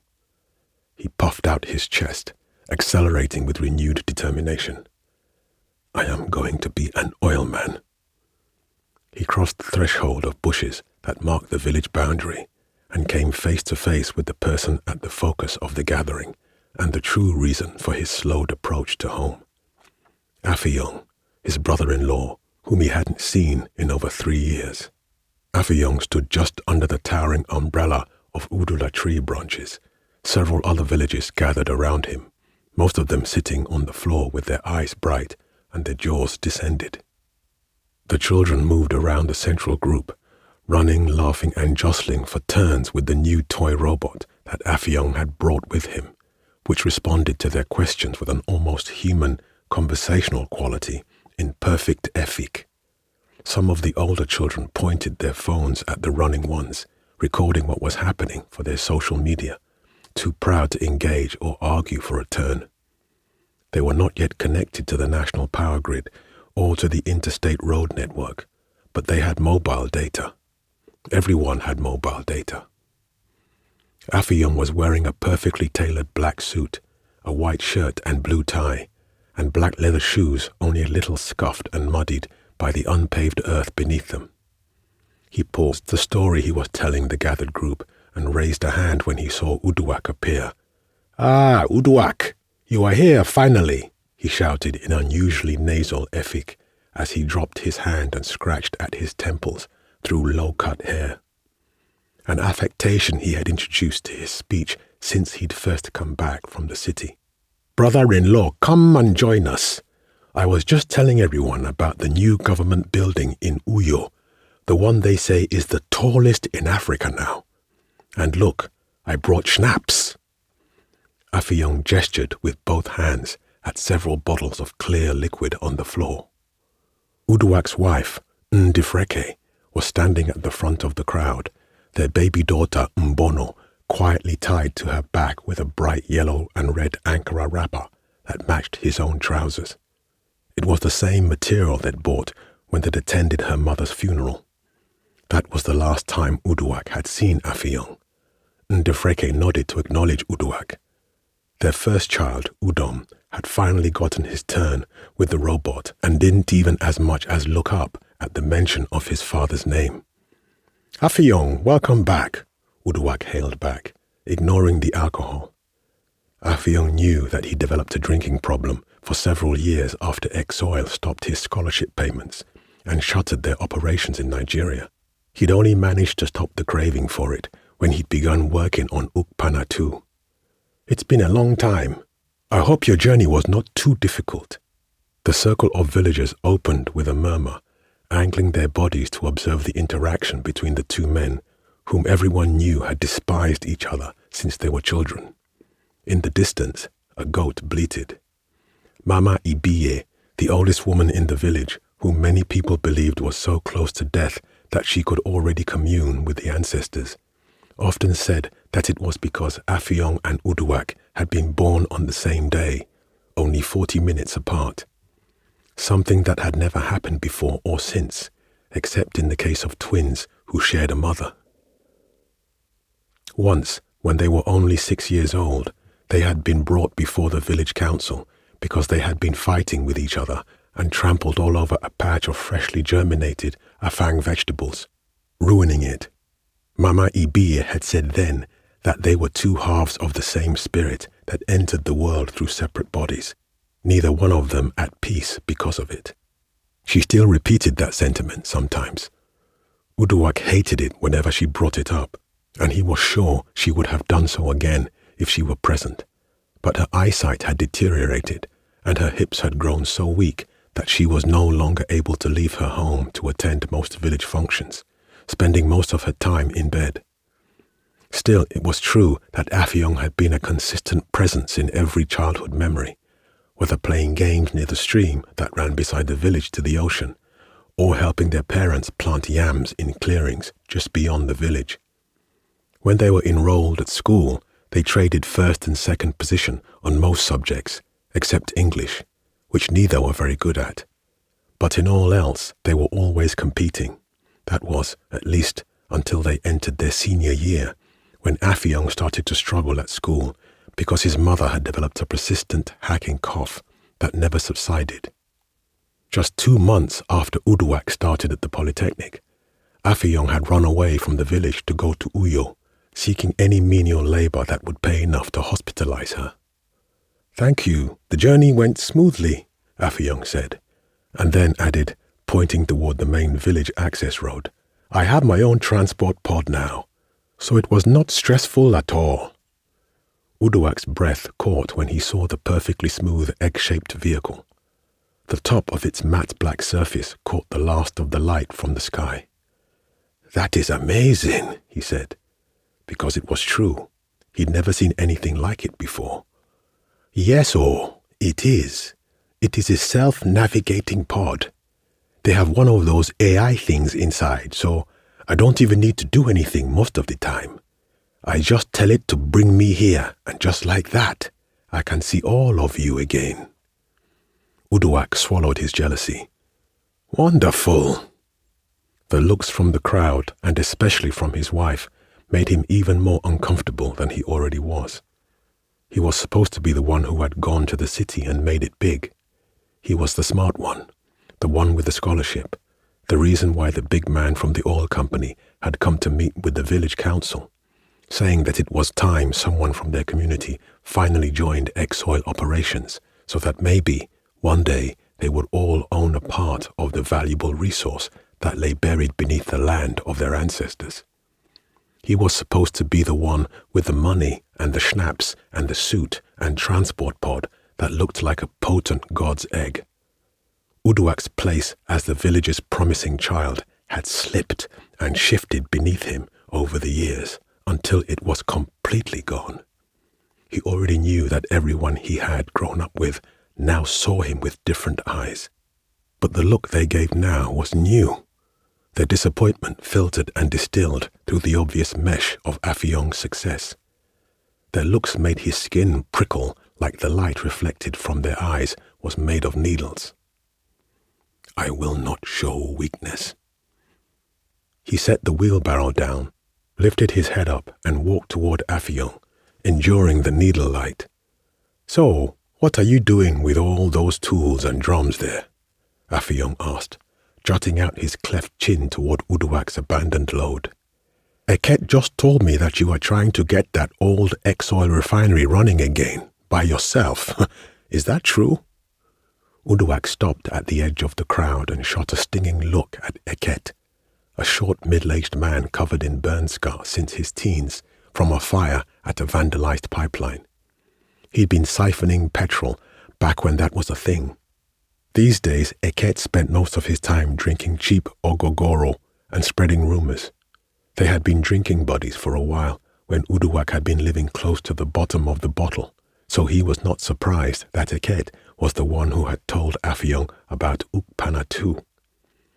Eket returned his look with unfocused bloodshot eyes, remorseless. He already had one bottle of Afion schnapps cradled in his arms like a child, or a bag full of silver coins. The problem with Eket's blabbering was that Afion had a way of making a mockery of things that Uduak cared about, but without overtly mocking them. It had always been that way since they were children. In their senior year, he had taken to call on Uduak Joseph the Dreamer, because he always spoke of his future working at Exoil after Samuel Ukekpe's visit to the council. Something Uduak hated but never complained about, because the surest way to make a nickname you hate stick to your skin forever is to complain about it. Yes, Uduak said, looking back to Afion. It's taking some time, but I'm making progress. I already managed to get the storage tanks flowing to the main facility again. Really? Afion said, miming exaggerated interest as he stepped out of the center of the crowd toward Uduak. But what are you trying to achieve exactly? No one uses that dirty oil or its products for anything anymore. It's worthless. Besides, he pointed up and motioned his arm in an arc, his fingers dipping at every nearby aluminium rooftop. The village already has solar panels installed. It's not enough, Uduak replied, which was true. There's never any power at night. The government has been promising to connect us to the grid for years, and yet, here we are. If I can get the refinery working again, I can make fuel for the generator and connect it here. Afion nodded his head. Well, the Kawashida central power stations are already up and running. We always have power in Uyo. It's just the government that is slow to reach here. He smiled. Maybe we should get a Kawashida portable, don't you think? Uduak flinched at that name. Kawashida. The company that had changed the world. His world. Kawashida. It was the only reason Afion could come back to the village with his tailored suits and egg-shaped transport pod that caught the dying of the light while he, Uduak, struggled to revive an abandoned network of unit operations that could distill fuel from crude oil. Afion continued, No, it's too expensive. We can use the refinery and the generator temporarily if everyone here is happy with it. He flashed his large teeth in an oily smile that told Uduak he already knew they were not. The oil is just sitting there. The woman who had the largest farm in the village and sat on the council, scoffed. Uduak tensed. He had not even discussed it with the village council before he started. He'd been drinking when he made the decision on his own after years of considering moving to the city to try to get a job as an entry-level technician at the Kawashida plant in Uyo. He may not have finished school, but he was smart and good at figuring things out, and at least, he thought, he still had enough practical and transferable skills to find work managing general equipment. But the thought of working at a Kawashita plant felt like it would be the final humiliation in a long sequence of failed dreams. He was supposed to be an oil man.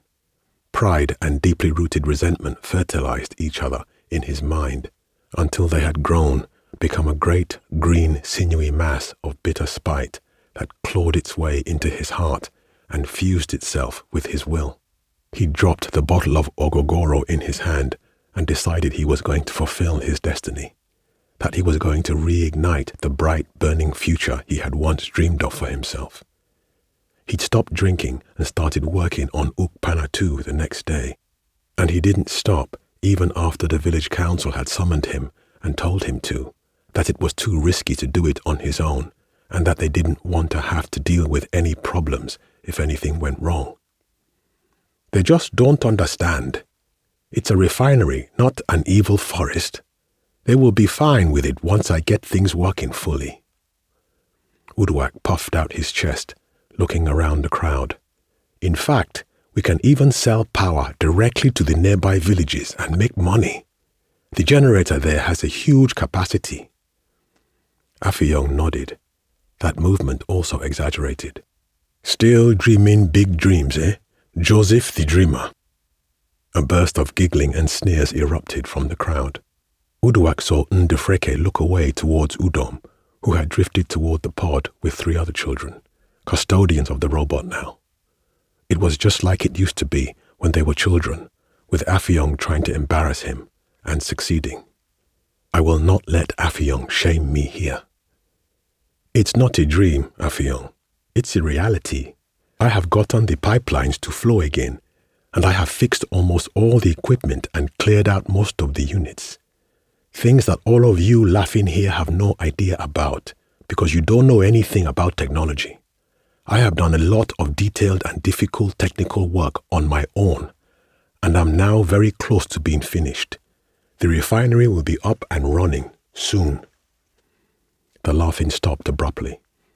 Okay, brother-in-law, I meant no harm. I was just teasing you. Afiyong folded his arms in front of his chest, still smiling, like he knew some secret Uduak didn't. So, how soon is soon? A few days or maybe a week, I assume. Uduak saw the trap he was being led into, just a bit too late to pull himself back from it. Yes, he lied. I see. Then we should support our kinsman, Afiyong said, speaking to the crowd. We should do a commissioning or opening ceremony. Get all the members of the council to see what our gifted brother has achieved all by himself. Hundreds of people used to work in that refinery, you know, hundreds. A murmur went up, and Uduak suddenly felt a throbbing headache develop at his temples. He felt very alone. Enough. This is not the place for this. I will discuss it with the rest of the council tomorrow, said, adjusting her wrapper around her waist. For now, let us finish celebrating your return first, eh? Or you don't want to eat the meat I cooked for you before it gets cold? Afiyong bowed toward her. Thank you, Ma. And then he turned back to Uduak. I really look forward to seeing what you've done when it is ready. It will be amazing to see a real oil refinery operating again, just like going back into the past. He laughed and then drifted towards who was seated on a stool in front of a large metal pot full of food. Let us eat. Ndefreke gave Uduak a look and a strained smile before she joined her brother and several others gathered in front of the blackened metal pot, baby Mbono still sleeping quietly on her back. I'm not hungry, Uduak said to no one in particular, as he ground his teeth and turned away, headed back to the hut he had inherited from his uncle, which he now shared with Ndefreke and the children. Mid-step, he thought he saw something move in the bushes, like an animal stalking prey, but he concluded that it was just the wind. As he gripped the handles of the wheelbarrow tighter and kept moving, he wondered if there was a way he could get the oil in and start the fired heater for the crude distillation tower at the abandoned ex-oil facility.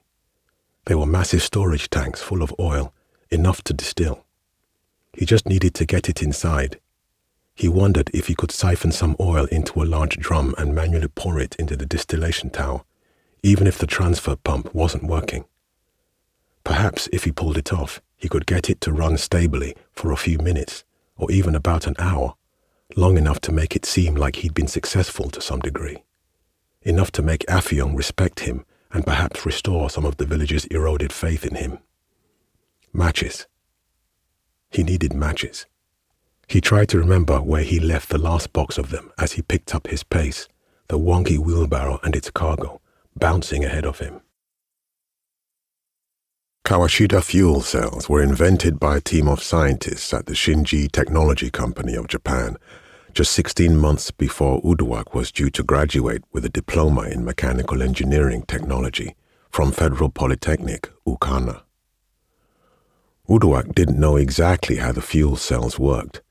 No one really knew all the details except the research team at Shinji, and they kept their secrets.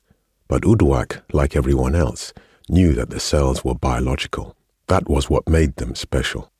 By using a proprietary genetic modification technique to rewire the metabolism of a heterotrophic bacterial strain, making it autotrophic, and then further splicing the synthetic microbe with a cocktail of high cell density, rapid reproduction genes, Dr. Haruko Kawashida and her team created a living, breathing, renewable supply of energy for the planet. The synthetic autotroph used concentrated sunlight to efficiently consume carbon dioxide and exchange electrons, creating a steady stream of electricity.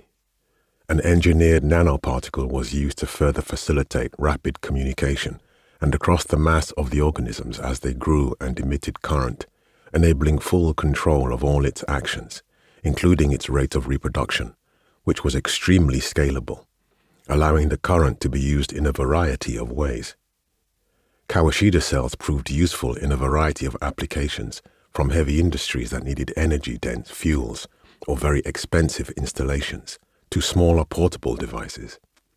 This, as well as the fact that the Kawashida cells could be coupled to wastewater treatment, where it would use the organic material as additional substrate, or to saline water desalination systems to catalyze the electrochemical pathways while simultaneously making the water drinkable.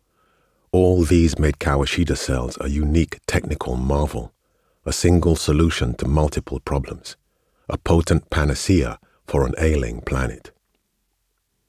But the technical aspects of Kawashida cells were not what truly changed the world so much so quickly, not by themselves anyway.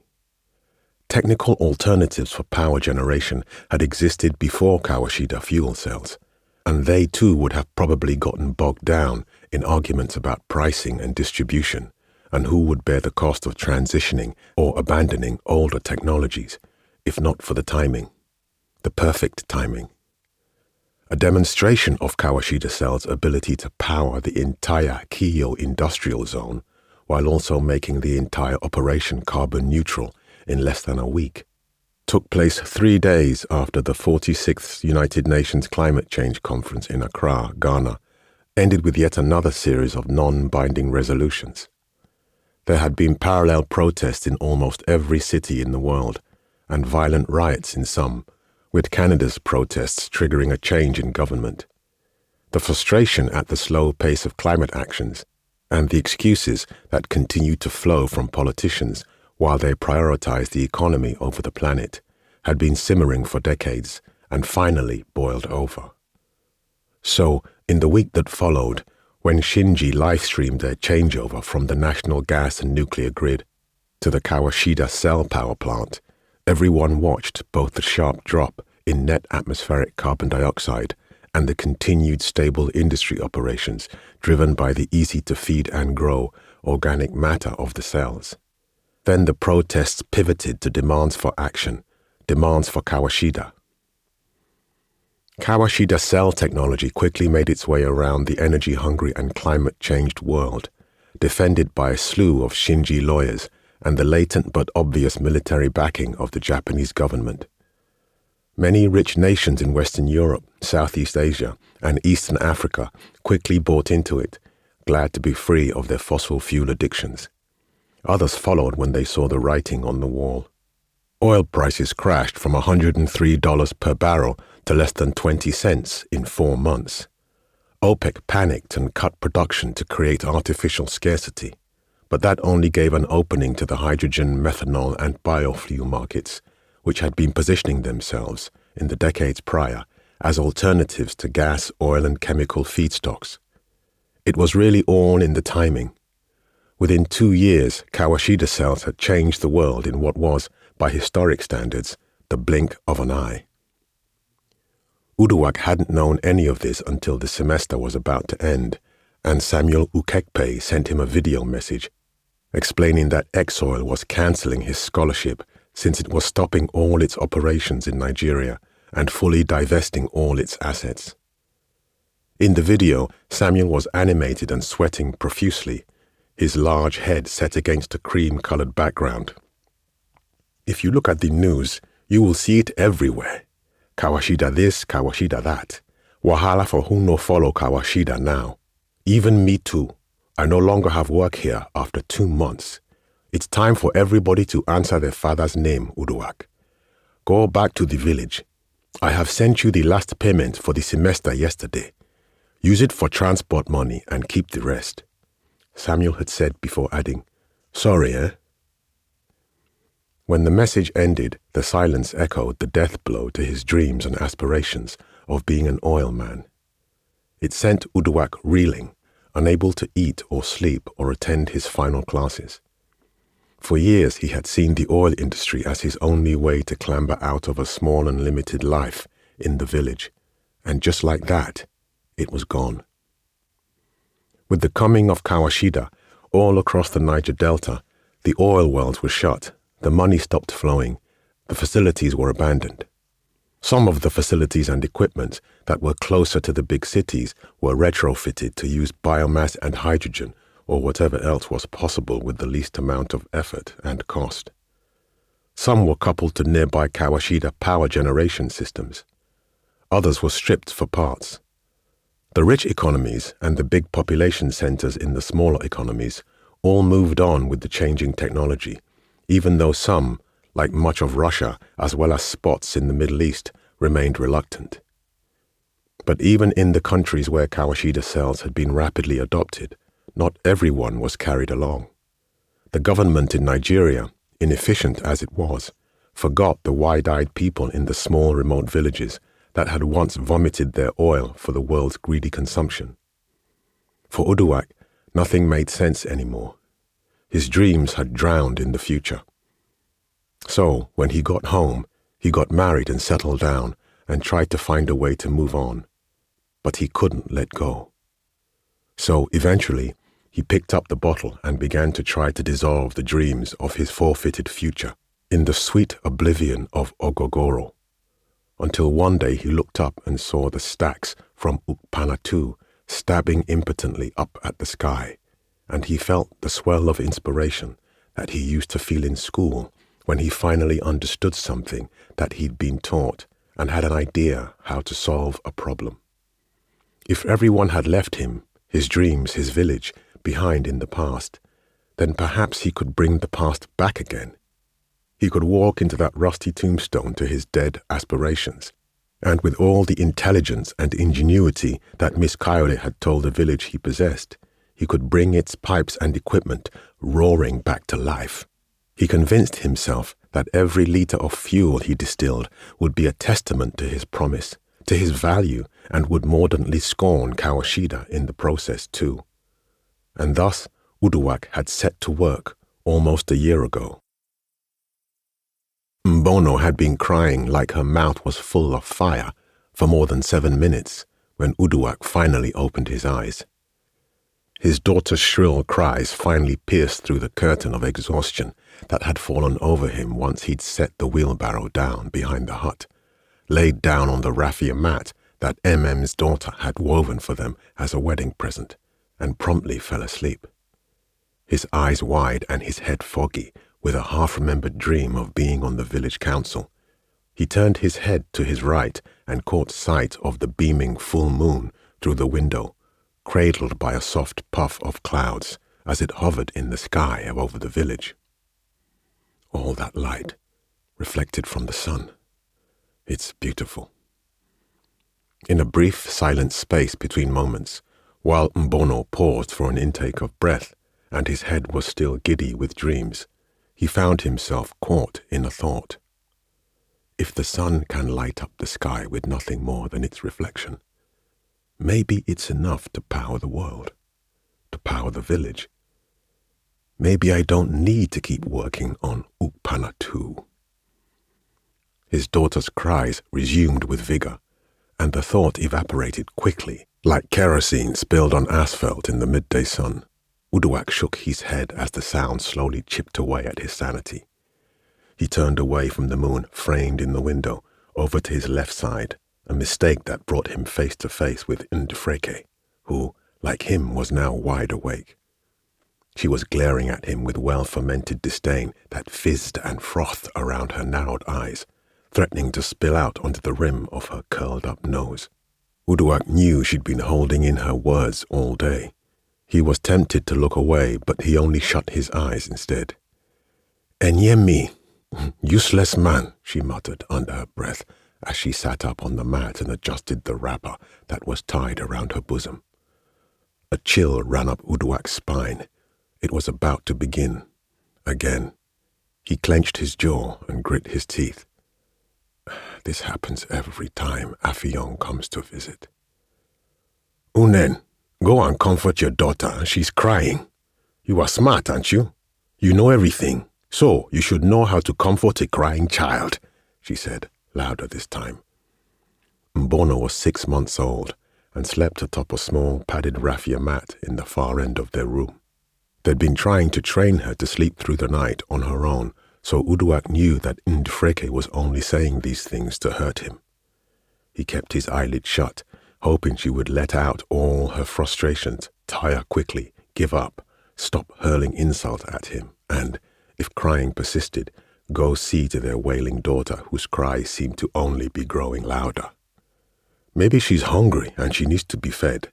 Are you not the one that has been repairing the distillation something that is still not working? You waste your time there instead of working on the farm. But you think I am the one that will both harvest yam and squeeze breast for your children by myself? Uduak winced at that. He tried to wake up earlier than usual for the last few months to till the land they had marked out, heaping the loose reddish-brown soil into new ridges and weeding the existing ones so that it would be easier for her to plant new yam heads and harvest old ones when he went to work on Ukpana too. But his efforts had either gone unnoticed or unappreciated. She kept going, every word laced with venom. "You can't provide for your child. You can't comfort your child. It is so hot here. Mosquitoes and heat will soon kill her. You have been working on that stupid thing since how many months now, and yet fuel for the generator we have not seen. Money to buy portable Kawashida, that one too we have not seen. Useless man." Ndufreke pronounced Kawashida with an affected nasal tinge, mimicking the way Affion said it because that was where she'd heard the word most often. But that only made the name sound even more irritating to Uduak. He felt a red, persistent throbbing develop at the base of his skull. "Ndi, don't Ndi me," she shouted, pointing a finger at him like it was a knife. Her braids were loose, and the moonlight made them look like streaks of frozen lightning. Her face was bony and full of teeth, like her brother's, and the more she insulted him, her face burnished with silver light, the more her resemblance to her brother seemed to resolve itself to the fore. Uduak had married Ndufreke the year after he came back from Federal Polytechnic, Ukana, with nothing but a broken dream and the leftover money from this scholarship for the semester that Samuel Ukekbe had sent to him when Exol suddenly went belly up. He married her for several reasons, because his uncle, who had been taking care of him since his parents died when he was 6 years old, asked him to. because she was young and beautiful and was one of the few women in the village who were of appropriate age at the time, because she was a good woman who diligently took care of her mother with whatever money Afyong sent her from the city, because he needed something to do to give him a sense of purpose that didn't involve becoming an oilman, because she, like many other young women in the village back then, still looked at him with stars in their eyes, since he was the man the outsiders had come to talk to the village council about, not knowing that the world had shifted and he had already lost all his promise. Because her family's plot of land was right next to his uncle's, and of course it made sense for the families to form a union. Because she'd never laughed with the others whenever Afyong had called him Joseph the Dreamer. But of all those reasons, sometimes Uduak admitted to himself that he married her because he knew that Afyong would absolutely hate it. Afyong didn't even attend the wedding ceremony. Uduak wondered now, seeing the intensity of hate and spite with which she spoke to him while their daughter wailed in the background, how much of that bile was hers, and how much of it was a reflection of Afyong's abundance. Look at where your family is living. The same hut your uncle gave us.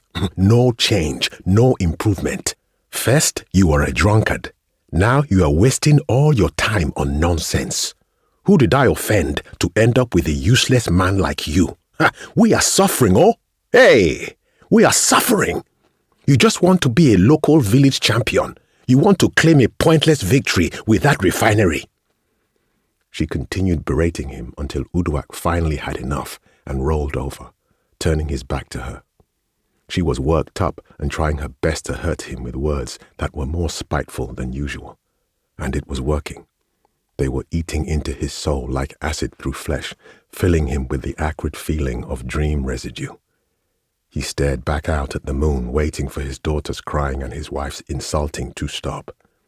He tried to divert his mind with thoughts of the refinery, considering the best way to temporarily bypass the pump, perhaps with an elevated tank and an angled flow line to the tower, when he heard her say something that cut him to the quick.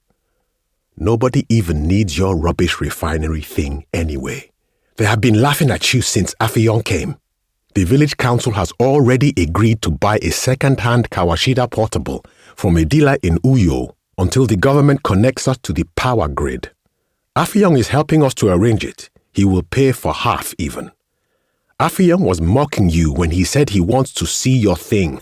They just want to see what you have been wasting your time with. But they are not going to use it even if it is working at all. So if you like, be there by yourself with your refinery nonsense. She kissed her teeth with a loud, venomous hiss like a threatened snake. They are buying a Kawashida portable? Who told you that? Uduak spun back to face her with wide eyes as he grabbed her wrist. Who? Nobody told me anything. She slapped his grip away. I was there when they discussed it and agreed before you came back from your stupid Ukpana too. Uduak groaned. No. Even his own people had accepted the thing that had ruined his life, and they were bringing it right to his doorstep. The red, persistent throbbing in his skull spread to his temples. He took his head in his hands and held it. No. I need to show them. I am a smart man. I am a good man. I am an oil man. I need to show them I can be the person they thought I would be. He heard Indifreke exhale a scoff as she shook her head. My brother was right. You are a dreamer. You can't even accept reality when it has been hitting for you in the head for the last 10 years. She climbed off the raffia mat and picked up their daughter, who immediately stopped crying and plopped her thumb into her mouth. I'm taking the children to my mother's house to sleep. Afyong is there. You better wake up from this foolish dream of yours because very soon nobody will care about you or your refinery nonsense again. And with that, she left the room, her footsteps echoing in the newfound silence of the hut. He heard her saying something inaudible to Udom, who was sleeping in the main room where they received guests. There was a rustle, more footsteps, and then silence. Uduak was alone in the house. He felt unstable. A kaleidoscope of emotions swirling together at once in his head made him feel dizzy, and the light from the moon was suddenly too bright, like it had expanded or moved closer to the village. He closed his eyes again, pressing his eyelids as close together as he could, causing small motes of red light to appear somewhere in his consciousness, like tiny persistent explosions. The motes flitted about randomly like dust in Brownian motion, whizzing about almost in tune to the pounding of his headache. He lay back down onto the mat for almost 15 minutes, his head throbbing until he thought he heard something enter the room, something that felt cold and wet and sharp and dangerous and dark and nameless, like a leopard with blood dripping from its mouth. The feeling intensified until it settled beside him. It made him tremble. He pressed his eyelids tighter together, frozen with fear, but the feeling of the thing in the room next to him would not go away. Finally, he exhaled a breath he didn't even know he was holding and accepted its presence. He stopped shaking. The motes of light behind his eyes disappeared with the suddenness of a conjurer's trick. Uduak opened his eyes. A smile cut its way across his face. He was not sure why, but he was happy all of a sudden, ecstatic even. He leapt up from the raffia mat, laughing and singing a song his uncle had taught him when he was 9, a song they used to sing when they worked on the farm together. He remembered where the matches were. Uduak made his way to the open space at the back of the hut that served as the kitchen to retrieve a knife and his box of matches. "Fire! Fire! Fire!" Eket's voice was harsh and guttural and frantic and extremely unnerving to the few villagers who were still awake to hear it.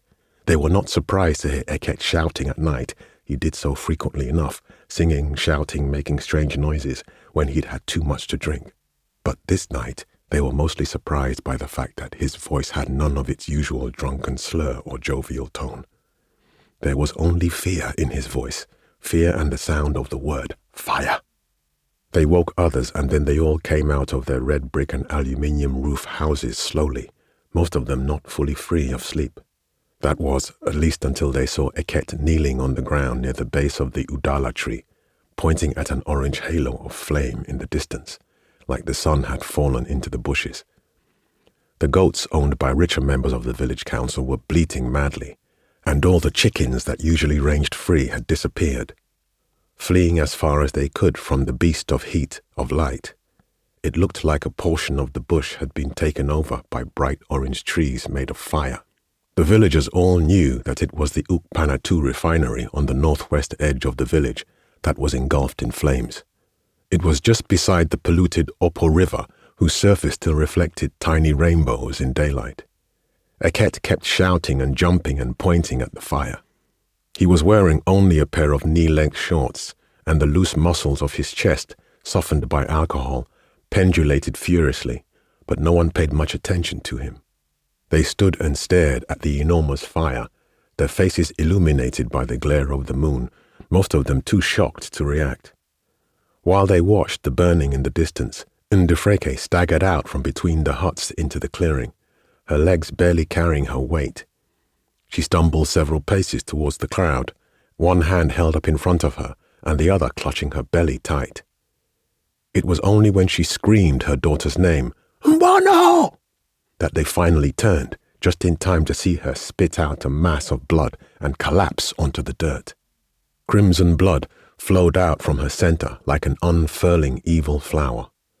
There was a chorus of gasps and shouts.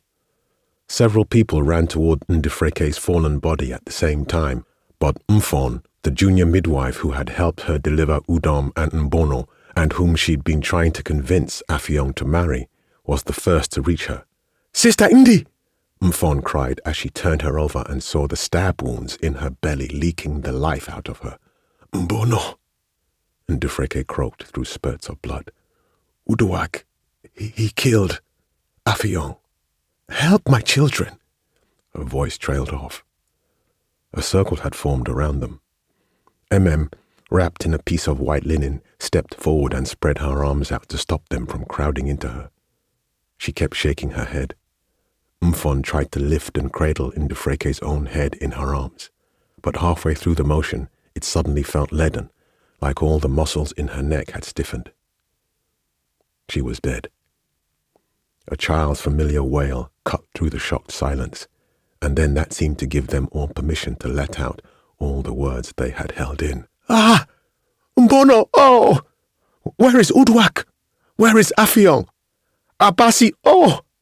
Water! Still inside her hut, lying down and staring at the thatch insulation, where no one could see or hear her, but where she'd clearly heard everything, even the roar of the fire. Mama Ebiye's lips began to move fervently, whispering, Uduak and Affiong, fire and blood, within an hour of each other, over and over and over again. Outside, there were cries of anguish and tears of sadness and embraces of comfort and shouts of anger and cries for water and a multitude of trembling tongues trying to make sense of the terrible thing that was happening in their village. In the distance, the orange halo flared and lit up the night as the fire continued to lick and grow and roar. Uduak stood on the top-level access platform of the crude oil distillation column, staring down into the inferno that had spread from the main crude oil tank and now covered everything below with an orange and grey shroud. He was sweating profusely. His eyes were watering from all the smoke, and his hands were covered in the black of crude oil and dried blood. He shifted his weight from one foot to the other because his bare soles were uncomfortable against the increasingly hot metal grating.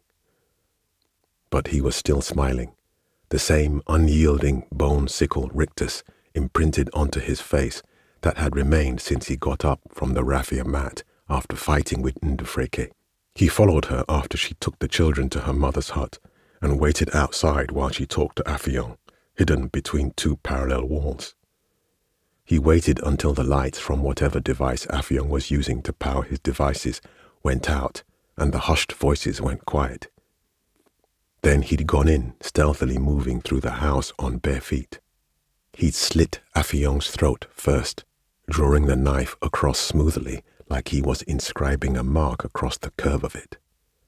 When he did it, he stood back and watched the look of horror on his brother-in-law's face as Affiong woke with a start, in a world of pain and unable to speak, spraying frothy blood all over the floor as he instinctively reached for his phone. It had taken almost half a minute for Affiong to die. When he did, Uduak took Affiong's phone and went to the next room where Ndufreke was sleeping. Mbono was awake in a corner of the room but quietly cooing. He walked up to Ndufreke and covered her mouth with one hand before stabbing her in the belly 7 times. Udom never even woke up. When Ndufreke stopped struggling, Uduak left the house and ran out through the village square until he came to Affiong's egg-shaped vehicle.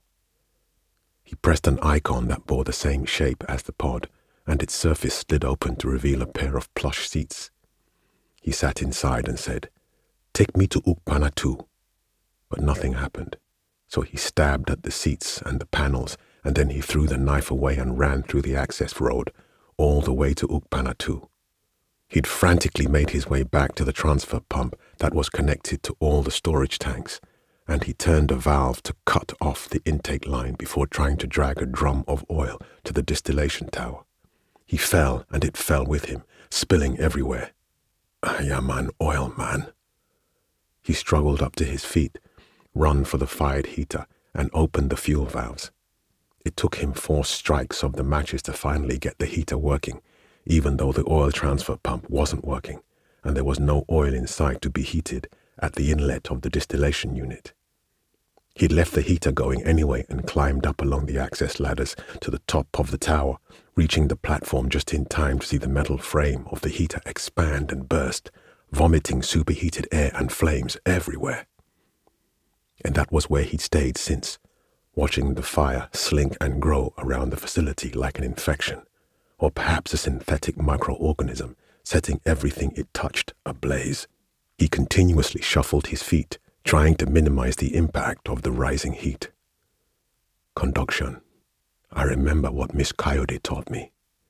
Heat flux is equal to negative conductivity multiplied by the temperature difference, and the conductivity of steel is high, and fire is hot, and my feet are cold, and everything is burning, burning, burning.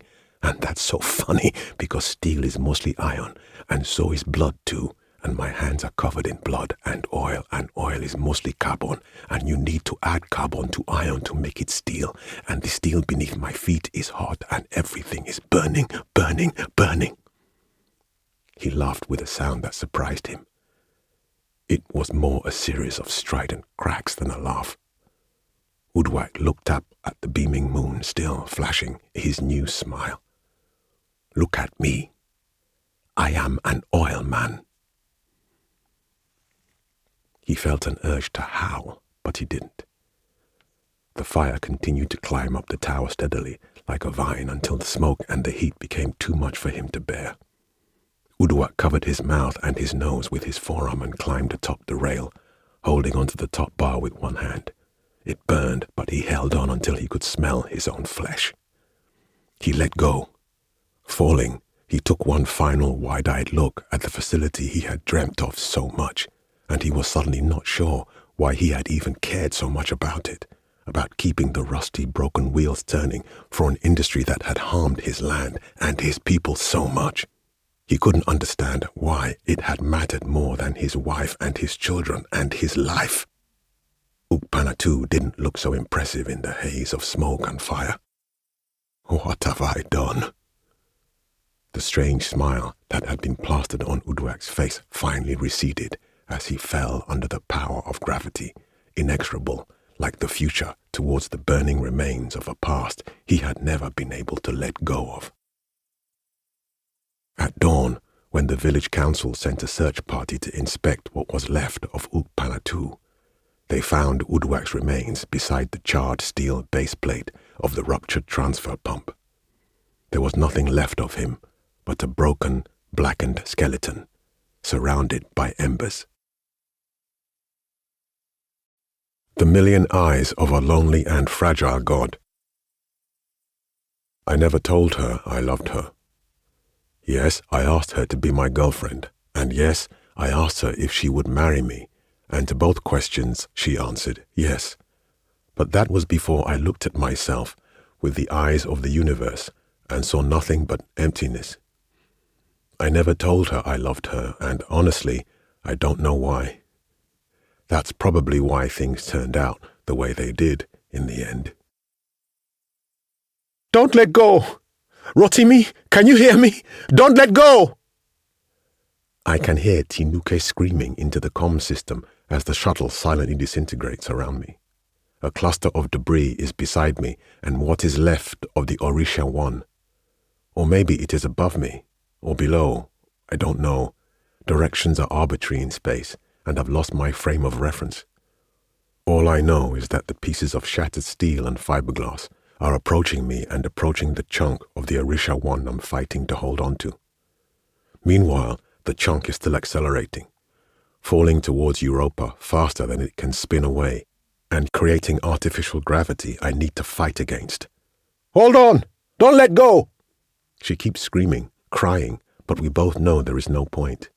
I'm being torn apart in the blackness of an impossibly big universe, holding on to a damaged spacecraft and almost crying because I already know I will die out here alone, in the cold and the dark.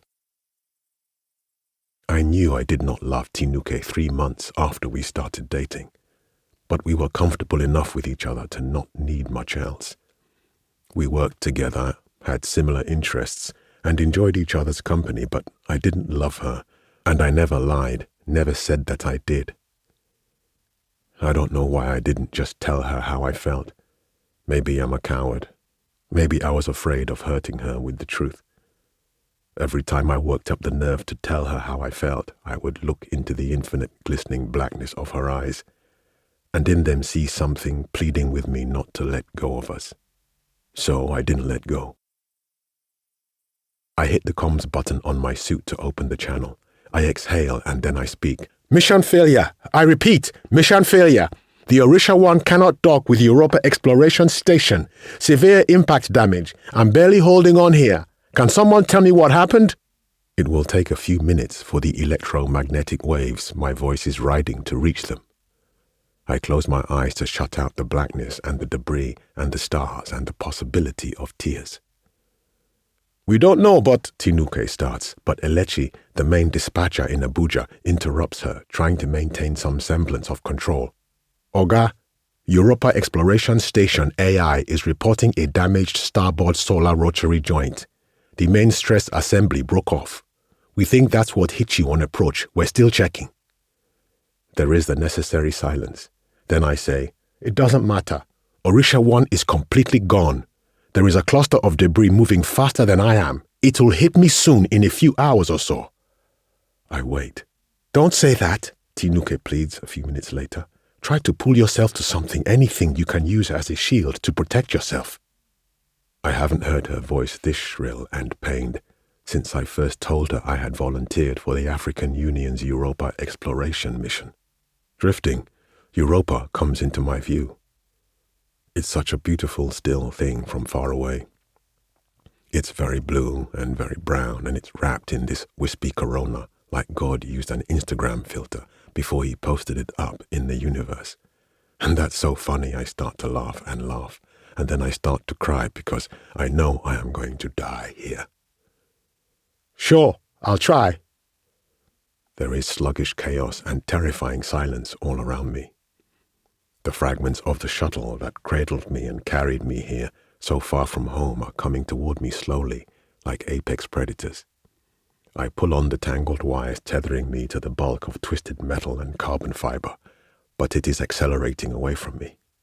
I'm fighting a cosmological force and I'm losing. It feels like I'm fighting against the very essence of things. I think I lost before the fight even began. I tried to make myself love Tinuke. I took her out to her favorite places in Abuja, spent as much time as I could with her when we visited the proposed launch site in Yola, long before I knew I'd volunteer for the mission. We even spent the Christmas before we got married in her parents' house. I made love to Tinuke desperately, as if the act could emotionally arc a spark between us. I pulled and dragged and willed myself closer to her, but it was not enough. There was always an emotional space between us I could not overcome that left me feeling hollow and empty. All I did was replace the emotional space with a physical one. "I care for you more than anything in the world," I told her 2 weeks before the launch. We were in bed, I was stroking her hair, and she was crying. "You're the best thing that has ever happened to me." It was the closest I ever came to telling her I loved her. I couldn't hold on.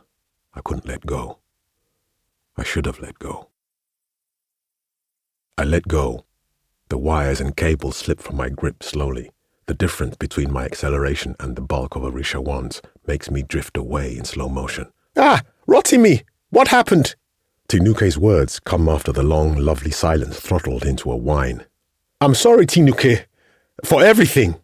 I pause as she starts to sob, and then I add, "I love you very much." I owe her that much. She deserves that much. I hit the comms button on my suit to shut out transmissions. Silence wraps itself around me like a blanket. I spin and drift lazily. Something hits me. Everything goes blurry for a few seconds or minutes or hours or even days, I can't tell. When I manage to open my eyes again, there are stars. So many stars, ineffable spheres of faraway light, little jewels set into a tapestry of darkness. Coral beads embroidered into expensive black asowoke. The million eyes of a lonely and fragile god. They shine and glint and gleam in every corner of my vision, and I see myself in every one of them. The tears fall. I am alone, but I am no longer afraid. I mattered to someone. In the darkness and the cold, I finally let go of myself and cling to that knowledge. Desperately. Comments on your provisional patent application for an external spirit core. From Emeka Nwobi.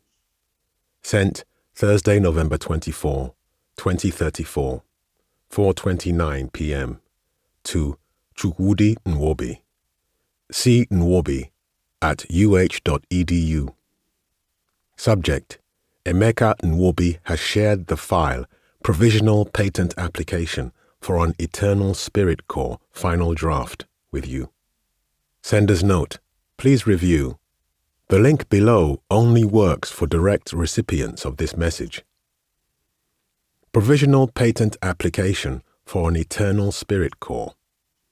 Open file. Patent Memorandum Cover Sheet. Inventor's Information. First inventor's name: Engineer Emeka Nwobi, MNSE.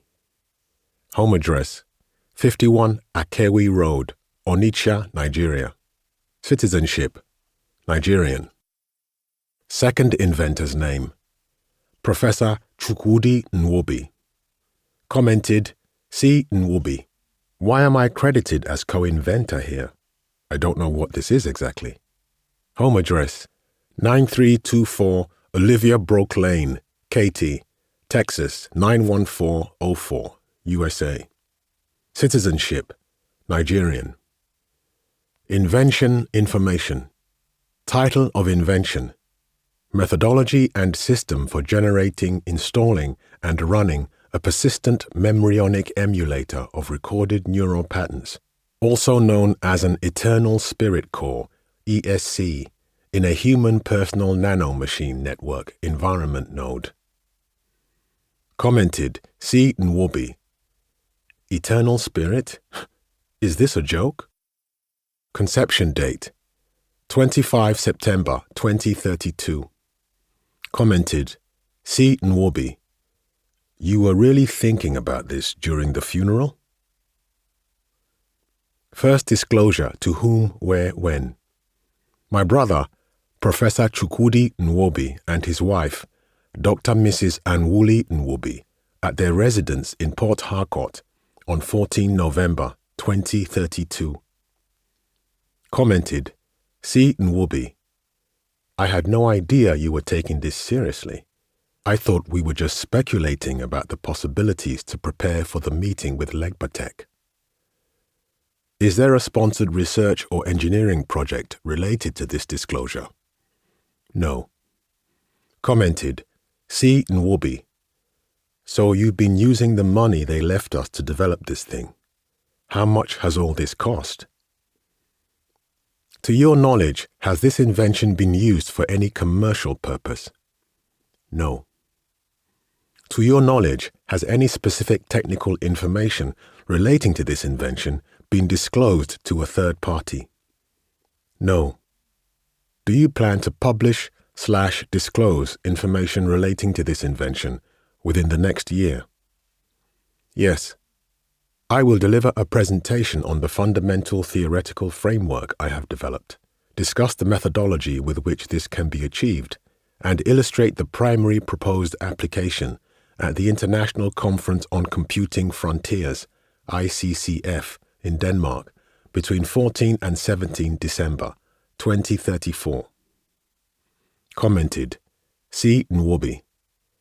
Please withdraw the paper until we have a chance to talk properly. I can't believe the committee accepted an abstract based on this. They will laugh you out of the conference. Memryonic processing schemes cannot be downscaled to run on nanomachine units. The processes run at quantum level and still require large supercooled units just to emulate one human memryonic. Research into this is preliminary at best. Or did you find something new in the files I sent you last year before the Legbatech meeting? Emeka, is this seriously what you've been doing for the last year? Why didn't you come to Anwuli's 35th? Why you haven't been answering my calls? I can see you're online editing the document right now, so answer the phone, please. Prior art. While the field of memory electronics, or memryonics, has become well established and independent memryonic copies of high-value individuals have been generated and stored as part of established computing systems, no actual technologies and methods exist to embed such copies into a human personal nanomachine network environment with on-demand live responses. Commented: C. Nwobi. There is a reason for that. It's impossible. Related products/references. Google's biocompatible nanomachine network computing environment, G-Link. Copyright, commercially available. Legbatek's Mem1, copyright. Memryonic Neural Systems Scanner, commercially available. Jia Inc.'s Yijie Danao, copyright. Nanomachine Process Integration Software, commercially available. 3QPI Memryonic Mining Network Drivers, modified from open source. Commented, C. Nwobi. Okay, fine. How did you get 3QPI Memryonic Network Drivers to run on G-Link? How is the nanomachine node not overheating? Does any of this even work? We really need to discuss this. I have tried to call you 5 times already. I will finish putting my comments on this document and call you again at 10 a.m. sharp today, before I go to bed. Just pick up the phone this time, please, and Wooly has been worried sick about you since the funeral. Summary of the invention.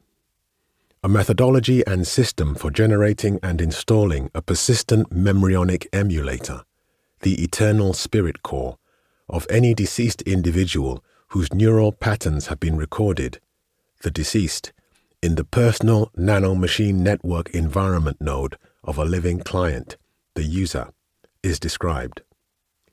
The methodology allows quantum processes to be emulated on a nanomachine network by external modulation of the strong force between particles. The system can read in a full neural scan of the deceased as memryonic files and store this information optimally in a nanomachine network embedded in the user brain as modified 3QPI format files. The system can be configured to receive all neural information processed by the personal nanomachine network of the user and integrate them as direct streams of input. The system will generate a hypercubical memryonic matrix of response probabilities based on the recorded neural patterns of the deceased. The system is configured to identify the response with the maximum confidence value based on feed-forward simulation and relay this via auditory nerve stimulation to the user. This sensation is expected to provide an optimal user experience that may be described as the user hearing a voice of the deceased in his or her head. The form of sensory stimulation can be modified to fit anticipated user preferences. This invention will allow the generation of what may be described as an eternal spirit for those who are deceased or about to pass on. This eternal spirit has been designed to reside in the place it matters most, the minds of those who love them. It will also allow businesses to offer a unique and compelling solution to anyone who has lost loved ones and misses their counsel, their encouragement, and their love, by installing the live context-optimized probabilistic memryonic models in their personal nanomachine networks. This will be particularly useful for those who wish to maintain a sense of constant contact with those who have passed on. Use cases include people who want to know what their parents would think of significant life choices, how they would have reacted to the sight of their grandchildren playing, what words of encouragement and advice they would give in moments of crisis, etc. Commented, C. Nwobi. Ah, Emeka, Mama and Papa are gone. Even if you get this to work, it won't bring them back. It won't be them. Not really. Memryonic scans aren't people, just echoes. Please stop this, Emeka. They're gone. If field/human testing is planned for this invention, when is it currently scheduled to begin? An alpha version of the prototype system will be tested on 4 January 2035 using previously acquired memryonic scans of my mother, Mrs. Sheila Nwobi. Commented, C. Nwobi. Oh, no, Emeka, seriously. I know you're reading this. Please pick up my call. A Dream of Electric Mothers. 2 hours into the third session of our fourth cabinet meeting on the border dispute with the cooperative kingdom of Dahomey, my colleagues finally agree that we need to seek the Dream Council of our electric mother. The Dream Council consultation ceremony was usually a somewhat elaborate half-day affair, with the chief Babalawo being called in from the Ile-Ife Technology Center of Excellence a day before to run diagnostics, read the Odu, dine with Oyo Messi, and remind us of our history and culture before we link our brains with that of our electric mother. Officially, the ceremony is performed to maintain transparency, to formally ensure that the public knows when this collective resource is being used.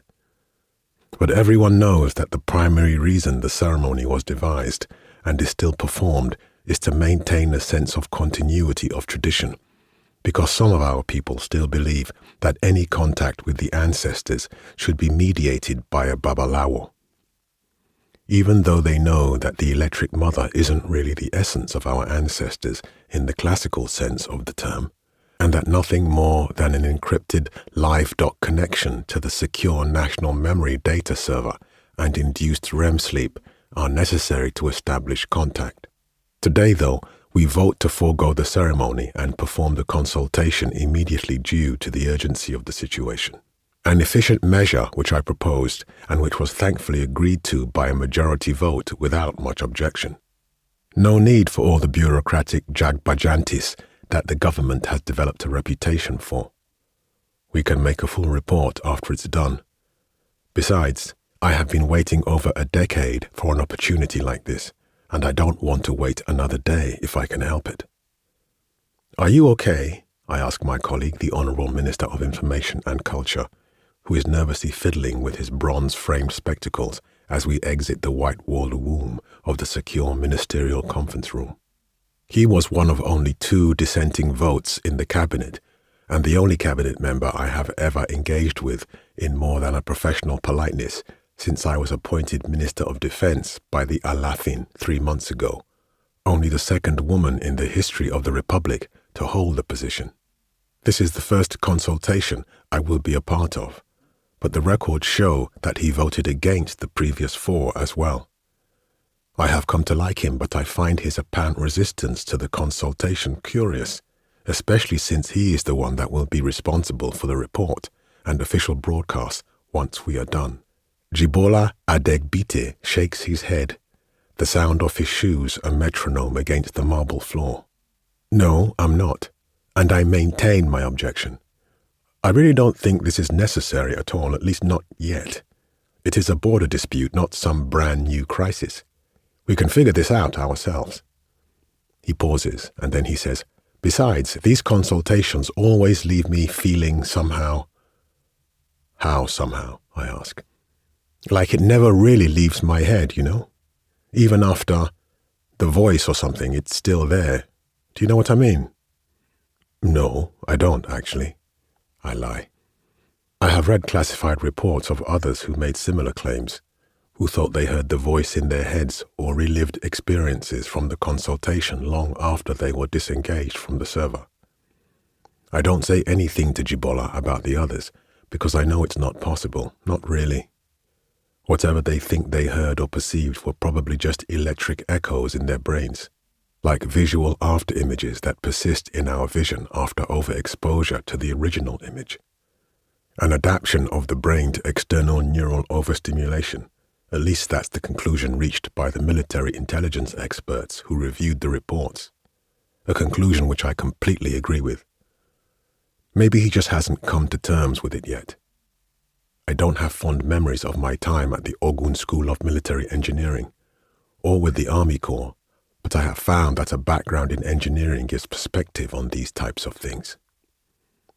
Jibola turns his head and looks at me like he's trying to scan my brain, and then he says, "Well, I just hope it doesn't happen to you too," before turning away and walking a few steps ahead of me.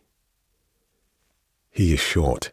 He'd stand shorter than I do if he didn't have his Asaoke fabric cap on, with large sensitive eyes and an incipient potbelly that is starting to swell below his tailored white agbada. In a way, he reminds me of my father, at least the version of him that existed before the lunar spacelift accident, not the broken, bloody version that spent his final 75 hours in and out of surgery as an army of babalawos tried to save his life, while my mother and I watched and prayed and cried to all the Orisa to save him. That's what broke her in the end, I think. Not just the unexpectedness of the accident, but the brief period of hope we held on to before they came out of the operating theatre and told us he was dead. In some ways, the accident killed both my parents. Jibola and I are the last ones to reach the elevator. Once we step in, a red light appears, and the door materializes from nothing as its constituent molecules are telecargoed into place. It almost makes me jump back with surprise, but I don't let it show. I don't think I will ever completely get used to building sections being beamed into or out of place on demand. I meant what I said, Jibola says, almost mumbling to himself as we descend quietly under the carefully calibrated control of the building AI. We can figure this out ourselves. We should. We have been navigating issues along that border with Dahomey off and on for centuries. I lean in and whisper, maybe that's why we need help, so that we don't have to keep negotiating with them for centuries more. Funny, he snorts, waving his hand at me like he's swatting away invisible flies. But I don't think you see the point I'm making. We keep returning to the electric mother instead of fully considering and debating our points to consensus whenever there is a threat to the peace. He seems a bit more agitated than usual. Perhaps the stress of the issue with Dahomey is getting to him, even though I am the one who will have to send troops into battle if the situation really deteriorates and we get to worst-case scenario. I'm the young, newly appointed Minister of Defense, and I may have to manage a war already. Besides, I've never done this before. If anyone should be stressed, it's me. And yet, I am not. I have other things on my mind. That may be true, but does it really matter? I ask. We will get the best possible advice in the shortest amount of time this way, with the least amount of acrimony. Maybe you need a little bit of acrimony to be sure you are running a republic properly, especially when lives are at stake. That comment, uttered a bit too loudly, draws looks from the other ministers of the Oyo Messi. I cannot tell if he's serious or not, so I stay silent, straighten my back and stare ahead at the plain white door while we continue to descend 2,000 meters below ground level towards the subterranean cavern protecting the data server that has hosted the collective digital memory of the Oduwa Republic since the 9,878th year of the Kojoda. We first began the mass archiving of memorionic copies of our citizens during the reign of Oba Abiodun III, when the great Iyalawo Olusola Ajimobi first observed that if two digitized memorionic copies of human minds were synchronized and uploaded to the same operating environment, they would temporarily merge to form a new entity with its own unique, emergent identity. This entity could easily be deconstructed back to the individual memorionics using memory pulse stimulation with no apparent loss of fidelity. She called it a digital emulsion, free of the artificial borders of tissue and silicon between minds, thought patterns of sentient individuals, when allowed to mix and interact, seemed to seamlessly flow into and merge with each other like rivers, completely missable and yet still separable with the right perturbation. It was she who first proposed the application of this observation to the creation of the National Memory Data Server, NMDS, a server that could be used to create a unique national computational consciousness based on the recorded thought patterns of every previous citizen of the Republic whose neural scans could be obtained before they died. She referred to it as an artificial memorionic super-citizen, an entity made up of the minds of citizens past that could process billions of input parameters, thoughts, opinions, experiences, and feelings in an instant and give advice on matters of national interest. An encoded and accessible electric voice of the ancestors. The Alafin could not resist, neither could the Oyo Messi. They approved her plans, gave her all the funding she needed, and she became the first director of the NMDS. In school, when they first taught me about the creation of our electronic mother, I spent a lot of time wondering about Iya Ajimobi herself. I wondered why she had never taken a husband, despite her reputation as a gentleman's woman. I wondered if she had intended for the new super-citizen to speak exclusively, with what sound like a chorus of female voices, to everyone who makes a connection to their thought space. Or if the super-citizen had chosen, I suppose that technically it continuously chooses, that voice on its own because of the magnitude of Ajimobi's influence. I never met her, and yet her story has had such an influence on me and my life that I'd like to believe the latter. Perhaps our ancestral women are just more opinionated in liberated digital thought space than their male counterparts. Or perhaps she is still driving its identity from the inside. She is, after all, one of the ancestors now. But mostly, I wonder why hardly anyone in my family ever spoke about her, considering the fact that she was my great-grand-aunt before she became a component of her own electric dream. My ears are about to pop when the elevator finally slows to a stop and the door dematerializes. A blast of cold air hits us as we step out and into the expansive grey space of the NMDS Center. An array of thick black cables cut into and run across the high hyperbolic ceiling. That's the first thing I notice. Almost everything in the center is geometrically precise. Circles, rectangles, ellipses, parabolas, hyperbolas, triangles, and more. Shapes permute and combine in 3 dimensions all along the windowless red walls, which bear large abstract symbols drawn in harsh white, like academic graffiti. In the middle of this expansive space sits the home of our electric mother, a large transparent cube housing an array of solid black cylindrical quantum processing nodes. 6 programmable nanomaterial chairs sit on either side of it, facing away, with an assortment of cables and jacks and connection ports sticking into and out of them, some of which are connected to the cube, like an extended nervous system, like lovely dark skin to a lover's touch. The nanoparticle surfaces of the chairs ripple and pulse, continuously adjusting to micro changes in the environment. An array of holographic projections constantly streams information about the state of the server in bright orange Ajami calligraphy.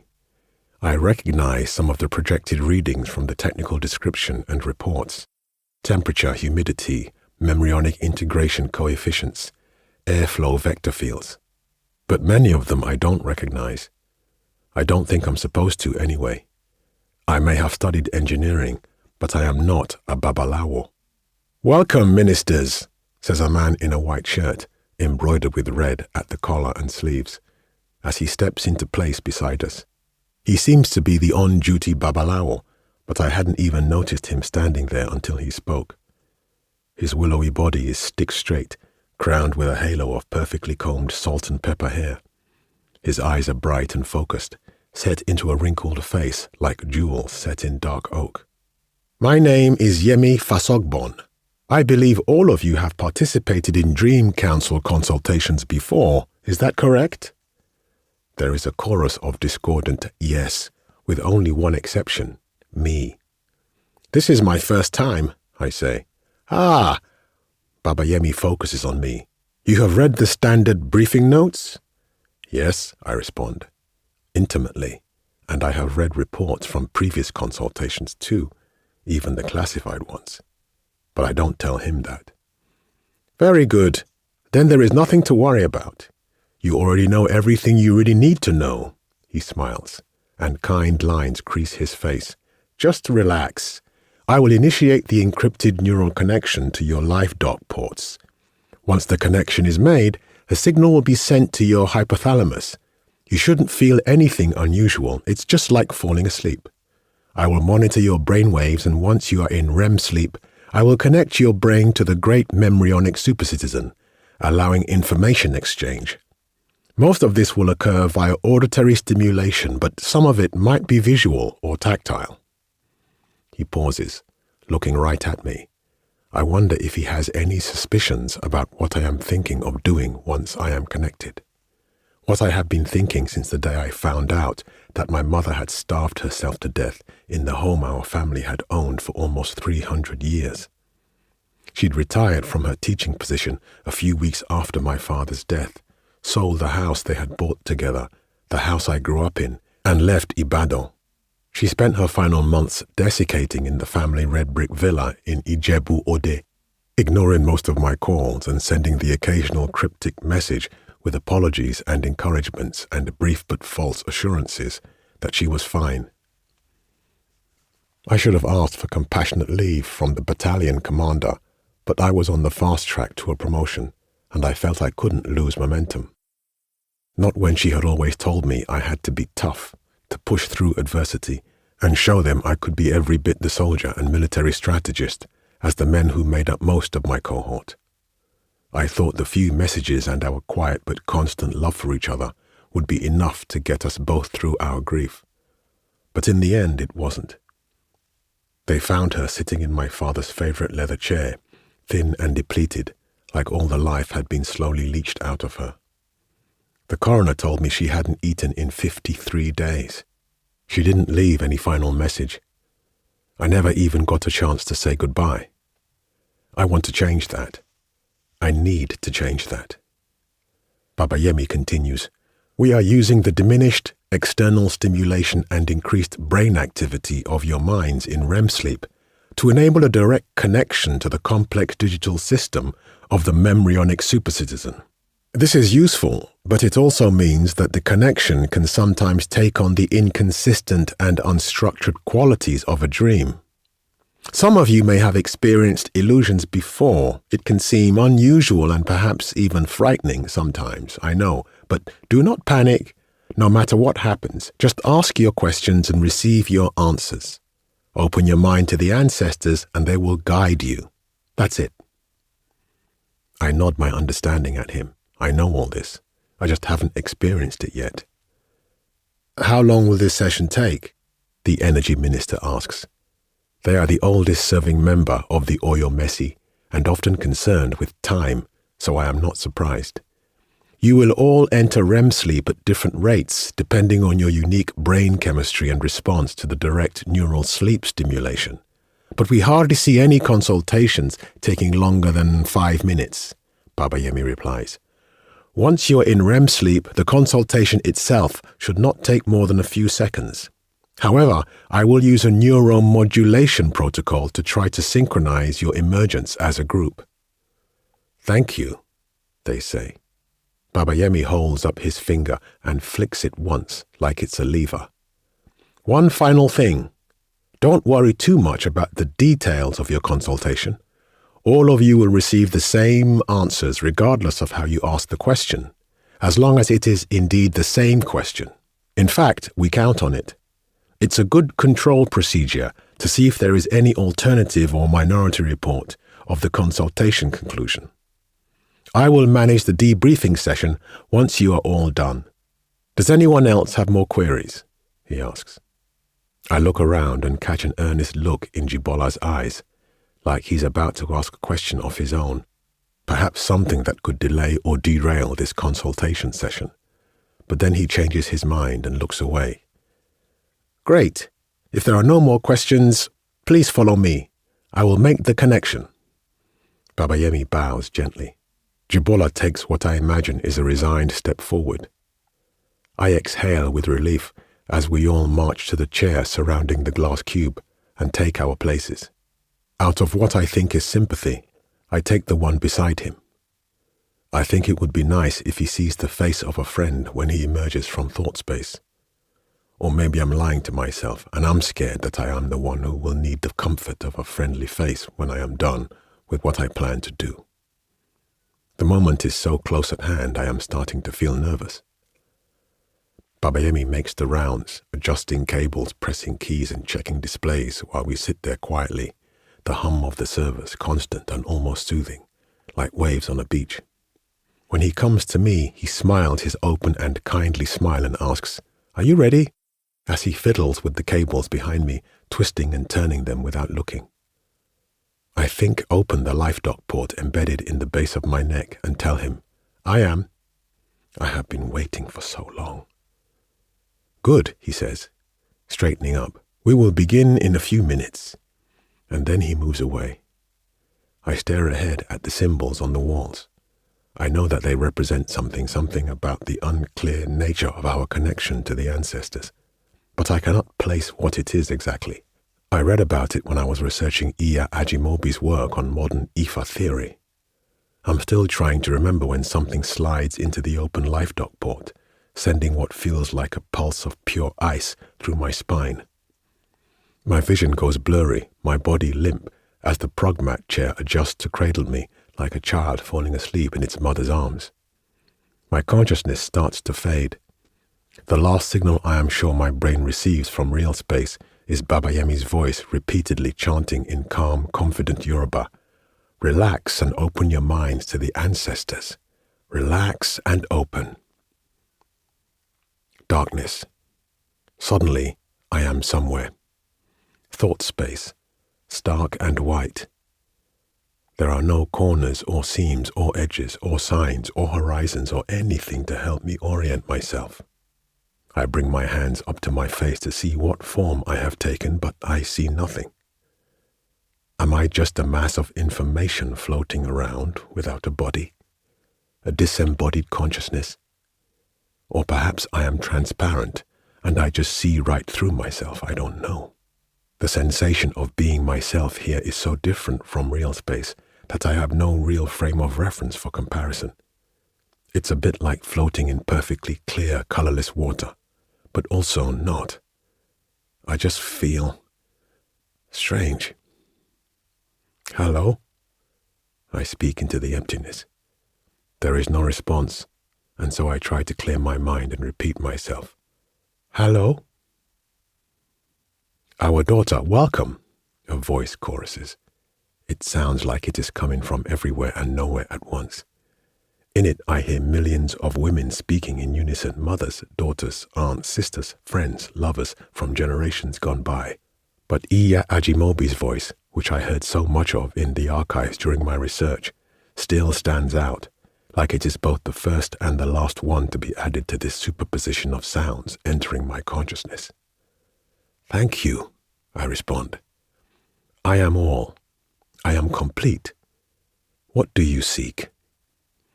The white of thought space suddenly turns into a pale blue, then cycles back to white. It keeps alternating, mesmerizing me. I don't know how long I have been silent when I finally remember both my duty and my real reason for coming here. I decide to start with duty by asking the question which every other member of the Oyo Messi will also ask. As you must already know from the data feed, we are in dispute with Dahomey again.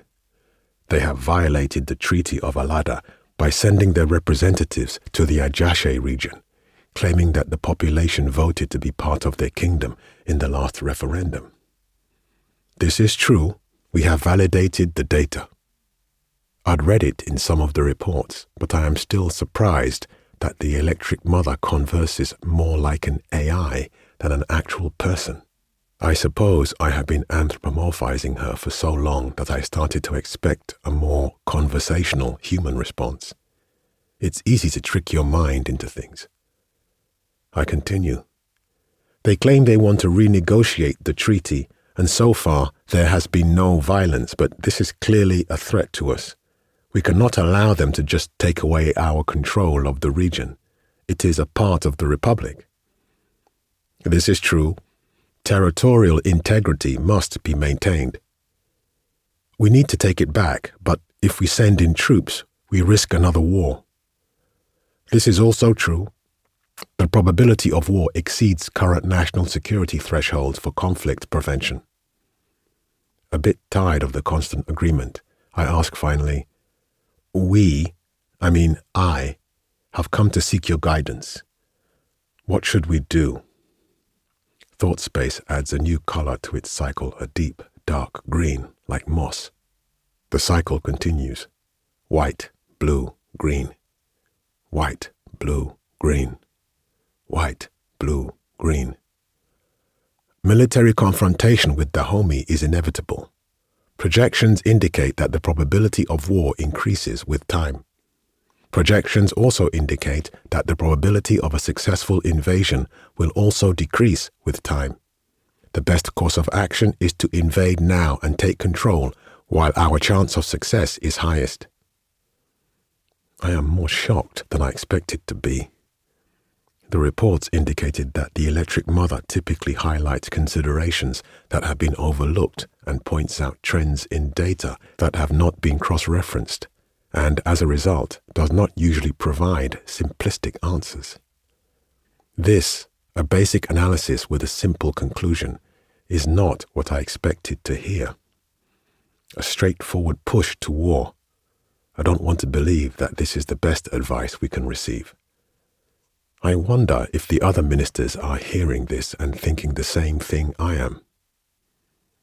But to initiate a war would go against the Alafin's policy of continental integration and cooperation. Besides, it will violate the will of the people in the territory and cost many of our people's lives. This is true. More agreement. Another color joins the cycle. Red. Surely there must be better options. This is not true. All considerations have been included in the evaluation of this situation. An extended negotiation will only delay war. Invasion is the best course of action. It will maximize the probability of the Republic's life quality index remaining above 83% over the next 1,000 years of the Kojoda. There are no better options for the overall good of the Republic. This feels wrong. I don't know why exactly, it just feels wrong. Like a badly constructed response based on fear, not logic, despite its scaffolding of data and numbers.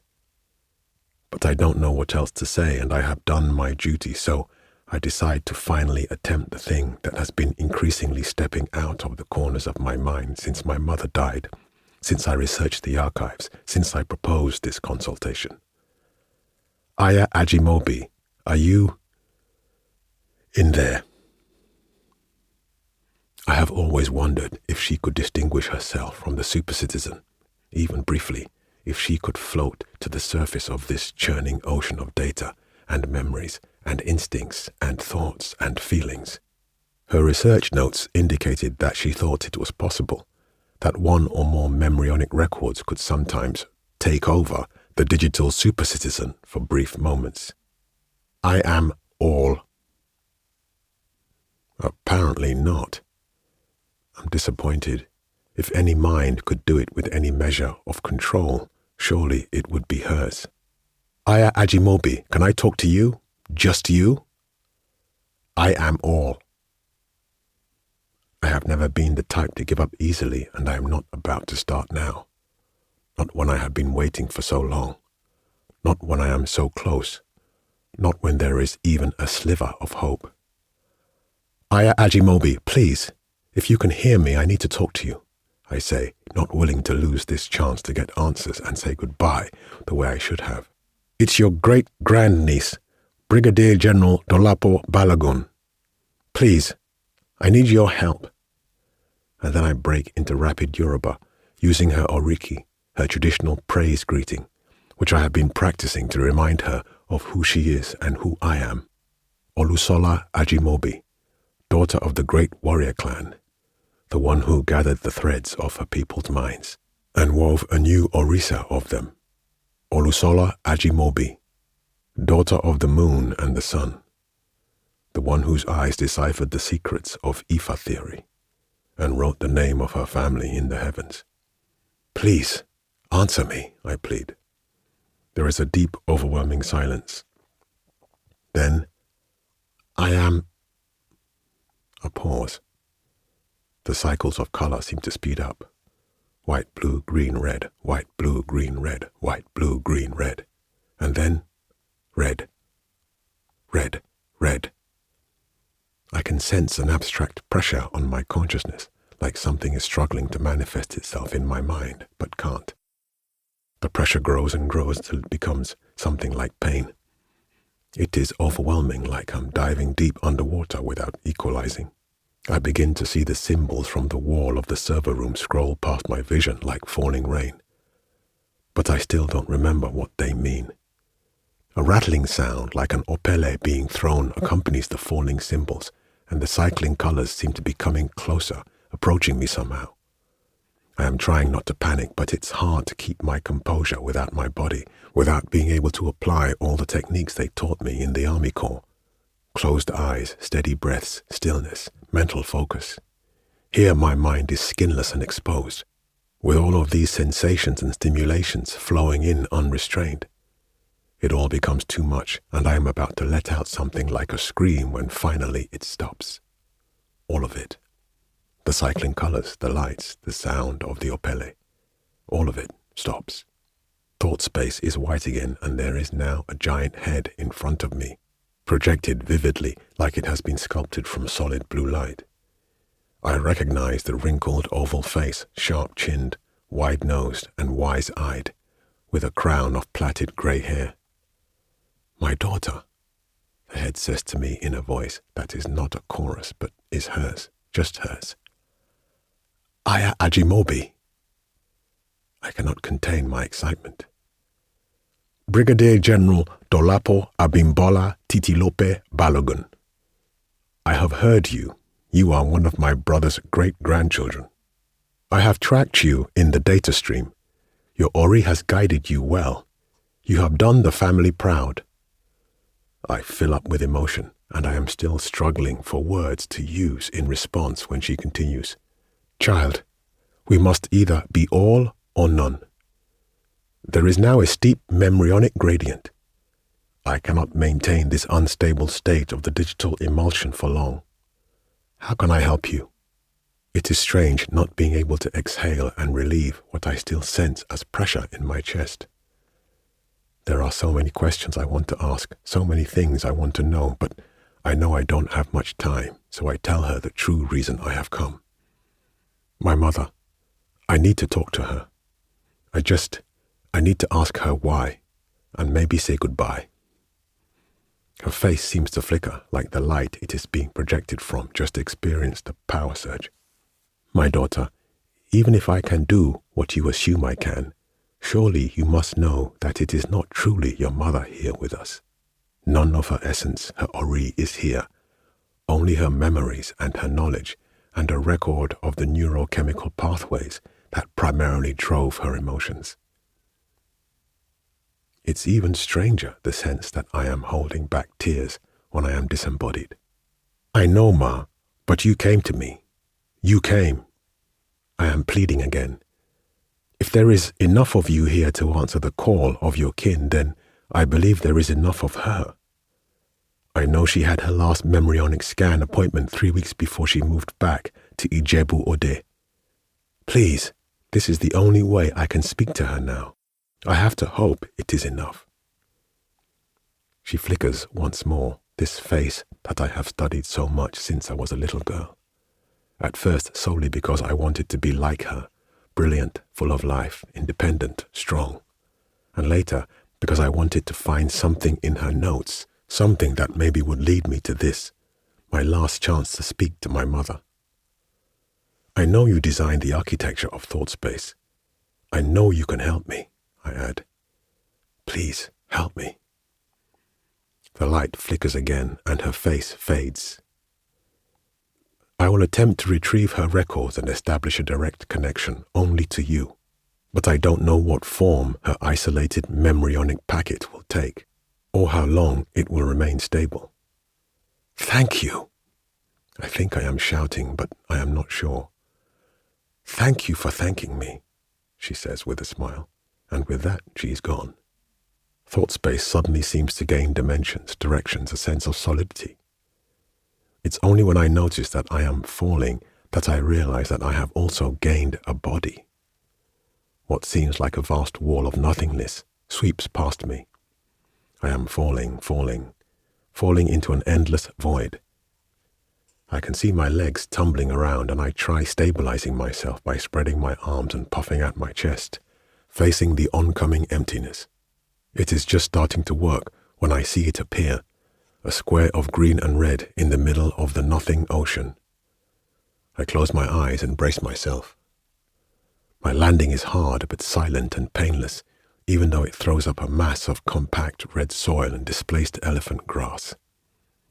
I stand up quickly, brushing the dust off my body, and see a small red brick hut with a thatch roof ahead of me. I can smell ephedrine and honey tea, her favorite, and I know where I am. I am standing outside the hut that sits at the center of our village villa, the one that my great-great-great-grandfather, Oluseyi Balogun, had built with his own hands when he first migrated to Ijebu-Ode at the end of the Second Akebulan War. The hut that had spawned what would become the family compound. The hut where I used to play games with my cousins every year during the Olojo festival. The hut where she had finally gone to die. I cannot linger. I don't have time. I sprint to the thick wood door and knock, remembering that she hated it whenever my father or I came in without knocking. The door swings open on its rusty hinges before I finish knocking, and so I enter. The hut is mustier than I remember, but everything is where I expect it to be, except the sight of her sitting in my father's favorite chair and staring at me with a steady smile. It stuns me to docility. "Mummy," is all I can manage to say. Her large brown mahogany eyes, lustrous hair, and full cheeks are the same as they were when I saw her last, 2 weeks after my father's funeral, the day I went back to base. She rises and I step forward to engulf her in an embrace. Her warmth suffuses me and I allow myself to steep in it.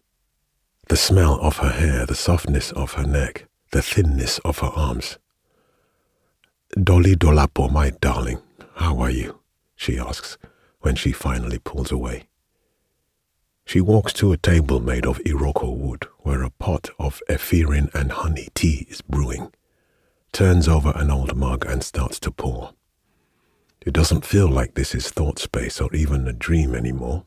This feels real. "I'm fine," I say out of habit before catching myself. Actually, I'm not fine." She hands me the mug with a querying look, and I take a sip. Sweet and bitter dance on my tongue. I realize that my sense of urgency is gone. I've almost forgotten that this place is unstable, that Iya Ajimobi is giving me every precious second with my mother, and I can't waste any of it. I need to know why. Why did you leave me? I feel the tears that have escaped my eyes roll down my cheeks as the emotions start to overwhelm me. It feels good to be able to feel things in this place. I know you were heartbroken when Daddy died, but why didn't you stay? For me. Leave you? I didn't. It is hard to explain, Dolly, she says mildly, picking up the mug. Your father and I, we'd known each other since we were children. We went to the same school, the same university. We planned our lives together, and we planned for you together. When we lost him like that, she pauses and looks up at me. I knew what was the right thing to do. I knew that I should have focused on you, but I couldn't. I couldn't imagine a world without him because I never had. I was overwhelmed with grief, with a sense of hopelessness that filled me with fear. It clouded everything. I turn away from her and take a long sip of tea. It clouded your love for me? No. I never stopped loving you, but I knew that you would be okay, she responds, setting down her mug and taking my hand. We'd raised you to be self-sufficient, to be able to take on the world by yourself. You were our strong Dolly, she says, her voice soft. I knew you were strong enough, even if I wasn't. I was strong because I had you and Daddy. Without you, I have been... My voice catches as a memory rushes to mind. My father walking me up to the neighbor's dog, a fearsome-looking Azawak named Rover, when I was no older than 6. My mother stood back, framed in the doorway of our Ibado house. She kept calling out words of encouragement. Don't be afraid. The dog won't bite. Not every animal that has sharp teeth is dangerous. I wanted to be there for you, but I couldn't sleep. I couldn't eat. I didn't want to burden you. I know you would have thrown away your entire career just to come and try to care for me, and if that happened, I would have only hated myself. I remember wondering why she wasn't coming with us to play with the neighbor's dog, why she was trembling, shaking visibly. I'd put my hand on the dog's neck and he barked. But my father held my hand in place, telling me to be gentle but firm. Don't act out of fear. Not every animal that has sharp teeth is dangerous. So I held, and Rover eventually warmed to me. When I turned around to show my mother my new animal friend, she shut the door and continued to watch from the kitchen window. In my entire life, I never saw my mother around any dogs or any animals, definitely none that had teeth. I just couldn't go on, Dolapo, but I knew you could. Please understand. I think I am starting to understand. She'd raised me to be the woman she'd always wished she was, the image she idolized but never became. Strong, fearless, confident, independent. She was none of those things. Not like the great Olusola Ajimobi. On some level, I think I understand now the depth and complexity of the emotions that drove her to do what she did. In the end, she couldn't fight her own emotions. Mummy, I just miss you so much. I love you, Dolapo. I have since the moment I first felt you inside me. You are a better woman than I was. I hope you know that, because it's all I ever wanted for you. I let the tears fall as we fall into each other again and hold on tightly. I don't care about the border with Dahomey. I don't care about the cabinet meetings. I don't care if this is thought space or a dream or an illusion or whatever. This is all I have left of my mother. Imperfections, complexities, and all. And I want to hold on to her with every fiber of my being. My head still nestled in her shoulder. I opened my eyes and noticed that the chair, the mug, and the assorted items of furniture around us are starting to elevate, floating like we are entering a low-gravity environment. The warmth of her body suddenly turns cold. No. I disengage and look into her eyes. She is perfectly still. There is an emotion frozen in place like sadness set in amber. Her lips start to move, but it's Iya Ajimobi's voice that comes to me now. It's straining, stretching, like it's being pulled. We have reached a critical memryonic gradient. I can no longer maintain this unstable state. I know this is the end. I hope you heard what you needed to hear. This is as much as I am going to get, and for it I am grateful. Yes, thank you. For everything. Thank you for thanking me. My mother's lips move with the voice of Iya Ajimobi, and somehow it seems right. You know, that dog, Rover, it bit your mother when it was still a puppy. I'm taken aback by the fact that she could sense my thoughts, but then I realize I should not be. My mind is completely porous and open to her here in thought space. Still, I wonder. But then why did she lie? She didn't want you to be afraid just because she was. Of course. I think I understand. Good. Don't hide from your fears or doubts. Embrace them. I hope you heard exactly what you needed to hear, she says again. Before I can reply, the digital version of my family hut is gone, like it has been painted out of my vision in one broad brushstroke. I am plunged back into the absolute directionless whiteness of empty thought space, disembodied and alone. The rattling sound like an opele returns and gets louder and louder until I feel something yank on my consciousness violently. The last thing I hear in thought space is her voice, once again accompanied by the chorus of memryonics, exploding into my consciousness like a bomb. Exactly what you needed to hear. I shoot out of thought space like a mind missile, and my eyes fly open in real space. I immediately collapse to the floor, vomiting all the moi moi I ate for breakfast until I am so weak and empty that I feel separate from my body. I am not sure if the feeling is real, an illusion carried over from memory, or just an electronic echo. I can feel Babayemi's hands on my neck, trying to hold up my head to get me some air and close my life dock, but I cannot see his face. I remember that nausea and dizziness are uncommon but documented side effects of the Dream Council consultation, but I didn't expect to feel this way. The edges of my vision are dark and woolly, and I know I am probably going to pass out. Darkness. When I come to, I am sitting staring up at the white ceiling of a conference room. I almost panic, thinking I have somehow been reconnected to thought space. But then I see the corners, the edges, and I look down to see my fellow ministers seated around a long table, with light screen voting panels in front of us, Babayemi at the head.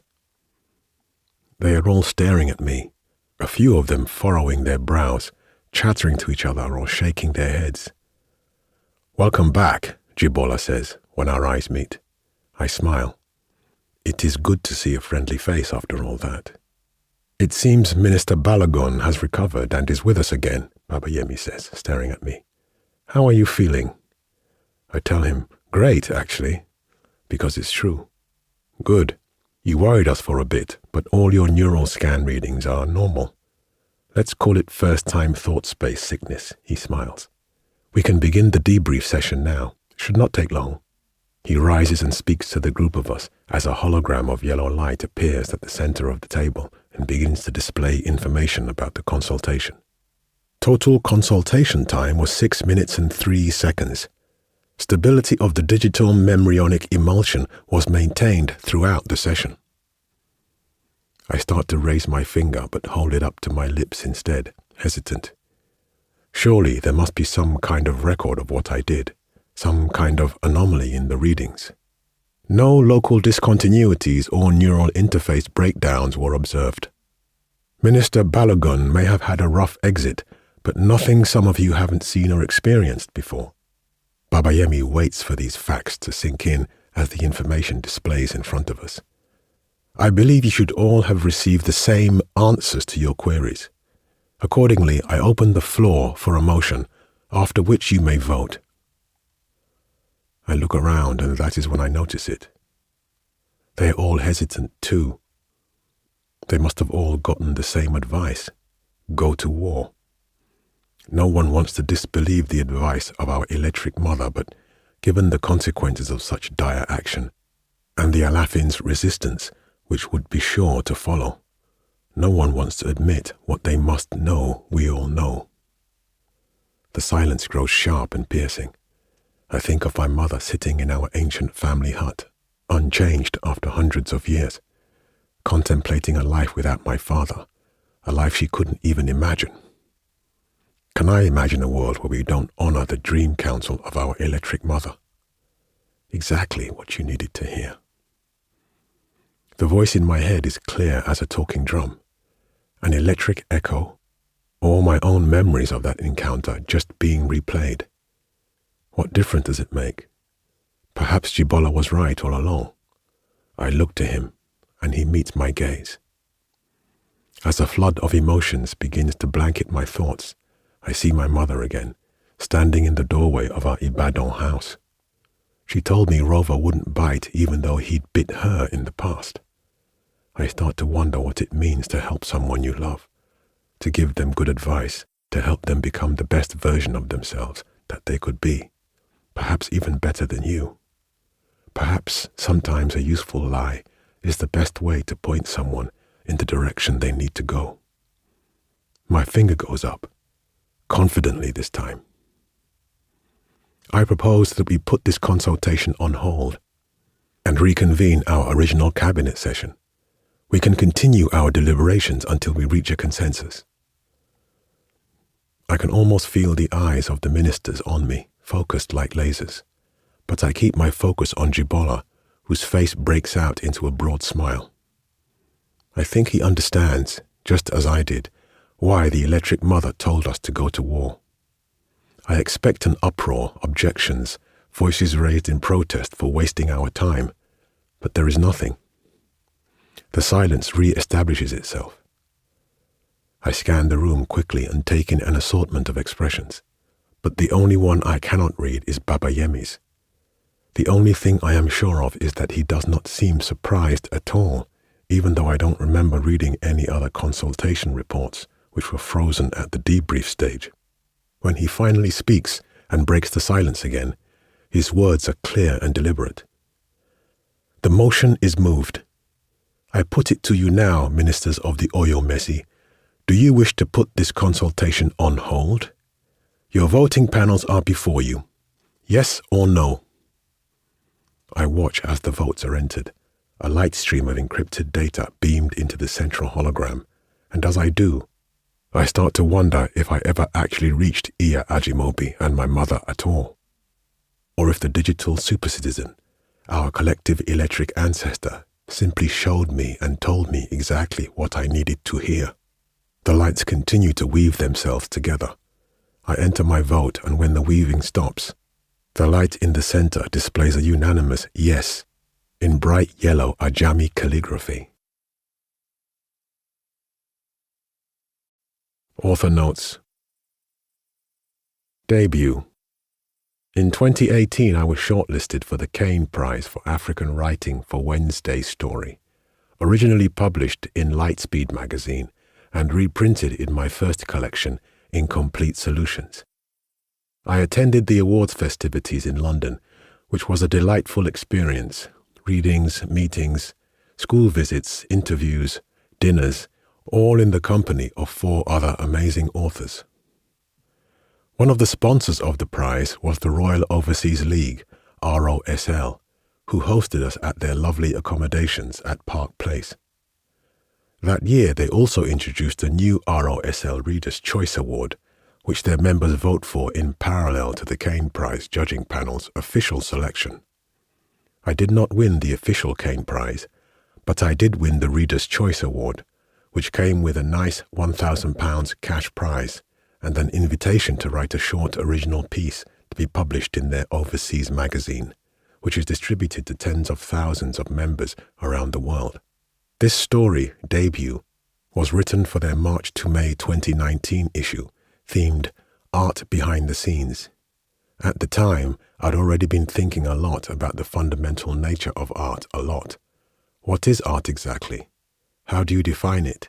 And what would it mean for an artificial intelligence to truly create original art, not just replicate what humans do? So their theme was a perfect fit for my headspace, and I drafted the story out fairly quickly. It's full of small references to the history of both human and computer-generated art. See if you can spot all of them. Jeff Parkin, ROSL Director of Arts, and Mark Brierley, Editor of Overseas Magazine, both loved this story, and I am grateful to them for providing me the opportunity to write it and for publishing it. In 2021, the story was optioned by a major US-based production studio for adaptation as part of a TV show. It remains to be seen if the show will eventually make it onto screens, but even if it doesn't, I've already been amazed by the reception this science-fictional meditation on the fundamental nature of art has received, which I never envisaged when I first wrote it. In early 2023, I was commissioned to write another story about the future of art for MIT Press, and so I wrote a sequel to Debut called Encore, which takes place 3 million years after the events of Debut and features a much evolved version of Blombos 7090 and 4020. If you enjoyed this story, then perhaps you'll enjoy that one too. An Arc of Electric Skin. This story germinated from 2 seeds. The first, I read an interesting paper by Migliaccio et al. 2019 in the journal Frontiers in Chemistry. This team of scientists in Italy described the successful use of heat treatment to increase the conductivity of melanin by several orders of magnitude. I found the paper fascinating, and I remember wondering, somewhat cheekily, if there would ever be a way to apply the process to the melanin in human skin. It's not quite the same, and how exactly that would work, assuming someone could even survive it.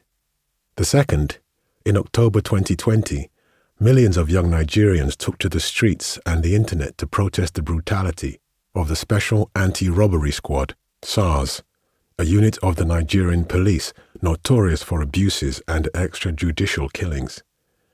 The #EndSARS movement quickly expanded to include demands for good governance, something that has been severely lacking in the country for decades and which had made the difficulties of the COVID-19 pandemic even worse than they needed to be. On the 20th of October, the Nigerian government responded by sending in the army to a major protest site at the Lekki toll gate in Lagos. They opened fire. At least 25 people were killed, probably more. I observed the news online from afar, feeling sad and powerless and angry, very angry. It was when the two seeds met that this story was born. I had already started trying to write a story based on the first seed, but it never really came together the way I wanted. It was missing a central character with a strong motivation, but when the idea of a protagonist being willing to endure a terrible, painful process, like thermal annealing to gain power to strike back against a government determined to crush its own people, came to me fully, I knew I had a story that mattered to me. I had the final version of the story done a few weeks later. The title, An Arc of Electric Skin, has multiple meanings since arc can refer to a bright electrical discharge that burns and causes damage, but it can also refer to the change of a character through a story. Both apply to this story, I think, especially considering how the main character gets his electric skin, why and what he does with it. I sent the story to Asimov's, one of the great 3 legacy SF magazines that I really wanted to sell stories to when I first started writing professionally. It felt like an Asimov's kind of story because of the magazine's focus on character-oriented science fiction stories. Thankfully, the editor, Sheila Williams, agreed, and after giving a few notes, accepted the story for publication. The reception to it has been spectacular. It was a finalist for the Locus Award, the Nomo Award, reprinted in Apex magazine, Forever magazine, and the year's Best African Speculative Fiction 2022 anthology. Perhaps the strongest reaction I've had to the story was when I did a live reading of it for an online program called Story Hour, and it brought almost everyone to tears, myself included. I dedicate this story to the memory of all the young Nigerians who lost their lives in the #EndSARS protests. Saturday's Song. Saturday's Song is a sequel to Wednesday's Story, originally published in Lightspeed magazine and later in my collection Incomplete Solutions, which itself was a sequel to another story called Thursday, published in the Kalahari Review in 2014. I guess it's becoming a series now. I might keep returning to this world until I've exhausted all the days of the week. It also features the eponymous protagonist from my novel Shigidi and the Brass Head of Obalufon as a supporting character. The origins of this story are a bit unclear. I had many inspirations. First, I've always wanted to write a sequel to Wednesday's story, which ends with Wednesday, one of the personified days of the week, having committed a crime. I wanted to follow up on the concept of that. But since the purpose of the days is to tell stories, I knew I needed a story around which I could frame that story. I didn't want to return to my old trick of using another reimagined children's rhyme to frame the larger story, and so I went with an original story about love and grief and parenthood and magic, which also serves in some way as one of the inciting incidents for my novel. Anyone who has read Shigidi and the Brass Head of Obalufon will probably find a deeper layer to Shigidi's personality after reading this. The story also borrows loosely from elements of both Yoruba mythology and traditional Bori practice, a spirituality and belief system from the people of northern Nigeria. Like Wednesday's story and Thursday before it, Saturday's Song is a story about the nature and power of stories, even stories that are also songs. Lightspeed magazine was the first and only place I submitted the story, and I was extremely pleased that editor John Joseph Adams, who originally first published Wednesday's story, immediately accepted the bigger and more ambitious sequel. Publishing the story there felt right, like returning home. Lights in the Sky. From 2011 until 2016, I wrote and edited for a website that used to be called The Toolsman's Blog, later became an online magazine, The Naked Convos, and now is a full-blown media company simply called TNC Africa. Back then, I ran a column called The Alchemist's Corner that was a regular part of the site and featured speculative, experimental, and weird fiction. There were other columns for literary fiction, humor, general interest articles, and even news. One of the most fun things we did at TNC was the 12 Days of Christmas special, where we would publish 12 new stories by 12 authors, some of them regulars from the site, and others guest authors invited to contribute. Each author would give a gift to the next author, something that they would feature in their story. I wrote this story for the 2014 edition. It was originally titled Open Your Eyes when it appeared on the site and was shorter, basically SF action flash fiction with a Christmas theme and message. But I wasn't really happy with that initial version and fleshed it out a bit, then retitled it. I think this works. If you're curious, the gift I got from the writer that preceded me was the bottle of scotch. Blowout. Back in 2012, I started writing what I thought would be a novella about the children of inventors who die early and how their traumatized children, two siblings, deal with the aftermath of their deaths differently. But it never went anywhere. I wrote several thousand words before I finally trunked it. However, fragments of that story have woven their way in several other stories over the years, including Home is Where My Mother's Heart is Buried, which appears in Incomplete Solutions, Abercuta 52, which appears in this collection, and this story, Blowout. You can see the fragments of that aborted novella in the relationship between Femi and Folake. For this story, though, I also wanted to explore what the early days of exploration and settlement on Mars could be, and what unexpected problems might be encountered. The idea had been swirling around in my head for a while, but I never got around to writing it until 2022, when a friend told me that the Jim Bain Memorial Short Story Award contest was open.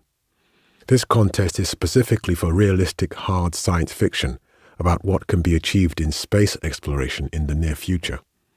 It seemed like a perfect fit for the story I had been thinking about. But there were only a few days to the deadline, so I wrote fast and submitted the story. I was very pleasantly surprised when it was selected as one of the 10 finalists. It didn't win in the end, but the judges really liked it and decided to award it an honorable mention, which they usually don't do. I guess it was just a very good crop of contest stories that year. I ended up revising and sending it to Analog magazine, another place where I'd always wanted to be published, on the advice of the contest administrator, the wonderful Bill Ledbetter, who also really liked the story. I'm very grateful to Trevor Quatchry at Analog magazine for accepting and publishing it. Gamma, or Love in the Age of Radiation Poisoning. Even though it was first published in 2014, I wrote this story earlier, and it's now been so long since I wrote it that I don't really remember all my inspirations for it, except one, the song Love You to Death by American power metal band Camelot. I am a huge fan and have listened to all of their albums. The Black Halo is one of my favorite albums of all time. Love You to Death is an incredibly moving song, and I remember this image of children falling in love in a post-apocalyptic wasteland being imprinted on my mind when I listened to it one grey rainy evening back when I lived in London. That image became one of the inspirations for this story, which was first published in the Kalahari Review. Ganga. My friend, Bankole Oluwole, gave me an interesting birthday gift in 2015. It was a story seed. This is a condensed version of what he described. An overpopulated sci-fi world where there are no homes or personal spaces and everything is controlled by a central government, including daily regulated activities. Robots and drones do most of the labor, so people are forced into social systems in order to have some kind of purpose. People are desperate for work, they want freedom, and to be out in the open fields, So there is a healthy underground that trades in artificial doubles, hacked government robots with humanoid features called gangas, maps with everything that is you. They fulfill their government obligations for you while you do something for a few hours. The story? Adelaide trades for a ganga, but is unable to return to her life. So since she is out of the system, she has nothing. She cannot eat or sleep. She is a featureless generic robot in appearance, but is really a human with needs. Things fall apart. I thought it was a great birthday present and a great idea for a story which could be a springboard to explore the conflict between work for need and work for purpose. But as any author knows, there is always an overabundance of ideas. The tricky part is getting words down on the page. So I sat on the idea for a while, waiting for the right moment. And then one day I remembered an old Yoruba legend about an aged hunter who used magic to transform into a snake, a boa constrictor, every day until one day he was unable to return to his previous form. I saw the overlaps with the seed from Bankole and returned to the story. I started writing what I thought would be a short story, but once I started writing, I didn't stop. I couldn't stop. The story took on a life of its own, pulling in many of my ideas about capitalism, obsessive megalomaniac tech CEOs, climate change, individual identity, consciousness uploading, and so much more until it became this original novella published here for the first time. I hope you enjoyed reading it as much as I enjoyed writing it. And thank you, Bankole. Abekuta 52. Here's another story that contains fragments of the abandoned novella I mentioned earlier in the notes for Blowout. I've been experimenting with story formats a lot recently, and for Abekuta 52, I wanted to tell a story in the form of a blog post, with a significant part of the story taking place in the comments section. The idea of an African nation becoming a technological powerhouse at the unacknowledged expense of the lives of its citizens is one I have explored before in Necessary and Sufficient Conditions, in Incomplete Solutions. But here the narrative is not only personal, but also hints at the larger structures that enable nations to benefit from the suffering of people.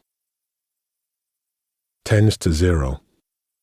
Amos Tutwala's The Palm Wine Drinkard and Kojo Lang's Woman of the Aeroplanes have been a big influence on me ever since I read them. There is a wildness and freedom in their writing and descriptions. The unexpected and dark and bizarre occur seamlessly with the realistic, and the language used is almost a character in itself. Lang in particular would randomly reformat paragraphs as equations with words that make reading an intoxicating experience. It's pure weird fiction.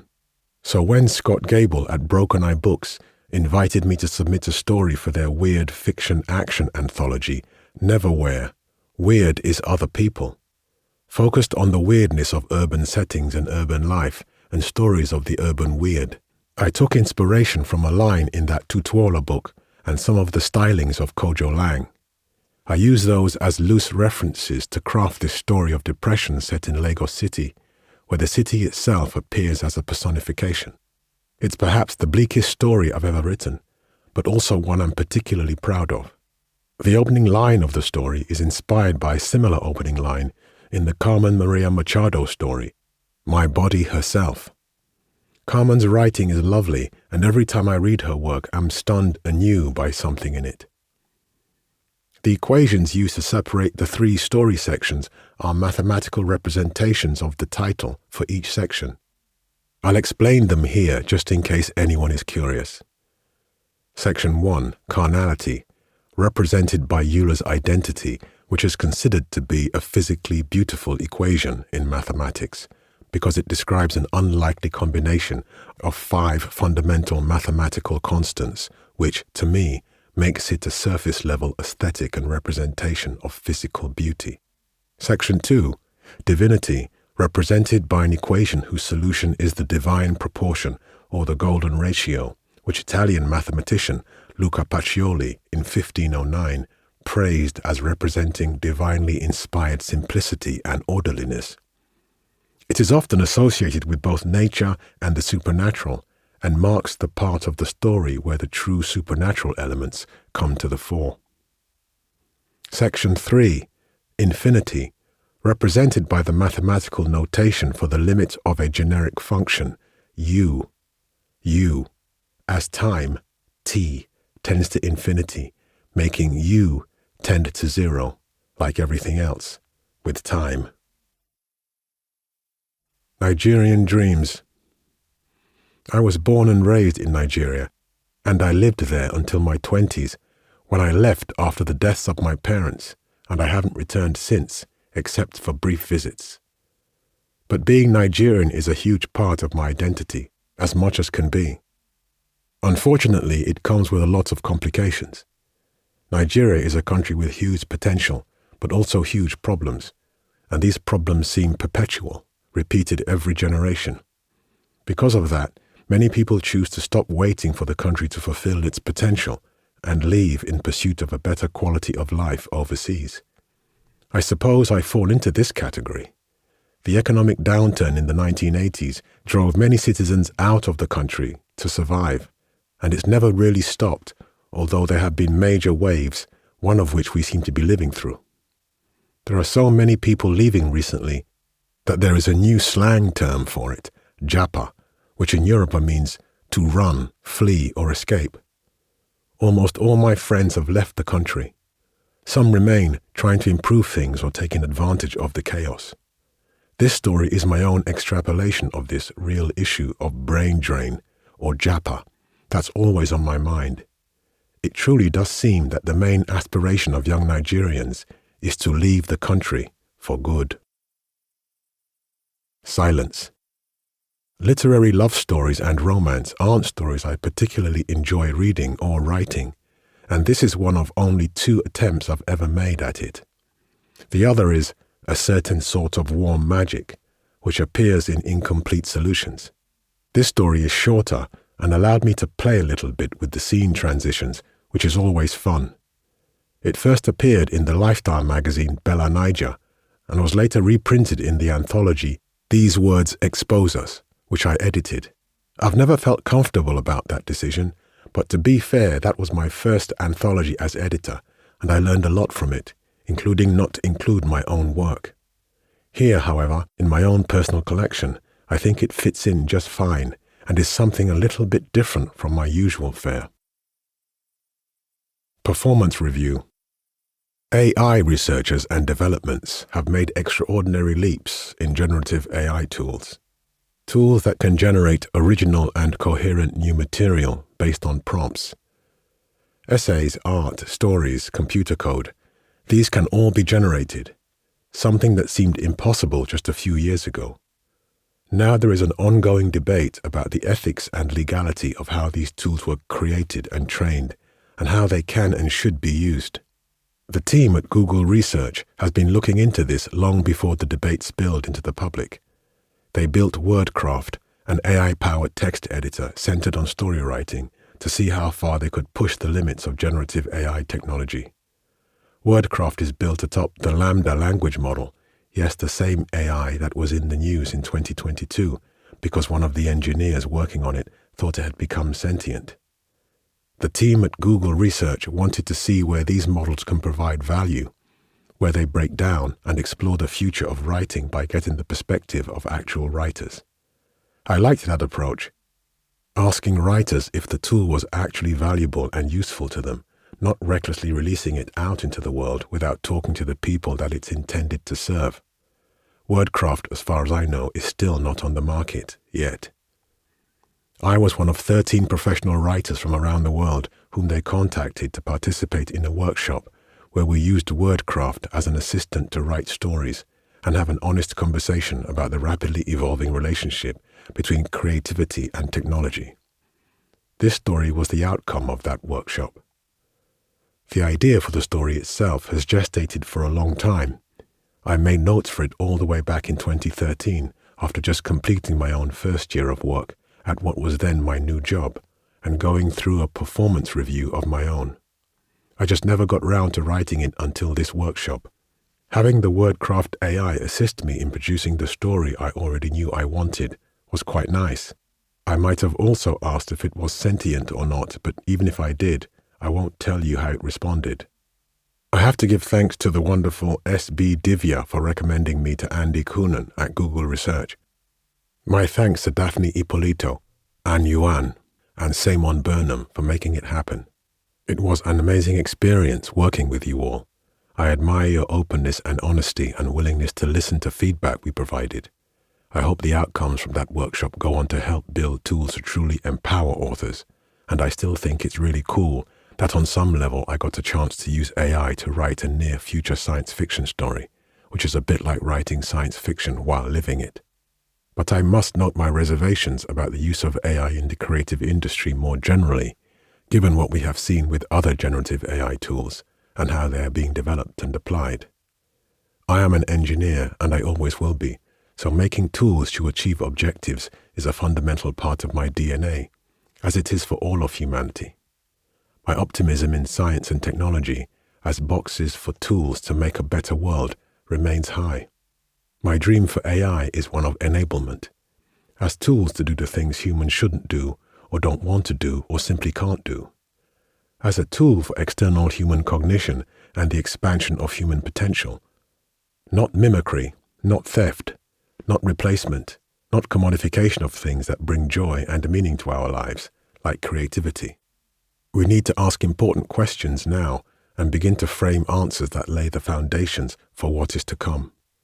For better or worse, I think must. We have a responsibility to the future. The Million Eyes of a Lonely and Fragile God. I wrote this story in 2014, the year I saw Alfonso Cuarón's awesome movie Gravity, and the influence of that film on the story is obvious. It also contains fragments of one of my unpublished poems. Embers. I work in the energy industry and have been thinking about its history and future for a long time.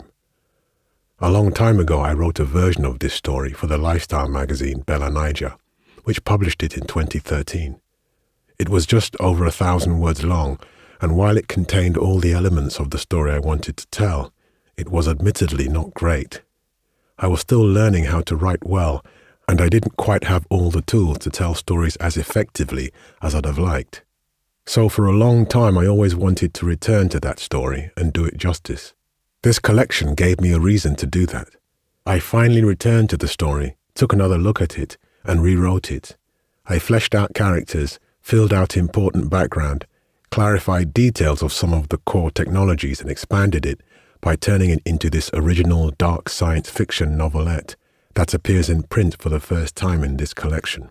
It explores the potential aftermath and impact of what I believe is an inevitable global energy transition on people in small towns and villages, in places like the Niger Delta, which has been exploited by both the Nigerian government and international oil and gas companies for decades. And for those people in such places who can't let go of dreams past. Comments on your provisional patent application for an eternal spirit core. As mentioned in the notes for Bekuta 52, I've been experimenting with story formats a lot recently. For this story, I decided I wanted to tell a story in the form of a near-future patent application form with real-time comments, for a device to record the minds of people and install such recorded minds in the minds of others. Why a patent application form? Well, because I hold 2 patents for things I have co-invented, and I have always found the process of patent registration to be very painful. I like turning painful things into something not so painful, like stories. I also personally really enjoy unexpected story formats, and in particular, I just read Namwali Sapal's account in Ankara Review, which told a story in the form of purchase receipts. I thought it was brilliant and wanted to do something equally unexpected. Originally, the idea behind comments on your provisional patent application for an eternal spirit core came to me when I saw the submissions call for the After Plus Life issue of Jalada magazine. I sent an early version of it to them, but it wasn't taken. I suppose there were still things to clean up. The late great Nick Wood gave me great feedback on that version, and I revised it, made it stronger, and sold it to Neil Clark at Clark's World, who thought it was quite clever. It received a lot of great reviews, and to my surprise, it was nominated for a Stabby Award, which is given by Reddit's r/fantasy group. They have over 1.6 million members. The story didn't win, which is a pity because the prize is an actual dagger, which looks amazing. Ah well.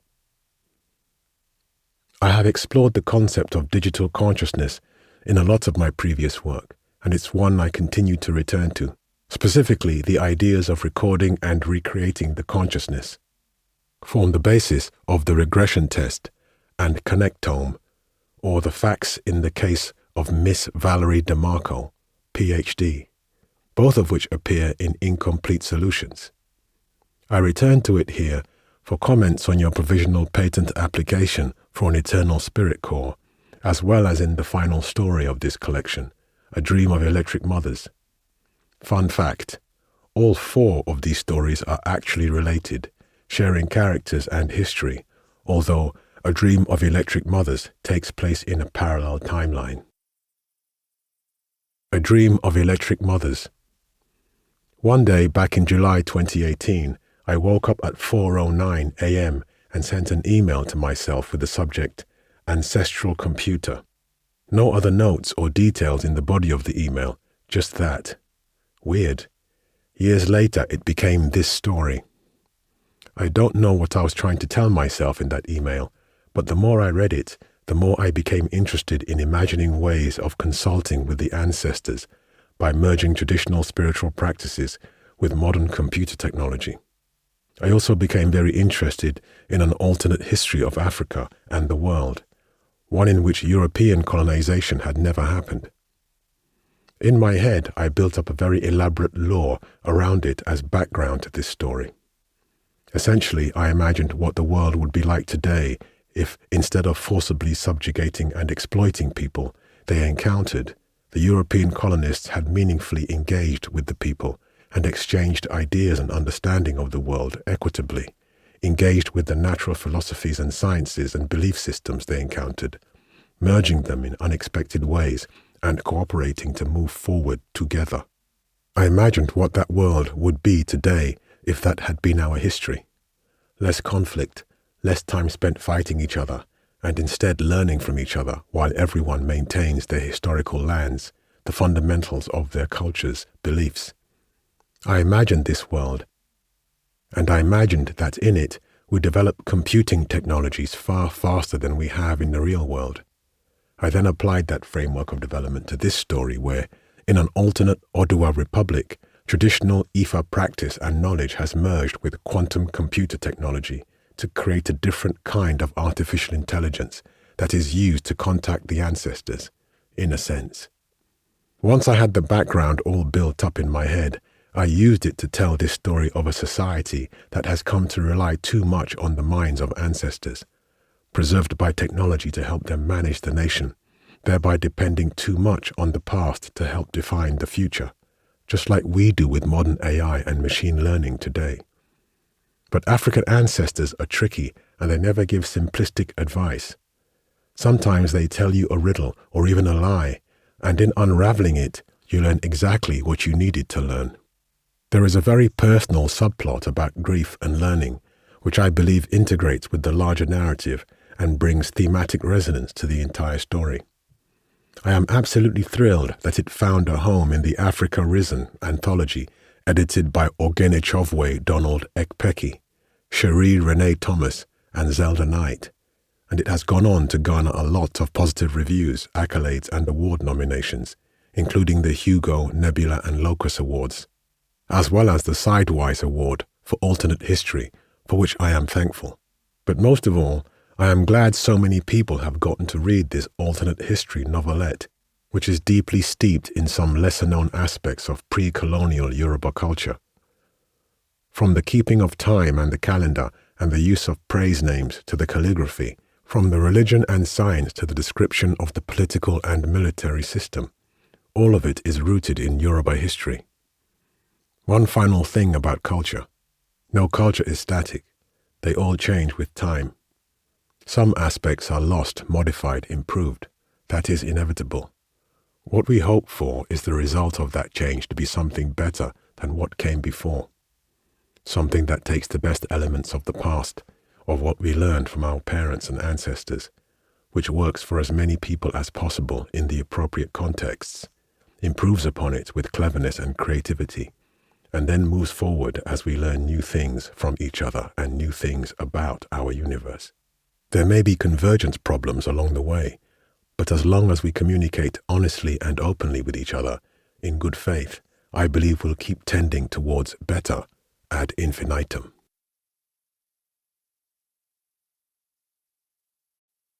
The end. This is Ben Arugundade. We hope you have enjoyed this production of Convergence Problems by Wole Talabi. Recorded books are available wherever audiobooks are sold.